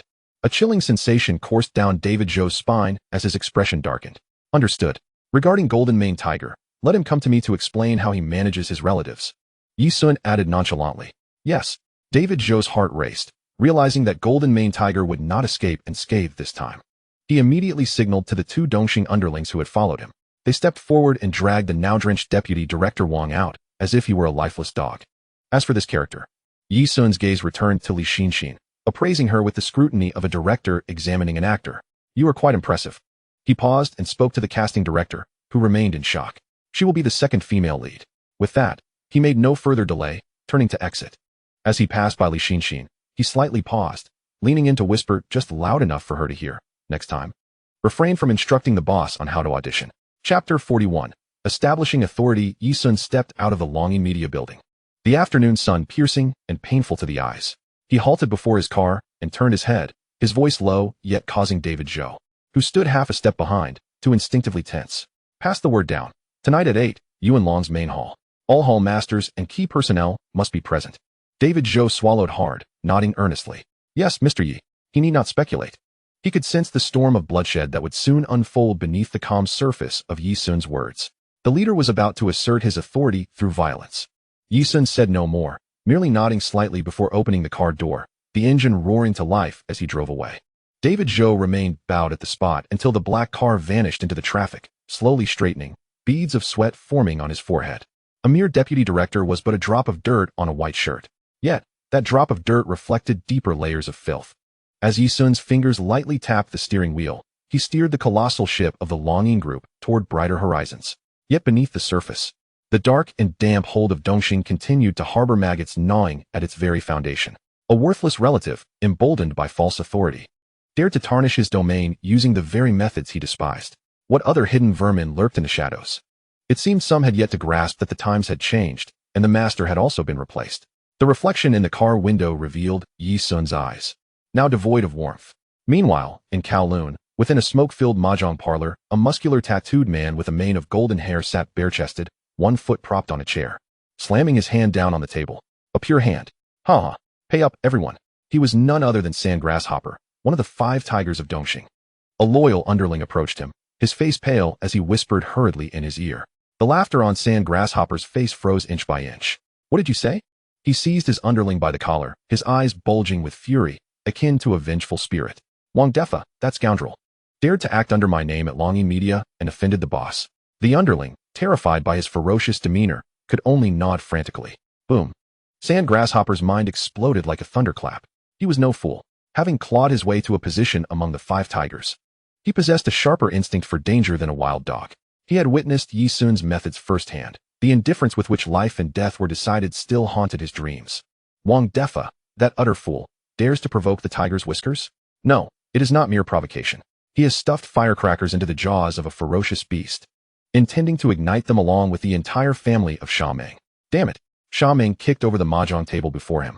The mahogany surface splitting with a resounding crack, tiles and banknotes scattering chaotically across the floor.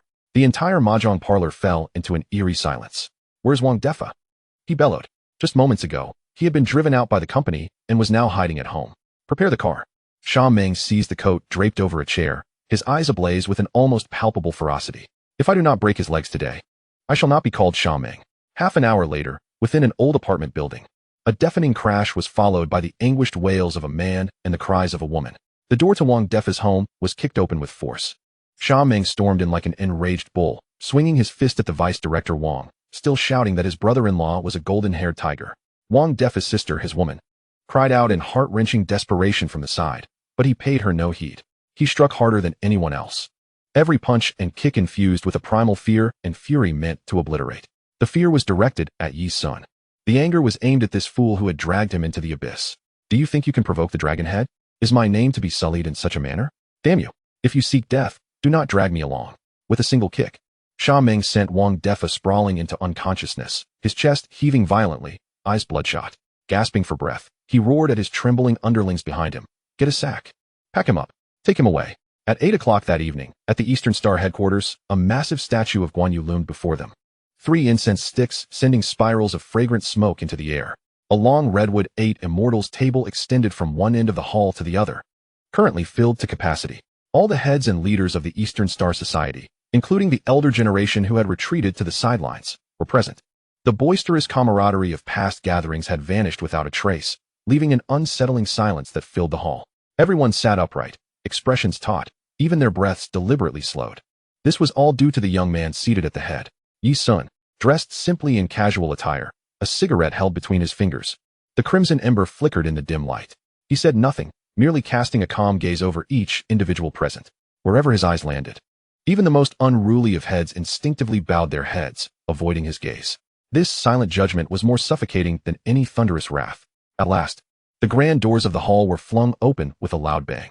Sha Meng strode in purposefully, flanked by 2 underlings dragging a sack that oozed dark red stains. Thud! The sack was unceremoniously dropped to the ground, producing a dull sound. Sha Meng hurriedly approached Yi Sun, clasping his fists together and bowing deeply. His posture lowered to the dust. Dragonhead, I, Sha Meng, have failed in my duties. A disgraceful underling has dared to act in my name, causing trouble and disrespecting you. I was completely unaware, otherwise, I would have dealt with him first. I have brought the man myself. Let the dragon head mete out your judgment. I harbor no grievances. His voice boomed, each word pronounced with gravity. both as an apology and as a means to distance himself from the miscreant. Yi Sun's gaze shifted from him to the slightly writhing sack on the floor. He flicked the ash from his cigarette, his tone devoid of emotion. Open it. The underling promptly stepped forward to untie the sack as opening. A battered, bloodied figure, barely recognizable as a human, tumbled out. It was Vice Director Wang Defa. Slowly regaining consciousness, he was met with the scene before him, particularly the godlike figure seated at the head. His heart sank, and a wave of nauseating heat surged uncontrollably, the stench rapidly permeating the air. Mr. Yi, Dragon Head. I was wrong. I am not human. Spare me. He sobbed, crawling on the ground like a worm, desperately attempting to grasp Yi Sun's pant leg. Yi Sun's brow furrowed slightly, and his chair silently shifted back a few inches. Rising to his feet, he once again surveyed the room. In the past, how Eastern Star made its money was none of my concern. Whether through selling narcotics or running gambling dens, that was the past. Now I sit here. Yi Sun's voice was soft, yet it struck each heart like a hammer. The times have changed. Today, I will reiterate, from now on, Eastern Star shall adhere to 3 rules. First, the trifecta of vice, prostitution, gambling, and drugs shall be utterly eradicated. Anyone who engages in them shall face death. Second, all businesses under Eastern Star must be formalized. Every penny earned must be transparent and open to scrutiny. Third, and most importantly, Yi Sun stepped into the center of the hall, towering over Sha Meng, gazing down at him. No one may use the name of Eastern Star or Long Yin to bully others or engage in wrongdoing. Anyone who tarnishes my reputation or damages my brand. He paused, his foot landing heavily upon Wang Defa's intact hand. He applied no force, but merely twisted it gently.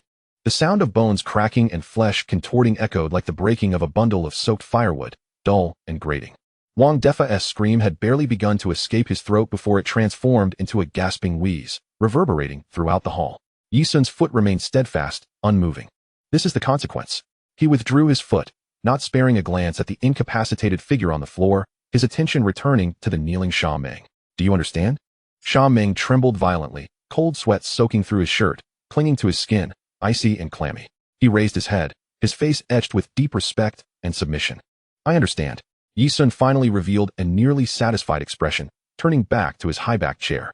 He resumed his seat, as though the ruthless figure from moments ago was but a mere illusion. Excellent. Now that you comprehend the rules, we must discuss personnel. He scanned the room, speaking with a calmness that betrayed no hint of emotion. Today, we shall redefine the 5 tigers. Chapter 42. A single word to redefine the 5 tigers. Yi Sun's voice was soft, yet resonated like a boulder plummeting into still waters. Since you understand the rules, we must discuss personnel. He surveyed the assembly, his tone unwavering. Today, we shall redefine the 5 tigers. Boom. These 6 words struck the hearts of everyone present more fiercely than the previous crack of bones. Redefining the 5 tigers. This signified a complete restructuring of power within Eastern Star. The camel was dead. The crow and the smiling tiger had been eliminated. The old power structure lay in ruins. A new order would be established tonight. This was not merely about 3 positions. It represented the pinnacle of authority within Eastern Star, the staircase leading to boundless wealth and status. In an instant, dozens of gazes in the hall grew fervent, greed and desire intertwining to form an invisible net that ensnared Yi Sun at the head. Several leaders, self-proclaimed veterans with iron fists, visibly struggled to control their heavy breathing, their postures unconsciously straightening, resembling soldiers awaiting inspection. Yi Juan's gaze first fell upon Ben Lehu Yaoyang. Yaoyang, the dragon head. His voice was steady, yet his tightly clenched fists betrayed the turmoil within. I've had my people assess your territory. The accounts are impeccably clean, Yi Juan remarked coolly. Upon hearing this, Yaoyang felt a wave of relief wash over him. The Kowloon district will be under your command. Furthermore, until the establishment of the Longing Club, you shall have full authority over Longing Media. Within 6 months, I expect it to earn a rightful place at the entertainment table in Hong Kong. Yi Juan's tone left no room for negotiation. Yes, Dragon Head. Yao Yang's chest heaved with intense emotion, an overwhelming joy coursing through him. Being entrusted with the management of the Longyin Group's enterprises was not only a testament to his capabilities, but also a pathway paved by the Dragon Head from darkness to light. Next, Yi Juan's gaze shifted, cold as a searchlight, towards the figure of Sha Meng standing nearby. Sha Meng's body tensed into a rigid stone, awaiting the fateful decree. Sha Meng, present, Dragon Head. You will be responsible for the Yuan Long area. Additionally, the infrastructure work for Longyin real estate will continue to be entrusted to you. Yi Juan's voice turned icy, each word piercing like a needle. However, you must keep your men in check and manage your relatives wisely. Should there be a next time? Before he could finish, a palpable aura of menace enveloped the room. There will be no next time. I, Sha Meng, vow upon my life. Should anyone dare to disrupt the Dragonhead's rules, I shall personally ensure they are fed to the dogs. Very well, Yi Zhuan nodded slightly. Retaining the old dual tigers served as both a gesture of reassurance and a warning. Everyone understood this, and thus, the competition for the remaining 3 positions intensified. The hall fell into a profound silence. Even the sound of breathing seemed to vanish. Who would be the new 3 tigers? Yi Zhuan's gaze swept over the crowd like a blade, slicing through eager faces. Some stood tall with pride, while others furtively adjusted their attire, all hoping to catch his eye, each yearning for a chance at the position of the East Star's 5 tigers. Yet in the next moment, Yi Zhuan's eyes passed over everyone and landed in the farthest corner of the hall. There sat a man, tall and clad in a faded jacket, his jawline taut. He gazed down, idly toying with the table edge, seemingly indifferent to the surrounding commotion and the desires of others, as if he were merely biding his time. Situ Haonan. Yi Zhuan's voice, though not raised, instantly hushed the bustling hall. The man abruptly lifted his head, his eyes gleaming with a wild, solitary ferocity, yet now reflecting unmistakable surprise. He had never anticipated that such fortune would fall upon him. What the hell? Situ Haonan, the lone wolf from Causeway Bay? Does he even qualify? Nearby, someone exclaimed in disbelief, recalling how, during the reign of Big Camel, he had merely been tasked with guarding a shabby bar, never allowed to speak up in meetings. True, he fought fiercely, but his nature was as unyielding as stone, daring to challenge the boss. How could the Dragonhead select him? Murmurs erupted. For everyone knew Situ Haonan was an anomaly within the East Star, capable of single-handedly taking down 3 of his enemies' Venus, yet never forming alliances. Even Big Camel had deemed him a thorn in the side, leaving him to languish for years. Amidst the cacophony of doubt, Situ Haonan slowly rose.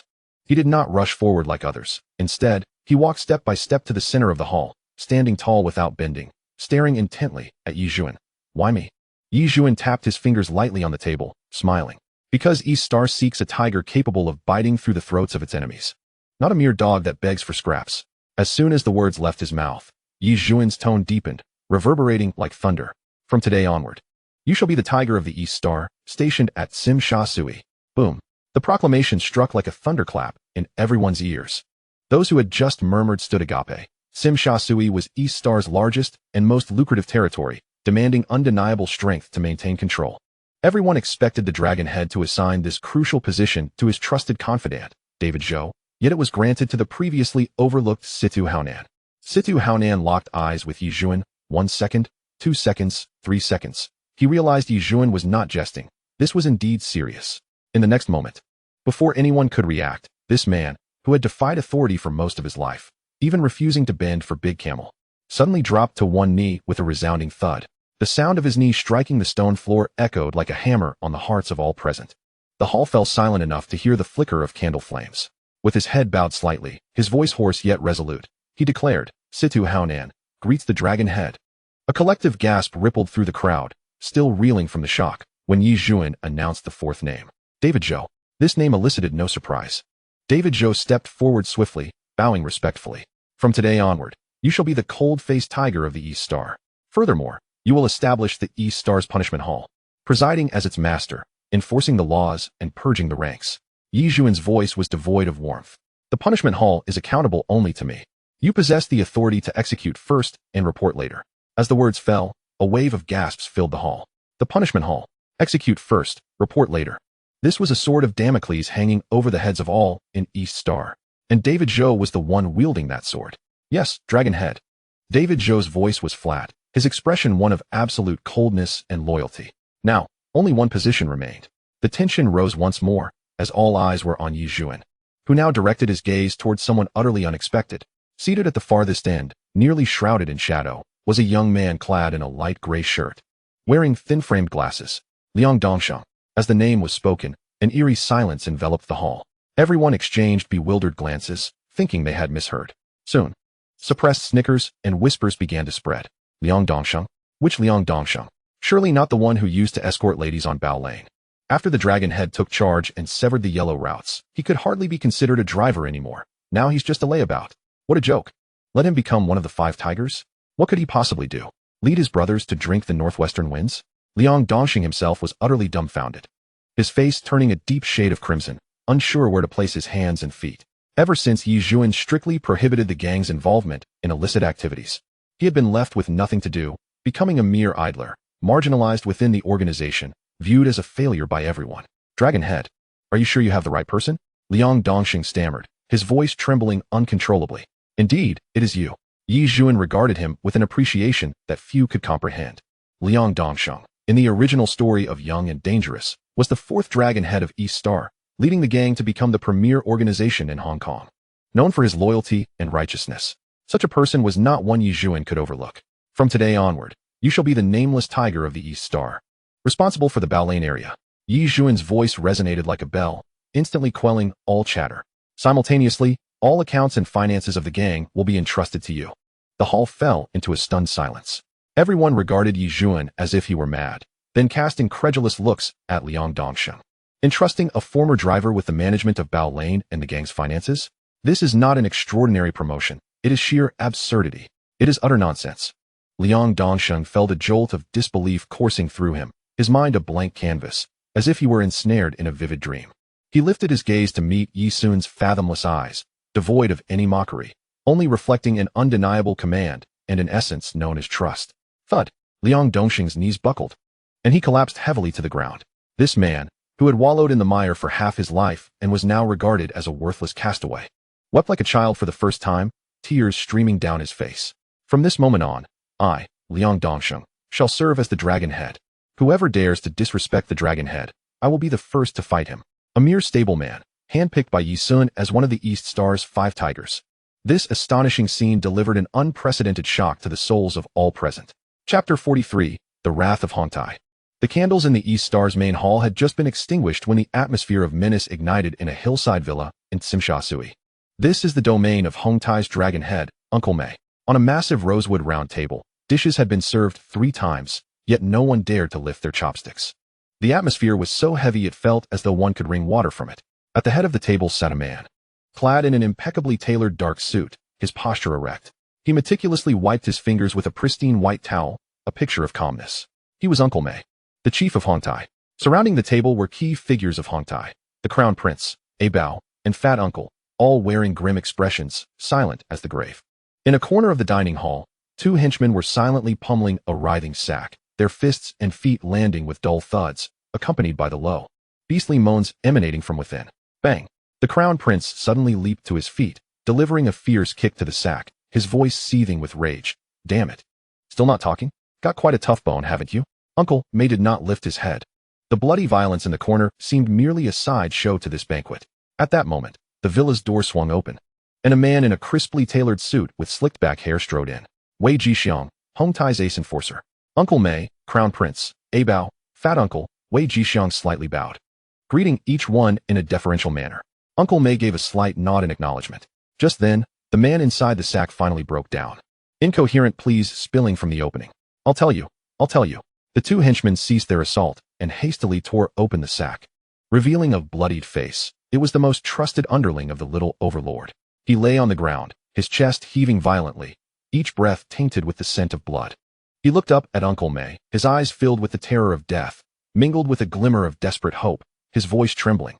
Uncle Mei, if I tell you the little overlord's whereabouts, will you spare my life? Uncle Mei suddenly smiled, the wrinkles at the corners of his eyes deepening, his gaze narrowing to a slit. Of course. His tone was languid and devoid of emotion. The little overlord has taken over 200 brothers and, without warning, went to the East Star's sand crab territory. Uncle Mei's voice turned grave. Now the entire underworld is laughing at us, saying Hongtai is finished, unable to even keep its own in line. His fingers lightly tapped on the rosewood table, each tap reverberating like a heartbeat. He was, indeed, a traitor to Hongtai.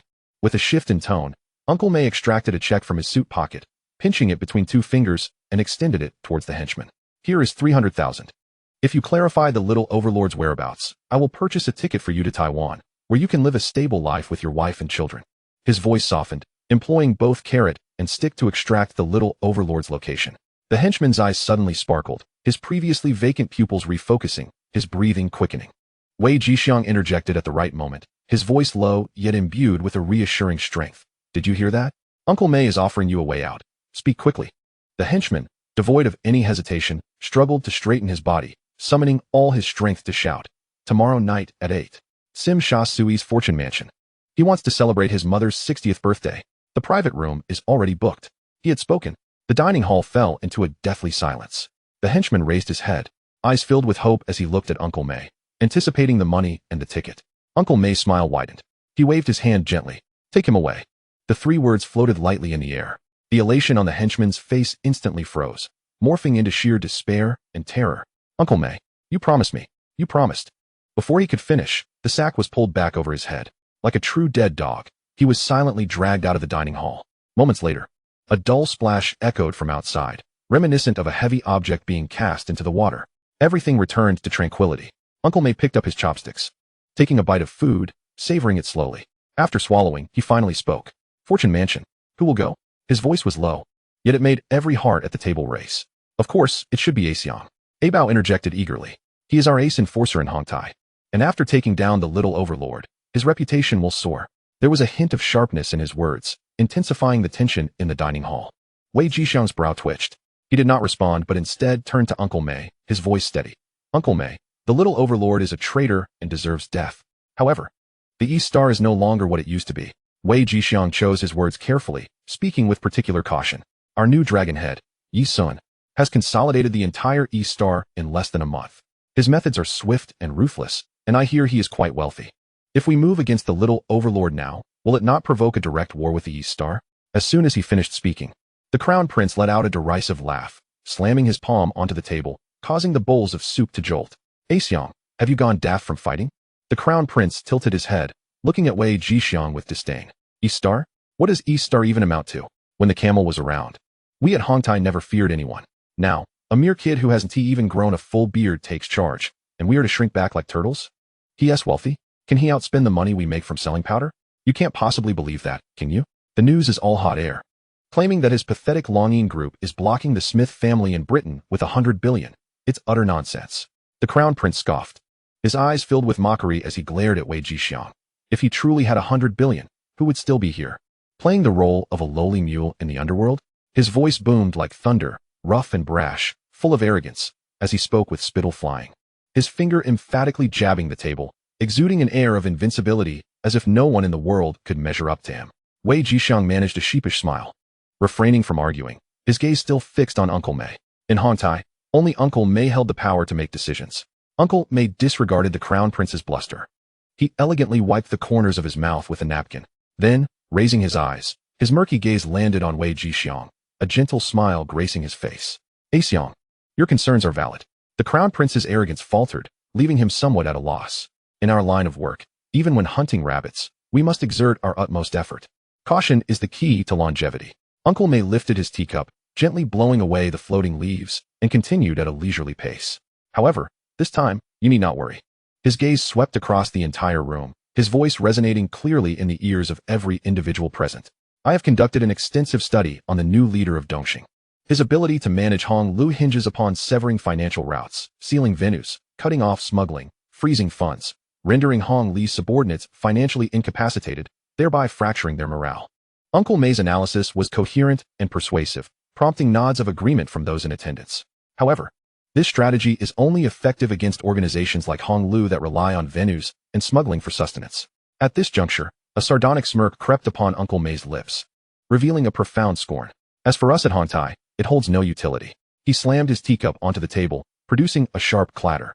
What is the foundation of Hongtai? It is powder. Uncle May's voice suddenly turned frigid, laced with an air of haughty disdain. Even if he were to seal all my venues, as long as the goods and channels remain intact, the flow of money shall never cease. Does Yi Sun possess wealth? How many of my venues can he seal? I remain unfazed.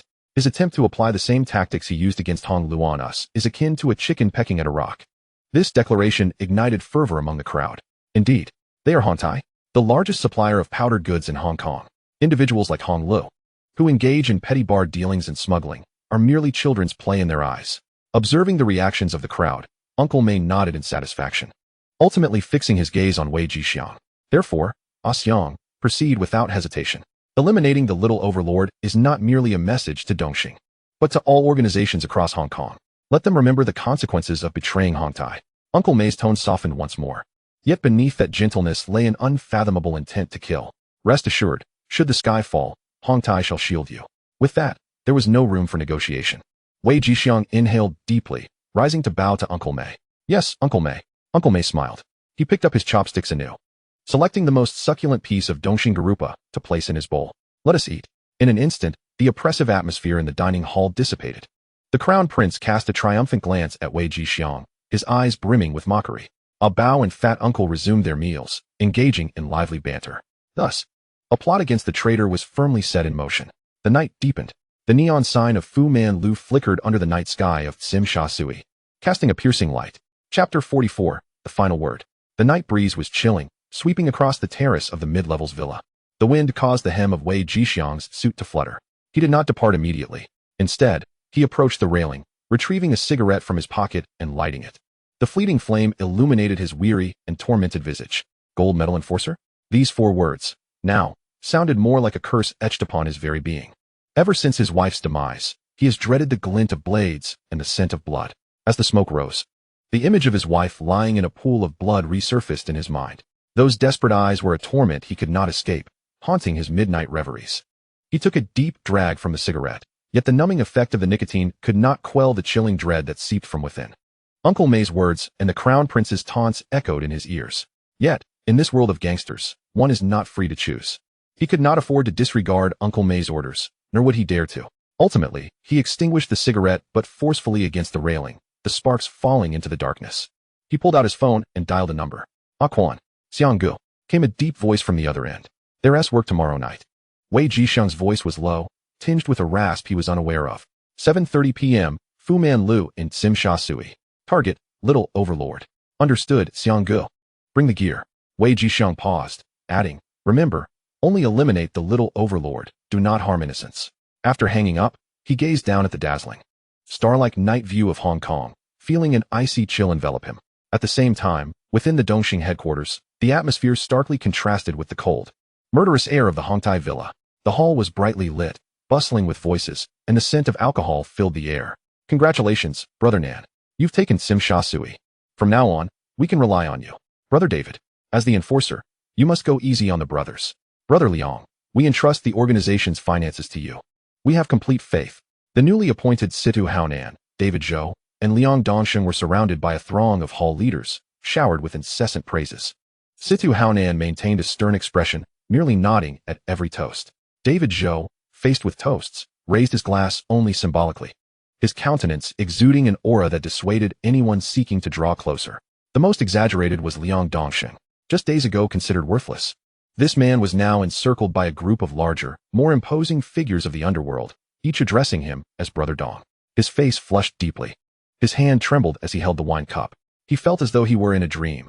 No, it was more absurd than a dream. Yi Sun sat at the head of the table, silently observing the scene before him, his fingers tapping rhythmically on the mahogany armrest. Situ Haonan is the blade. David Zhou is the sheath. Liang Dongsheng is the pulse. The framework of the new Dongxing has been established. Just then, Sha Meng squeezed through the crowd, a large bowl in hand, his face glowing with excitement. Leader. He gulped down half a bowl of liquor, wiped his mouth with the back of his hand, and exclaimed, Leader, I have something to report. A few days ago, the little overlord from Hongtai brought over 200 brothers, claiming he wanted to join us at Dongxing. I thought it was a perfect time for recruitment, so I took the liberty of accepting him. Sha Meng beamed with pride, his voice booming. The moment these words left his mouth, the previously raucous hall fell into a hushed silence. All eyes turned towards Yi Sun. Everyone understood that accepting someone from Hongtai without prior notice, especially a hall master, was tantamount to slapping Hongtai's face. Yet, Yi Sun showed no signs of surprise. His gaze remained unperturbed. He simply regarded Sha Meng with a calm demeanor, inquiring with 2 words, where is he? Oh, I had him settle his men first, to avoid causing any disturbances. That kid is sensible. He said he would lay low for a few days. Sha Meng chuckled. After joining us at Dongxing, this kid has been riding high. He even told me yesterday that he plans to celebrate his mother's birthday tomorrow night. Upon hearing this, Yi Sun's gaze subtly shifted. It has begun. In the original text, after the little overlord joined Dongxing, he was murdered by Wei Jixiang during a debt collection. Now that he has abandoned his lowly dealings, he naturally would not be collecting debts anymore. However, Uncle May's retaliation would undoubtedly be imminent. Celebrating a mother's birthday, a family reunion, is indeed an opportune moment to strike. Where is the celebration taking place? Yi Sun's voice was calm, devoid of any emotion. His mind was already calculating with precision. Without a moment's thought, Sha Meng blurted out, at Fu Man Lu in Tsim Sha Sui. They've booked a big private room. And the banquet starts at 8. What's the matter, leader? Do you wish to join in on the festivities? Fu Manlu. With Uncle May's disposition, he would never miss such a fortuitous opportunity. A barely perceptible smile curled at the corners of Yi Sun's lips. He will not prevent this assassination. Rather, he intends to orchestrate it in accordance with his own script. Hong Tai's business is a malignant tumor nestled in the heart of the island, embodying all that he despises. Confronting Uncle May head-on would only result in mutual destruction.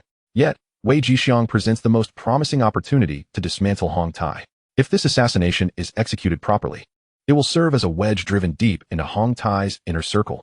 He slowly rose to his feet, casting a glance towards Situ Haonan and Sha Meng. Both seasoned veterans instantly comprehended the meaning behind his gaze. They promptly set down their glasses and followed Yi Sun's lead. In the back hall, an old redwood table and several redwood chairs adorned the space, while a ceiling fan lazily revolved overhead.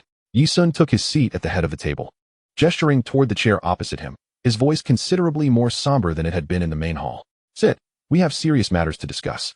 As Situ Haonan settled into his seat, he remained rigidly upright, his gaze firmly fixed on Yi Sun. Sha Meng, however, was less composed.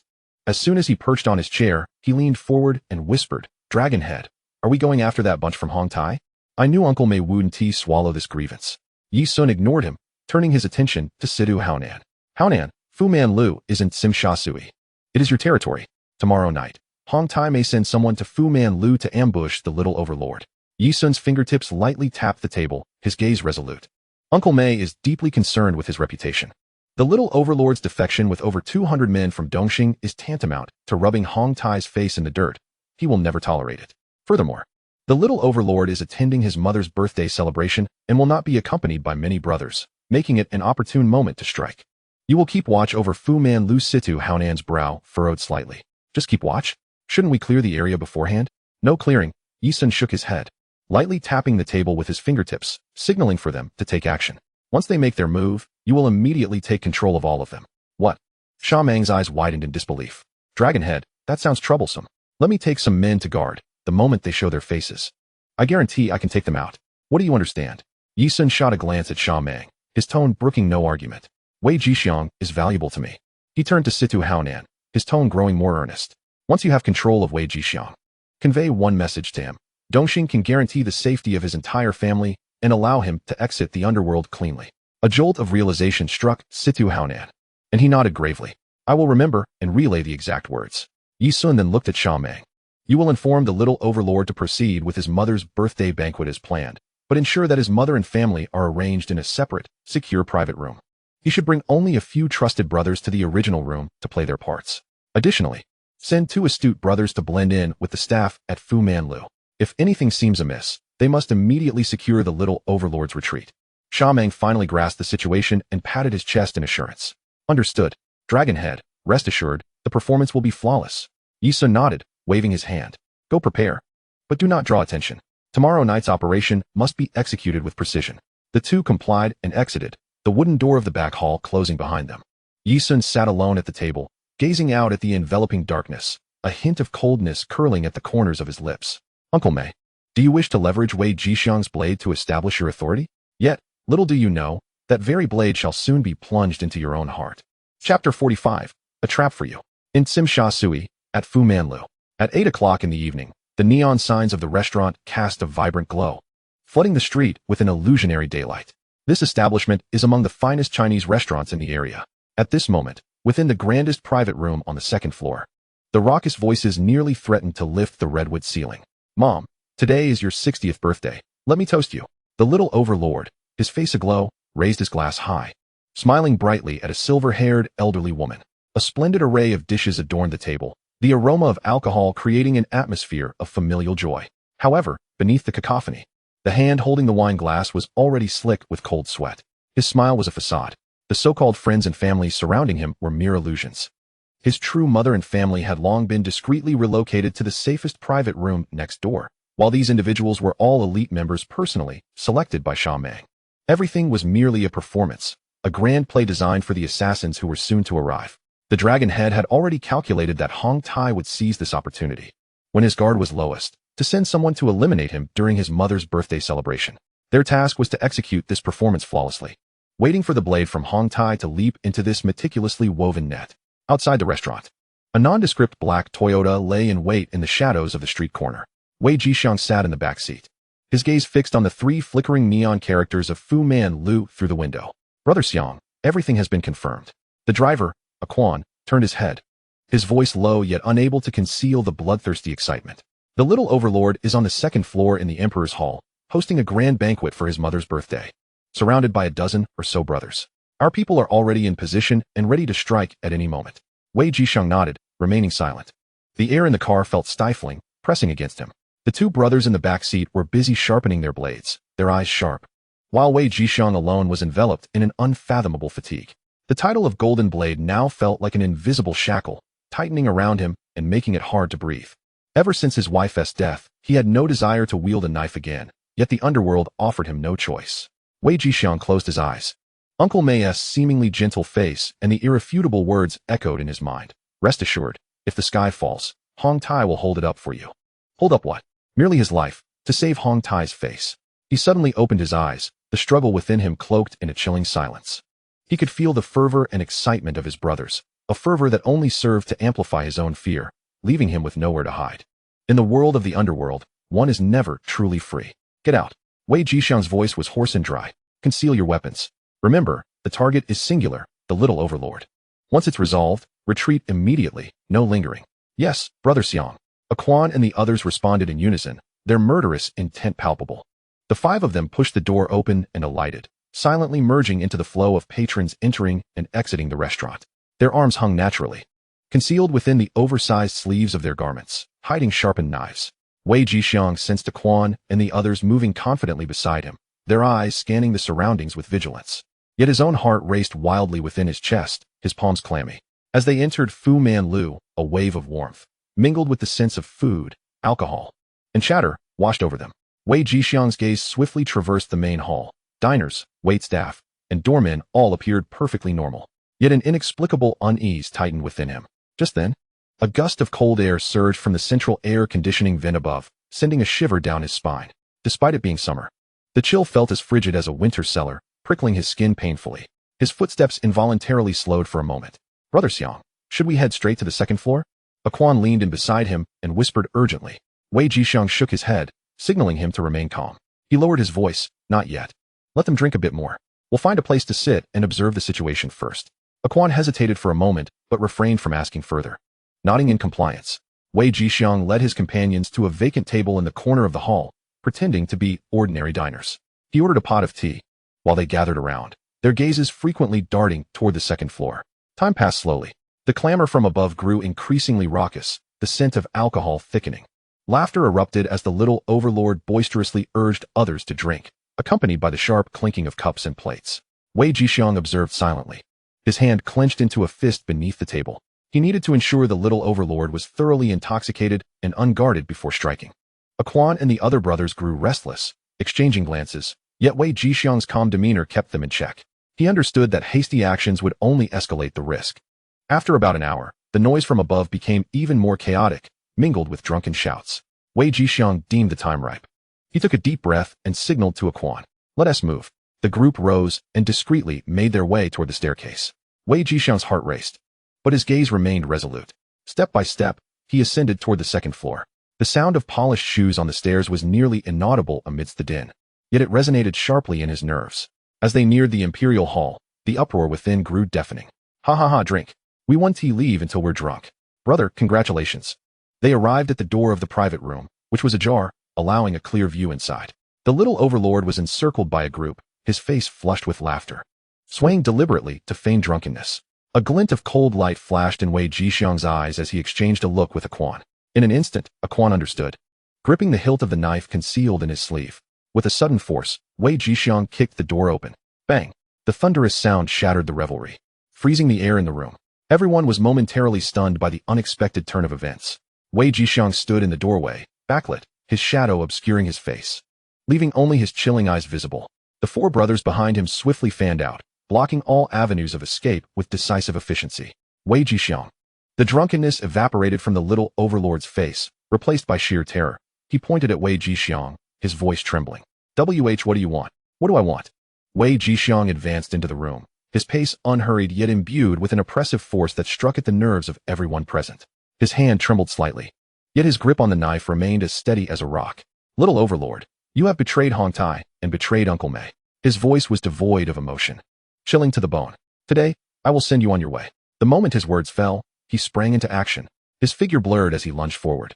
The short knife sliding into his palm, its cold gleam aimed directly at the Little Overlord's heart. Protect the boss. A few of the Little Overlord's loyal followers bellowed, seizing chairs and tables as they charged in a frenzy. Quan and the others simultaneously drew their blades to intercept, the clash of steel ringing out. A bloody battle was imminent. However, just as Wei Jixiang's blade was about to make contact with the first assailant, an unforeseen twist occurred. Those who had appeared to be drunken patrons, slumped over the round table, suddenly sprang into action. Their movements were swift and practiced, completely tearing away the facade of inebriation. The nearest guest, who had been snoring moments before, abruptly lifted his head, his gaze sharp. He seized a beer bottle from the table and swung it down violently at Aquan's wrist. Bang! Aquan let out a cry of agony, his wrist throbbing painfully. The knife clattering to the floor, glass shards scattering. Before he could react, a server who had been quietly wiping the table crept up silently. A powerful arm like an iron vice locking around his neck, while the other swiftly disarmed him. The entire process was executed with clean precision, devoid of any superfluous movements. A similar scene unfolded in every corner of the private room. The three brothers Wei Jixiang had brought with him had no time to react before they were overwhelmed by the suddenly aggressive guests and servers, outnumbered and subdued in an instant. Grunts, bone-cracking sounds, and screams filled the air. After a few brief struggles, when Wei Jixiang's blade was merely a meter away from the Little Overlord, all sounds behind him faded into silence. The four elite brothers he had brought were all pinned to the ground, immobilized. The entire Imperial Hall transformed from raucous revelry to a deathly stillness. Only the air conditioning continued to hum, blowing cold air. Wei Jixiang stood frozen in place. The short knife in his hand still glimmered ominously, yet his grip trembled uncontrollably. Slowly, he turned his head to gaze at his fallen brothers, then at the fierce-eyed, brutish patrons and servers. A trap. This was a meticulously crafted snare designed specifically for him. From the moment he set foot in the fortune building, he had already stepped into a bear trap. Quite the performance, isn't it, Brother Jixiang? The Little Overlord, who had moments ago worn a mask of terror, now bore no trace of fear on his face. He stepped aside, poured himself a cup of tea, leisurely blowing on it, a smirk of unabashed mockery gracing his lips. Wei Jixiang ignored him. His gaze was fixed intently on a man emerging slowly from the crowd. The man was tall, clad in a black coat, his jawline taut and his eyes shining with a feral intensity, reminiscent of a lone wolf. Dongxing's Qing Tianlong, Situ Haonan. Situ Haonan approached Wei Jixiang, towering over him, looking down with an expression devoid of mockery, only a scrutinizing gaze. Is this all that the golden enforcer of Hong Tai is capable of? Situ Haonan's voice was coarse, akin to sandpaper scraping rusty metal. Wei Jixiang's heart sank. He realized that escape was impossible today. He tightened his grip on the knife, a flicker of resolve flashing in his eyes. If I must die, I will take someone down with me. However, Situ Haonan's next words instantly froze all his murderous intent. Situ Haonan stepped closer, almost invading Wei Jixiang's personal space, and whispered in a tone meant only for the two of them. Each word pronounced with deliberate precision. The dragon head wants me to convey a message to you. He locked eyes with Wei Jixiang, his voice low like a whispering mosquito yet laden with undeniable weight. Dongxing can ensure the safety of your entire family. It can allow you to exit the underworld cleanly. Chapter 46, Stage a Performance, Carve a Path. These two sentences detonated in Wei Jixiang's mind like a bomb. The safety of the family. Exiting the underworld cleanly. The words pierced the softest spot in his heart.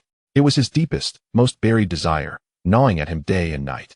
It was the last wish bestowed upon him by his wife as she clutched his hand tightly in her dying moments. Using her final strength to impart her earthly wish, Xiang, don't fight anymore. Take our son and live a good life. The visage of his wife eerily overlapped with the cold, hard countenance of Situ Haonan in that moment. Situ Haonan uttered not a single word more. He simply gazed at Wei Jixiang, his eyes seemingly capable of penetrating his chest to reveal the ruins of his already collapsed inner world. The dragon head had calculated precisely, pinpointing Wei Jixiang's Achilles heel, engaging the depth of his yearning for that unattainable peace.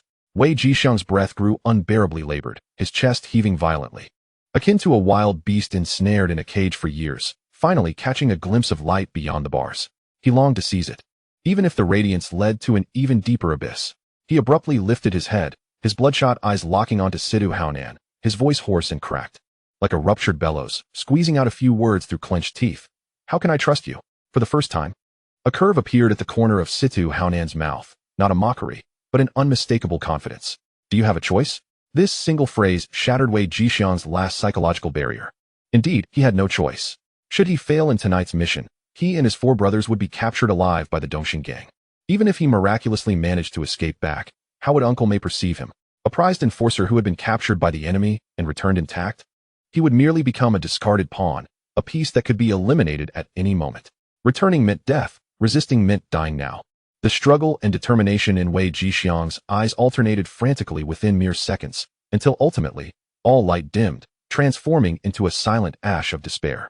He released his grip on the knife's hilt. Clang! The sound resounded sharply as the blade fell to the ground, echoing painfully in the silence of the private room. He abandoned his resistance.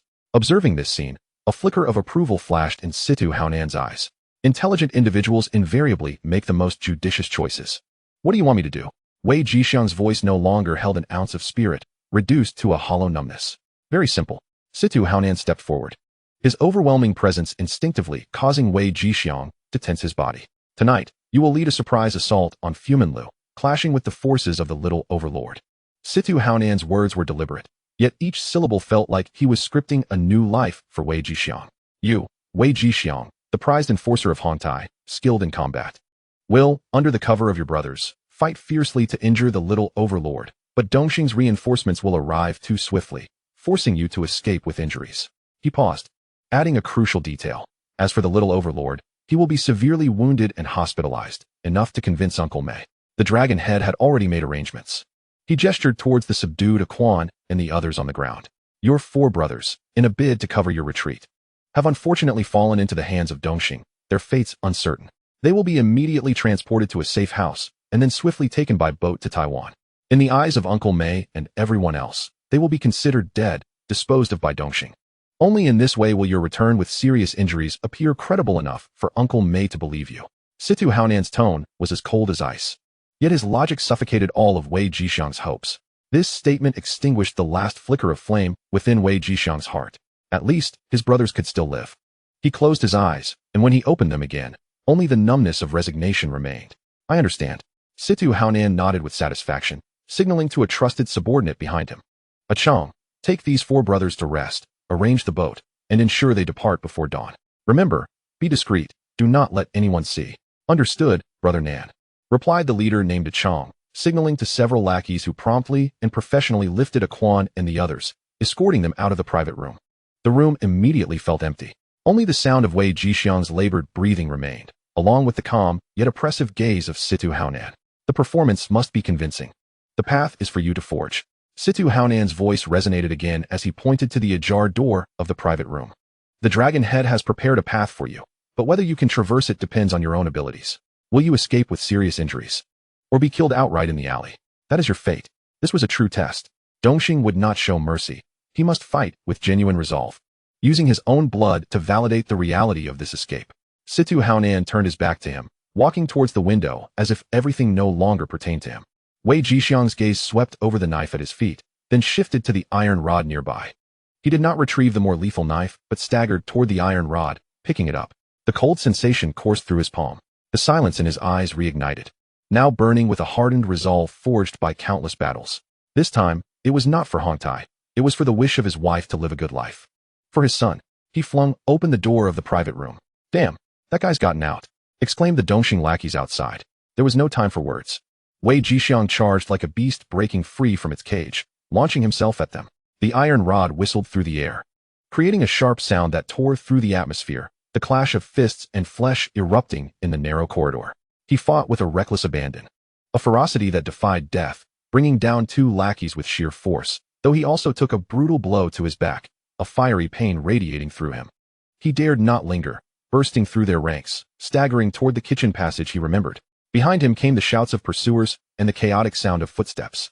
At the passage's entrance, he was once again blocked by 2 individuals. After a brief but bloody struggle, he braced himself against a knife thrust with his shoulder.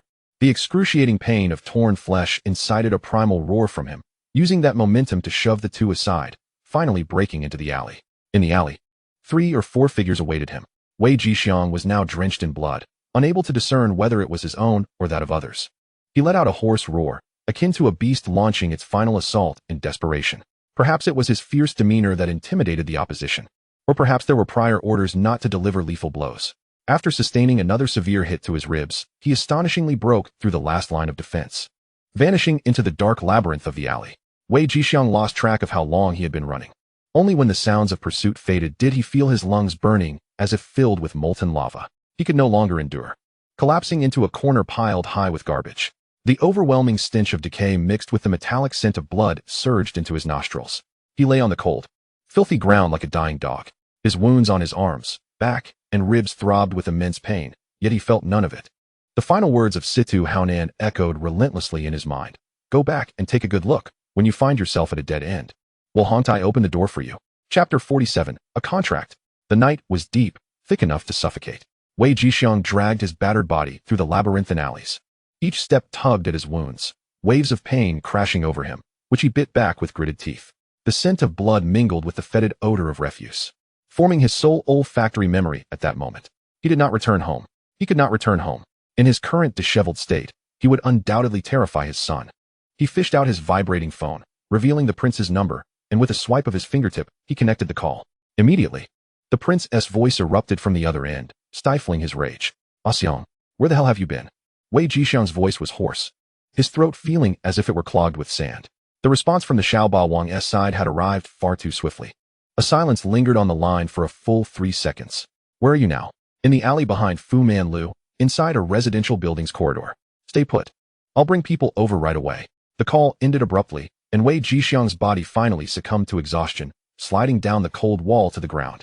He stared at his hands, caked with dried blood, his mind a blank slate. The show had already begun. He was uncertain whether he would live to see the curtain fall. Half an hour later, 2 blinding headlights sliced through the darkness of the alley. The prince sauntered in, accompanied by 7 or 8 henchmen, their flashlights sweeping over Wei Jixiang. Upon seeing his blood-soaked and pitiful figure, some averted their eyes in disgust, while others murmured quietly behind him. The prince halted a few steps away, his brow tightly furrowed, impatience evident in his tone. How did it come to this? He stepped closer, using the tip of his expensive leather shoe to lightly prod Wei Jixiang's limp hand, as if inspecting a damaged piece of merchandise. Damn it. Those Eastern Star bastards are savage. While it sounded like a complaint about Eastern Star, there was not a trace of concern for Wei Jixiang in his voice. A trusted subordinate whispered, Brother Xiang, what about Ah Quan and the others? Wei Jixiang felt a surge of heat in his eyes, abruptly lowering his head. His voice barely audible, hoarse as if it was on the verge of breaking. They couldn't make it out because they were covering for me.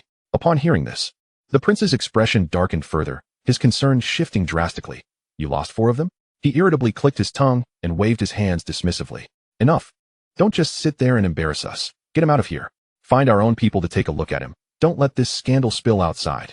2 henchmen stepped forward, roughly hoisting Wei Jixiang off the ground. The vehicle sped through the night.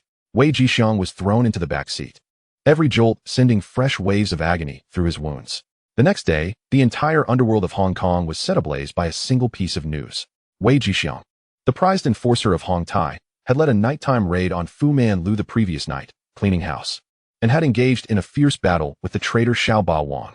Rumors spread throughout the underworld that Wei Jixiang, like a madman, had single-handedly fought against 10 foes, brutally injuring Xiaobao Wang and sending him into ICU for emergency treatment. Meanwhile, Wei Jixiang himself had carved a bloody path through the encirclement of hundreds from Eastern Star, escaping unscathed. In no time, every tea house, mahjong parlor, and underground casino buzzed with chatter about the incident. Damn, is Wei Jixiang really that formidable? That's Simsha Sui. C2 Haonan's territory, and he just went in swinging? Hong Tai has truly invested heavily this time. I heard not a single one of the 4 brothers he took with him made it back, all butchered by Eastern Star. This is going to be a spectacle. Eastern Star's new leader has just taken his position and has already received such a heavy blow. Can they swallow this? Uncle May's move is ruthless. Killing the chicken to warn the monkey. This is a blatant message to all. Betrayal of Hong Tai leads to a dead end. The whispers rippled through the underworld. Everyone craned their necks, waiting for Eastern Star's thunderous retaliation. However, to everyone's astonishment, Eastern Star remained eerily silent. The newly appointed leader, Yi Sun, issued no statement. C2 Haonan, the new lord of Simsha Sui, made no moves either. It was as if the blood spilled on that fateful night at Fu Man Lu had never existed. This bizarre calm instead suffocated the entire underworld. As if a storm was brewing. Everyone felt that Eastern Star must be plotting a monumental strike capable of shaking Hong Kong to its core. In a private hospital under Hong Tai, Wei Jixiang reclined in a premium ward, his body wrapped in bandages, his face devoid of color. Brother Leopard sat at his bedside, peeling an apple with rare approval etched on his face. Xiang, this time, you've restored all of Hong Tai's honor. Brother Leopard handed him the peeled apple, his tone brimming with admiration. Uncle Mei is quite pleased. He said that once you recover, he will personally host a celebration banquet for you. Wei Jixiang managed a slight twitch of his lips, the muscle movement sending a sharp pain coursing through him. That smile was more sorrowful than a cry. He thought of Ah Quan, of the few brothers who had fought alongside him through thick and thin. For vibrant lives had not returned, yet within Hong Tai, aside from himself, not a single soul mentioned them again. Their sacrifice had merely earned Uncle Mei a moment of joy. Just then, the door to the ward swung open. Uncle Mei entered, flanked by a group of bodyguards clad in black suits. His face wore a gentle smile, and he walked with an unhurried grace, resembling a benevolent elder visiting an injured nephew. Xiang, you've worked hard. Uncle Mei approached the bed and affectionately patted Wei Jixiang's uninjured shoulder. Rest well. The society will not neglect any of its heroes. He retrieved a thick envelope made of brown craft paper from his suit pocket, placing it gently on the bedside table. Here are $20,000. Take it for now, buy some supplements to help your recovery. $20,000. For lives exchanged for $20,000. Wei Jixiang's heart felt as though it had been plunged into an icy abyss, chilling him to the bone. He lacked the strength to even touch the envelope. Merely lowering his gaze and hoarsely uttering, "Thank you, Uncle Mei." Uncle Mei seemed satisfied with his demeanor, nodding in approval. The prince, trailing behind Uncle Mei, stepped forward. He held a document in hand, a theatrical smile plastered across his face. Xiang, you're impressive. You didn't mention yesterday that you almost took down that Xiao Ba Wang on the spot. You had me thinking we lost face and brothers again. Without waiting for Wei Jixiang to respond, he promptly presented the document to him, his tone shifting to one of formality and gravity. You've made a significant contribution this time, and the society has decided to grant you 10% of the profits from the VCD factory. The prince offered a Parker pen, his smile exceedingly eager. Come on, Brother Xiang, sign here, and you'll be one of the factory's owners from now on. Wei Jixiang did not take the pen.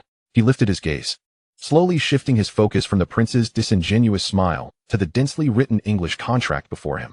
He couldn't decipher a single word. The ward fell silent, save for the faint sounds of traffic outside the window. In that moment, C2 Haonan's cold visage and his chilling words unexpectedly echoed in his mind. Go back and take a good look. When you find yourself at a dead end, will Hong Tai open its doors for you? This sudden windfall, this incomprehensible contract.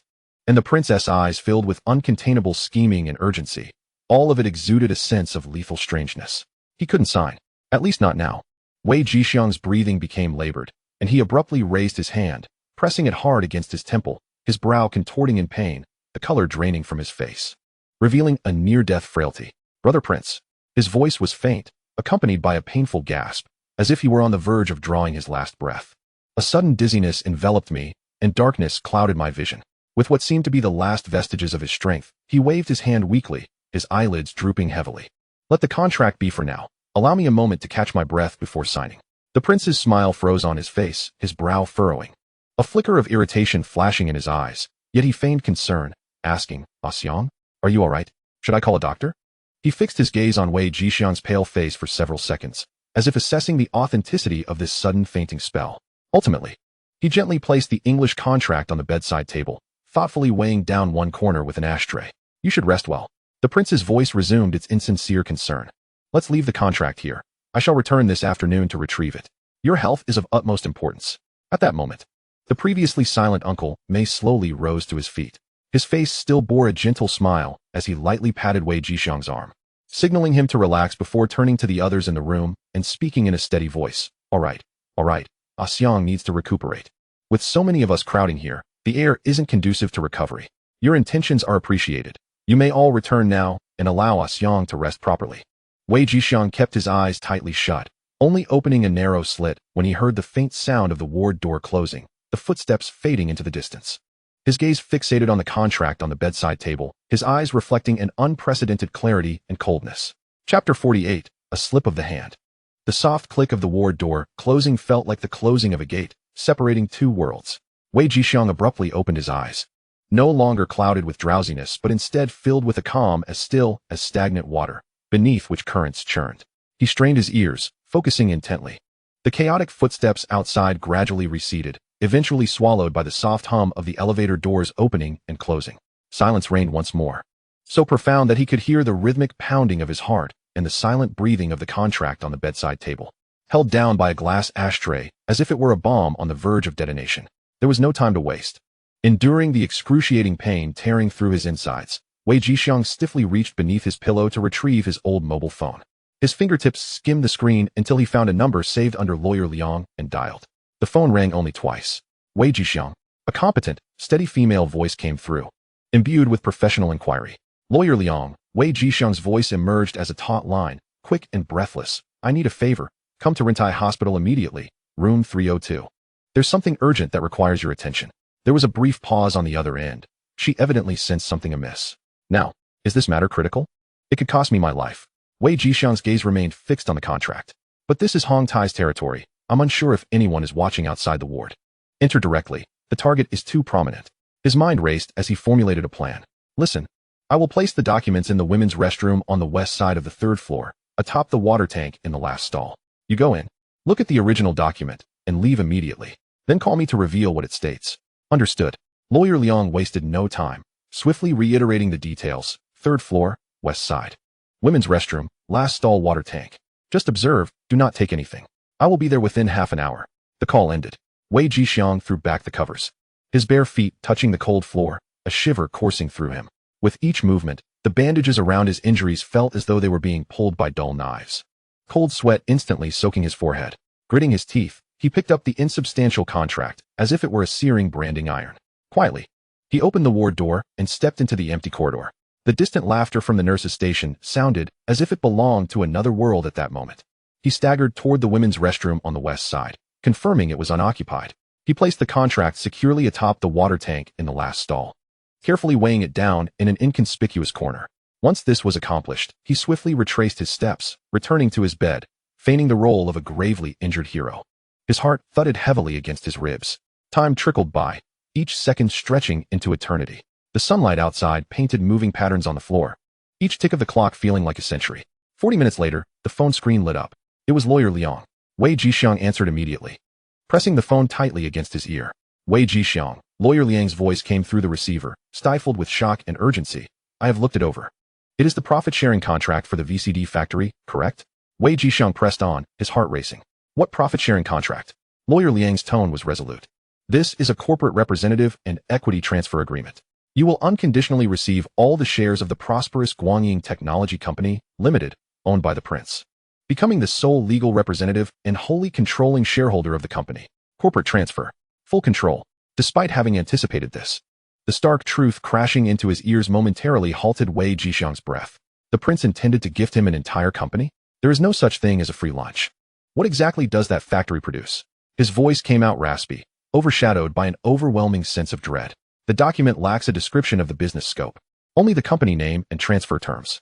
Lawyer Liang spoke rapidly. But Wei Jixiang, this is undoubtedly a trap. Such serendipitous fortune is invariably accompanied by massive debts, legal disputes, or even illicit dealings. The word scapegoat echoed silently in his mind, exploding into realization. He understood everything. The phone call ended. Wei Jixiang remained motionless, still holding the phone to his ear. Corporate transfer. Scapegoat. The ringing in his ears gradually faded, leaving the world in a profound silence, soon replaced by an unprecedented clarity. He recalled his son, Wei Dahong. That innocent face. If he were to become a scapegoat, arrested, or accidentally killed, what would become of his son, still in school? At this thought, a violent chill erupted from the depths of his heart, instantly obliterating all false warmth and so-called camaraderie. Uncle May's gentleness, the prince's eagerness, Brother Leopard's praise, the entire gang's flattery. It dawned on him that this was an exquisitely orchestrated funeral prepared for him, where he was the sacrificial offering adorned in a burial garment, praised by all for his beautiful new attire. The show must go on. Yet he refused to be merely a puppet in this performance. He would be the sole protagonist who, at the curtain call, would tear down the entire stage. Wei Jixiang slowly sat up. The wounds on his body felt as though they were being pierced by countless steel needles simultaneously, the agony causing his vision to darken. He steadied himself against the wall, step by step, making his way back to the women's restroom on the west side of the 3rd floor. The corridor remained deserted. He retrieved the contract. The few lightweight pages now felt as heavy as lead in his hands. Returning to the ward, he approached the table and poured himself a glass of warm water. The walls of the glass cup glistened with crystalline droplets, leaving a damp trace upon his fingertips. His gaze oscillated between the water glass and the contract, a plan rapidly taking shape in his mind. Signing was imperative. To refuse now would mean to confront the situation head-on. In this hospital of Hongtai, as a severely injured individual, he could not even walk out of the ward. He had to sign, with the most compliant and grateful demeanor. He must affix his name to this death warrant, ensuring that the prince and Uncle May could rest assured. Yet, once he signed, the black and white letters would bind him as the legal representative of the flourishing Guangying. Should the police come knocking, he would bear sole responsibility. Thus, this signature had to be made, yet it must never take effect. Wei Jixiang's gaze finally settled upon the glass of water. He carefully placed the contract upon the bedside table, right next to the ashtray left by the prince. Then, he picked up the cold Parker pen. Closing his eyes, he regulated his breathing. He was rehearsing, practicing the complex emotions of a gravely injured man as he signed this contract of assent, excitement, weakness, and utter helplessness. The tremor in his body was genuine. The excruciating pain from his wounds was real. But when he opened his eyes again, the look in them would no longer reflect blind loyalty and fear. At 3 o'clock in the afternoon, the ward door was pushed open punctually. The prince entered alone, wearing a smile that suggested he had everything under control. He cast a glance at the contract on the bedside table and casually sat down by the bed. Xiang, have you signed the contract? Wei Jixiang immediately struggled to sit up, a sincere expression of gratitude etched on his face. Brother Prince, I was just about to sign. This generous gift is too much for someone like me. Wei Jixiang. Trembling hands grasped the Parker pen as he cautiously opened the contract, as if cradling a sacred edict. Thank you, Brother Prince and Uncle May, for your nurturing. My life shall henceforth belong to the organization. The pen tip barely touched the signature line when suddenly, his hand jerked violently. His elbow accidentally collided with the nearby glass. With a sharp clang, the entire cup of water splashed accurately onto the contract. The ink he had just inscribed quickly spread, transforming the signature into a blurred stain. I'm sorry. I'm so sorry, Brother Prince. Wei Jixiang's face drained of color as he hurriedly attempted to wipe it clean, his movements rife with panic. I was just too excited. My hand wouldn't obey. The prince's smile froze at the corners of his mouth. He stared intently at the contract, now soaked and utterly ruined, his expression darkening ominously. In the ward, only the sound of droplets cascading from the table echoed, tick-tock, tick-tock, as they fell to the floor. Chapter 49, The Loss.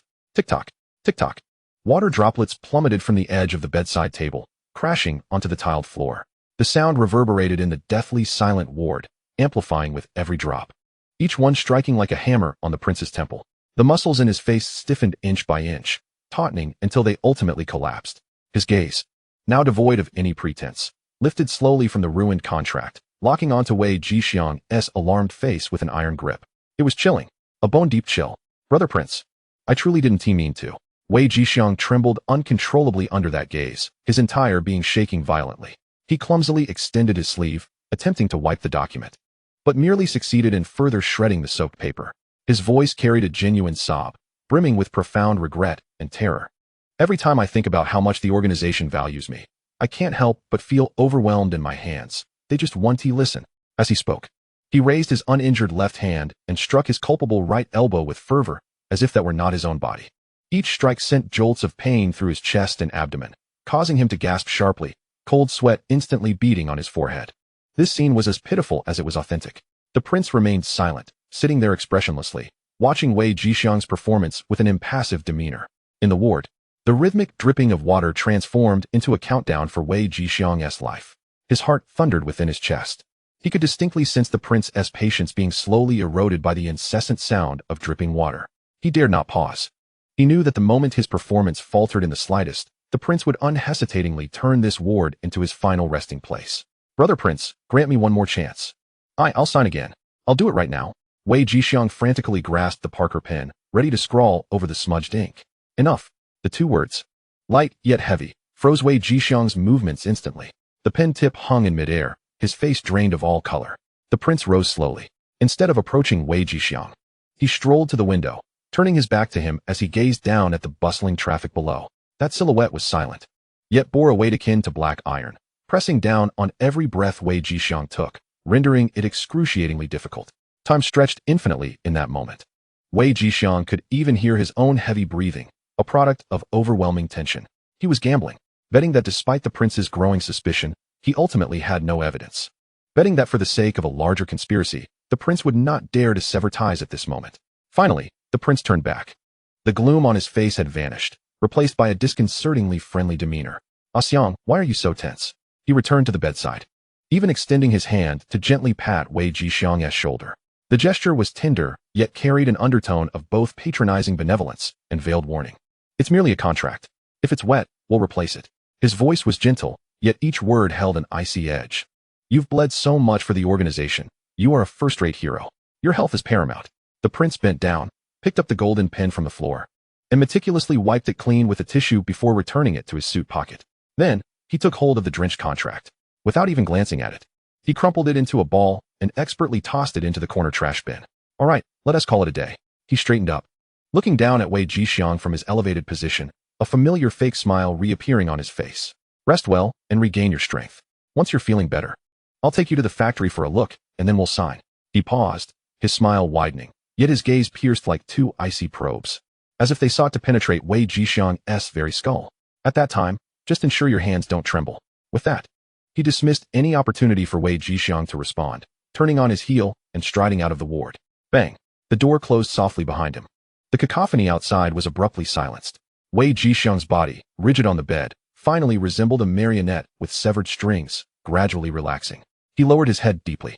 No one could discern the expression that crossed his face at that moment. Cold sweat had thoroughly soaked through his hospital gown, clinging tightly to his skin, icy and clammy. In those fleeting moments, the peril he faced was 100-fold more daunting than being beset by dozens in the alley behind Fumin Liu. A week later, Wei Jixiang completed his discharge procedures. He shed the hospital gown, reeking of disinfectant, and donned the inexpensive jacket and jeans he had brought. As he stepped out of the hospital, the midday sun forced him to squint.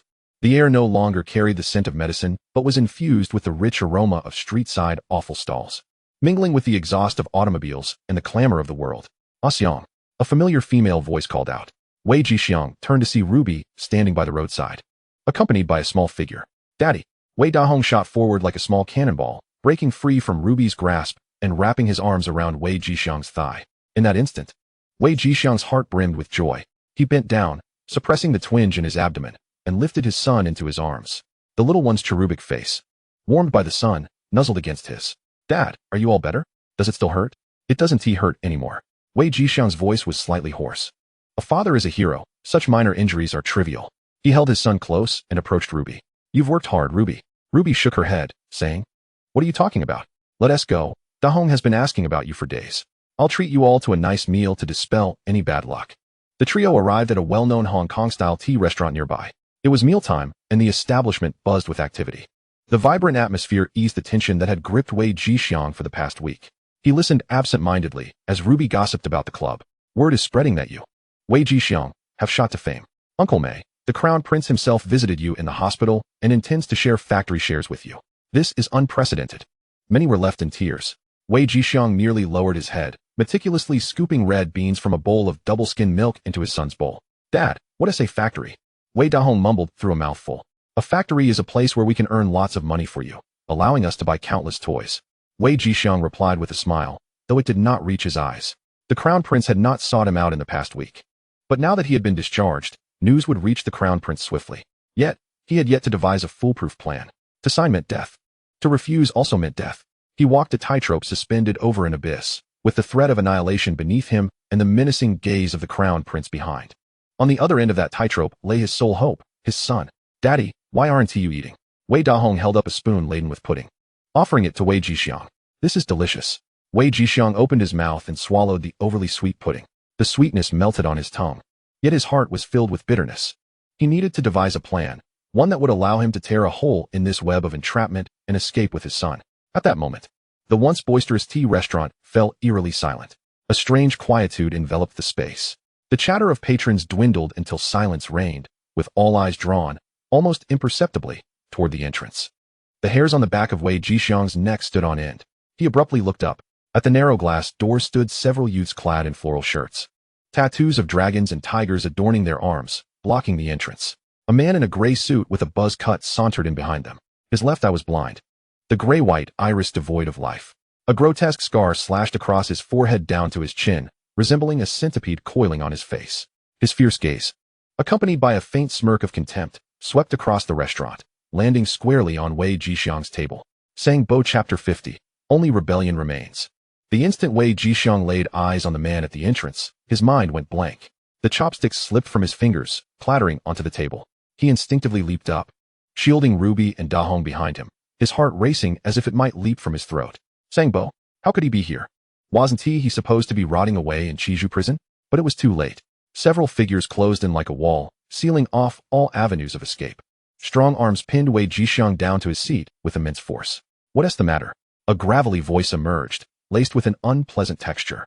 Sangbo's lips curled into a cruel grin, reminiscent of a gaping wound. Don't recognize me? He leisurely removed his sunglasses, revealing the lifeless gray orb. The scar on his face writhing as he spoke, like a living centipede. Take a good look. Wei Jixiang's teeth ground together, blood seeping from the corner of his mouth. He violently turned his head away, refusing to let Ruby and Da Hong witness his disgraceful state. A hand reached out, fingers like iron pincers, forcibly turning his face back. The nails dug painfully into his flesh. Sangbo's voice dripped with the madness restrained for 5 long years. You must be curious how I got out. Over these 5 years, I've spent everything to appeal. Sangbo chuckled darkly, his laughter escalating into a piercing shriek that cut through the clamor of the tea restaurant. Finally, I found a procedural error from when the judge guided the jury during my case. That is how I'm free now. You didn't see this coming, did you? With every ounce of strength, Wei Jixiang strained against his captors, muscles taut as he broke free, staggering to his feet. He wiped the blood from his face, the pain in his abdomen flaring, yet he forced himself to stand tall. His voice trembled with agony, but retained a semblance of composure. This is a public place. Do you dare to act recklessly? Sangbo's malicious grin froze instantly. A glimmer of predatory rage flickered in his single eye. He waved his hand lightly, and his subordinates stepped back half a pace. A public place? He repeated with a sardonic smile. The next second, without warning, a heavy fist struck Wei Jixiang's recently healed abdomen. Ugh! Wei Jixiang gasped, his body folding like a shrimp, the searing pain rendering him momentarily blind. Unable to utter a sound. Xiang! Ruby cried out in alarm, but she was held fast by Sangbo's men, unable to move. Sangbo leaned in close to Wei Jixiang's ear, his breath reeking of blood. Right now, I'm quite free, he said with a sinister chuckle, each word squeezed out as if from between clenched teeth. I have all the time in the world to make you unhappy, so let us take it slow. With that, Sangbo patted Wei Jixiang's face. Replacing his sunglasses, he swaggered out with his entourage. The glass door slammed shut behind them. Sim Sha Sui, mid-levels villa. Wei Jixiang arrived at Uncle May's home. Upon seeing him, Uncle May's face broke into a gentle smile, embodying the warmth of a kind elder. Xiang, you're here. How is your recovery? Wei Jixiang did not respond, merely speaking in a calm voice. Uncle May, today I encountered Sangbo. His smile remained unchanged, yet his eyes bore a hint of curiosity. Oh, Sangbo? Isn't he still in Chaiwan? He has come out, Wei Jixiang interrupted, just moments ago.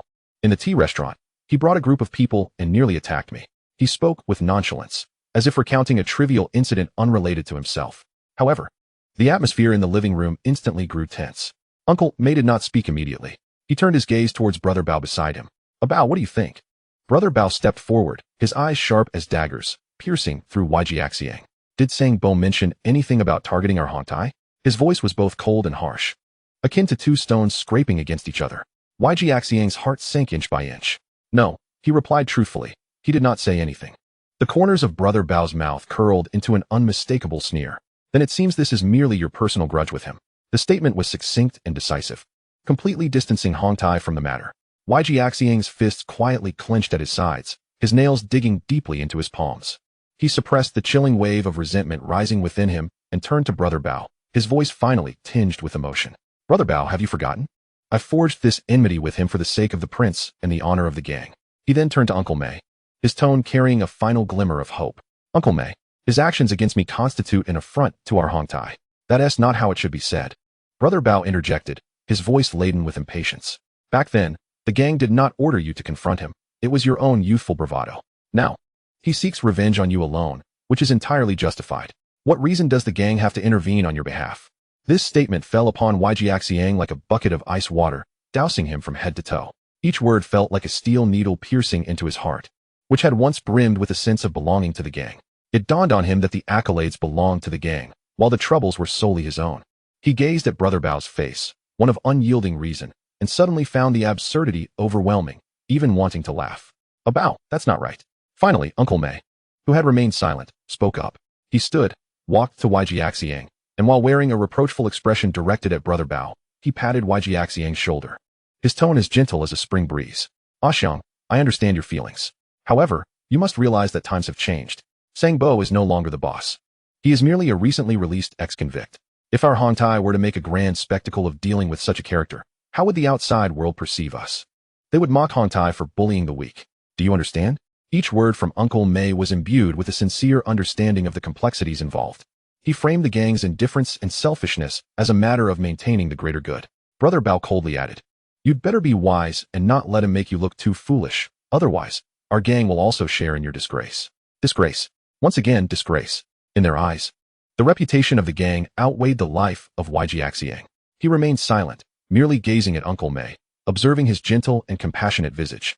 He recalled the contract that the prince had thrust upon him, designating him as a scapegoat, and the recent pungent heat radiating from Sang Bo lastly. He remembered Situ Haonan's words, "Take a good look. When you find yourself at a dead end, will Hongtai open its doors for you?" As the atmosphere momentarily stagnated, the previously silent fat uncle finally spoke up. "Xiang, you handle him yourself first. If it truly doesn't work out, our gang will intervene." The phrase intervene was uttered lightly, devoid of sincerity. It seemed they would wait until YG Axiang's corpse had grown cold before stepping in to collect it. Uncle Mei concluded with a final statement. "Xiang, you can do this." Those 3 words sounded like a final verdict. YG Axiang slowly nodded, saying nothing more. He did not argue, did not plead, nor did he display even a flicker of anger. He simply inclined his body slightly towards Uncle Mei, fat uncle, and Brother Bao, an action both standard and respectful, just as he had done countless times over the past decade. Then he turned and stepped out of the opulent yet chilling living room, his silhouette elongated under the glow of the crystal chandelier, lonely and resolute. Upon exiting the villa, the mountain breeze swept in, bringing with it a chill. Yet YG Axiang felt no cold. His heart was colder and harder than the stones atop the mountain. He walked slowly down the path, his mind awash with the hypocrisy of Uncle Mei, the disdain of Brother Bao, the cruelty of the prince, and the sinister grin of Sang Bo, all intertwining to form a bizarre, hellish tapestry. And at the center of this tapestry was the innocent face of his son, De Hong, cradled in his arms. He could not afford to die. He halted in his tracks, standing in the shadow of a street lamp. From his pocket, he retrieved an old mobile phone. His fingertips glided across the screen, dialing a number devoid of a saved name. "Hello, Brother Haonan. This is YG Axiang." On the other end, Situ Haonan seemed unsurprised, merely responding with a faint hum, as if he had expected this. "It seems you have made up your mind," his voice devoid of emotion. "Wait at the Jinshan building. Sun Gu wishes to see you." Chapter 51. I want you to lead Hongtai. Jinshan building. The steel heart of central Hong Kong. A glass behemoth piercing the clouds. YG Axiang stood at the base, looking up. The sunlight was fragmented into countless shards by the building's sharp edges, nearly blinding him. His faded, cheap jacket stood in stark contrast to the surrounding financial elites, clad in tailored suits and briskly moving about. The air was infused with the sense of high-end perfume and freshly brewed coffee, lacking any hint of the blood and sweat he was familiar with. The massive revolving door slid open silently. A blast of cold air rushed towards him, causing his skin to tighten and shiver involuntarily. Inside the lobby, a woman dressed in a black professional suit had been waiting for some time. A flawless, formulaic smile adorned her face. "Mr. Wei, the boss is waiting for you." Her tone was professional and calm, showing no sign of disdain for his attire as she led YG Axiang to a private elevator. The elevator's walls gleamed like mirrors, reflecting his pale, weary visage. Ding! The elevator doors slid open silently on the top floor, revealing a vast, empty, almost blindingly white space. Beyond the massive floor-to-ceiling windows lay the bustling panorama of half of Hong Kong. Victoria Harbor flowed like a tranquil blue ribbon, entwining the city of desires. A young man stood with his back to him at the window, clad in a simple white shirt and casual pants. He possessed a tall stature and an aura so pristine it seemed almost divine. He did not turn around, merely holding a cup of tea, gazing down upon the masses below with a godlike demeanor. YG Axiang. The voice of Yi Sun resonated, not loud, yet piercing through the vast silence that enveloped the surroundings. He remained turned away, the delicate aroma of tea wafting from the white porcelain cup cradled in his hands. "Mr. Yi," Wei Jixiang's throat felt parched, his voice hoarse and strained. "There is no need for formality." Yi Sun finally turned slowly, revealing a surprisingly youthful visage, his features strikingly handsome. However, his eyes were deep and unfathomable, harboring insights and gravitas that belied his years. "Your presence here signifies that you have encountered Sang Bo." Wei Jixiang's pupils abruptly contracted. He is aware of this too. Pressing his lips together, he refrained from responding, his silence tacitly affirming the truth. Yi Sun smiled, a smile devoid of mockery, more akin to a compassionate understanding of the situation. He silently paced, halting 3 steps away from Wei Jixiang, maintaining an absolute distance of control. Has Hong Tai not assisted you? Yi Sun's voice was soft, yet laced with piercing intent. Wei Jixiang's fists clenched tightly, knuckles whitening from the strain. Assist? When Sang Bo came knocking, those bigwigs fled faster than anyone. It seems they did not. Without waiting for a reply, Yi Sun nonchalantly continued, his tone indifferent as if merely stating a fact. What use is a gang that cannot even protect its own? To keep it is futile. He approached slowly, his gaze fixed on Wei Jixiang's face, which was contorted with tension. But I can assist you. Yi Sun's voice dropped, imbued with an irresistible force. I need you to return and take over Hong Tai. Wei Jixiang's head shot up, his eyes wide with shock and absurdity. Take over Hong Tai? Those 4 words struck him like an invisible hammer, reverberating painfully in his mind. He questioned the reliability of his hearing, wondering if this young man was insane. Mr. Yi, what do you mean? Wei Jixiang's voice was dry, each word forced from his throat with great effort. He was but a discarded pawn of the gang, relentlessly pursued by enemies, a failure unable to protect even his family. What could he possibly use to take over Hong Tai? It was the most ludicrous joke imaginable. Yi Sun seemed to perceive his self-mockery and disbelief, a faint smile curling his lips, an expression of profound understanding. He abruptly changed the subject, inquiring casually, have you signed the contract with the VCD factory? Wei Jixiang was momentarily taken aback. His mind struggled to keep pace with the leaps in the conversation. VCD factory? How could he possibly know about that? Yet, instinctively, he answered honestly, not yet. He paused, unable to suppress his doubts. I have a nagging feeling that there is something off about that factory. Yi Sun nodded, a glimmer of approval in his eyes. Your instincts are correct. That is not a gift, it is a coffin. The Crown Prince does not intend to bestow you with assets. Rather, he wishes for you to take his place in death. Wei Jixiang's breath quickened, his heart gripped by an unseen hand. Though he had long harbored suspicions, the blunt revelation sent chills down his spine. That factory, Yi Sun continued, each word clear as if etched in stone, officially produces VCDs, but behind the scenes. It is a drug manufacturing facility. Drug manufacturing. The very words detonated within Wei Jixiang's mind. He had envisaged countless scenarios, smuggling, black accounts, money laundering. Yet, he had never fathomed it could be drug production. That was a capital offense. Once he signed, he would be irrevocably marked as a scapegoat, doomed to a fate from which he could never escape. A wave of icy terror seized his heart, cold sweat pouring from every pore. Hong Tai, the Crown Prince. How ruthless they were. Observing the sudden pallor of Wei Jixiang's face and the violent constriction of his pupils, Yi Sun knew the moment had come. Assisting you in dealing with Sang Bo is quite simple. Positioning you at the helm of Hong Tai is also not a daunting task. Yi Sun's voice remained low, yet it carried an undeniable authority. Soon, Hong Tai will begin to rot from within. His gaze sharpened, piercing deep into Wei Jixiang's soul. And now, what you must do is grasp the rope I am extending. Either you climb up, or you sink alongside them. As the words settled, the entire space fell into an oppressive silence. Wei Jixiang gasped for breath, a tempest of fear, dread, and an overwhelming fury at the betrayal roiling within him, ultimately coalescing into a cold, resolute determination. The last vestige of affection he held for Hong Tai was severed in that moment. He raised his head, his reddened eyes fixed intently on Yi Sun. The sole path to survival laid bare before him. In the next instant, he felt no hesitation. His knees buckled, and he sank heavily to the ground. His forehead struck the cold, hard marble floor with a resounding thud. From this day forth, my life belongs to Mr. Yi. There were no grand proclamations. From that moment, the former Wei Jixiang was no more. Yi Sun regarded him quietly, his expression devoid of emotion, as if all that transpired was simply as it should be. He stepped forward slowly, extending his hand to gently pat Wei Jixiang's trembling shoulder. Rise. First, reclaim your humanity from being a dog. Then, ascend to become the king of Hong Tai. Chapter 52, The Death of the Crown Prince. Emerging from the Jinshan building, the sunlight pierced Wei Jixiang's eyes painfully. He stood at the street corner of Central, the cold, smooth glass facade behind him reflecting a figure he found almost unrecognizable. Calm, resolute, like a piece of cold iron tempered in the depths of the ocean. Every word from Yi Sun echoed in his mind. First, reclaim your humanity from being a dog. Wei Jixiang lowered his gaze, observing his slightly trembling hands. These hands, once wielded for Hong Tai and that absurd brotherly loyalty, had taken countless lives. Now, they must carve out a path for himself and his family. He dialed Ruby's number. The phone rang only once before being answered. Xiang, are you okay? Ruby's anxious voice came through. I'm fine. Wei Jixiang's tone was eerily calm, devoid of any tremor. Ruby, I need a favor.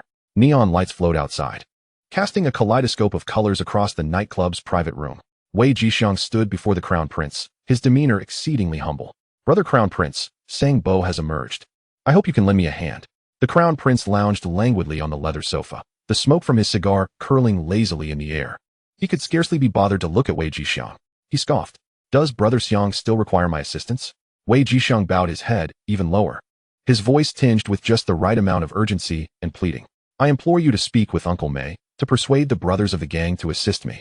I do not wish to die, Brother Crown Prince. My son is still young. Finally, the Crown Prince stood, brushing off his expensive suit, his eyes filled with unabashed disdain.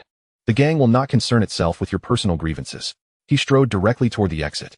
Wei Jixiang resembled an abandoned dog, hastily following behind.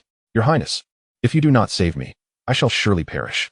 The prince halted, turning back to scrutinize him, his gaze akin to that of one observing an amusing piece of refuse. Your Highness, I implore you to assist Xiang, Ruby beside him also pleaded. The prince's attention shifted to Ruby, his expression transforming into one of playful malice, unabashedly lecherous. Now that you plead for him, what is the difference? I have always found women to be quite negotiable. He leaned closer to Ruby's ear, his voice lowered to a sultry whisper. However, aiding him will bring me considerable trouble. Unless you accompany me tonight.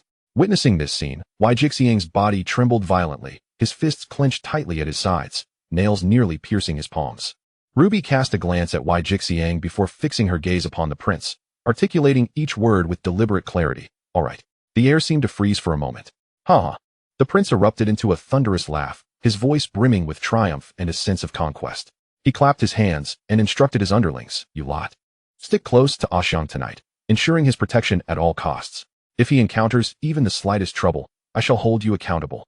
With that, he wrapped an arm around Ruby's waist, nonchalantly climbing into his convertible sports car. Not far off, an underling of Sang Bo dialed a phone number. Boss, Wei Jixiang is with the prince. His girl has entered the prince's car. The luxurious convertible came to a stop at a traffic light. Darling, do you prefer the Peninsula or the Regal?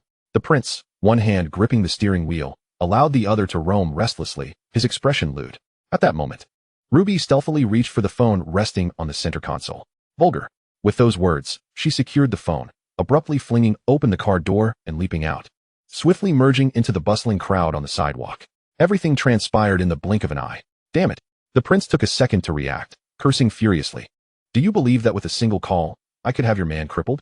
In response, only the receding silhouette of Ruby could be seen. Enraged, the prince slammed his fist upon the steering wheel, the car horn emitting a piercing wail. He frantically searched beneath the passenger seat and around the car, but the phone was nowhere to be found. Damn it. He pressed the accelerator, skidding the car to the roadside phone booth, cursing as he exited, preparing to call his underlings to deal with Wei Jixiang. Just as he picked up the receiver, before he could insert a coin, a rough, icy hand pressed firmly against his face, pinning him against the cold glass of the booth. A low, gravelly voice, akin to sandpaper scraping against skin, whispered in his ear. Your Highness, long time no see. Moonlight trickled through the rusted roof of the abandoned factory, illuminating the bubbling red oil of a hot pot in the center. The steam mingled with the scent of rust in the air. Sang Bo and his subordinates were gathered around the table, devouring large chunks of meat. Bound to a concrete pillar, the prince struggled to lift his head, the once arrogant visage now consumed by fear. His bare torso was marred with ghastly scars. Please release me. We can discuss this. I will give you whatever you desire. Sang Bo leisurely dipped a slice of tripe into the pot, not even glancing his way. Tell me, where is Wei Jixiang now? He is with my underlings, but I truly do not know where he is. The prince shrieked in despair. Suddenly, Sang Bo seized a bottle of chili oil, twisted off the cap, and violently splashed it onto the prince's open wounds. Ah! The prince's scream echoed throughout the empty factory. A chilling cry that scarcely resembled that of a human. The chili oil seeped into his lacerated flesh, igniting an inferno of pain that made his body convulse uncontrollably. Gasping for breath, tears and snot streamed down his face. His number is 9297. You can call him yourself. Sang Bo signaled to his underling, who promptly dialed the number and put it on speakerphone. The call connected. A relaxed and carefree voice emanated from the receiver. Hello? Upon hearing this voice, the prince felt as though he had grasped a lifeline. Xiang, where are you? Where are my men? Your Highness? Your men have scattered. I am in your lair.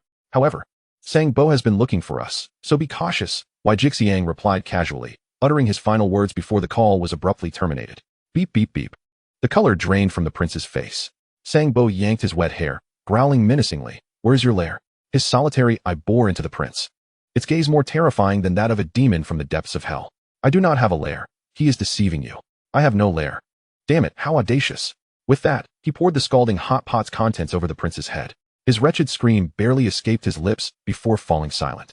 The air became tainted with a nauseating odor of charred flesh. Sangbo tossed aside the scalding copper pot and waved dismissively at his underlings, speaking in a tone as flat as if issuing a trivial task. Clean it up. Beneath the harsh glare of the cold fluorescent lights, Uncle May's hand trembled violently in midair.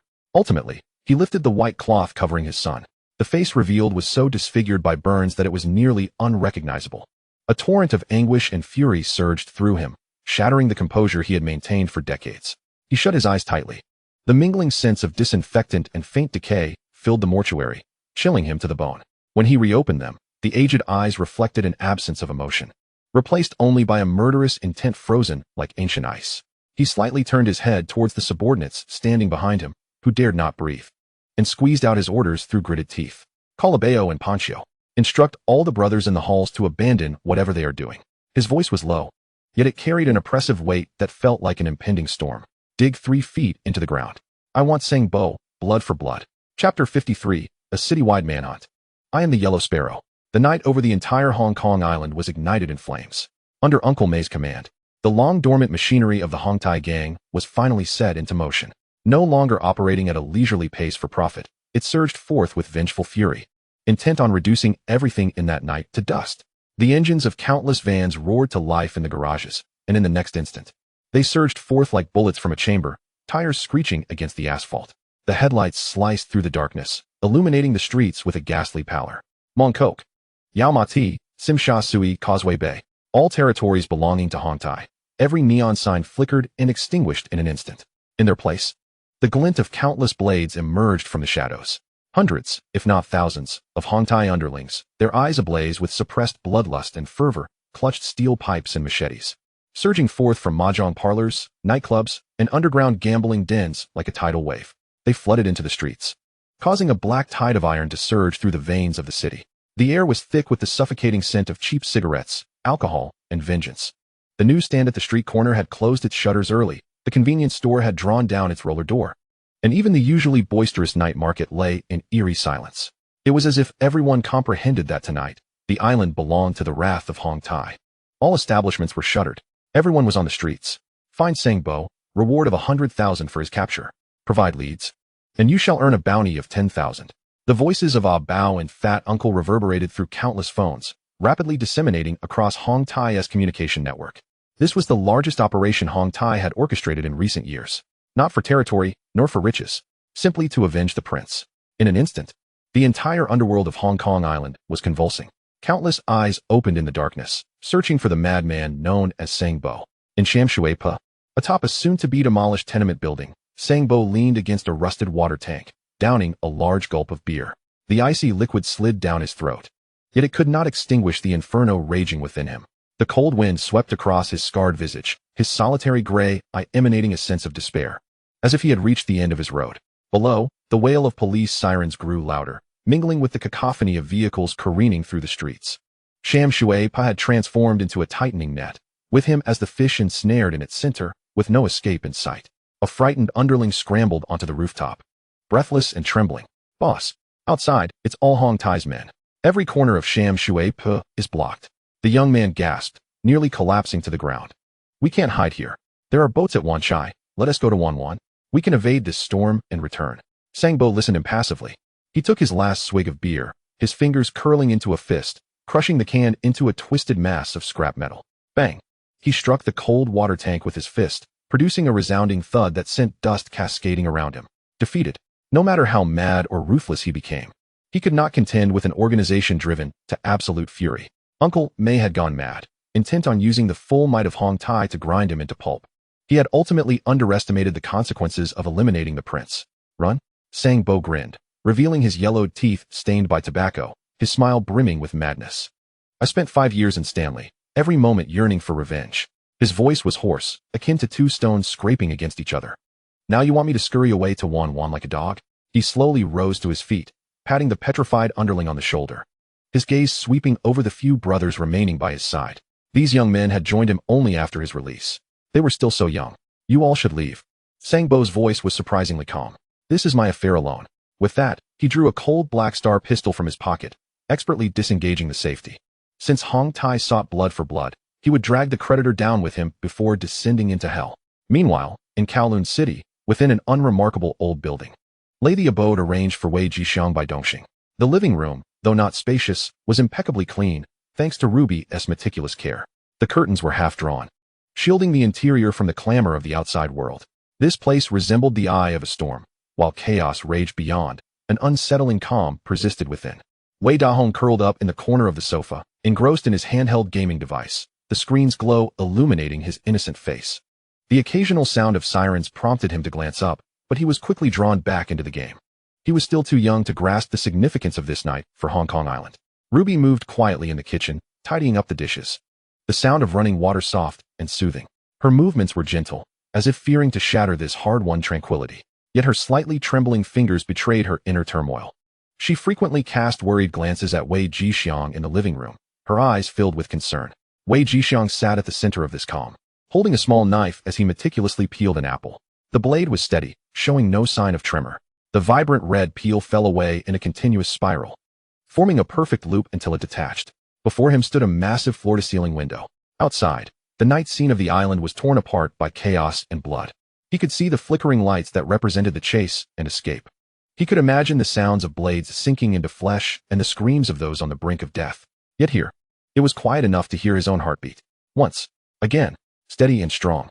The phone screen lit up silently, a message from Sidu Haonan. Just 4 words. The fish has entered the net.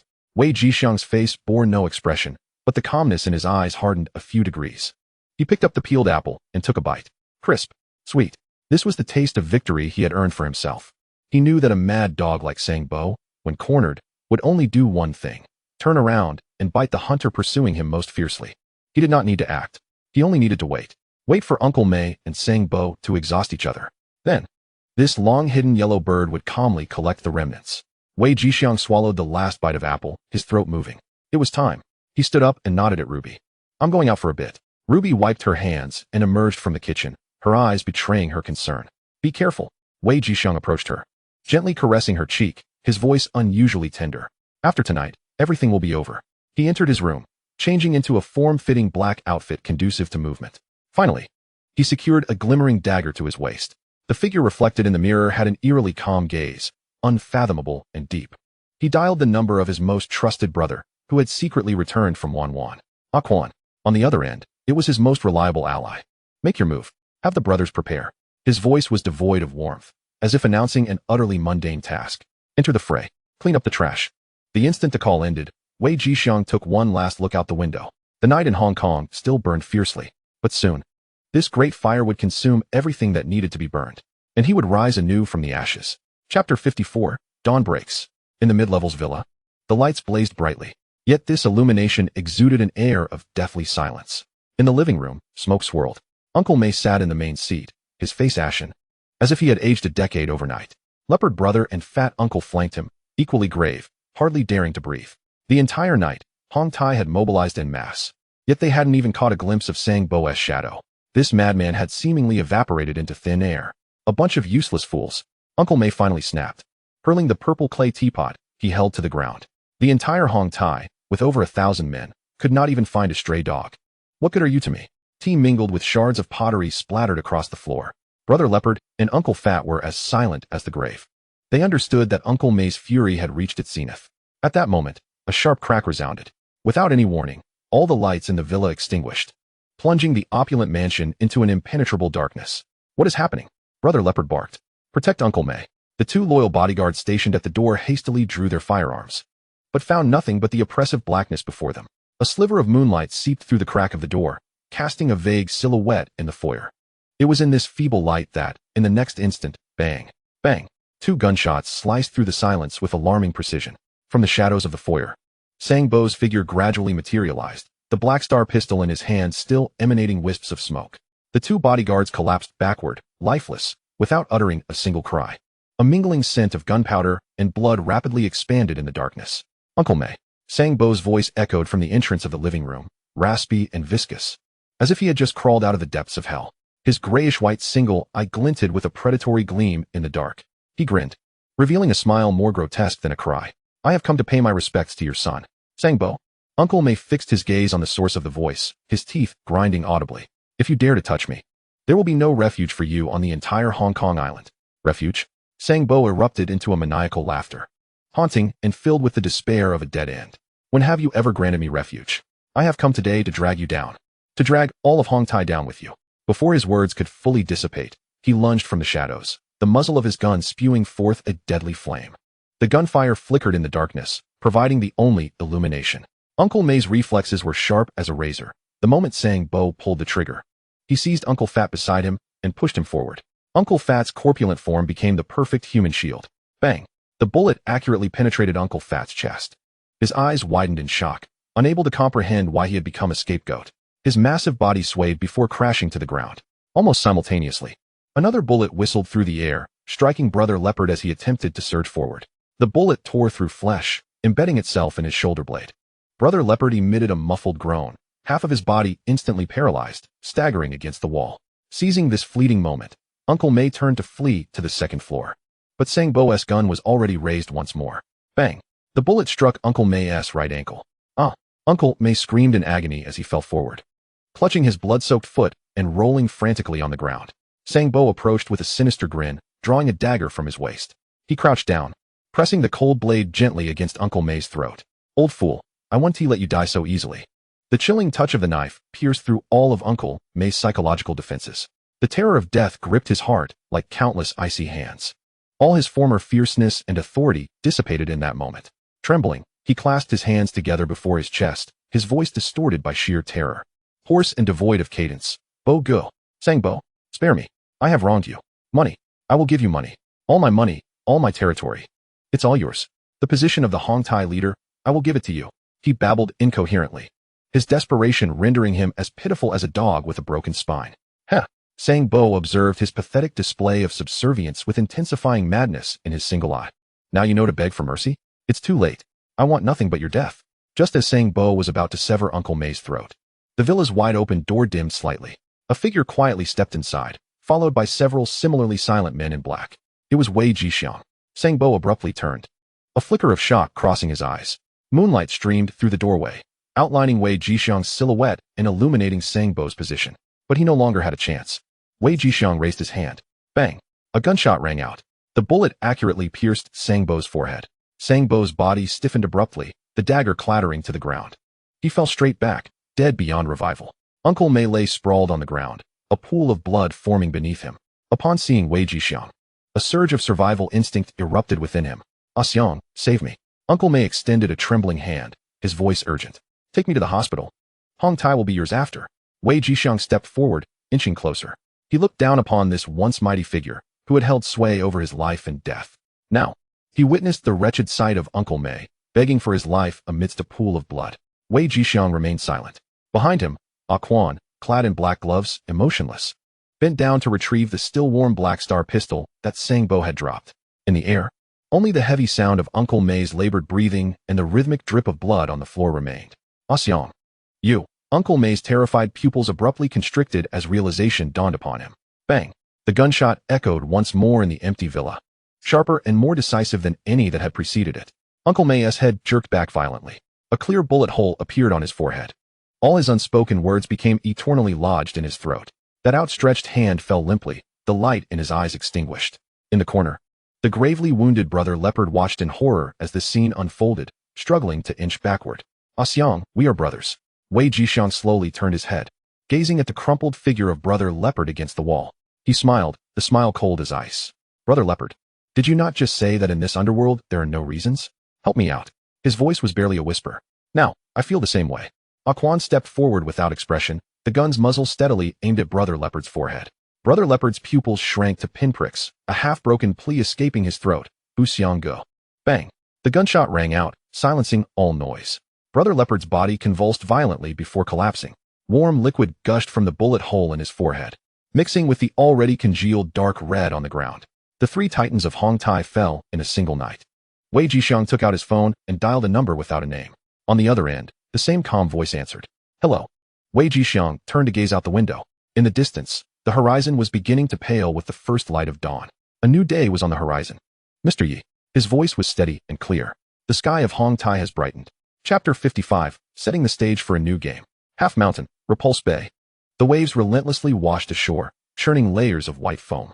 The grayish-white light of dawn quietly spread across the entire Hong Kong island, attempting to wash away the blood and darkness that had enveloped the night. Longing Group, top floor office. Yi Sun stood before the enormous floor-to-ceiling window, gazing down at the city beneath him, which had yet to fully awaken. He held a glass of red wine in his hand, his reflection mingling with the morning light outside, creating a harmonious union. On the other end of the line, Wei Jixiang's voice was steady, imbued with a sense of liberation after surviving a calamity, marking the conclusion of a grand affair. The sky over Hongtai had brightened. Yet, Yi Sun's expression betrayed not a hint of turbulence. For him, this was merely the confirmation of a conclusion that had long been predetermined. The day would undoubtedly dawn. From the moment he returned Wei Jixiang, this pawn, to the chessboard of Hong Kong Island. From the instant, he commanded Dongxing to withdraw all its minions. Taking a spectator's stance, the outcome had already been inscribed. The madness of Sangbo, the brutality of Uncle Mei, the thunderous wrath of Hongtai, everything was but a thread in his script. What he desired was never a mere vendetta within the underworld. He sought a tempest capable of uprooting the deeply entrenched tree that was Hongtai, leaving himself unscathed in the process. Now, the storm had indeed calmed. Well done, Xiang. Yi Sun's voice was soft, yet carried an undeniable weight. You have not disappointed me. On the other end of the line, Wei Jixiang remained silent amidst a sea of corpses and blood. Yet, Yi Sun's words finally allowed the taut nerves within him to relax completely. He had triumphed. He had survived. Mr. Yi, what comes next? Next, there is nothing more to be done. Yi Sun's tone was indifferent. Go home. Take a rest. Wei Jixiang was taken aback. When you awaken, the day will truly have dawned. Yi Sun ended the call and drained the last of the red wine in his glass. He turned, his gaze settling upon the vast map of Hong Kong Island adorning the wall. The densely clustered red dots representing the territory of Hongtai now appeared particularly glaring. This was the realm that Hongtai had built over decades. From this day forth, it was time for a change of ownership. At the hillside villa, the first beams of sunlight pierced through the clouds, and the sharp wail of police sirens drew nearer, shattering the tranquility of the morning. Dozens of police cars blocked the entrance, a lengthy cordon isolating the villa from the outside world. Huang Bingyao, with an unlit cigar clenched between his teeth, stepped into the villa, his expression grave. Even for someone accustomed to the specter of death, the scene before him was jarring, causing his heart to constrict. The stench of blood was almost suffocating. In the foyer, two bodyguards lay with bullet holes in their foreheads, eyes wide open in eternal shock.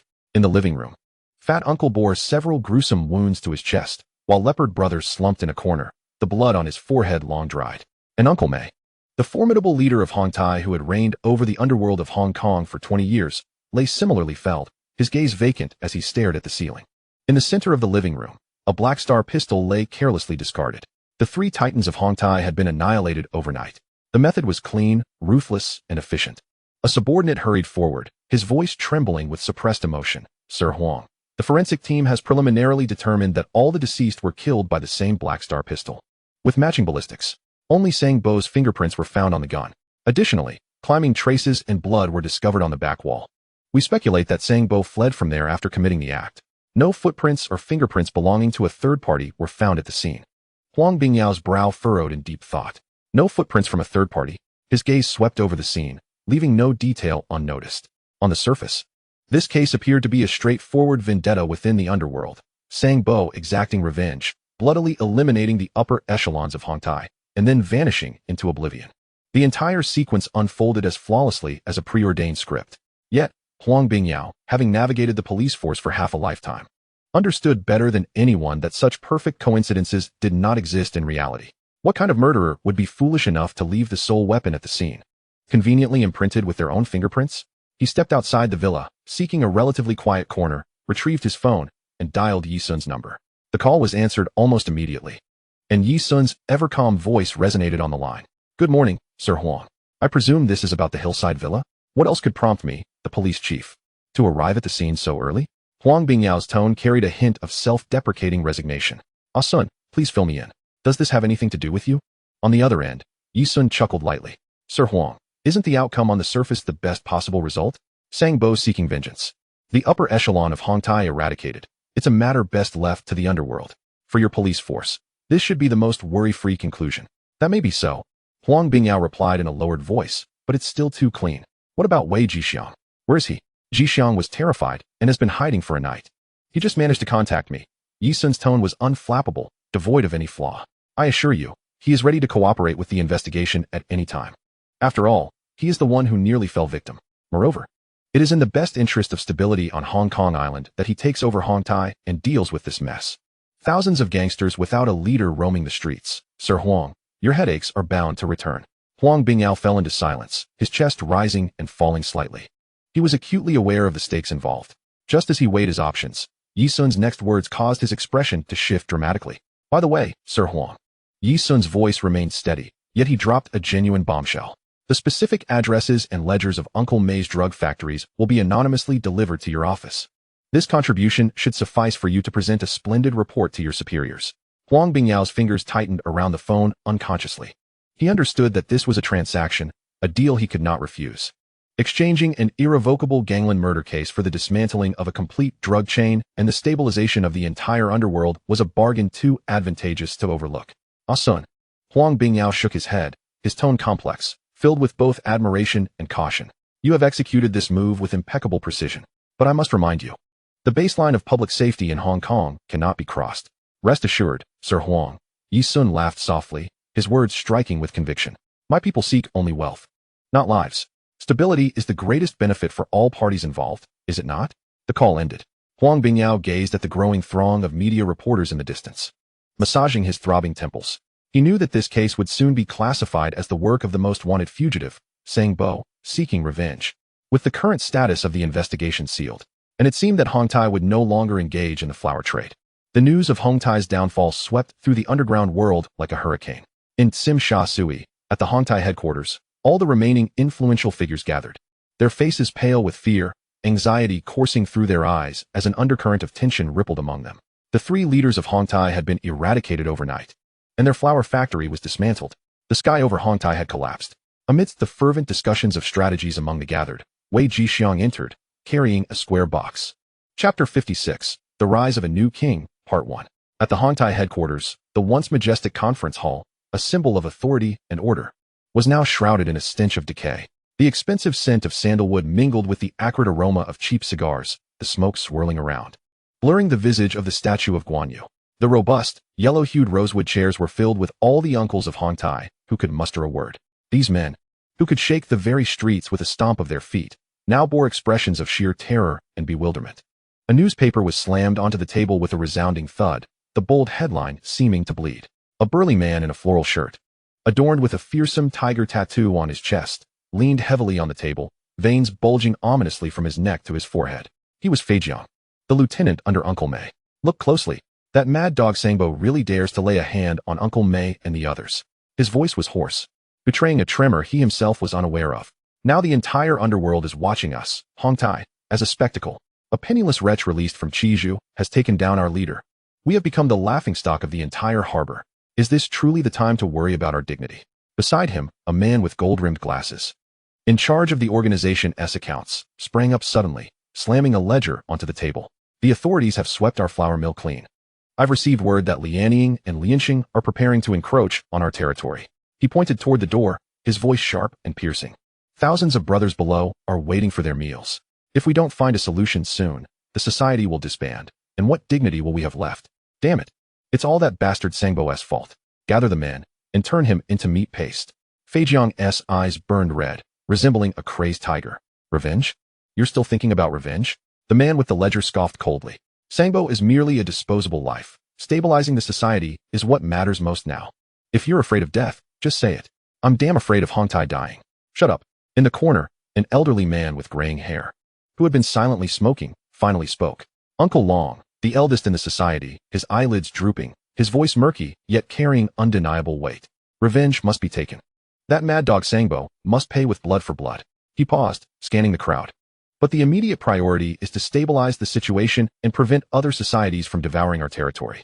Once we are secure, we can settle accounts with Sangbo slowly. Fei Jiang's fists clenched until his knuckles turned white, but Uncle Long's words doused his fiery anger. He opened his mouth, meeting Uncle Long's murky yet penetrating gaze, ultimately spitting on the ground in frustration, sinking back into his chair, breathing heavily. He was unwilling, yet he understood Uncle Long was right. If the society disbanded, revenge would become a mere joke. On the other side, the man with the ledger, his taut shoulders slightly relaxing, adjusted his gold-rimmed glasses, his gaze behind the lenses complex. Uncle Long's words illuminated a path forward, yet that path was still shrouded in fog. Stabilizing the society? At present, there wasn't even anyone capable to shoulder the burden. Uncle Long extinguished his cigarette in the ashtray, the gray ash cascading down. She is right. The thousands of brothers below need to eat. His voice was low, yet it cast an immediate pall of silence over the entire assembly. Everyone present knew how much money remained in the accounts. Without funds, the brothers would inevitably part ways. His bony fingers lightly tapped the table, once, then again. Uncle Long's gaze sharpened. Since the leadership is lacking, I shall take charge today. Whoever can resolve our society's financial plight and ensure the brothers have food will take the position of leader. This declaration was like a boulder thrown into still waters. Yet it stirred not a ripple, plunging the assembly into deeper silence. Feijiang suddenly lifted his head, the fire in his eyes extinguished, replaced by a sense of bewildered helplessness. He opened his mouth, but ultimately said nothing. As a leader who had risen through violence, what did he know of financial matters? Revenge could be pursued with desperation. But where would the money come from? He could only bang his thigh in frustration, slumping back into his chair. The man with the ledger adjusted his glasses, the gaze behind the lenses flickering not with ambition, but with deep anxiety. He understood better than anyone the magnitude of the financial hole, with the authorities sweeping the territory. Stability was elusive, and cash flow had long been severed. He shook his head bitterly, murmuring, "Where will the money come from?" The other uncles, who had remained silent, did not straighten their spines either. Instead, they lowered their heads, exchanging looks of helplessness. Someone lit a cigarette, and amidst the swirling smoke was a palpable sense of oppressive despair. No one spoke up, as everyone understood the dire state of Hongtai. No one could bear the burden. Just then, with a creak, the heavy redwood door of the assembly hall was pushed open slowly from the outside. All eyes turned sharply towards the entrance. Against the light stood a figure, his shape outlined clearly by the sunlight. He walked in, his steps measured. The polished floor echoed with the steady, rhythmic sounds of his leather shoes. In his hand, he carried an exquisitely wrapped black gift box. Wei Jixiang, a sharp-featured man from the crowd, exclaimed incredulously, "It's you. You scoundrel." Another hot-tempered uncle leapt to his feet, pointing a finger at Wei Jixiang and cursing vehemently. "If it weren't for you chopping Sangbo back then, how would Hongtai have become embroiled with him? How would we be in this predicament today? You have the audacity to return? You are the disaster of Hongtai." This outburst ignited the suppressed resentment among the crowd. "Exactly. Get out. You're not welcome here. You're a harbinger of doom. Uncle Mei was killed because of you." Voices of curses and reproach rose in a cacophony. However, Wei Jixiang remained unfazed. He didn't even lift his eyelids. Ignoring the uproar, he walked straight to the head of the conference table. He gently placed the black gift box on the surface. Thud. The sound was not heavy, yet it made every heart skip a beat. All curses were caught in throats. Every gaze was fixed on the black box. Uncle Long looked at the silent Wei Jixiang and slowly spoke, his voice raspy, as if ground by sandpaper. "What is this?" Everyone held their breath.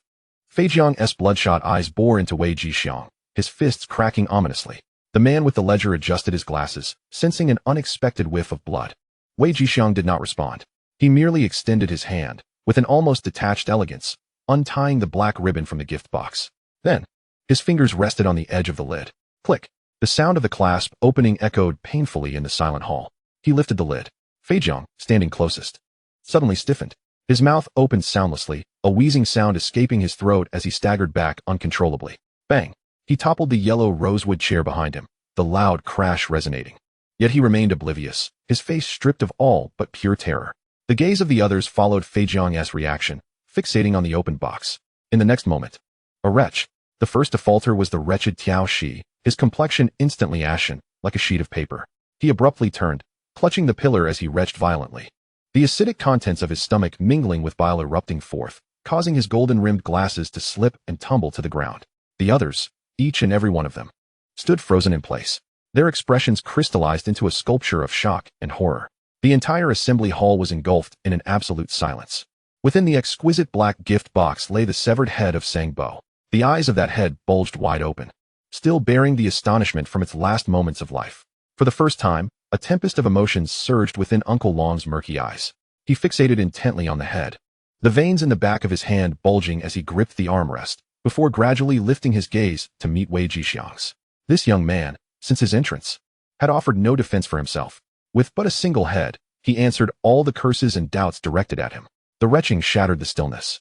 Tiao Shi, leaning against the frigid pillar, appeared on the verge of expelling his very innards, his golden-rimmed glasses discarded on the ground, now sullied by his own vomit.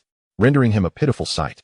Yet, no one dared to mock him, nor did anyone move. Time in the assembly hall seemed to freeze, as if suspended by that unblinking head. All eyes remained glued to the black gift box. This was no mere prop. Those seasoned in the underworld could detect the thick, unmistakable stench of blood, and see the dark purplish hue where the blood had congealed at the incision. The ghastly visage of Fei Jiang, now drained of color, revealed that he had encountered death before. He had personally dispatched no fewer than 8 of his foes. Yet, he had never witnessed such a scene of madness. A lone individual, armed with the head of his enemy, had entered the main hall and placed it before all the elder figures present. What brutality! He had previously boasted of turning Sang Bo into mincemeat, but upon the head's actual arrival, he felt as though an invisible hand had tightened around his throat, making even the act of breathing feel extravagant. Uncle Long, the oldest and most composed member of the gang, could no longer maintain his usual calm demeanor. His aged, murky eyes were fixed intently on Wei Jixiang's face. The Adam's apple in Uncle Long's throat bobbed slightly, his voice raspier than before. Did you kill him? This was not a question, but a confirmation. Wei Jixiang finally made a move. He did not glance at Uncle Long or the pale-faced elders. Instead, he extended his hand, gently closing the box lid as if brushing away dust. With a soft thud, another light sound reverberated, causing several individuals to shudder involuntarily. The head was once again shrouded in darkness, yet the fear it evoked had already permeated every corner of the air. I have avenged Uncle Mei, Wei Jixiang finally spoke, his voice calm and devoid of any tremor, as if he were merely recounting an inconsequential matter. He paid no heed to the earlier accusations and insults, for when Sang Bo's head had appeared, all reproaches and curses had become a mere joke, while they could only rage impotently within the main hall. He had defended Hong Tai's dignity in the most direct and bloody manner. Fei Zhang's face turned a shade resembling that of liver, a blend of shame and shock rendering him desperate to find a crack in the ground to disappear into. He suddenly slapped his own face with a resounding crack. Xianggu, it was I, Fei Jiang, who failed to recognize your greatness. I offer my apologies. He was a brutish man, who only understood the language of fists. Wei Jixiang's fists were indeed hard and merciless. Wei Jixiang did not even cast a glance in his direction. His gaze fell upon Uncle Long. When I entered, I heard you say that whoever could resolve the gang's financial crisis could sit in the dragon head position. Uncle Long's eyelids twitched violently. He had not anticipated that Wei Jixiang would not only eliminate his enemy, but also aspire to seize the dragon head position. Tiaoshi had already straightened up, neglecting to wipe the filth from his mouth or pick up his glasses, squinting through his severe myopia as he fixed his gaze on Wei Jixiang. Panting heavily as he spoke, avenge is one thing. The thousands of brothers in the gang waiting for their meals is another. If you can resolve the financial issues, I will be the first to support you as the dragon head. His words echoed the sentiments of all the elders present. Murder does not solve the problem of hunger. At this moment, money was the key to resolving their issues. Money? A barely perceptible smirk graced Wei Jixiang's lips, tinged with a hint of mockery. He said no more, merely turning and striding toward the entrance. Amidst the uncertain gazes of all present, he re-entered, carrying another box, a silver, metallic briefcase. With a thud, he placed the box upon the long table, the sound significantly duller than that of the previous gift box. What is this? Tiaoshi instinctively inquired. Wei Jixiang offered no reply but, in front of everyone, pressed the clasp of the case. With a snap, he lifted the lid. A neat stack of brand new Hong Kong dollars lay before the crowd. The golden $1,000 bills shimmered in the dim light of the assembly hall, dazzling to the point of blinding. The golden glow was even more piercing and shocking than the earlier blood. Gasps of disbelief filled the air. Tiaoshi's eyes widened in an instant. He even forgot his nearsightedness, fixating on the full box of cash, his throat emitting a parched gulp. As the gang's treasurer, he understood the allure of money better than anyone else. How much was in this box? 10 million? 20 million? It is 20 million. Wei Jixiang's calm voice struck every heart like a heavy hammer. From now on, I will manage all the venues outside for the gang, each venue contributing 2 million in management fees annually.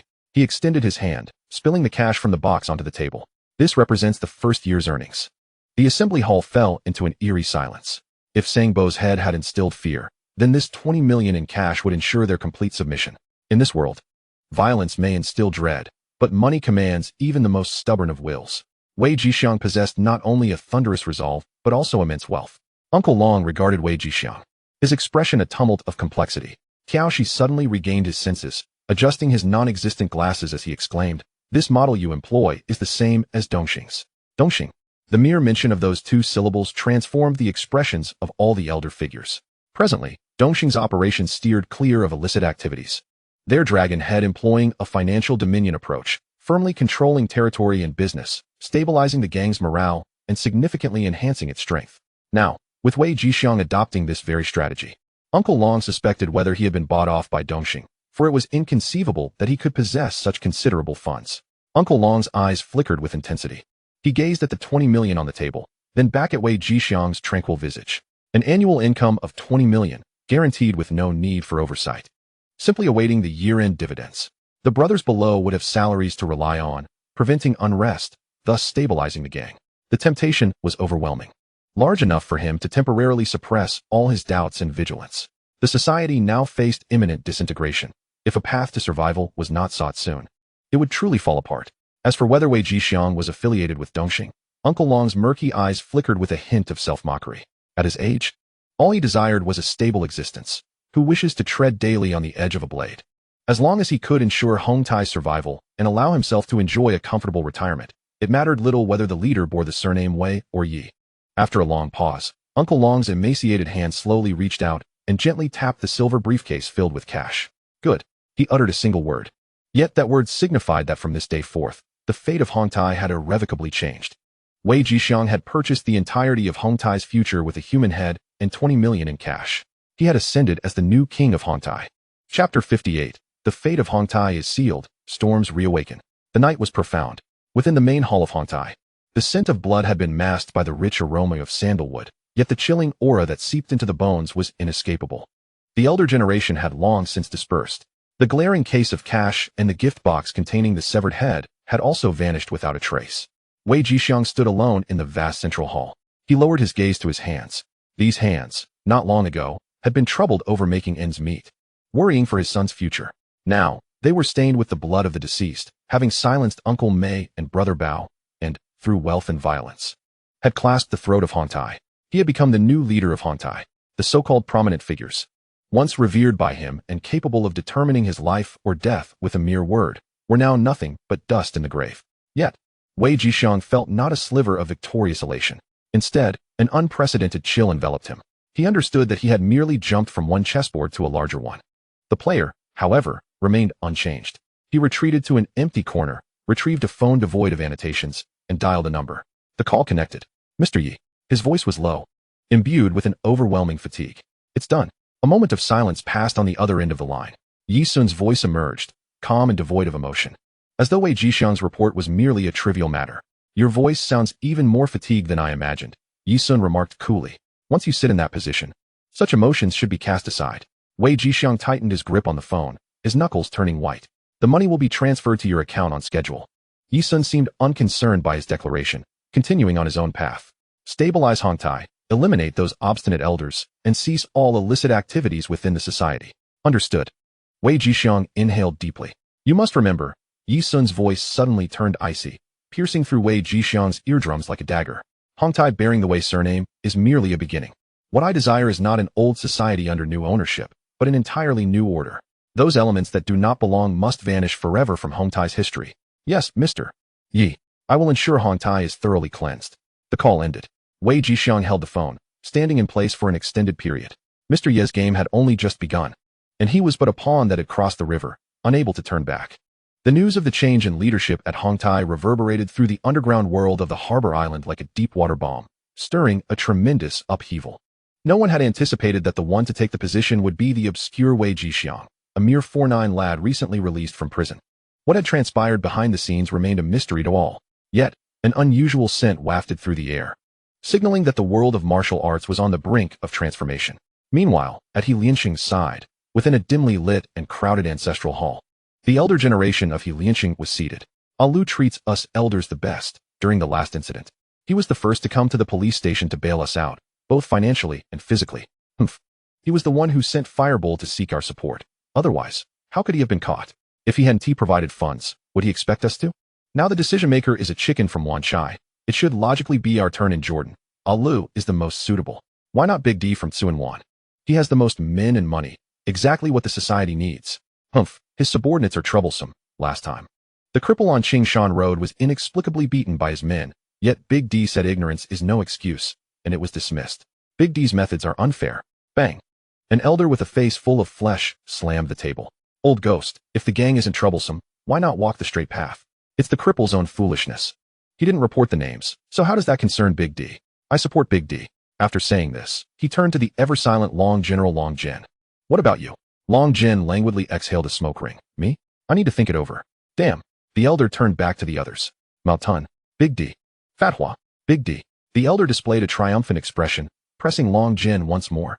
Have you made up your mind? Alu genuinely cares for the society. An elder couldn't help but speak on Ali's behalf. He has declared that once he rises to power, he will lead the brothers into Tsim Sha Sui. Everyone claims to care for the society. Should one not speak for themselves? Let's get in first and discuss it. I could just as easily say I want to reach the moon. The elder sneered in disdain, and besides, which of the other factions, Hongtai, Dongxing, or Honghing, are weaker than us? He says we can just go in. Elder, have you taken money from Big D, supporting him so vigorously? What did you say? You know the truth. Know your mother. Say that again. Just as tensions were about to erupt, the highest-ranking elder, Uncle Deng, gently tapped the table with a teacup lid. Tea. Those two words brought the bickering to an abrupt halt. Everyone rose, lifting their teacups. The ancestral hall was left with the sound of slurping tea. The fragrance of tea wafted through the air, momentarily suppressing the tension. The crowd silently sipped, each harboring their own thoughts. Uncle Deng slowly set down his teacup, surveying the room. His voice, though soft, carried an undeniable authority. Now that we have had our tea, it's time to temper our tempers. He paused. According to He Lianxing's decades-old rules, the selection of the decision-maker isn't based on who has the most money. If it were just about money, we might as well hold an auction. He shot a glance at the elder, who immediately shrank back. Big D possesses strength. With capable men and horses, Uncle Deng continued. But the society requires balance. One cannot dominate alone. Look at our neighbor, Hongtai. With Hongmei calling the shots, what happened? In the blink of an eye, the tree fell, and the monkeys scattered. As soon as this was mentioned, everyone fell silent. The tragedy of Hongtai rang alarm bells for all societies. At this moment, Long Jin extinguished his cigarette end and spoke in a deep voice. I've made my decision. I choose Alo. Jordan has been stable under his leadership these past few years. When he says he will reach Tsim Sha Sui, it may not be an empty promise. With Hongtai's new leader and unstable foundations, this is our opportunity. Old Ghost nodded in agreement.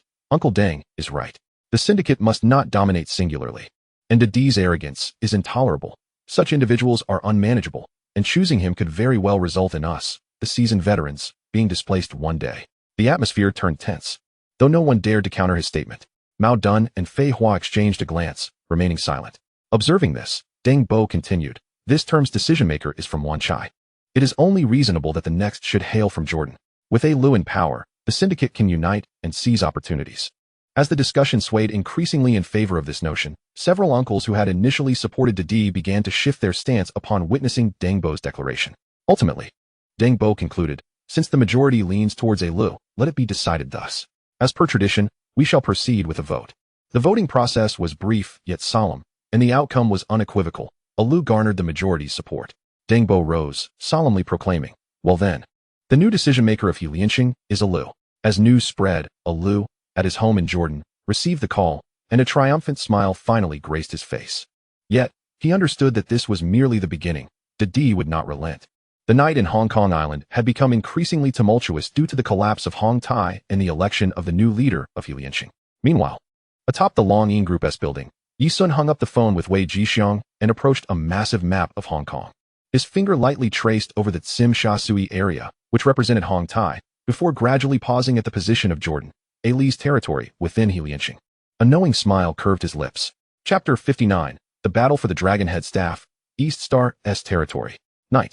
In a clandestine mahjong parlor in Suanwan, smoke lingered, and the air was thick with haze. The previous decision-maker, Chue Ji, was sweating profusely as he played mahjong, suffering a disastrous losing streak. I'm out. A pure hand. Pay up, he exclaimed in frustration, pushing the tiles away and tossing a few crumpled bills onto the table. Just then, with a loud crash, the door was kicked open. Didi stormed in with a dozen subordinates, like wolves on the hunt. The parlor fell into an eerie silence.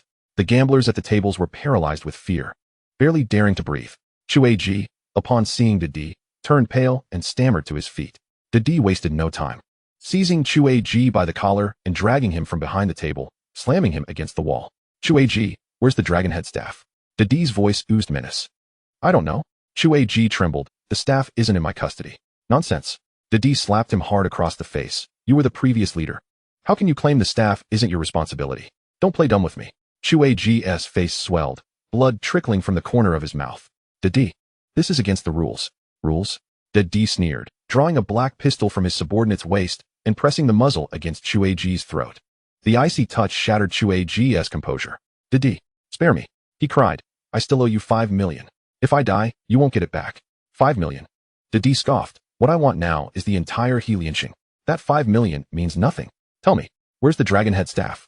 With that, D cocked the gun. The fear of death engulfed Chuaji's reason. It's in Guangzhou, at a coffin shop called Old Ghost on Longcheng Street. Chuaji wept and babbled. Receiving the address, D roughly pushed him away and handed the gun to a nearby lackey. He took out his phone and dialed directly. Changmao, bring the brothers, and head to Guangzhou immediately. Longcheng Street, Old Ghost coffin shop. Get the dragon-head staff back. And remember, anyone who dares to obstruct us will be dealt with ruthlessly.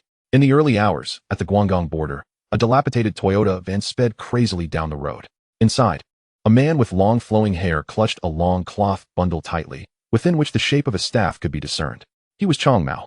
He had successfully retrieved the dragon-head staff, the symbol of Helianshing, from the coffin shop. However, trouble soon followed. Bang! A brick shattered the rear window of the van. Several black sedans pursued closely behind, with figures leaning out, brandishing machetes and iron rods. It was Lin Huailu's men. Damn it! Changmao cursed, slamming the steering wheel. The van skidded dangerously on the road, narrowly avoiding a side collision. A frantic chase ensued on the deserted highway. Bang! A vehicle collided violently from the front right, causing Changmao's van to lose control and crash into the roadside barriers. The front crumpling and smoke billowing. Dazed from the impact, Changmao gritted his teeth against the pain, clinging to the dragon-head staff, kicked open the door, and rolled out. Not far away, the lights were bright. After nearly half an hour of pursuit, the vehicles had crossed into the new territories of Hong Kong, where the vibrancy of the city center faded, yet scattered nightlife and neon signs persisted. Among them, the most prominent was the East Star Nocturnal City, a nightclub operated by the East Star Syndicate near the border, frequented by travelers between the two regions. It was East Star's territory. Without a moment to lose, Changmao dashed towards the lights, his only chance for survival. Lin Huailu's men halted their cars, wielding knives and clubs in relentless pursuit. Just as the situation reached a critical point, on the opposite side, a black Mercedes and several Hondas quietly parked across the street from East Star Nocturnal City. Inside sat Jimmy and Fei Ji. They too had come to seize the dragon-head staff. He has entered East Star's territory, Jimmy noted, observing Changmao's retreating figure with furrowed brows. We can't act recklessly here, Jimmy calmly assessed. Let us block the front and back entrances and wait for him to come out. Wait. Fei Ji interjected impatiently, his brow arching. He despised waiting more than anything. Damn waiting. He flung open the car door, grabbed a machete from the trunk, and bellowed at his men. We work for the syndicate. Anyone who dares to obstruct us will be dealt with. Charge in with me. Grab the staff and leave. Jimmy's expression shifted in alarm. Fei Ji, don't act recklessly. This is East Star's territory. But Fei Ji paid him no heed, leading dozens of his men like a pack of rabid dogs. They charged towards the resplendent entrance of East Star Nocturnal City, wielding knives and clubs. Jimmy watched in dread, his heart sinking. He realized they were courting disaster. Invading East Star's territory? Fei Ji was inviting calamity. He led the charge, crashing through the grand entrance of East Star Nocturnal City, instantly plunging the venue into chaos. Under the flickering neon lights, men and women on the dance floor screamed and scattered, while East Star's guards swiftly surrounded them, armed with clubs and knives. Leading the charge was Scarface Chong, an East Star enforcer, who barked, Fei Ji, are you tired of living? How dare you storm East Star's territory? Fei Ji swung his machete, pointing it at Chong. Enough talk. Hand over Changmao and the dragon-head staff. Anyone who obstructs Helianshing's business will die. Jimmy rushed in closely, seizing the plane. Calm down, plane. This is East Star's territory. Being forceful will endanger us all. He turned to Scarface Chong and attempted to speak in a tranquil tone. Brother Chong, I apologize. We merely seek to retrieve our gang's emblem. Changmao stole the dragon-headed stick and fled in here. We will take it and leave without causing any trouble. Scarface Chong sneered. Jimmy, you are a sensible person. But with plane charging in like this, it has disrupted the rules of the underworld. East Star will not let this go easily. At that tense moment of confrontation, in a private booth on the second floor of the nightclub, a man dressed in a black suit was quietly observing everything below through one-way glass. He swiftly pulled out his phone and dialed Yi Sun's private number. When the call connected, Yi Sun's deep voice resonated. Speak. Mr. Yi, as you anticipated. Changmao has entered East Star's unending city with the dragon-headed stick, and Plane and Jimmy have rushed in. The situation is chaotic, Zhong reported succinctly. On the other end, Yi Sun's voice was unwavering and cold. Control Changmao. Clear out all the patrons and waive the charges for tonight. Then have Gao Jin take action. None of those who entered with Lianxing should escape. Understood, Mr. Yi, Zhong replied briefly. After hanging up, he did not descend but stood before the one-way glass on the second floor, calmly dialing Scarface Chong's phone. On the first floor, Scarface Chong was at a standoff with Plain and Jimmy when his phone vibrated. He glanced at the caller ID and saw it was Zhong. Stepping back a few paces, he answered the call, and Zhong's voice was clear and concise. Brother Chong, Mr. Ye's orders. Immediately clear the venue and waive the charges. Control Chong Mao. Gao Jin will handle the rest. Scarface Chong understood immediately, stowing away his phone. He turned to the East Star brothers and bellowed, clear the venue. All expenses are waived tonight. Please exit through the back door, and we shall gather another day. The music abruptly ceased, and the lights blazed to full brightness as security and servers swiftly sprang into action to guide the guests out. Though the guests were taken aback, they hastily exited upon sensing the tense atmosphere.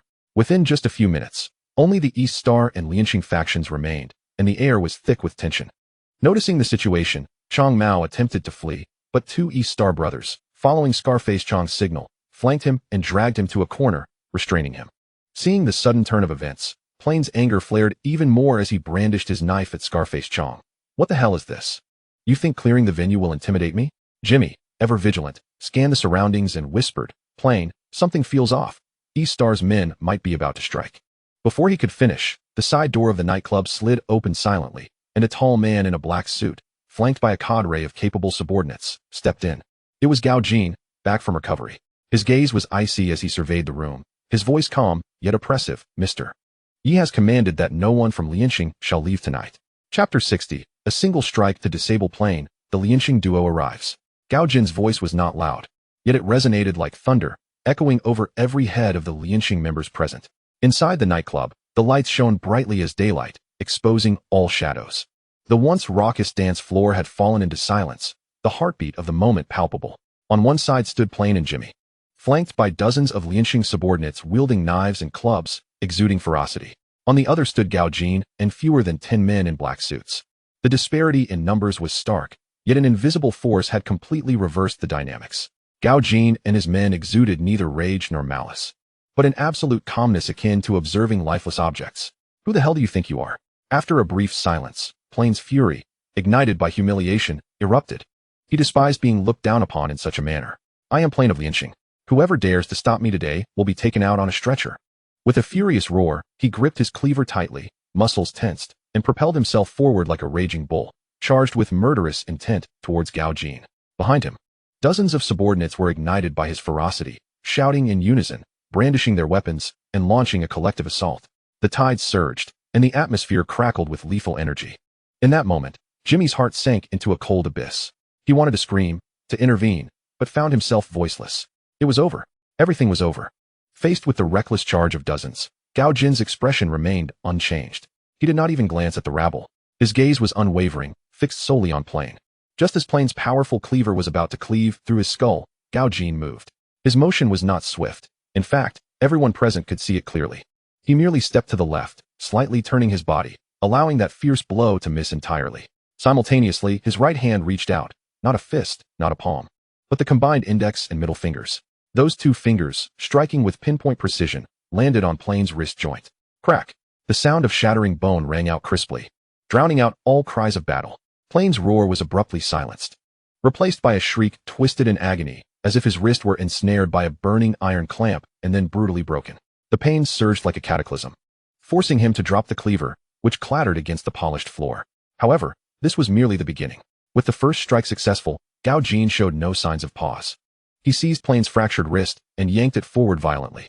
Plain's robust physique, before Gao Jin, suddenly appeared feeble, losing balance and lurching forward. Gao Jin's knee awaited him.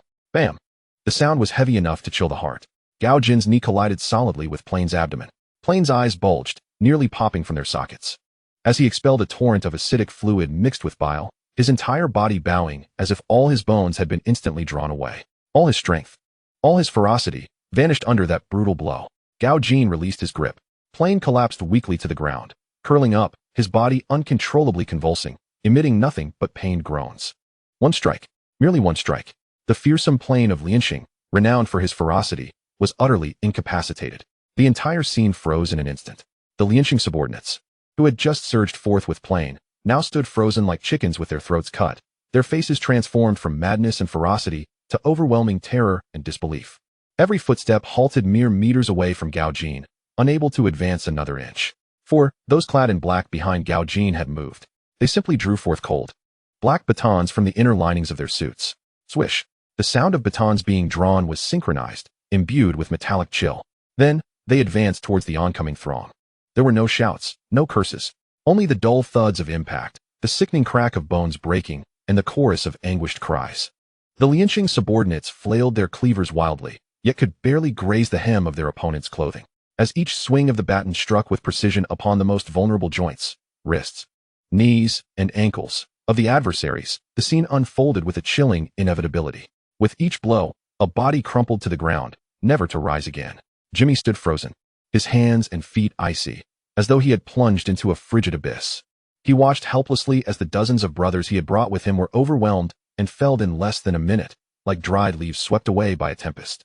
The air was filled with cries of anguish. Some clutched severed limbs, while others rolled on the ground in agony. Yet, Gao Jin and his men remained eerily composed, their breathing unperturbed.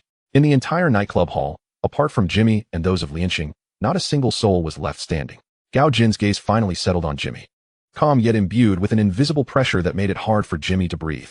Jimmy? Gao Jin's voice was cool and detached. Jimmy's Adam's apple bobbed as he nodded with great difficulty. The recognition from his opponent tightened his chest, the knowledge that Dongxing, or rather the forces behind Dongxing, possessed a far greater understanding of Lianqing than he had ever imagined. You are quite astute for refraining from violence, Gao Jin remarked. Thus, you are permitted to stand. Jimmy managed a grim smile, a faint, pained curve of his lips. Was this a compliment or mere pity? He glanced at his brothers writhing on the ground, at the man sprawled like a lifeless dog, and a wave of despair washed over him. Was this truly the current strength of Dongxing? Was this the power wielded by the enigmatic Mr. Yi? Meanwhile, Lianqing was still embroiled in a bloody struggle over a mere baton, a dragon head position, while their adversaries had already ascended to an entirely different echelon.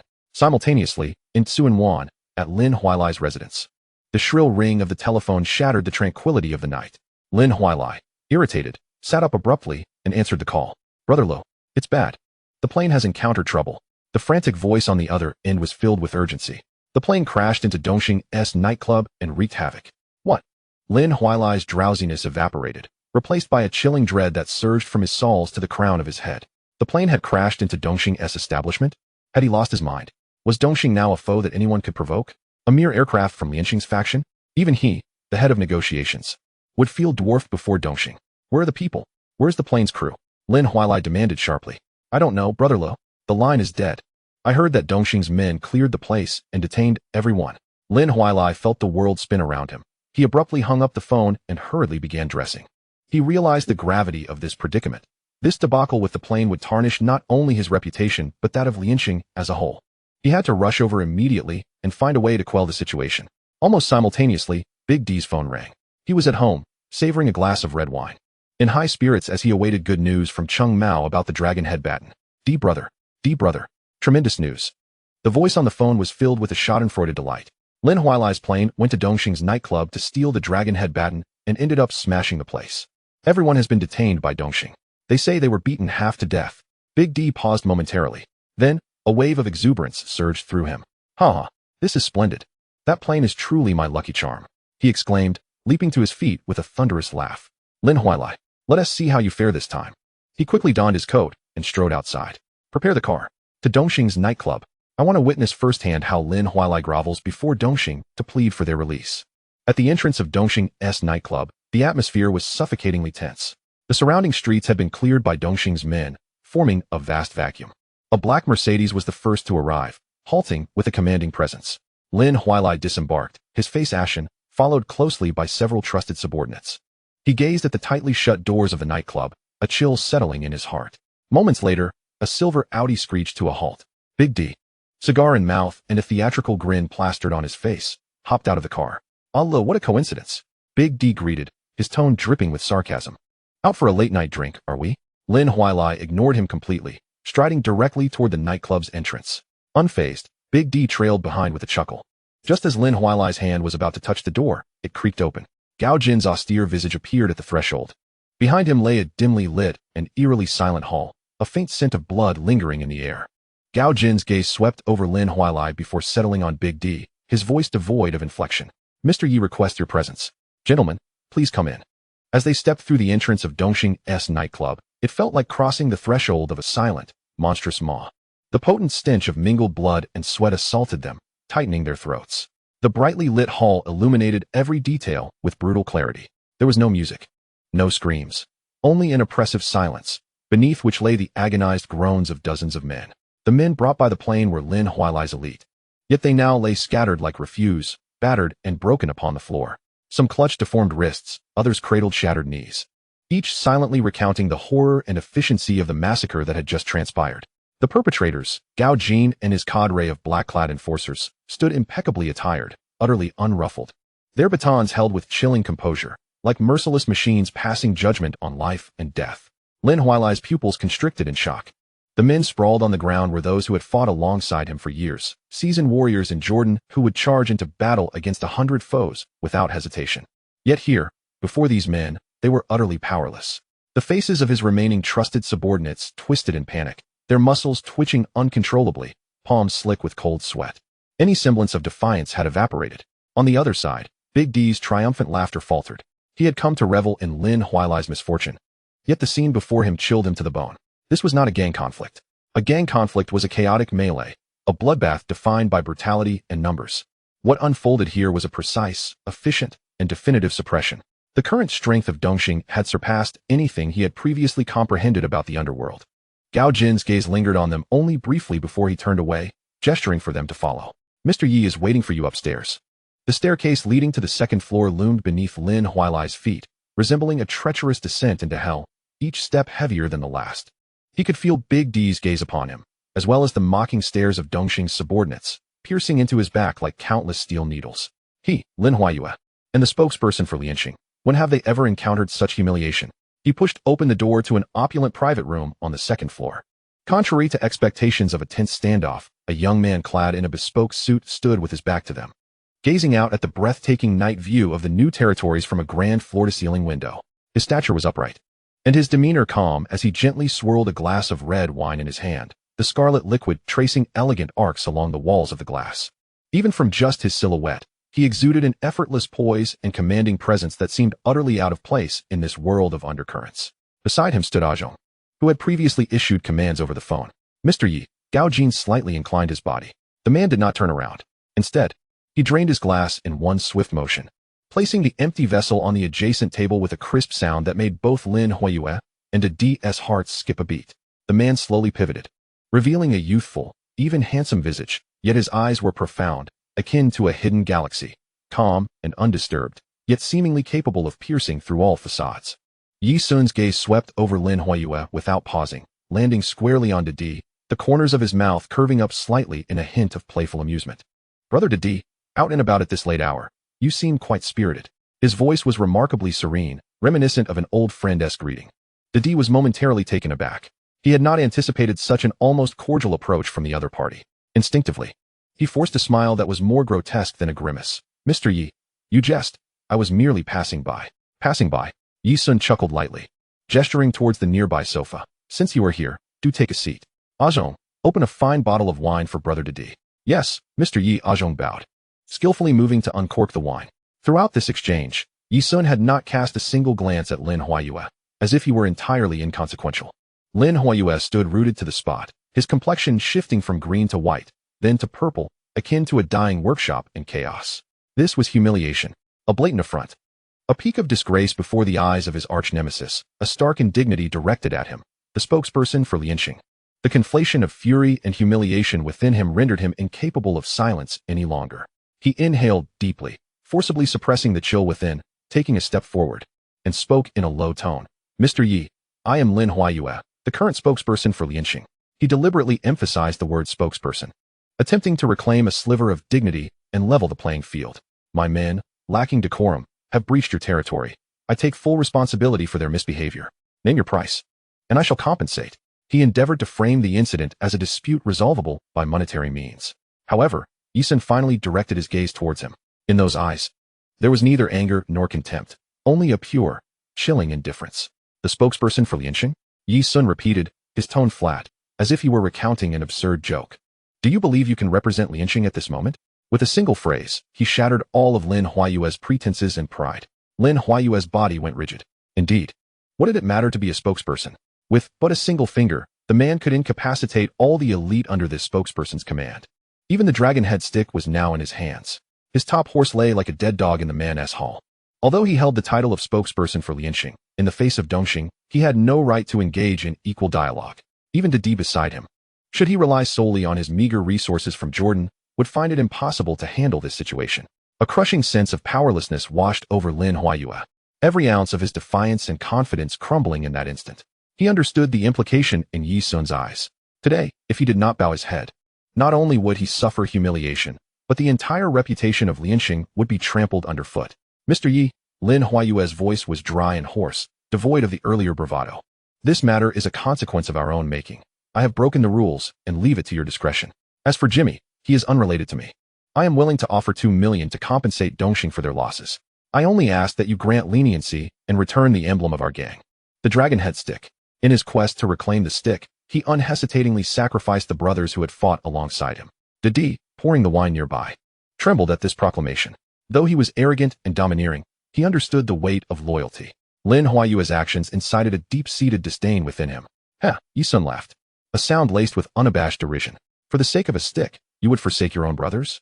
Lin Huayue, you truly have a remarkable aptitude for being a spokesperson. He shook his head, seemingly having lost all interest in Lin Huayue, redirecting his gaze back to Didi. Brother Didi, I have heard that while you are domineering, you do not touch women and uphold the principle of not bringing harm to one's family. You are a true man of the underworld.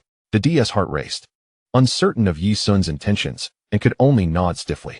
Yi Sun approached the wall, and Zhong immediately understood. Retrieving a long object wrapped in cloth from a corner and respectfully presenting it, Yi Sun took it, casually tossing it towards Didi.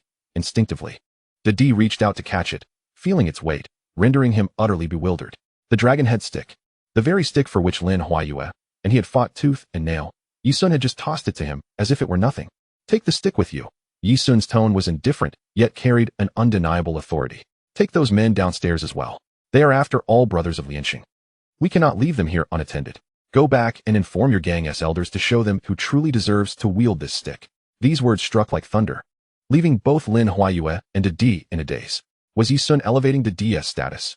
Lin Huayue felt as though he had been struck by lightning. His face drained of color, his body swaying precariously. It was over. All was lost. By giving the stick to Didi and instructing him to take his men, Yi Sun had soundly slapped Lin Huayue across the face in front of the entire underworld. How could he maintain his position as spokesperson now? Lin Huayue's face turned ashen, his fists clenched within his sleeves until they turned white, yet he could not muster a single retort. He watched helplessly as Didi triumphantly stowed away the stick, taking his subordinates and striding away, as though he, the spokesperson, were nothing more than a jest. The nightclub's glaring lights were blinding, leaving him with no refuge, only a heart full of humiliation and cold dread. At that moment, Yi Sun spoke. Jimmy, come forth. Jimmy's heart tightened as he slowly emerged from the shadows, his steps hesitant. Yi Sun approached him, his gaze sharp as a blade.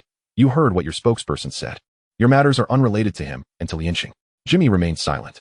Lin Huayue's words of non-involvement pierced through his last illusions about the gang like a needle. What Lin Huayue cannot provide, I shall offer. Yi Sun patted his shoulder, his tone shifting to one of seduction. Join Dongxing, and I will entrust you with the business of Longyin Media. That is where you truly belong. He leaned forward slightly, lowering his voice. Now, tell me, are you willing? Jimmy inhaled deeply, his heart racing with astonishment. He could not fathom what aspect of himself had garnered such significance in Yi Sun's eyes. When he joined the gang years ago, it was merely to avoid being bullied and to conduct business smoothly, yet now, a monumental opportunity lay before him. He found himself utterly unable to resist. He cast a glance at the disheartened Lin Huayue, then turned to meet the fathomless gaze of Yi Sun. At last, with a grateful expression, he replied, Mr. Yi, I am willing. A satisfied smile graced Yi Sun's lips, a wise man. He gestured to Gao Jin, instructing him to take Jimmy for some rest, for from this moment on, he would be one of their own. As Jimmy was led away by Gao Jin, Yi Sun stood alone in the empty nightclub center, the night outside cloaked in darkness. He understood that today not only had he humiliated Lin Huayue and won over Jimmy, but he had also made a pivotal move in the chess game with Lianqing. Chapter 62, the finale. The doors of the nightclub closed behind Lin Huayue. The sound of the hinges turning was faint, yet it felt like a chasm separating two worlds entirely. Inside was Yi Sun's domain, illuminated and subservient to his will. Outside lay the cold, biting night of the harbor island. Lin Huayue stood on the steps, frozen in place. Behind him, the loyal subordinates who had fought alongside him hung their heads. Their silence was more painful than any weapon. No one dared to speak. No one even dared to look at Lin Huayue's face. A suffocating sense of despair, known as a dead end, silently seeped from this once mighty figure of Lianqing. Just moments ago, the jarring laughter of Big D echoed here. Allah, thank you. If it weren't for your formidable presence, how could I have so easily secured the lead pipe? Ha! I will tell my uncles that I, Big D, am the people's choice. Big D practically skipped away, clutching that pipe as if it were his throne. His entourage surrounded him, chanting praises for Big D. The glances directed at Lin Huayue were a toxic blend of blatant mockery and unmasked pity. Each gaze precisely stripped Lin Huayue of the dignity he had carefully cultivated. He, Lin Huayue, had meticulously strategized and navigated his way to this position. Yet today, before a young man named Yi Sun, all his cunning and authority had been ground to dust. His adversary could scarcely be bothered to spare him a second glance. Casting his symbolic power, wagered on everything, into the hands of his greatest foe. This was not merely a slap in the face. It was a relentless pressing down of his face into the ground, crushing it repeatedly beneath a shoe. Brother Lu. At last, a subordinate's voice emerged, strained and hesitant. Lin Huayue's body trembled slightly as he slowly raised his head. What he saw in the eyes of those who once revered him was unmistakable, doubt, wavering, and a disappointment that could no longer be concealed. It was over. His power had dissipated. Who would respect a figure who could not even protect his own brothers or safeguard the gang's token? Drive. Lin Huayue's voice came out dry and frightening, like a withered branch snapping. He uttered no further words, merely hunched his back and entered the black Mercedes. The car started and silently glided into the night. Within, Lin Huayue stared at the retreating neon lights outside, the light in his eyes extinguishing inch by inch. Nightclub, second floor private room. The atmosphere returned to tranquility. A hint of cheap ecstasy mingled with cigar smoke lingered in the air. Yi Sun poured himself another glass of red wine. He stood before the expansive floor-to-ceiling window, gazing down at the city's dazzling lights. Gao Jin's silhouette appeared behind him, bowing silently. Sir, Jimmy has been settled in. Yi Sun did not turn around. He merely swirled the wine in his glass, the crimson liquid tracing an elegant arc along the glass wall. Gao Jin remained silent for a moment, then could no longer contain his confusion. Sir, I do not understand. Why give the lead pipe to Big D? Although Lin Huayue is downcast, he knows when to advance and retreat, and he can assess the situation. Big D, on the other hand, is arrogant and reckless, a mere mad dog. Should he rise to power, it could spell endless trouble. In Gao Jin's view, a controllable Lin Huayue was far more beneficial to Dongxing than an uncontrollable Big D. Yi Sun chuckled lightly. He turned to face Gao Jin, his profound gaze piercing into his subordinate's face. Ah Jin, your vision remains superficial. A calculating viper and a frenzied dog. Tell me, which one is easier to kill? Gao Jin was momentarily stunned. Yi Sun drained his glass, the curve of his lips carrying an air of cold superiority. The viper hides in the grass. You never know when it will strike, delivering a fatal bite. But a mad dog is different. It will merely bark at you, drooling, and charge straight ahead. All you need to do is prepare a thicker club and, when it lunges at you, strike down and break its spine. Yi Sun's tone was remarkably calm, as if stating a mere fact. The stagnant waters of Lianqing were too still, so still that they reeked. A person like Lin Huayue would only worsen the stench. I need a mad dog to thoroughly stir this murky water, to force all the fish, shrimp, loaches, and old turtles hiding at the bottom to the surface. This statement sent a chill coursing through Gao Jin, a seasoned warrior unflinching in battle. The master's objective was never to support anyone. He intended to wield Big D as a weapon to shatter the entire old guard of Lianqing, piece by piece. Once he has bitten all those he should, and everyone is thoroughly annoyed. Yi Sun paused, adding blandly, then this club will have served its purpose. Gao Jin fully comprehended. Big D's current euphoria was nothing more than a fleeting moment of clarity before death. The moment he took the lead pipe from Yi Sun, his fate had already been sealed. As for Jimmy, in Gao Jin's eyes, Jimmy was merely a lowly pawn within Lianqing, lacking any foundation. He could not grasp why Mr. Yi held him in such high regard. Ah Jin, times have changed. Yi Sun settled into the sofa, his gaze distant. Violence, extortion, and turf wars are relics of the last century. Such tactics will never gain prominence or achieve greatness. The future belongs to capital, finance, real estate, media, and technology. Jimmy is a talent. In my view, the entirety of Lianqing is worth less than a single Jimmy. Yi Sun's gaze sharpened. Gao Jin remained silent for a moment, mulling over Yi Sun's words. He had never heard Mr. Yi so candidly assess a person, especially one seemingly insignificant like a lowly pawn. He could not help but inquire, "Mr. Yi, what remarkable qualities does Jimmy possess? I have observed him. While he is indeed prudent, there are many within Lianqing who are older and more ruthless." Yi Sun gently caressed the teacup in his hand, a faint smile playing at the corners of his lips. "Jean, have you encountered those old-timers from Lianqing? Which of them isn't content to guard a few nightclubs and territories, believing themselves to be lords of the realm? Jimmy is different." He set down his teacup, his voice low yet resonant. 3 years ago, he discreetly invested the protection money he had collected into a dilapidated building in North Point, at a time when everyone mocked him for being foolish. And what was the outcome? The government announced a subway line, and property values skyrocketed threefold. He quietly amassed his first fortune without ever boasting about it. Yi Sun rose from his seat and approached the window, gazing at the neon-lit nightscape outside. More importantly, he understands how to leverage opportunities.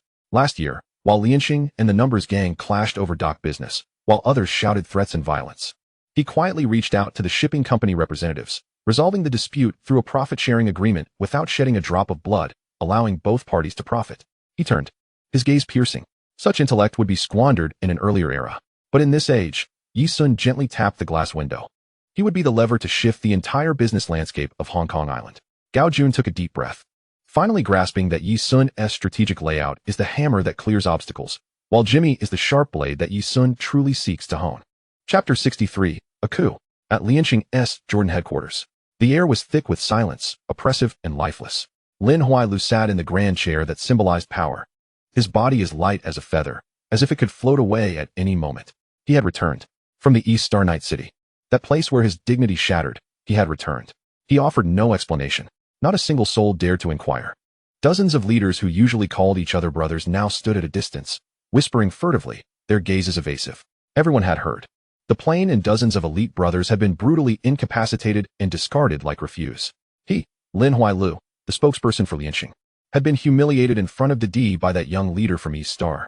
This was not merely a defeat. It was as if the face of Lianqing and the very backbone of Lin Huailu had been trampled into the mud, ground beneath a boot.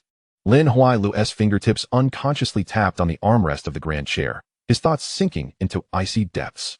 He had been mistaken in his excessive confidence. Confident that having just assumed the role of spokesperson, East Star would inevitably show him some respect. Confident that Yi Sun, a mere junior, would not dare to strike down the spokesperson of Lianqing. It was this deadly confidence that led him to enter East Star's territory with only a handful of men, believing it to be an equitable negotiation. In the end, he was merely a foolish fish lured into a trap. He had calculated Didi, plotted against all rivals within the gang, yet he had utterly miscalculated East Star's lawlessness, and that man named Yi Sun, who played by no established rules. One misstep led to another. Ultimately, he lost not only face, but also the fundamental moral standing crucial to surviving in the underworld. He had turned Lianqing into a laughingstock. One leader finally mustered the courage to speak, his voice hoarse. "Brother Lu, there are rumors circulating from Didi's side, claiming he has reclaimed the Dragon Head staff, and that it is widely accepted. He demands justice from the uncles." Lin Huailu's eyelids twitched slightly. Justice? In the underworld, the one with the mightiest fists, the most men, is the one who dictates justice. Now he possessed nothing. "Brother Lu, another confidant attempted to speak, but was silenced by Lin Huailu's raised hand. His voice was gravelly, like two pieces of driftwood rubbing together. "Prepare the car." "Where to, Brother Lu?" "To see the uncles." Lin Huailu stood, the light casting a long shadow behind him, hunched and desolate, yet imbued with a sense of resignation and solitude. Meanwhile, in Suanwan, the atmosphere in Didi's headquarters contrasted sharply with that of Jordan. The lively chatter resembled a pre-New Year celebration.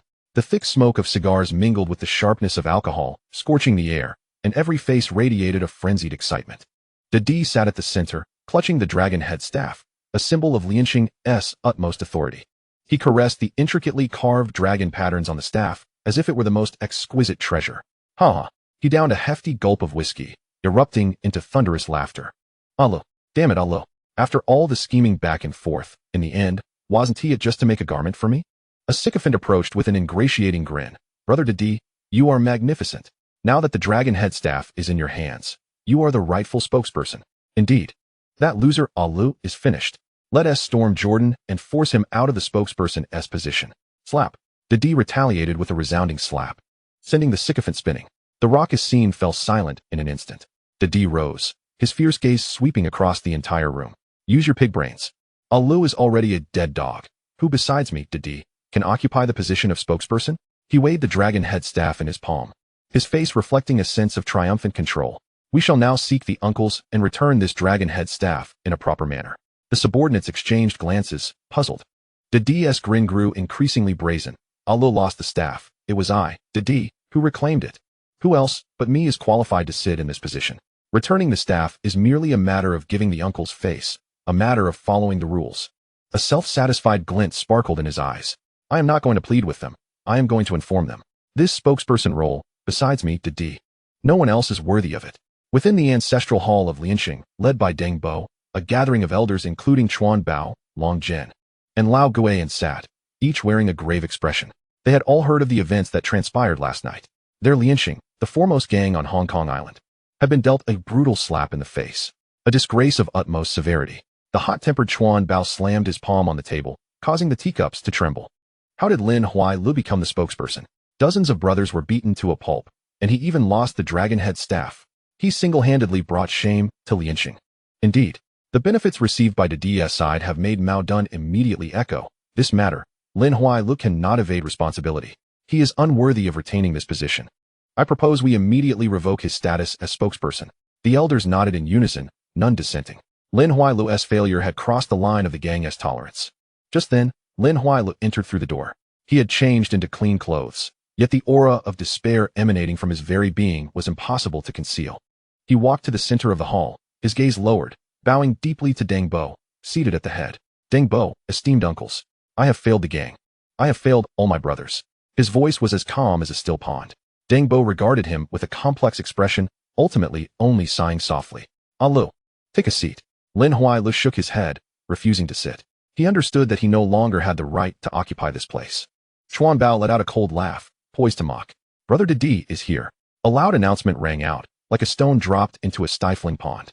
Didi strode in, flanked by a throng of loyal subordinates. In his grasp, he held the formidable dragon-headed staff with an air of authority, unlike Lin Hualia's subservience. He strode directly to the table and, with a resounding thud, brought the staff crashing down upon the surface. The entire ancestral hall felt the tremor, every heart within it skipping a beat. Dee scanned the room, his gaze ultimately resting on Deng Bo, as a wildly arrogant grin spread across his face.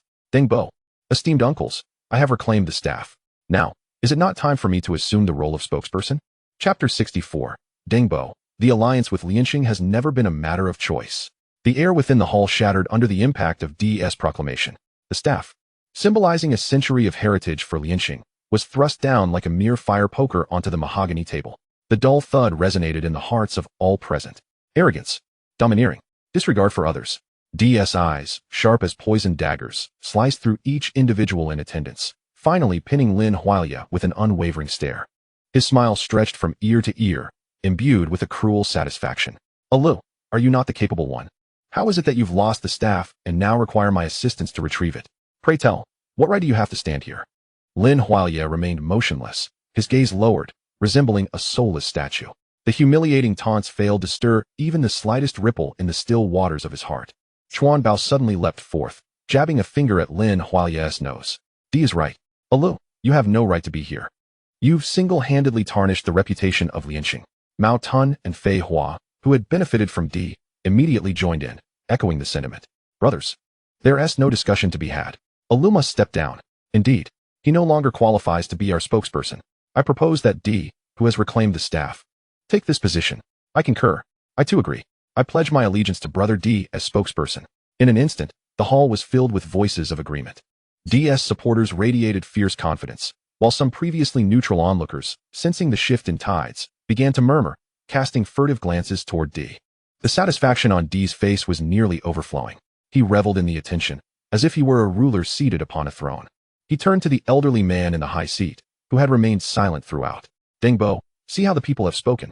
I, Dee, have accomplished great deeds for the society by reclaiming the staff. If I do not sit in this position, who else is worthy? All eyes in the hall converged upon Deng Bo, awaiting the final judgment from the venerable elder, respected and revered within Lianxing. Deng Bo's eyelids felt heavy, as if burdened by decades of trials faced by the society. He neither regarded Dee nor Lin Hualia, but focused intently on the staff that had been slammed onto the table. After a prolonged silence, he finally spoke, his voice soft yet clear, reaching every year. The staff was given to you by Dongxing. In an instant, Dee's smile froze. The jubilant echoes around the hall abruptly stifled as if a hand had closed around their throats. Deng Bo's gaze moved from the staff to Dee's astonished face. Dee, do you think we, the old guard, have become deaf and blind? Why would Dongxing bestow the staff upon you? And why would they do so in front of everyone after humiliating Alo? A barrage of questions struck Dee like heavy mallets, each one landing with a crushing weight. Deng Bo, what do you mean by that? Dee's voice rose an octave, tinged with a hint of desperation. I reclaimed the staff. Why do you question my merit? Deng Bo dismissed his outburst, turning to address the elder statesman present, his tone steady and commanding. Choosing a spokesperson is a matter solely within our Lianqing. When did it become the prerogative of Dongxing to dictate our choices? Their gifting of the staff to Dee is not a gesture of respect. It is a calculated maneuver against us and Lianqing.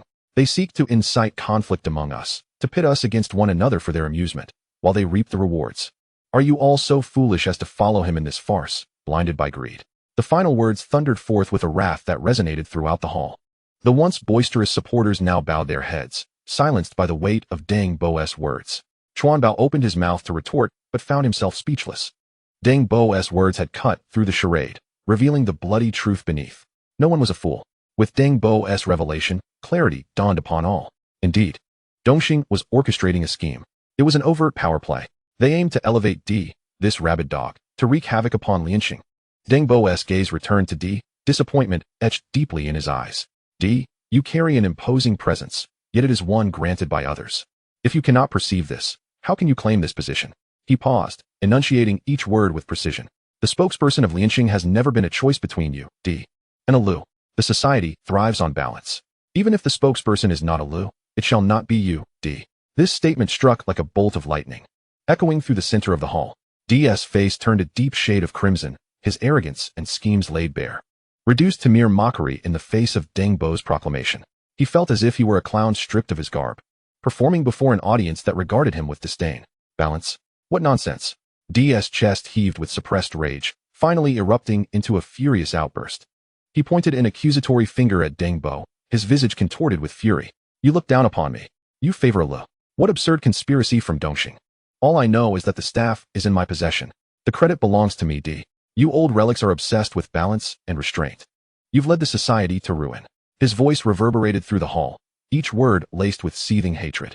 The elders, who had previously bowed their heads, now raised them in shock, staring at the man who had lost all semblance of control.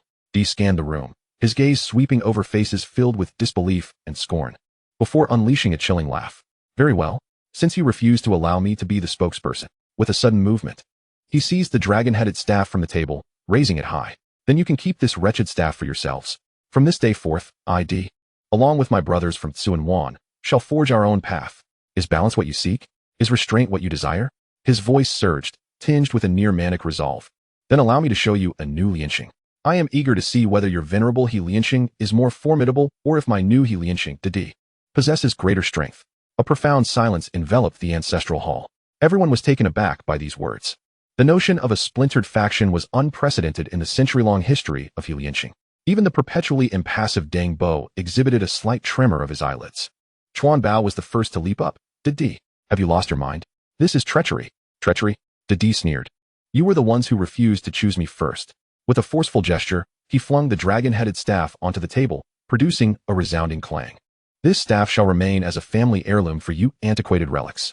We shall take our leave. Dee turned resolutely to depart with his subordinates, his steps unwavering and devoid of hesitation. Halt! Deng Bo finally spoke, his voice steady yet imbued with an undeniable authority. Dee paused but did not turn back. Dee, Deng Bo said slowly, if you step through that door today, there will be no turning back. Dee's shoulders quivered slightly, ultimately transforming into a derisive laugh. I, Dee, have never retraced my steps.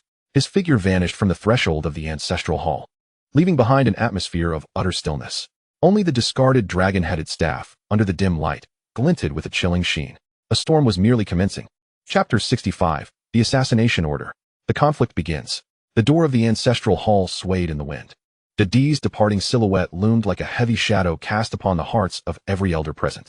Silence, a suffocating stillness, even more oppressive than when Lin Huai entered, enveloped the entire hall. The dragon-headed staff, cast aside by Dee, seemed like a thorn embedded in the throat of He Lianqing, a splintered faction, establishing a new branch. These two phrases constituted the most malevolent curse in the 100-year history of He Lianqing. He has revolted. He has revolted. This scoundrel has utterly betrayed us. Chuan Bao's face flushed, not with anger, but with an unrestrained display of terror. He pointed towards the doorway, his finger trembling like a leaf in autumn's breeze. Dengbo, we cannot allow him to leave just like that. This is undermining the very roots of He Lianqing. Indeed, we must bring him back. Enforce the gang regulations. Family law? It must be family law. The elders, as if awakening from a dream, erupted into a frenzy, their clamoring voices threatening to topple the roof of the ancestral hall. They were frightened. A divided He Lianqing would become a laughingstock across Hong Kong Island, mere prey on the butcher's block. Dengbo remained silent. He slowly rose and approached the redwood table. His hands, aged and lined with wrinkles, were remarkably steady. Gently, he picked up the dragon-headed staff and meticulously wiped away the audacious aura that belonged to Didi, as if cleansing a defiled sacred object. With his actions, the entire hall fell silent once more. All gazes focused on him, awaiting the final verdict from this steadfast anchor. Lin Huailu, who had stood like a statue, finally stirred. A flicker of light ignited within his dull gray eyes for the first time. It was not hope. It was the glimmer of a venomous serpent lurking in the shadows, sensing its prey. An opportunity. Didi's madness had granted him a once-in-a-lifetime chance. As long as the faction endured, as long as there was a need for someone to confront Didi, Lin Huailu would still hold value. Dengbo finished wiping the dragon-headed staff. He returned it to the center of the table, his gaze sweeping over each person present before finally settling on Lin Huailu. Alu. Dengbo's voice carried an unprecedented weariness. Yes, Dengbo. Lin Huailu bowed deeply, lowering his posture more than ever before. What is your perspective on Didi's betrayal of He Lianqing and the establishment of a new branch? All eyes turned towards Lin Huailu. Taking a deep breath, he spoke in a hoarse yet clear voice. Purge the ranks. The simple 4 words sent a chill through all the elders present. A flicker of complex emotion passed through Dengbo's murky eyes as he regarded Lin Huailu, the very person he had supported to ascend, only to witness his descent into despair. He knew that Lin Huailu was no longer the naive individual who only understood schemes. Having had his dignity crushed by Yi Sun and being pushed to the brink by Didi, this venomous serpent finally revealed its most lethal fangs. Very well. Dengbo nodded. In the name of the leader of He Lianqing, I hereby issue a bounty order. The target, Didi. Any member of He Lianqing who encounters this edict, regardless of distance, must kill Didi, without exception. Whoever brings back Didi's head shall receive a reward of 30 million Hong Kong dollars. The position of leader shall be left vacant. Boom. The final statement echoed like a thunderclap within the hall. Everyone was stunned, including Lin Huailu. To say that the position of leader was left vacant was tantamount to declaring that whoever could kill Didi would become the next spokesperson. Dengbo was utilizing the leader's throne as a bounty for Didi's life. This was the most primal and sanguinary mobilization order of He Lianqing. Chuan Bao's voice trembled as he spoke. Isn't this a bit too? What other choice do we have? Dengbo interrupted sharply. Should we simply stand by and watch him tear Suan Wan from the map of He Lianqing? The rules of the faction are written in blood. Whoever breaks the rules must have their blood spilled to rectify them. The frail old man erupted with an astonishing ferocity. In that moment, he was no longer the elder who played with the balance of power, but rather the lion that had safeguarded the faction for a century, releasing its final roar. Lin Huailu's heart raced wildly within his chest. He saw it. He saw the sole path back to the pinnacle. Kill Didi. At the top floor of Jinshan Building, Gao Jin relayed the freshly received news verbatim to Yi Sun. Sir, the D has instigated a rebellion at the He Lianqing Ancestral Hall, announcing his departure and the establishment of a new faction, claiming to be the new He Lianqing. Dengbo has already issued a bounty order, offering 30 million, along with the position of spokesperson for Didi's life. Gao Jin's tone carried a hint of incredulous shock.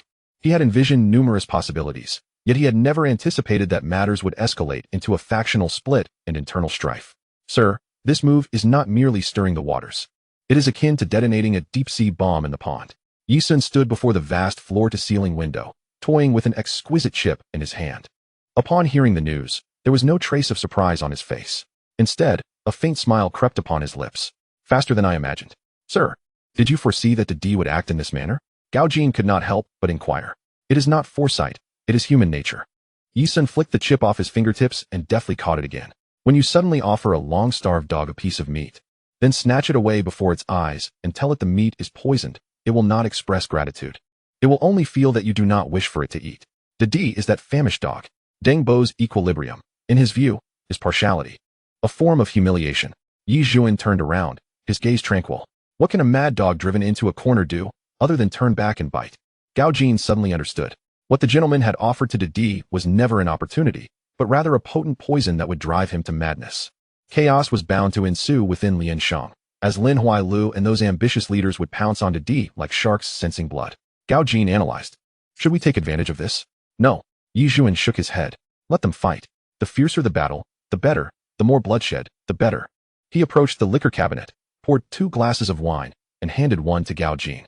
The curtain call of the old era always requires a grand display of fireworks. We merely need to remain as silent spectators, ready to stoke the flames at the opportune moment. Yi Zhuan raised his glass, toasting to the night view outside the window. To the funeral of the old era, cheers. Chapter 66, A Night in Tsuanwan. The First Drop of Blood. The Jianghu Bounty Notice.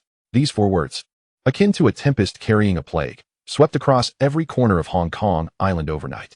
Liansheng, the colossal beast that had long dominated Hong Kong Island, finally revealed its sharpest fangs after a prolonged silence towards its own kind.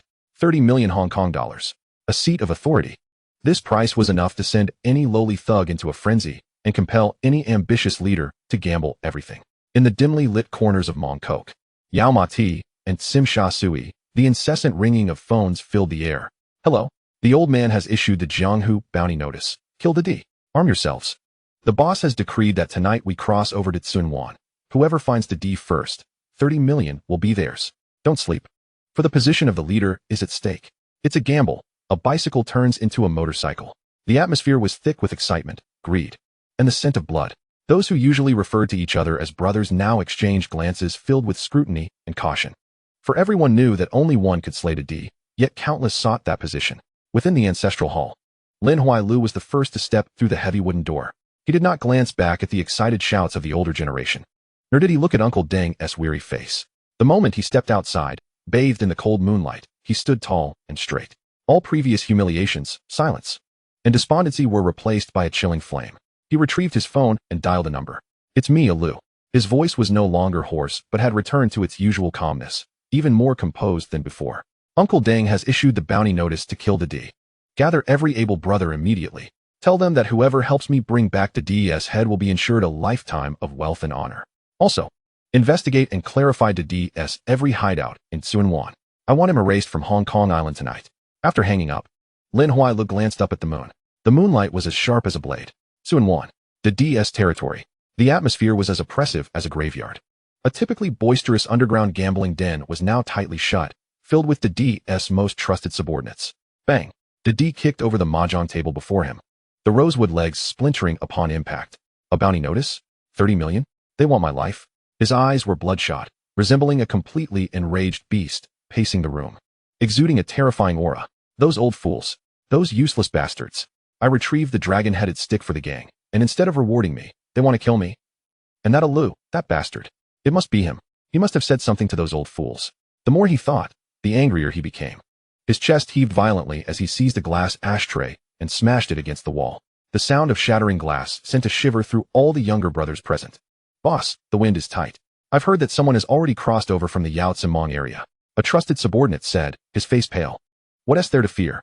Didi spun around, roaring, this is Tsuanwan, our territory. Let them come. One comes, I'll kill one. Two come. I'll kill two. He surveyed his fear-stricken subordinates, forcibly suppressing the turmoil within. He knew he could not act recklessly at this moment. Pass my orders down. All venues close tonight. All brothers arm themselves and guard every exit. Tell them, from today onward, we are the new Liansheng. No need to look at those old fools' faces anymore.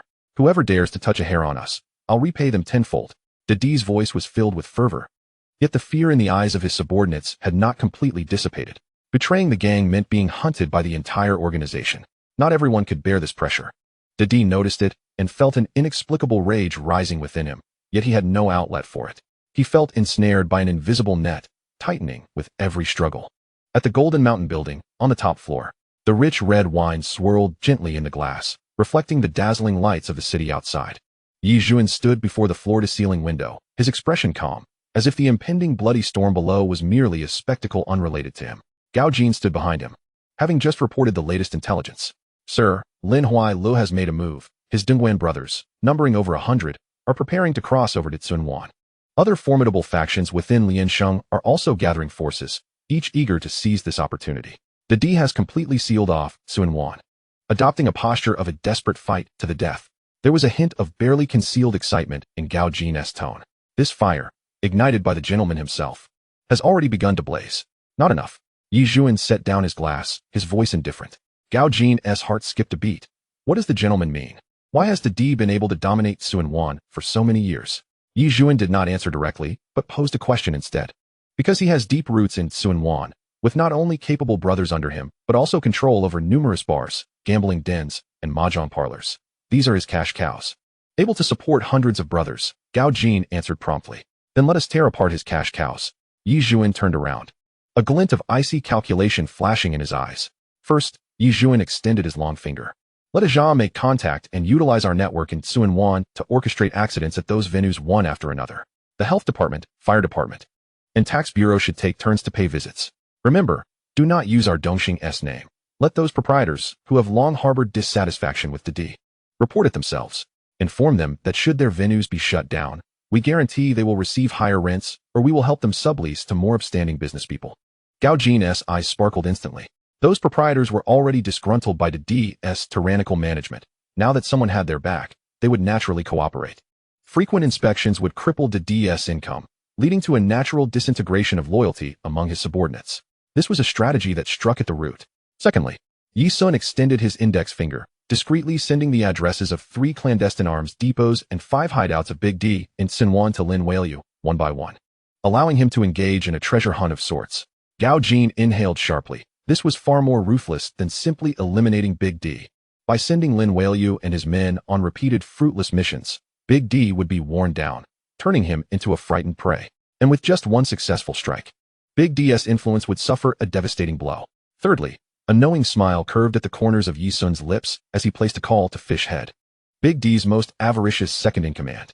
He informed him that a bounty of 30 million was also within their means. Should he be willing to open an entrance in Sunwan at a crucial moment to allow Lin Weilu's men to infiltrate?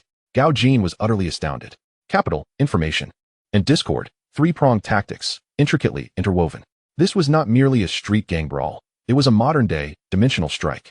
Big D believed his adversary was Lin Weilu, along with the old-timers from Lianqing. Little did he know, until his last breath, that his true enemy resided in the clouds above, orchestrating his descent into the abyss in unfathomable ways. I understand, sir.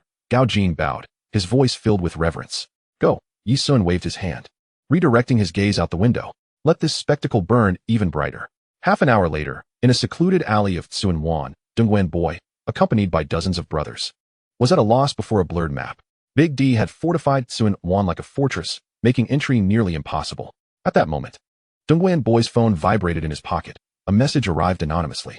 It contained only one address, number 33, Sunwan Coastal Road, an abandoned shipyard, 3rd cargo warehouse. Dongguan Boy's eyes sharpened. He was uncertain about the veracity of this information, but he had no other options. Brothers, follow me. Minutes later, the blaring sirens of police cars and ambulances shattered the tranquility of Sunwan's night. A raging inferno engulfed the abandoned shipyard, consuming a cache of vital supplies hidden by Big D, leaving a dozen of his men severely injured or dead. The ironclad defenses of Sunwan had been breached for the first time, marking the first bloodshed in the internal strife with Lianqing.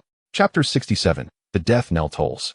In the abandoned shipyard of Sunwan, the air was thick with the foul stench of charred flesh and ash. Big D stood before the ruins, the water pooling at his feet mingling with ashes, each step eliciting a sickening squelch. The flickering remnants of light from the fire cast an erratic glow on his face, obscuring his expression. Behind him, dozens of loyal subordinates held their breaths, acutely aware of the impending eruption within their boss. It was Dongguan Boy's doing. One of the lieutenants reported in a trembling voice. The fire broke out, and the cops arrived. We've lost several brothers to capture, and 5 didn't make it out. Big D remained silent, bending to pick up a twisted steel rebar from the debris.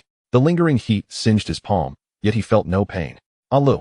The name escaped Big D's lips, grating like metal against metal. He turned abruptly, his bloodshot eyes scanning all his men. Does he believe that burning my goods means I've lost my wealth?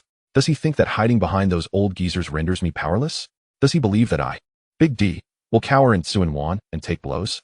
His voice crescendoed with fury, culminating in a frenzied roar. Since he has left me no path to survival, then let no one remain alive. Big D hurled the scalding rebar to the ground, erupting a shower of sparks. His crimson gaze fixed firmly on his top enforcer. Yes, boss. Did you not often say that Lin Wei makes money faster than printing banknotes at that flour mill in Kowloon? A feral grin spread across Big D's face. He has scorched one of my warehouses. I shall sever one of his roots. Gather all the brothers, arm yourselves. Tonight, I shall transform his flour mill into a crematorium. Boss, if we charge out, what about your side? Yi's subordinate hesitated. You need not concern yourself with this side. Big D kicked a charred oil barrel aside, bellowing, I will make all of Hong Kong Island aware that I, Big D, am no mere dog. I am a tiger that devours. Anyone who dares to lay a finger on me shall be met with their flesh torn asunder and their blood spilled. Big D's mania ignited the suppressed fears and animosities within his subordinates. Rather than sit idly by, they preferred to follow their leader into a grand and tumultuous battle. Half an hour later, dozens of vehicles formed a steel torrent, roaring out of Tsuen Wan, heading straight for Kowloon. In an unremarkable old factory building in Kowloon's industrial area, on the top floor, a middle-aged man with gold-rimmed glasses was excitedly on the phone. Lego, Dongguan boy executed flawlessly. I heard Big D's warehouse was reduced to ashes. This will at least cut off his supplies for a month, and his men will surely scatter. From the other end of the line, Lin Wei's voice brimmed with restrained triumph. This is merely the beginning. I've already caught wind of the location of his second stash. Tonight, I shall make him a hunted dog. Ensure the flour mill is secure on your end. Do not let anything go awry. Rest assured, Legu, my defenses are impenetrable. Not even a fly could enter. Once you sit at the helm, our brother's business will. Boom. A thunderous explosion shook the building. The heavy iron door of the factory was violently breached by a portable hydraulic ram from the outside. Yi's men had already infiltrated the building, swiftly installing and activating the heavy machinery in the corridor of the top floor, causing the door to crumple and shatter into fragments. Who goes there? Shouted the few guards inside the factory, scrambling for their weapons. What they saw was a deluge of thugs armed with blades and iron rods, surging in like a tidal wave, led by the menacing A.E., his face etched with savagery. With a wicked grin, A.E. brandished his machete and was the first to charge in. Chop them down. Leave no survivors. Screams, slashes, and the shattering of glass filled the factory within moments. In less than 10 minutes, the factory lay in ruins, millions worth of flour and raw materials drenched in gasoline. A.E. dragged a moaning survivor before him and pressed the phone to his ear. Tell Lin Wei that Big D has received his gift, and this is our response. As he finished speaking, he tossed a lit cigar into the gasoline-soaked flour pile. The inferno erupted, painting the Kowloon night sky a blood-red hue. At the Lianqing headquarters, Deng Bo, Chuan Bao, and a host of elders gathered once more. This time, the atmosphere in the ancestral hall was even more grave, permeated with a sense of panic. Big D has burned down the factory in Kowloon. Ali's supply route has been severed. He's gone mad. Big D has completely lost his mind. He is dragging us down to our doom. Tsuen Wan now resembles a ghost town, as he has scattered everyone. This is a declaration of all-out war. The elders are in disarray, their faces etched with terror. They have not witnessed such raw savagery in a long time, and have forgotten the very foundation upon which our society was built. Lin Huayue has also arrived. He stands in the corner, his countenance dark and brooding. Burning down Big D's warehouse was indeed a clever ploy. However, he did not anticipate that Big D's retaliation would come so swiftly and ferociously. The adversary has turned the tables, resorting to primal violence, striking at his very jugular. Dengbo, Lin Huayue finally speaks, his voice laced with desperation and fury. Big D has abandoned all decorum. I demand the full mobilization of our society's forces to seal off Tsuen Wan and eradicate Big D. This is war. Dengbo raises his eyelids slightly, his murky eyes fixed on Lin Huayue, remaining silent. He is well aware that Lin Huayue seeks to wield the society's blade for his own vendetta, to mend his own wounds. The atmosphere in the ancestral hall has frozen to a standstill. Suddenly, Dengbo's chief aide, a loyal attendant of many decades, rushes in, his face ashen. Clutching a mobile phone, he approaches Dengbo, lowering his voice. Dengbo, something grave has occurred. His words, though soft, explode in the deathly silence of the hall. All eyes turn toward him in unison. Dengbo takes the phone, glancing at the screen. For the first time, this weathered elder's hand trembles uncontrollably as he grips the device. Curious, others lean in, their gazes fixed on the screen, instantly feeling as though their very bones have been extracted, collapsing into their seats. What is this? He stutters, pointing at the screen, his lips quivering, unable to form a coherent sentence. Lin Huayue also catches sight of it. It is a pitch-black webpage, displaying a newly issued bounty. Target, Deng Bo Wishing. Dragonhead Elder. Bounty, 30,000,000 HKD. Requirement, proof of death. 30 million. The same price as the hunt for Big D. This time, the target has shifted to the linchpin of Lianqing, Deng Bo. Within the ancestral hall, silence reigns supreme. A chill more profound than death surges from the soles of their feet to the crown of their heads. Who could it be? Who is behind this? Big D? Or perhaps another faction attempting to stir the waters? But to stake 30 million in such a gambit? Such an audacious move could only be the desperate act of a cornered Big D. The elders exchange glances, each pair of eyes reflecting a deep-seated dread. Big D has truly lost his mind. He dares to strike at Dengbo, and this is no longer a mere fracture within Lianqing. It threatens to obliterate it entirely. Dengbo slowly lowers the phone. In that moment, his already stooped back seems to sag even further. He raises his head, surveying the faces filled with panic, his gaze ultimately resting upon the dragon-headed staff, a symbol of supreme authority. For the first time, he feels that the very thing he has safeguarded his entire life has become searing hot, painfully sharp. The death knell of the old era seems to have truly sounded, and the first decree of doom has fallen upon his own head. At the top of Golden Mountain Tower, Gao Jin meticulously reports everything that has transpired to Yi Sun. From Big D's frenzied counterattack, burning down Lin Huayue's drug factory, to the wave of panic triggered by the 30 million bounty on Dengbo that emerged within the Lianqing Ancestral Hall. Sir, everything is proceeding according to your plan. Saturates Gao Jin's voice. If the earlier provocation of conflict between Big D and Lin Huayue was merely the spark, then this bounty on Dengbo is akin to dousing the roaring flames with an entire barrel of aviation fuel. The rudderless ship of Lianqing has lost its captain. What remains is an endless cycle of suspicion and bloody infighting. Yi Sun, holding a wine glass, listens calmly, his face betraying not a hint of emotion. All that unfolds before him is but a stage play with a script long since penned. Big D is a mad dog, yet he is also a loyal hound. Yi Sun speaks with measured indifference. Corner him, and he will lash out recklessly at the enemy closest to him. Lin Huayue's foundation is unstable. Should he be bitten so savagely, he will only become more frenzied and grasping at the last straw. That is Dengbo. Gao Jin nods, understanding the implications. Every step the Sir takes is precisely calibrated to exploit the vulnerabilities of human nature. However, Sir, Gao Jin still harbors a doubt. Is the bounty on Dengbo not too hasty? Should Dengbo perish, while Lianqing will undoubtedly descend into chaos, it may also awaken certain individuals to the fact that external forces are at play. Awaken? Yi Sun chuckles, as if he has heard an amusing anecdote. He strides to the expansive floor-to-ceiling window, gazing down at the myriad lights below. When a ship is on the brink of sinking, the sailors aboard never ponder who has pierced the hull. Instead, they think only of seizing the last life raft. Yi Sun turns, his penetrating gaze fixed upon Gao Jin's face. Dengbo is the captain of this sinking ship, the sole life raft in the eyes of the crew. By placing a bounty on him, I aim to convey to everyone aboard that this ship is devoid of life rafts. Their only avenue for survival is to abandon ship, or to cast others overboard, snatching the plank from beneath their feet. A cold sweat breaks out on Gao Jin's back. He finally comprehends the Sir's intent. This is no mere conspiracy. This is an overt strategy. It starkly lays bare humanity's avarice, fear, and selfishness, compelling them to make the most deplorable yet inherently human choices. The clash between Big D and Lin Huayue is the first layer of the game. The bounty on Dengbo, sowing discord among the upper echelons and plunging them into a quagmire of suspicion, constitutes the second layer. These two tiers of strategy are interdependent, each driving the other, creating an inescapable spiral of death. Then, Sir, what is our next move? Gao Jin inquires, eager to discern where this devilish strategist will next place his pieces. Yi Sun's lips curl into a chilling smile. He extends a finger. First, continue feeding Lin Huayue information. Hasn't Big D dispatched everyone? Suin 1 is vacant. Send him the addresses of all remaining warehouses via anonymous channels, ensuring no trace leads back to us. A mad dog will only truly disregard everything once his lair has been utterly overturned. Gao Jin's expression sharpens. This is to compel Lin Huayue to raid Big D's stronghold, severing his escape routes, driving him to become a homeless wild dog. Second, Yi Sun raises a second finger, a glint of amusement in his eyes. That fish-headed marker. Does he not crave wealth? Transfer funds to him through offshore accounts, erasing all traces. Inform him that we too are very much interested in Big D's head. As long as he can provide Big D's precise location, 30 million will be ours to give. Gao Jin is left astonished. Sir, do you mean we should take to the field ourselves? No, Yi Sun shook his head. We shall not enter the fray, but we can stir the waters further. A bounty, multiple bids.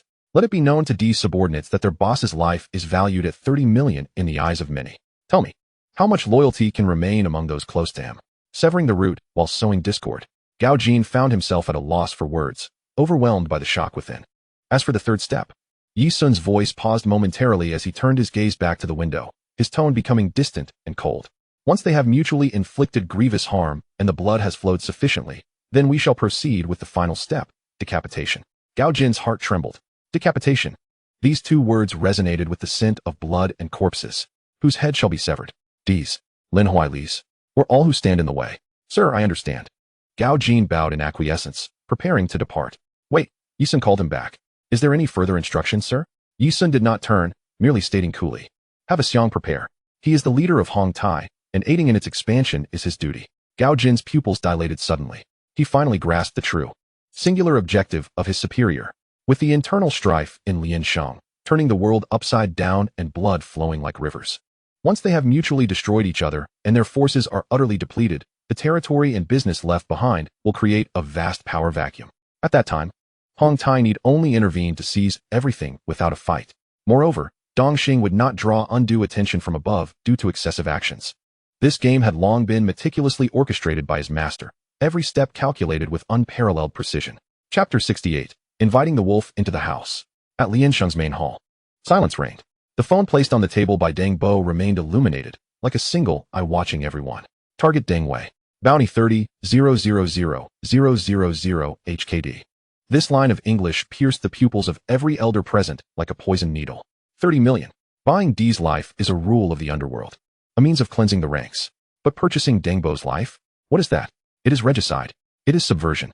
D has truly gone mad. The frantic voice stammered incoherently, lips quivering, unable to utter a complete sentence.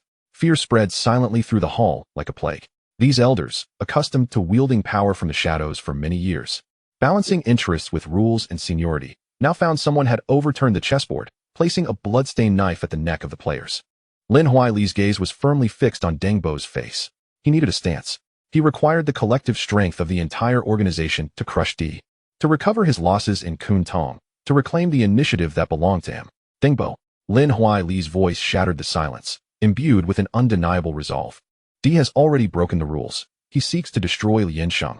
Now, I demand the mobilization of all our forces, every elder, to seal off Sun Wan and capture that traitor D, to deal with him according to our laws. His voice echoed in the hall, yet met with no response. The elders exchanged glances, their eyes evasive, none daring to speak. Mobilizing all forces? Everyone knew that D had become a desperate mad dog. Whoever moved first would suffer the most dire consequences. Moreover, that 30 million bounty loomed like the sword of Damocles, hanging over Deng Bo's head and weighing heavily on the hearts of them all. To send people to assist Lin Huailu, who would ensure the safety of these elders. If something were to happen to Deng Bo, would those who assisted become the next targets of the bounty? Deng Bo slowly lifted his head. For the first time, his murky old eyes did not meet Lin Huaili's, but scanned each elder present. He saw the fear, the retreat, and the self-preservation in their eyes. As for Sun Wan, Deng Bo finally spoke, his voice dry as if two pieces of aged bark were rubbing together. You shall resolve it. The organization cannot descend into further chaos. As his words fell, Lin Huaili's pupils constricted sharply. Resolve it myself? The organization cannot descend into chaos. Implying that the old man was frightened and prepared to retreat. In the face of his own life's peril, the future of the organization, the rightful claim of leadership, and even Lin Huaili's own fate had become trivial. Very well. Lin Huailu cast a deep glance at Deng Bo, his gaze now devoid of respect, replaced by cold disappointment and repressed madness. I shall resolve it myself. He uttered no more words, abruptly turning and striding out of the hall. As his figure vanished beyond the door, the oppressive atmosphere within the hall eased slightly. The frantic voice drew closer to Deng Bo, lowering his voice. Deng Bo. Are we really going to let him tackle this alone? What if he fails against that madman D? Deng Bo wearily closed his eyes, waving his hand. If he loses, let it be seen as the organization sacrificing an arm to survive. If he wins, he shall rightfully take that position. He paused, his voice revealing an unprecedented frailty. Convey my message. Starting tonight, I am unwell and shall close the door to guests. All branches of Liansheng must retract their defenses. No one is permitted to cross the sea to Sun Wan. The night wind was biting cold. Lin Huailu stood on the street, letting the chill tousle his hair. The phone in his palm felt scorching hot. He dialed a number, one he thought he would never employ in the struggles of the organization. The call connected. Hello, hello. A calm, polite, yet somewhat detached male voice spoke in Japanese. Mr. Kataho, it is I, Alu. Lin Huaili's voice was strained and hoarse. On the other end of the line was his largest partner in the flower business, the young leader of the Yamato group, Kataho Takashi. Oh, Lukuin. What brings you to call so late? Kataho's tone carried a hint of amusement. I need your assistance. Lin Huailu got straight to the point. Oh, I've encountered some troubles within the organization. A certain opponent is quite formidable. Lin Huailu gazed toward the direction of Sun Wan, flames igniting in his eyes.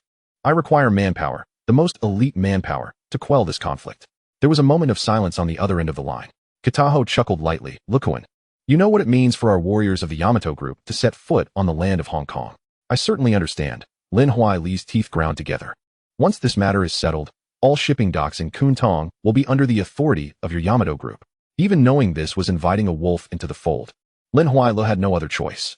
Abandoned by Deng Bo and those old men, the cards he held were no longer sufficient. He had to win, at any cost.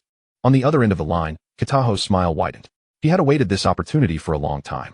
Hong Kong, this land rich with gold. The Yamato group has long sought to stake a claim. Lukuan, you are my most important partner in Hong Kong. Your troubles are now my troubles.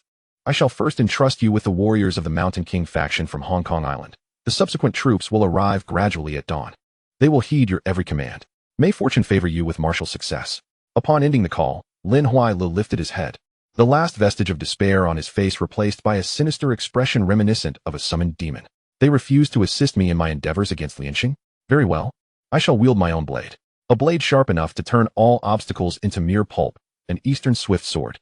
Half an hour later, on the outskirts of Jordan, the subordinates of the formidable D, who had been rampaging through the area, suddenly faced a cataclysmic blow. Several black Toyota Alfords silently glided into the battlefield.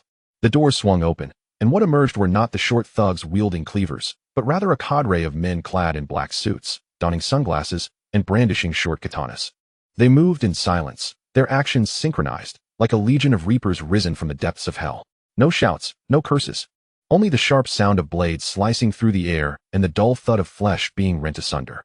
These men, who had relied on sheer brutality to dominate, appeared as lambs awaiting slaughter before this assembly of lethal machines. Their strikes were effortlessly countered by precise blocks, while each of their opponent's attacks sought the throat, heart, or major arteries with deadly accuracy. A single blow, swift and decisive. The tide of battle shifted in an instant. Under the leadership of Dongguan Zai and his cohorts, Lin Huailu's forces surged behind the Mountain King faction, akin to a black tide that swept through and utterly crushed D's ranks. The defensive line crumbled with a mere touch. D's men were left scrambling, shedding armor, and fleeing back to Sun Wan in disarray. Lin Huailu, wielding the might of the East, drove the ferocious tiger, D, back into its cage with sheer force. Jinshan Building, top floor. Gao Jin had just finished reporting the latest intelligence, a hint of gravity now etched upon his features. Sir, Lin Huailu has borrowed troops from the Mountain King faction. D's forces have been repelled and are now completely trapped in Sun Wan. This move by the Mountain King faction was unforeseen on our part, a variable outside our calculations. An uncontrollable factor. Gao Jin expressed concern that this might disrupt the Sir's strategic plans. Yi Sun swirled the wine in his glass, the blood-red liquid dancing in the light, reflecting his calm, unperturbed visage. The Mountain King faction? Rather than exhibiting worry, he chuckled derisively. A smile that bore a hint of disgust at the emergence of trash within the chessboard. Lin Huailu, more devoid of principles than I had anticipated. To drink poison to quench thirst, to invite wolves into the fold for that position. He dares to gamble. Gao Jin, perplexed, responded, Sir. The intervention of the Mountain King faction will complicate our subsequent plans to absorb Lianxing. Complicate? Yi Sun set down his glass and approached the expansive floor-to-ceiling window. He gazed down at the city lights below, as if admiring his own game board. No, this is not complexity. This is, in fact, legitimate. A spark ignited within Gao Jin. Yi Sun turned, his penetrating gaze cutting through the darkness. A mighty dragon crossing the river, suppressing the local snakes. Internal strife among gangs had morphed into an invasion by external forces. Tell me, if at this moment, another local faction were to rise, shouldering the banner of cleansing foreign invaders and restoring order, Gao Jin suddenly comprehended. The emergence of the Mountain King faction not only failed to disrupt the Sir's plans, but rather provided him with the perfect justification for a decisive ending. To expel the foreign enemy. Convey my orders. Yi Sun's voice turned colder than ever, imbued with a chilling intent that suggested he was ready to step onto the battlefield himself. Gather all the hall masters of Dongxing for a meeting. Furthermore, cease sending updates from DS side to Lin Huailu. Gao Jin's heart raced, bowing in acknowledgement. Yes, sir. Chapter 69, Aiming at the East. Dongxing Headquarters. Unlike the decayed and antiquated shrine of Lianxing, this is a modern office located on the upper floors of a skyscraper, crafted by a renowned designer. Featuring a minimalist style in stark black, white, and gray tones, exuding a sense of order and power. The top 3 floors have been merged, forming the new power center of Dongxing. Beyond the expansive floor-to-ceiling windows lies the dazzling night view of Hong Kong Island. Yet at this moment, the atmosphere within the room is far more profound and frigid than the night outside. The long conference table is already occupied. They are the core members of Dongxing, the ferocious beasts nurtured by Yi Sun, who command half of the underground world of Hong Kong. The 5 tigers of Dongxing. Golden-haired tiger Sha Meng, with his flamboyant golden locks, fidgeted nervously, tapping his fingers against the table without making a sound. Thunderclap tiger Yao Yang, clad in a black suit, meticulously polished a pair of gold-rimmed glasses, as if oblivious to the world around him. Cold-faced tiger David Zhou sat closest to the main seat, his posture upright, expressionless. The captor tiger Situ Haonan rested with arms crossed, eyes closed in meditation. And the last, Liang Dongsheng, did not exude the same flamboyance as the other 4 tigers. Appearing more like a composed businessman, yet his occasionally fluttering eyelids betrayed a glimmer of calculation and sharpness. Besides the 5 tigers, on the other side sat the absolute muscle of Longyin Group. The Asia trio sat silently in the corner, resembling 3 iron towers poised to spring into action, radiating pure violent energy. Jimmy adjusted his glasses, holding a tablet displaying a continuous stream of real-time data. Yet among them, one individual possessed the most unique presence, Feng Yuxiu. He stood apart, not seated, facing away from the crowd as he gazed at the night view of Victoria Harbor. He belonged neither to Dongxing nor entirely to Longyin. He solely belonged to Yi Sun. Standing there, he resembled an unparalleled weapon sheathed in its scabbard, devoid of bloodlust, yet instilling a primal sense of dread in all the fierce warriors present. The room was filled with heroes and valiant fighters, yet one could hear a pin drop. Everyone awaited the arrival of one man. With a creak, the heavy door of the conference room swung open. Gao Jin entered first, respectfully pulling out the chair at the main seat. Moments later, Yi Sun's figure appeared in the doorway, dressed in a fitted casual outfit, his face devoid of expression. His steps measured. Yet, the instant he stepped into the room, Sha Meng seized his drumming fingers on the table. Yao Yang set down his handkerchief. Situ Haonan opened his eyes. The Asia trio instinctively straightened their posture. Feng Yuxiu's back also shifted slightly. Yi Sun approached the main seat and sat down calmly.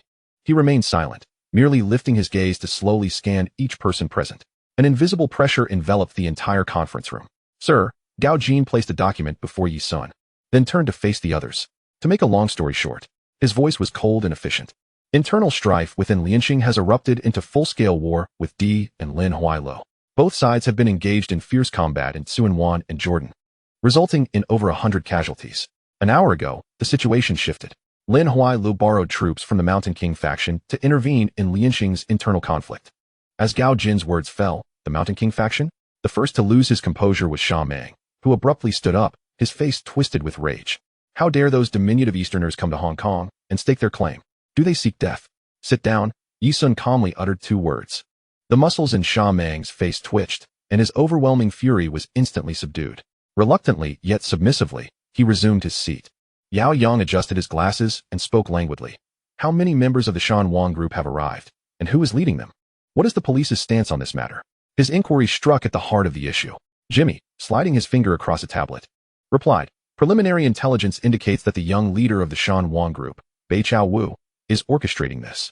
Currently, there are about 50 of them on Hong Kong Island. All seasoned warriors with formidable combat capabilities. Additional forces are likely en route.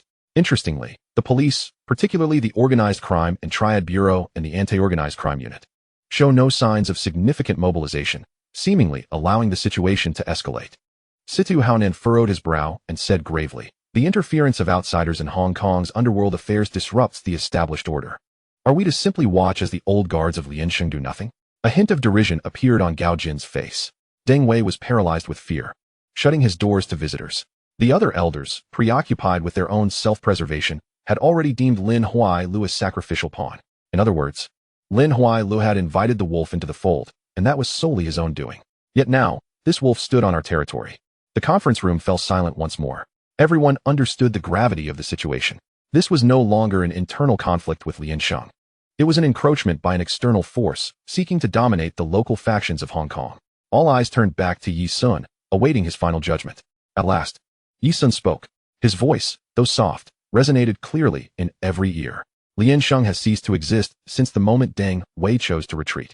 A faction that cannot even defend its own doorstep has no reason to persist.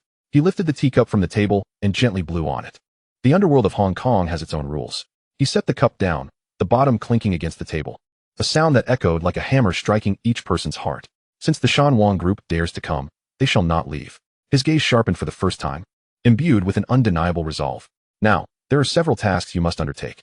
First, effective immediately, all branches of Dongxing must enter a state of maximum readiness. David. Yes, sir.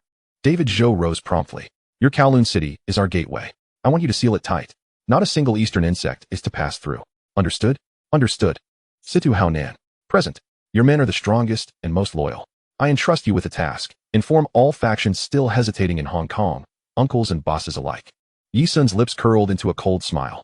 Anyone with ties to the Shan Wang group shall be deemed a public enemy of Hong Kong. Dongxing shall eradicate them. This was to establish authority for the entire underworld of Hong Kong.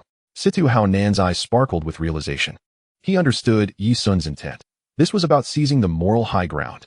Yao Yang, Sha Meng, Dedong. Present. The three responded in unison. You three shall combine your forces with a singular objective. Yi Sun extended a finger, forcefully marking the location of Tsuan Wan on the map. Retrieve the trap to D from Tsuan Wan. Sha Meng was taken aback. Sir, are we rescuing him? Not rescuing. Yi Sun shook his head, a glint of amusement flickering in his eyes. It's about utilizing waste. I need him to become the most rabid dog, directed to bite the targets I specify. As for Aja, Jimmy. Sir, you are responsible for intelligence and logistics. I require all information on that group from Shan Wang. Their leaders, their whereabouts, their routes of movement. Orders were issued, clear, decisive, and interconnected. Finally, Yi Sun's gaze fell upon the solitary figure by the window. Feng Yuxiu slowly turned. His expression bore neither fervor nor excitement, only an imminent sharpness. Yi Sun's voice was calm as water. You will accompany the main force. Teach those Eastern warriors what true martial arts entail. The corners of Feng Yuxiu's mouth curled into a cruel arc very well. The single word was like a blade unsheathed. Yi Sun rose and approached the massive floor-to-ceiling window, overlooking the city illuminated by neon lights. The entire night sky of Hong Kong seemed to be tainted with a dark crimson hue, infused with a silent yet immense killing intent. Dongxing was mobilizing. Their swords pointed towards the east. Chapter 70. Distinguishing high from low, deciding life and death. Tsuan Wan. The streets, woven with blood and fire, had transformed into the hunting ground for Lin Huailu and the Shan Wang group. The D subordinates were being decimated. AE, along with the remaining few brothers, was cornered in an abandoned parking lot, with no room to retreat, forced into a final desperate struggle. Dong Guanzai brandished a blood-dripping machete, his face contorted with a sycophantic grin, bowing to the Japanese beside him. Ishida-kun, it's all up to you. These damn useless fools can't last much longer. The man referred to as Ishida was the second apprentice of Beiqiao Wu, the leader of the Shan Wang group. Clad in immaculate training attire, he wielded a slender katana, free of any bloodstains. He didn't even spare a glance at Ding Guanzai, his eyes reflecting a deep-seated disdain. To him, these factions of Hong Kong were as laughable as children playing house, whether in weaponry or skill. Swift and decisive, Ishida coldly commanded, and the dozens of warriors from the Shan Wang group prepared to launch their final assault. Just then, a hum resonated. Dozens of blinding headlights illuminated the scene from all directions, turning the parking lot into a realm of daylight. The roar of engines crescendoed, deafening. Dozens of vehicles surrounded the battlefield, leaving no escape. The doors swung open in unison. Countless Dongxing brothers armed with steel pipes and machetes surged forth like a tide of black, instantly encircling Dong Guanzai and the Shan Wang group. The smile on Dong Guanzai's face froze instantly. Ishida furrowed his brows as well. Dongxing? What are they here for? The crowd parted, creating a path. Yao Yang, Sha Meng, and Dedong strode out confidently, followed by Dongxing's most elite fighters. Sha Meng, cigarette in mouth, ground his shoe into the still wet blood on the ground. Squinting at the Easterners, you Eastern pests dare to kill on our Hong Kong territory without consulting Dongxing? Yao Yang crossed his arms, his gaze sharp as a blade. Responding coldly, Shan Wang group, you must adhere to Hong Kong's rules while here. Who granted you the liberty to wreak havoc? Dedong adjusted his collar. Speaking calmly, you all may find it difficult to resolve today as affair amicably. Ishida's expression turned icy. We are guests of Mr. Lin Huailo. Does Dongxing wish to declare enmity with the Shan Wang group? Ha ha. Sha Meng laughed as if hearing the greatest joke. The Shan Wang group? In the east. You may be a dragon, but here in Hong Kong, even a dragon must bow to me. Baka. A young warrior behind Ishida shouted angrily, lunging forward. His short blade aimed directly at Sha Meng's throat. Quick, ruthless, accurate. The sand locust barely had time to react, yet the blade halted mere inches from his throat. A hand, seemingly appearing from thin air, firmly pinched the sharp tip of the knife between two fingers. Time seemed to freeze at that moment. Everyone turned their gaze towards the owner of that hand. He did not know when this figure had materialized there. A man, clad in an antiquated black tang suit and wearing cloth shoes, stood out starkly against the surroundings. He exuded an aura of superiority. He spoke, his voice hoarse, as if he had not uttered a word in ages. The stakes were life and death. Before his words faded, he twisted his wrist and exerted force with his fingers. The warrior felt a sudden surge of force coursing along the blade, pain radiating from his grip, and the dagger slipped from his grasp. As the knife spun through the air, he flicked his fingers. A sharp clang resonated. The blade plunged decisively into the warrior's forehead. Staggering back, blood slowly seeped from his 7 orifices as he fell straight to the ground. The arena fell into an eerie silence. Dongguan's eyes nearly bulged out of their sockets. Ishida's pupils constricted to their utmost. This was his most promising junior disciple, now felled by a single strike. Who are you? Ishida's voice took on a grave tone for the first time. The man did not respond. He merely raised his head slowly, and within his otherwise ordinary eyes burned an almost frenzied battle spirit. His name was Feng Yuxiu. Today he had come to kill. Your sword is commendable. Feng Yuxiu's gaze fell upon the long blade in Ishida's hands. Ishida took a deep breath, gripping the sword with both hands, assuming a standard upper stance. He knew he was facing an adversary unlike any he had ever encountered. I am Ishida Yu, of the Mountain King Group. Please, enlighten me. He moved. His body flowed with the sword, the blade's light transforming into a streak that tore through the air, aimed directly at Feng Yuxiu's midsection. This was the swiftest strike in his swordsmanship. However, in Feng Yuxiu's eyes, it appeared far too slow. Instead of retreating, Feng Yuxiu advanced, his body shifting at an odd angle, narrowly evading the blade's edge. His right hand transformed from palm to fist, delivering a thunderous punch toward Ishida's chest. Before the punch landed, the fierce gust of wind it generated left Ishida momentarily breathless. He hastily altered his stance, crossing his sword to block. Bang! A resounding impact echoed. Feng Yuxiu's fist struck solidly against the sword. Ishida felt an overwhelming force surge through him, his grip on the weapon shattered. Blood gushing forth as the long blade slipped from his grasp, spinning into the distant wall. In just a single exchange, disarmed. Before Ishida could recover from his shock, Feng Yuxiu's second strike arrived. A knife hand, so swift it left only an afterimage, accurately struck his right shoulder. Crack! The sound of shattering bone was unmistakable. Ishida let out a muffled groan, his entire right arm hanging limply. For the third strike, Feng Yuxiu delivered a kick to his knee. Crack! Another sharp sound echoed. Ishida could no longer maintain his stance, collapsing to one knee, his face contorted with pain and disbelief. From the initial strike to the conclusion, it had taken merely 3 moves. The elite of the Mountain King Group, the second disciple of Hokuto-bu, had been defeated in such a clean and decisive manner, devoid of any suspense. The remaining warriors of the Mountain King Group gazed at Feng Yuxiu, who resembled a demonic figure, their hands trembling uncontrollably around their swords. Their once proud samurai spirit felt as fragile as parchment in the face of absolute power. Feng Yuxiu approached the kneeling Ishida, looking down upon him. Fist, embodying both strength and gentleness, possesses both internal and external forms, and encompasses shape and intent. The sword, wielding cuts, thrusts, and slashes. You understand nothing. He shook his head, his gaze reminiscent of someone observing a group of clueless children. So feeble. The sand locust paused for a few seconds, then reacted with a thunderous roar. What are you waiting for? Strike. Shatter this bunch of eastern dwarfs into pieces for the dogs. The morale of Dongxing's subordinates surged to its zenith. They surged forward like a flood unleashed, shouting and roaring, charging at the Mountain King Group's warriors, who had completely lost their courage. A massacre. A one-sided slaughter. Lin Huayue's phone nearly exploded with calls. Upon hearing Dongguan's tearful report, he felt as though struck by lightning. Dongxing had fallen. Feng Yuxiu? That madman. His once proud eastern reinforcements had been mercilessly slaughtered by Dongxing's forces. Useless. A bunch of useless fools. Lin Huayue, in a fit of hysteria, smashed his phone against the wall, his chest heaving violently, his eyes bloodshot. He had lost. Lost utterly and completely. Deng Bo and the old fogies had abandoned him. And the blade he had borrowed was severed by an even swifter knife. No, he had not yet lost. He still had one final trump card. Lin Huayue picked up his phone again, trembling as he dialed Hokuto-bu's number. Mr. Hokuto, his voice was hoarse beyond recognition. Look, Huan, I believe I need an explanation. On the other end, Hokuto-bu's voice was as cold as a Siberian chill. My warriors have been slaughtered on Hong Kong Island. It was Dongxing. Dongxing did this. Lin Huayue shouted frantically. They have an expert named Feng Yuxiu. I need your true power. The utmost power. If you can help me kill the leader of Dongxing, kill that Feng Yuxiu, I will give you 70% of the Hong Kong flower business. The other end fell into a prolonged silence. Long enough for Lin Huayue's heart to sink to the depths. Finally, Hokuto-bu's voice broke the silence, laced with a chilling, murderous intent. Look, Huan, you have succeeded. Dongxing has ignited the wrath of the Mountain King group completely. Tomorrow, our most elite shadow will pay a visit to Dongxing's leader. Let him know that the blood of the Mountain King group is not spilled in vain.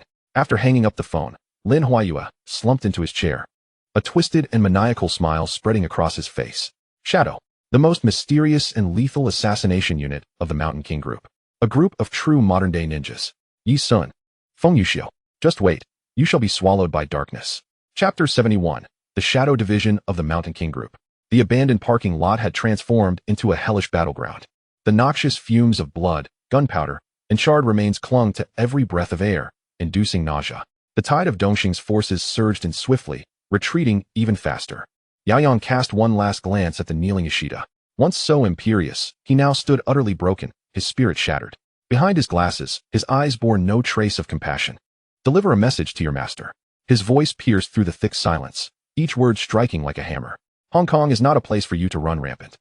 The sand locust was more direct, spitting a thick phlegm onto the corpse of a Mountain King warrior nearby, his face a mask of unabashed contempt.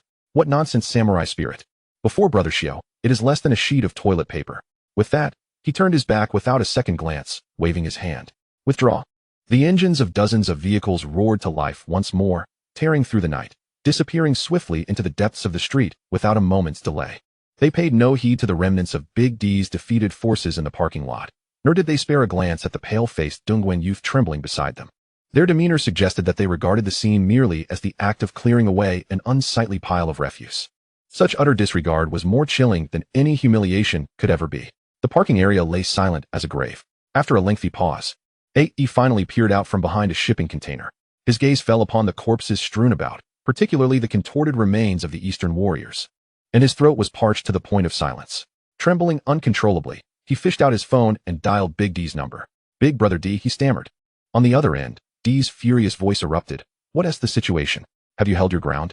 A.E.'s voice quivered with an uncontainable tremor. We've held. The Dongxing people have arrived. The members of the Mountain King group are all gone. A sudden silence enveloped the line. After a full half-minute, Big D's voice returned, hoarse and laced with disbelief. Dongxing, they saved us? No, it was not a rescue. A Yi's eyes followed the departing Dongxing convoy, a chill coursing from his tailbone to the crown of his head. They only killed the Mountain King group members. Once the Eastern warriors were dealt with, they left untouched the men of Lin Huayue. On the other end, Big D fell into a profound silence, the earlier rage and fury replaced by a deeper, more frigid terror. The Mountain King group had a complex background and ruthless methods, and now they had all fallen here. Dongxing could afford to disregard such monumental trouble, but Big D could not. A potent sense of crisis gripped his heart. A.E., Big D's voice turned ominously low. Listen carefully, clean up the scene. Then everyone. Retreat immediately. He paused, emphasizing his words, each syllable deliberate and irrefutable. From this moment on, everyone stand by, safeguard your territory, and do not venture out. The following morning, Victoria Harbor was shrouded in a thin mist. An unremarkable cargo ship silently docked at a secluded berth in the quiet Sing container terminal. On the deck, a man named Gui Che had just concluded a satellite call with Bei Tiao Wu. The echoes of Bei Tiao Wu's furious roars still reverberated in his mind. Ishida is my most prized disciple. The elite warriors of the Mountain King group have been annihilated overnight. This is a profound insult to the dignity of the entire Mountain King group.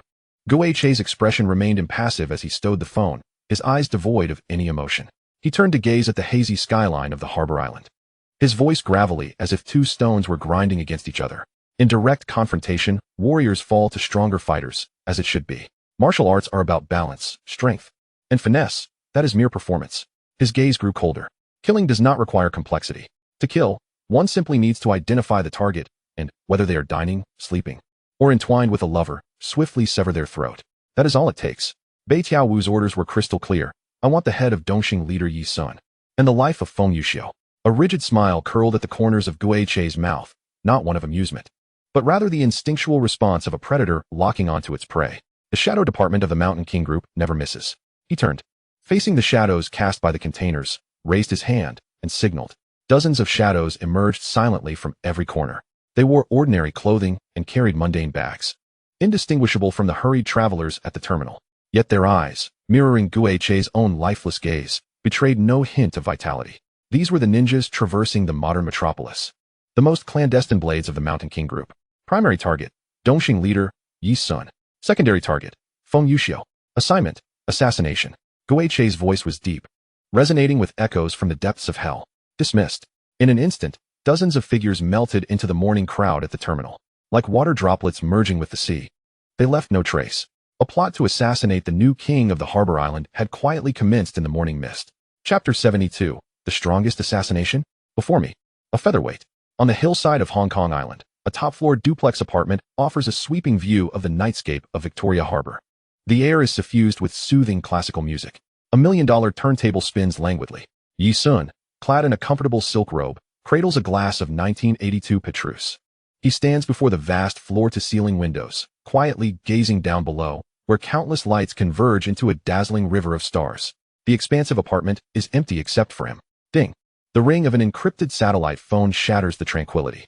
Yi Sun picks up the phone, glancing at the caller ID, his expression unperturbed. Officer Huang. Still awake at this late hour? On the other end, Huang Bingyao's voice, deliberately subdued yet tinged with urgency, replies, Sun, no jokes now. Something big is about to happen. Both the Immigration Office and O Department informants have raised alarms simultaneously. This morning, at least 20 suspicious individuals from the East have infiltrated Hong Kong through irregular channels, all using false identities. However, our intelligence analysts have noted their behavioral patterns align closely with the legendary assassination unit of the Mountain King Group, the Shadow Department. Huang Bingyao's voice bore an unprecedented weight. Sun, these are not ordinary gangsters.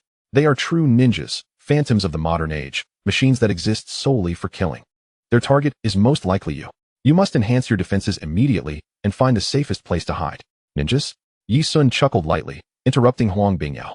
His laughter, soft yet laced with amusement, sounded as if he were indulging in an entertaining bedtime story. I understand. Thank you, Officer Huang. With that, he hung up the phone. No panic, no probing questions, not a hint of tension.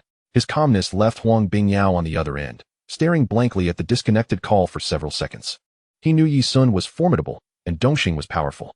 Yet this time, the adversary was the sharpest, deadliest blade of the Mountain King Group. Was Yi Sun truly unafraid? Or did he simply fail to grasp the gravity of the situation? Yi Sun was well aware. He merely found it somewhat laughable. He set down his wine glass and walked to the center of the living room, settling onto a leather sofa, casually picking up an ancient tome and flipping through its pages leisurely. Time trickled by, second by second. The night deepened outside the apartment. Suddenly, the classical music playing abruptly ceased. A faint crackle of electricity sounded as the apartment's lights extinguished in an instant. Darkness enveloped the surroundings, rendering visibility non-existent. The power supply had been severed. Almost simultaneously, the infrared security systems surrounding the apartment fell silent. Outside the floor-to-ceiling windows, several shadows clung to the smooth glass, climbing upward like geckos. Faint metallic sounds echoed from the ventilation ducts. The smart lock on the door, its electronic components corroded by a specialized acid, became utterly inoperative. All of this transpired in absolute silence. They were highly skilled. They were the favored children of darkness. They are the grim reapers here to harvest lives. Guo Chei stands at the forefront of these harbingers of death. Through his night vision goggles, he clearly locks onto the indistinct figure on the sofa. The target, Yi Sun. He remains motionless, even his breath unaltered, akin to a frigid sculpture. Is he paralyzed with fear, or merely feigning calmness?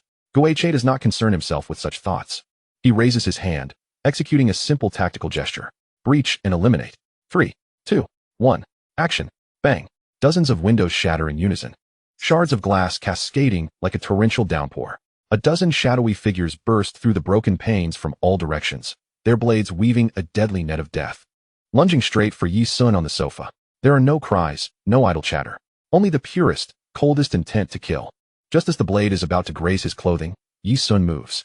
He sinks down and, like a specter, glides off the sofa, rolling to evade the initial onslaught. His right hand darts beneath the coffee table, grasping a short knife. Clang. The sound of metal clashing erupts in the darkness, sparks flying.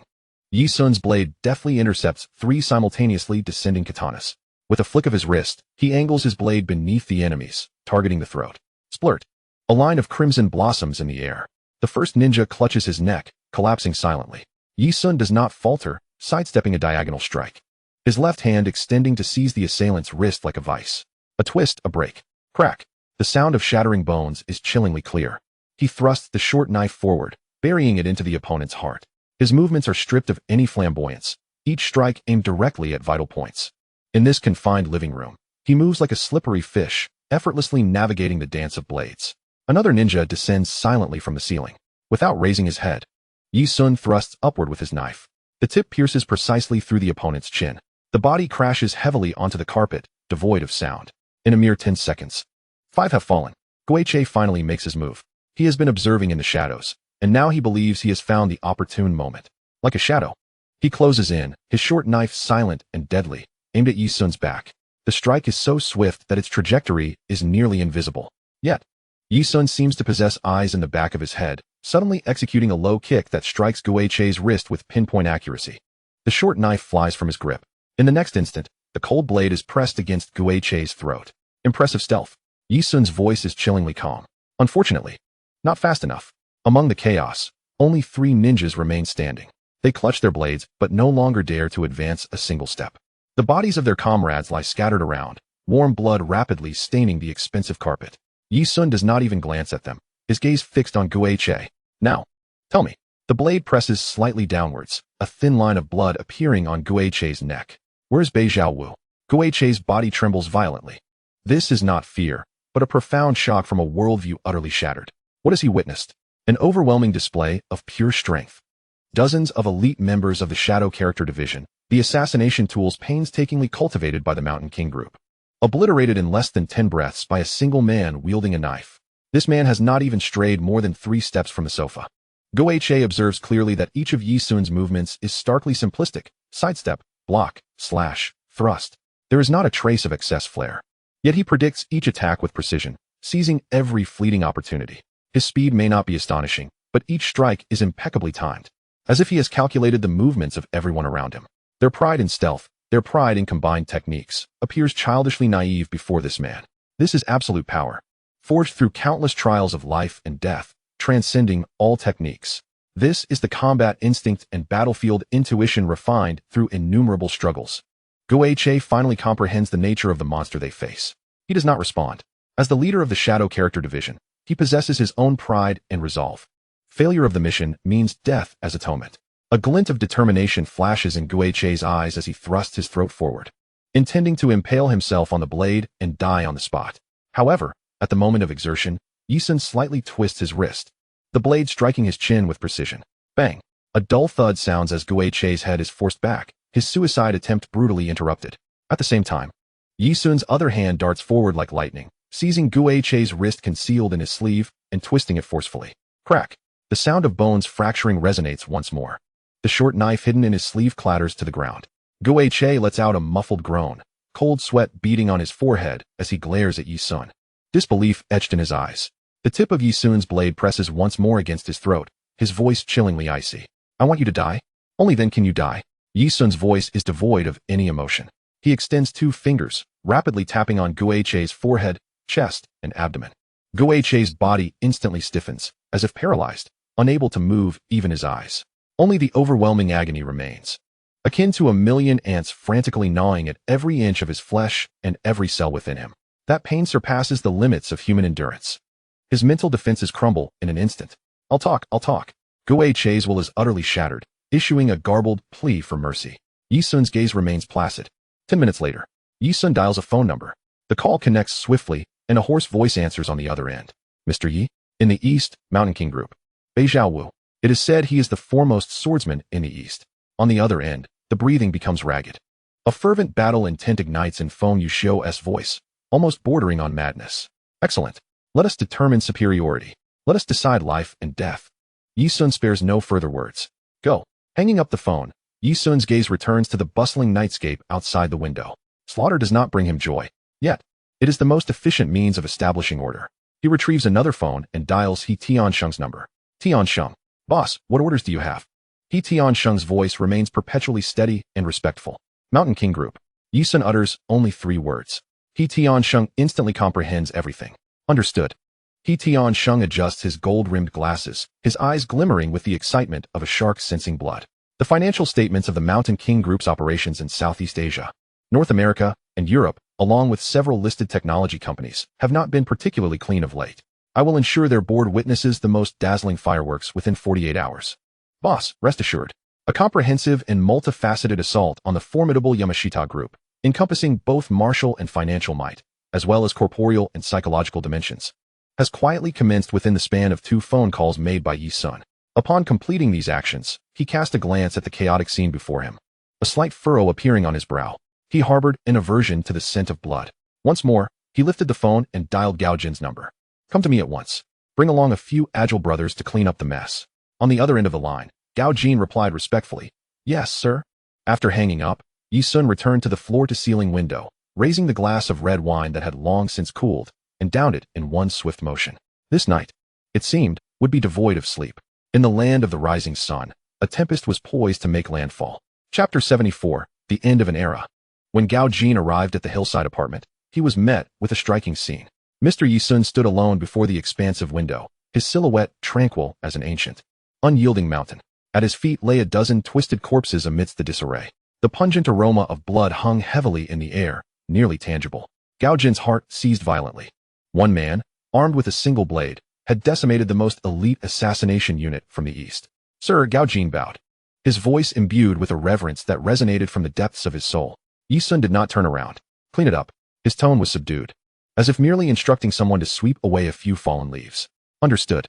Gao Jin dared not inquire further, immediately signaling his subordinates to handle the scene with utmost professionalism, erasing every trace of evidence.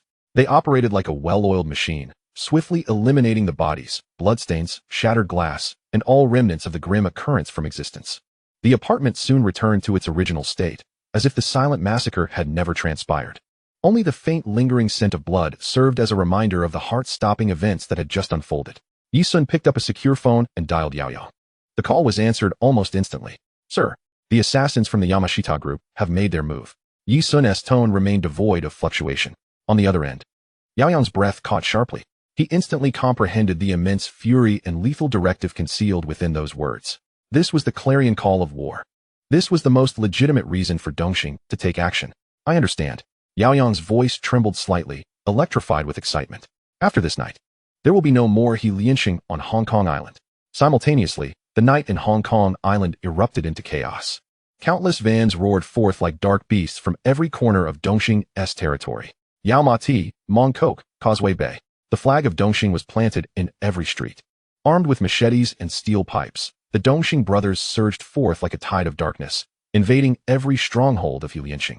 Bars, nightclubs, mahjong parlors. The once vibrant haunts of indulgence were now reduced to the sounds of shattering glass, piercing screams, and the cracking of bones. This was not merely a skirmish. It was a complete annexation, a meticulously planned and executed assault from the top down. Meanwhile, far from the tumultuous battlefield, at a villa atop the mountain, Yi Sun stood before the vast floor-to-ceiling window, calmly surveying the inferno of the night below. The satellite phone beside him rang with urgency. He pressed the answer button, and Deng Wei's aged and anxious voice immediately came through, tinged with a trembling attempt at composure. "Is there some misunderstanding regarding tonight's events?" "Deng Bo." Yi Sun's voice was devoid of emotion. "My neck was just under the knife of the Yamashita group. You tell me, is this a misunderstanding?" Deng Wei on the other end gasped, hastily defending. "The actions of the East Japanese are entirely Lin Huai Li's personal endeavor. Our uncle's generation had no knowledge of it. He Lianxing has no intention of opposing you. We are willing." Yi Sun interrupted him, his tone impassive yet resolute. "Lin Huai Lu embodies He Lianxing. As for who within your ranks conceived this idea, I neither need to know nor care." Yi Sun, beep, beep, beep. Deng Wei's words were cut short, leaving only the chilling sound of a busy signal in the receiver. He clutched the phone, his face ashen, collapsing into the grand armchair, realizing that all was irrevocably lost. He Lianxing's defenses had crumbled in an instant. Their once proud twin red sticks appeared as fragile as paper before seasoned warriors like Sha Ming and Dedong. Lin Huai Lu sat in the opulent living room of his villa, listening to a series of grim reports over the phone as the color drained from his face. "Brother Lo, we can't hold out any longer. The Dongxing men have gone mad. Brother Lo, run. They're coming for us." The call ended with a chilling scream and a busy signal. Lin Huai Li's phone slipped from his hand, falling to the ground. He had lost so swiftly and completely. He had thought that by enlisting the sharpest blade of the Yamashita group, he could sever all ties. Yet he had not anticipated that this blade would shatter before Yi Sun, having barely been drawn from its sheath, leaving him as merely the most convenient excuse for the other party's slaughter. Bang! The door of the villa was forcefully kicked open. Yaoyang, exuding an aura of menace, strode in with measured steps. Behind him followed a throng of Dongxing elites. Lin Huai Lu gazed at him, forcing a smile that was more grotesque than tears. "Yaoyang, Let us talk. Yao Yang adjusted his glasses, their lenses reflecting a cold glint. Lin Huai, my master has a message for you. He says, in your next life, do not meddle with flour. As the words fell, dozens of blades were simultaneously raised. In Tsuan, Didi sat in his office, methodically smoking one cigar after another, the ashtray overflowing. His trusted aide, A.E., stood nearby, his complexion pale. Outside the office, an oppressive silence reigned. They all understood that once he Lianxing, this towering tree, fell, they would be next. With the strength Dongxing exhibited tonight, Tsuan could not withstand the onslaught. After a long pause, Didi crushed the cigar forcefully against the table, making a decision. He dialed Yi Sun's number. The call connected. This is Didi. His voice was drier than ever. On the other end, Yi Sun's calm and unwavering voice responded, I know. Didi inhaled deeply, summoning all his strength to articulate each word carefully. Mr. Yi, I am willing to merge all the brothers of Tsuan into Dongxing. From now on, Tsuan shall follow Dongxing unconditionally. A moment of silence lingered on the other end, stretching for what felt like an eternity to Didi. Finally, Yi Sun's voice resonated once more. Very well. The Tsuan stronghold is entrusted to you. With that, the call ended.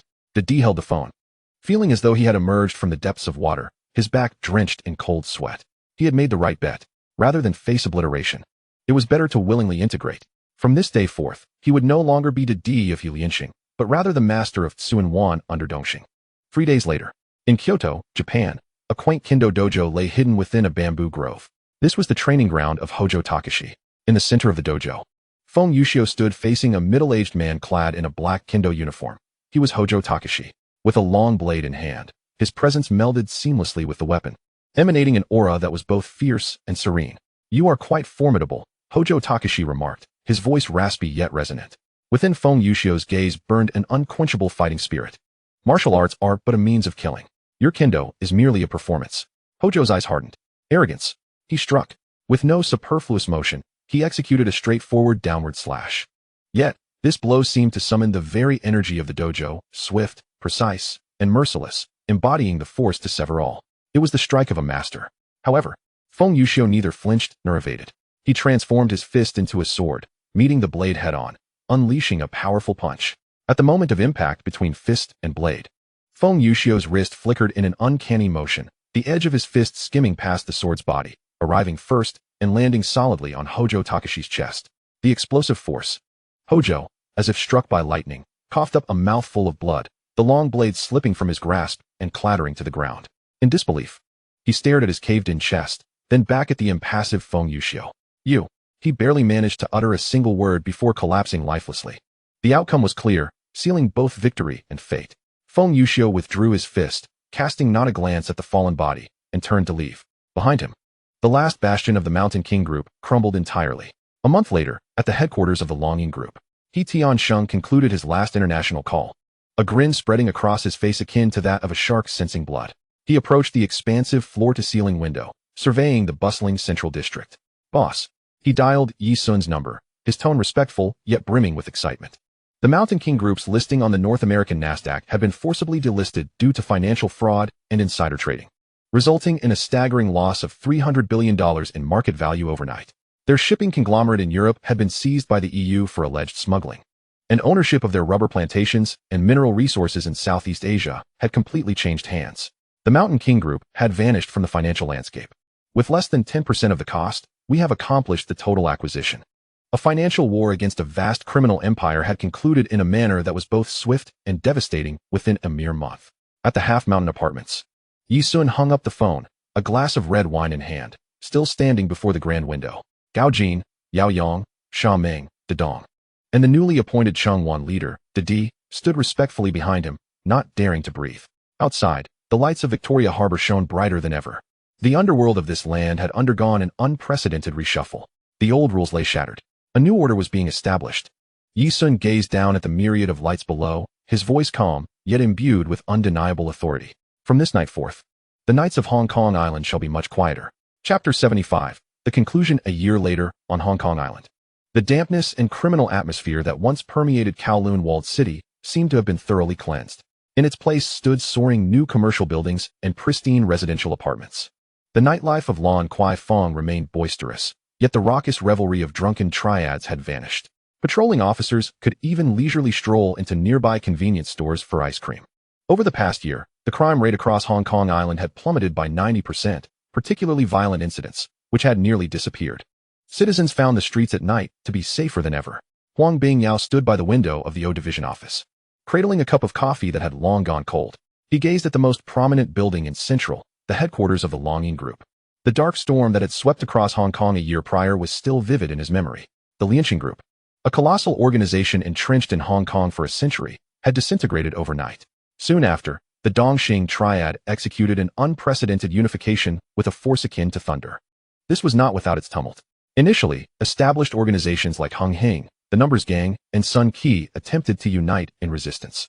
Clinging to the fragile equilibrium of the past, they could not accept an order that transcended all existing rules. However, their resistance proved futile. Among the 12 most formidable fighters under Hung Hing, more than half either ended up in the hospital due to accidents within a week or quietly defected to Dongxing. The gray industries that sustained the Numbers Gang were uprooted, and several elder figures attempting to shift their operations underground vanished into the night of Victoria Harbor along with their warehouses. Sun Qi, the most obstinate, attempted to retaliate with extreme measures. The result was that overnight, all leaders above the rank of head in Sun Qi were summoned for a tea session. And the following day, Sun Qi announced a complete transformation, pivoting towards legitimate film investments.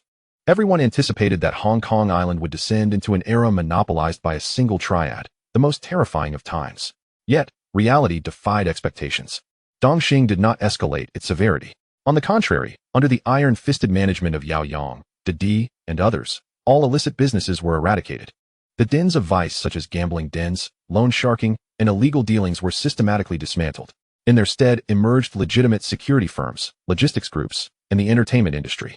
Those who had once known only violence were either sent abroad for modern security training or transitioned locally into well-dressed property managers and mall security personnel. The rules of the underworld had been entirely rewritten. The remaining establishments of Hung Hing transformed into boxing clubs and security training centers.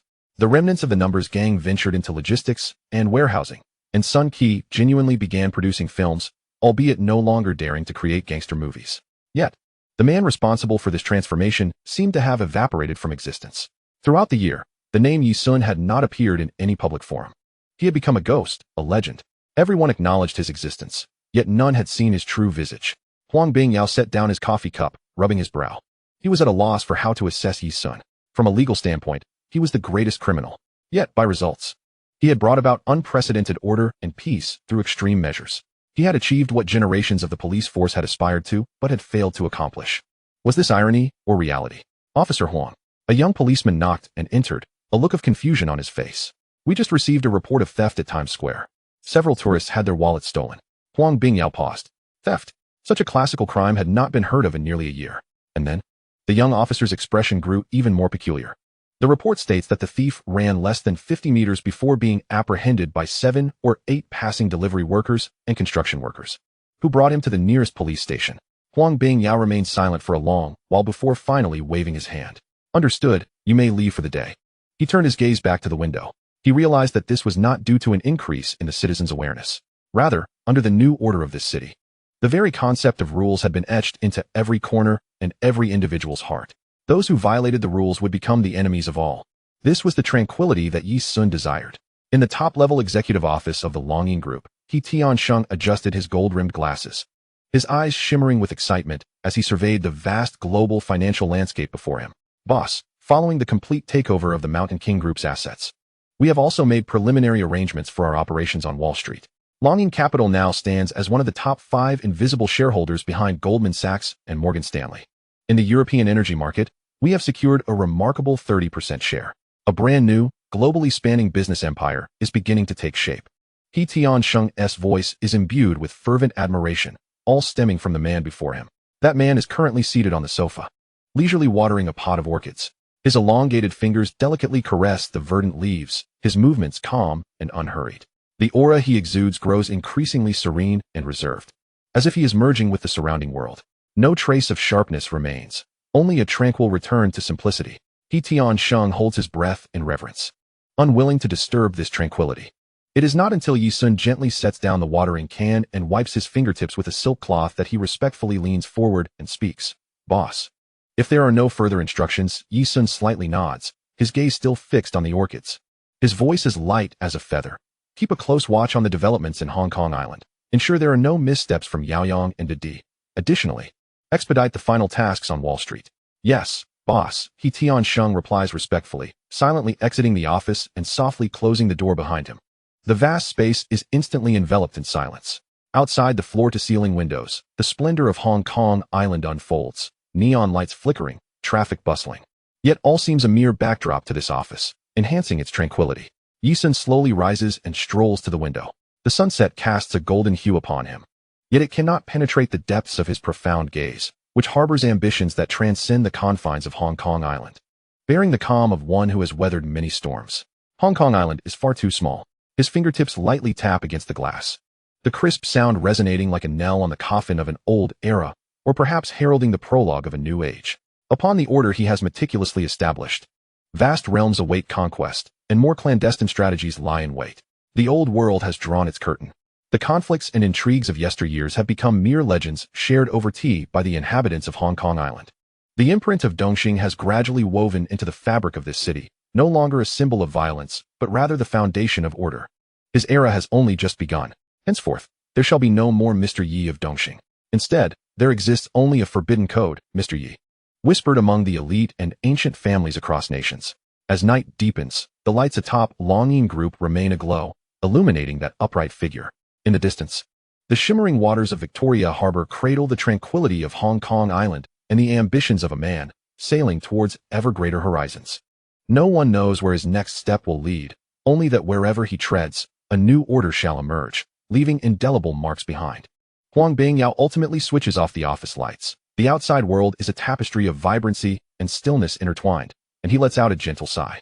Perhaps some rights and wrongs cannot be measured by worldly standards. And Yi Sun, this legendary man, will indubitably leave a vivid and significant mark in the annals of time, with the judgment of his merits and demerits left to posterity. The end. Thank you for your attention. More exciting content will follow.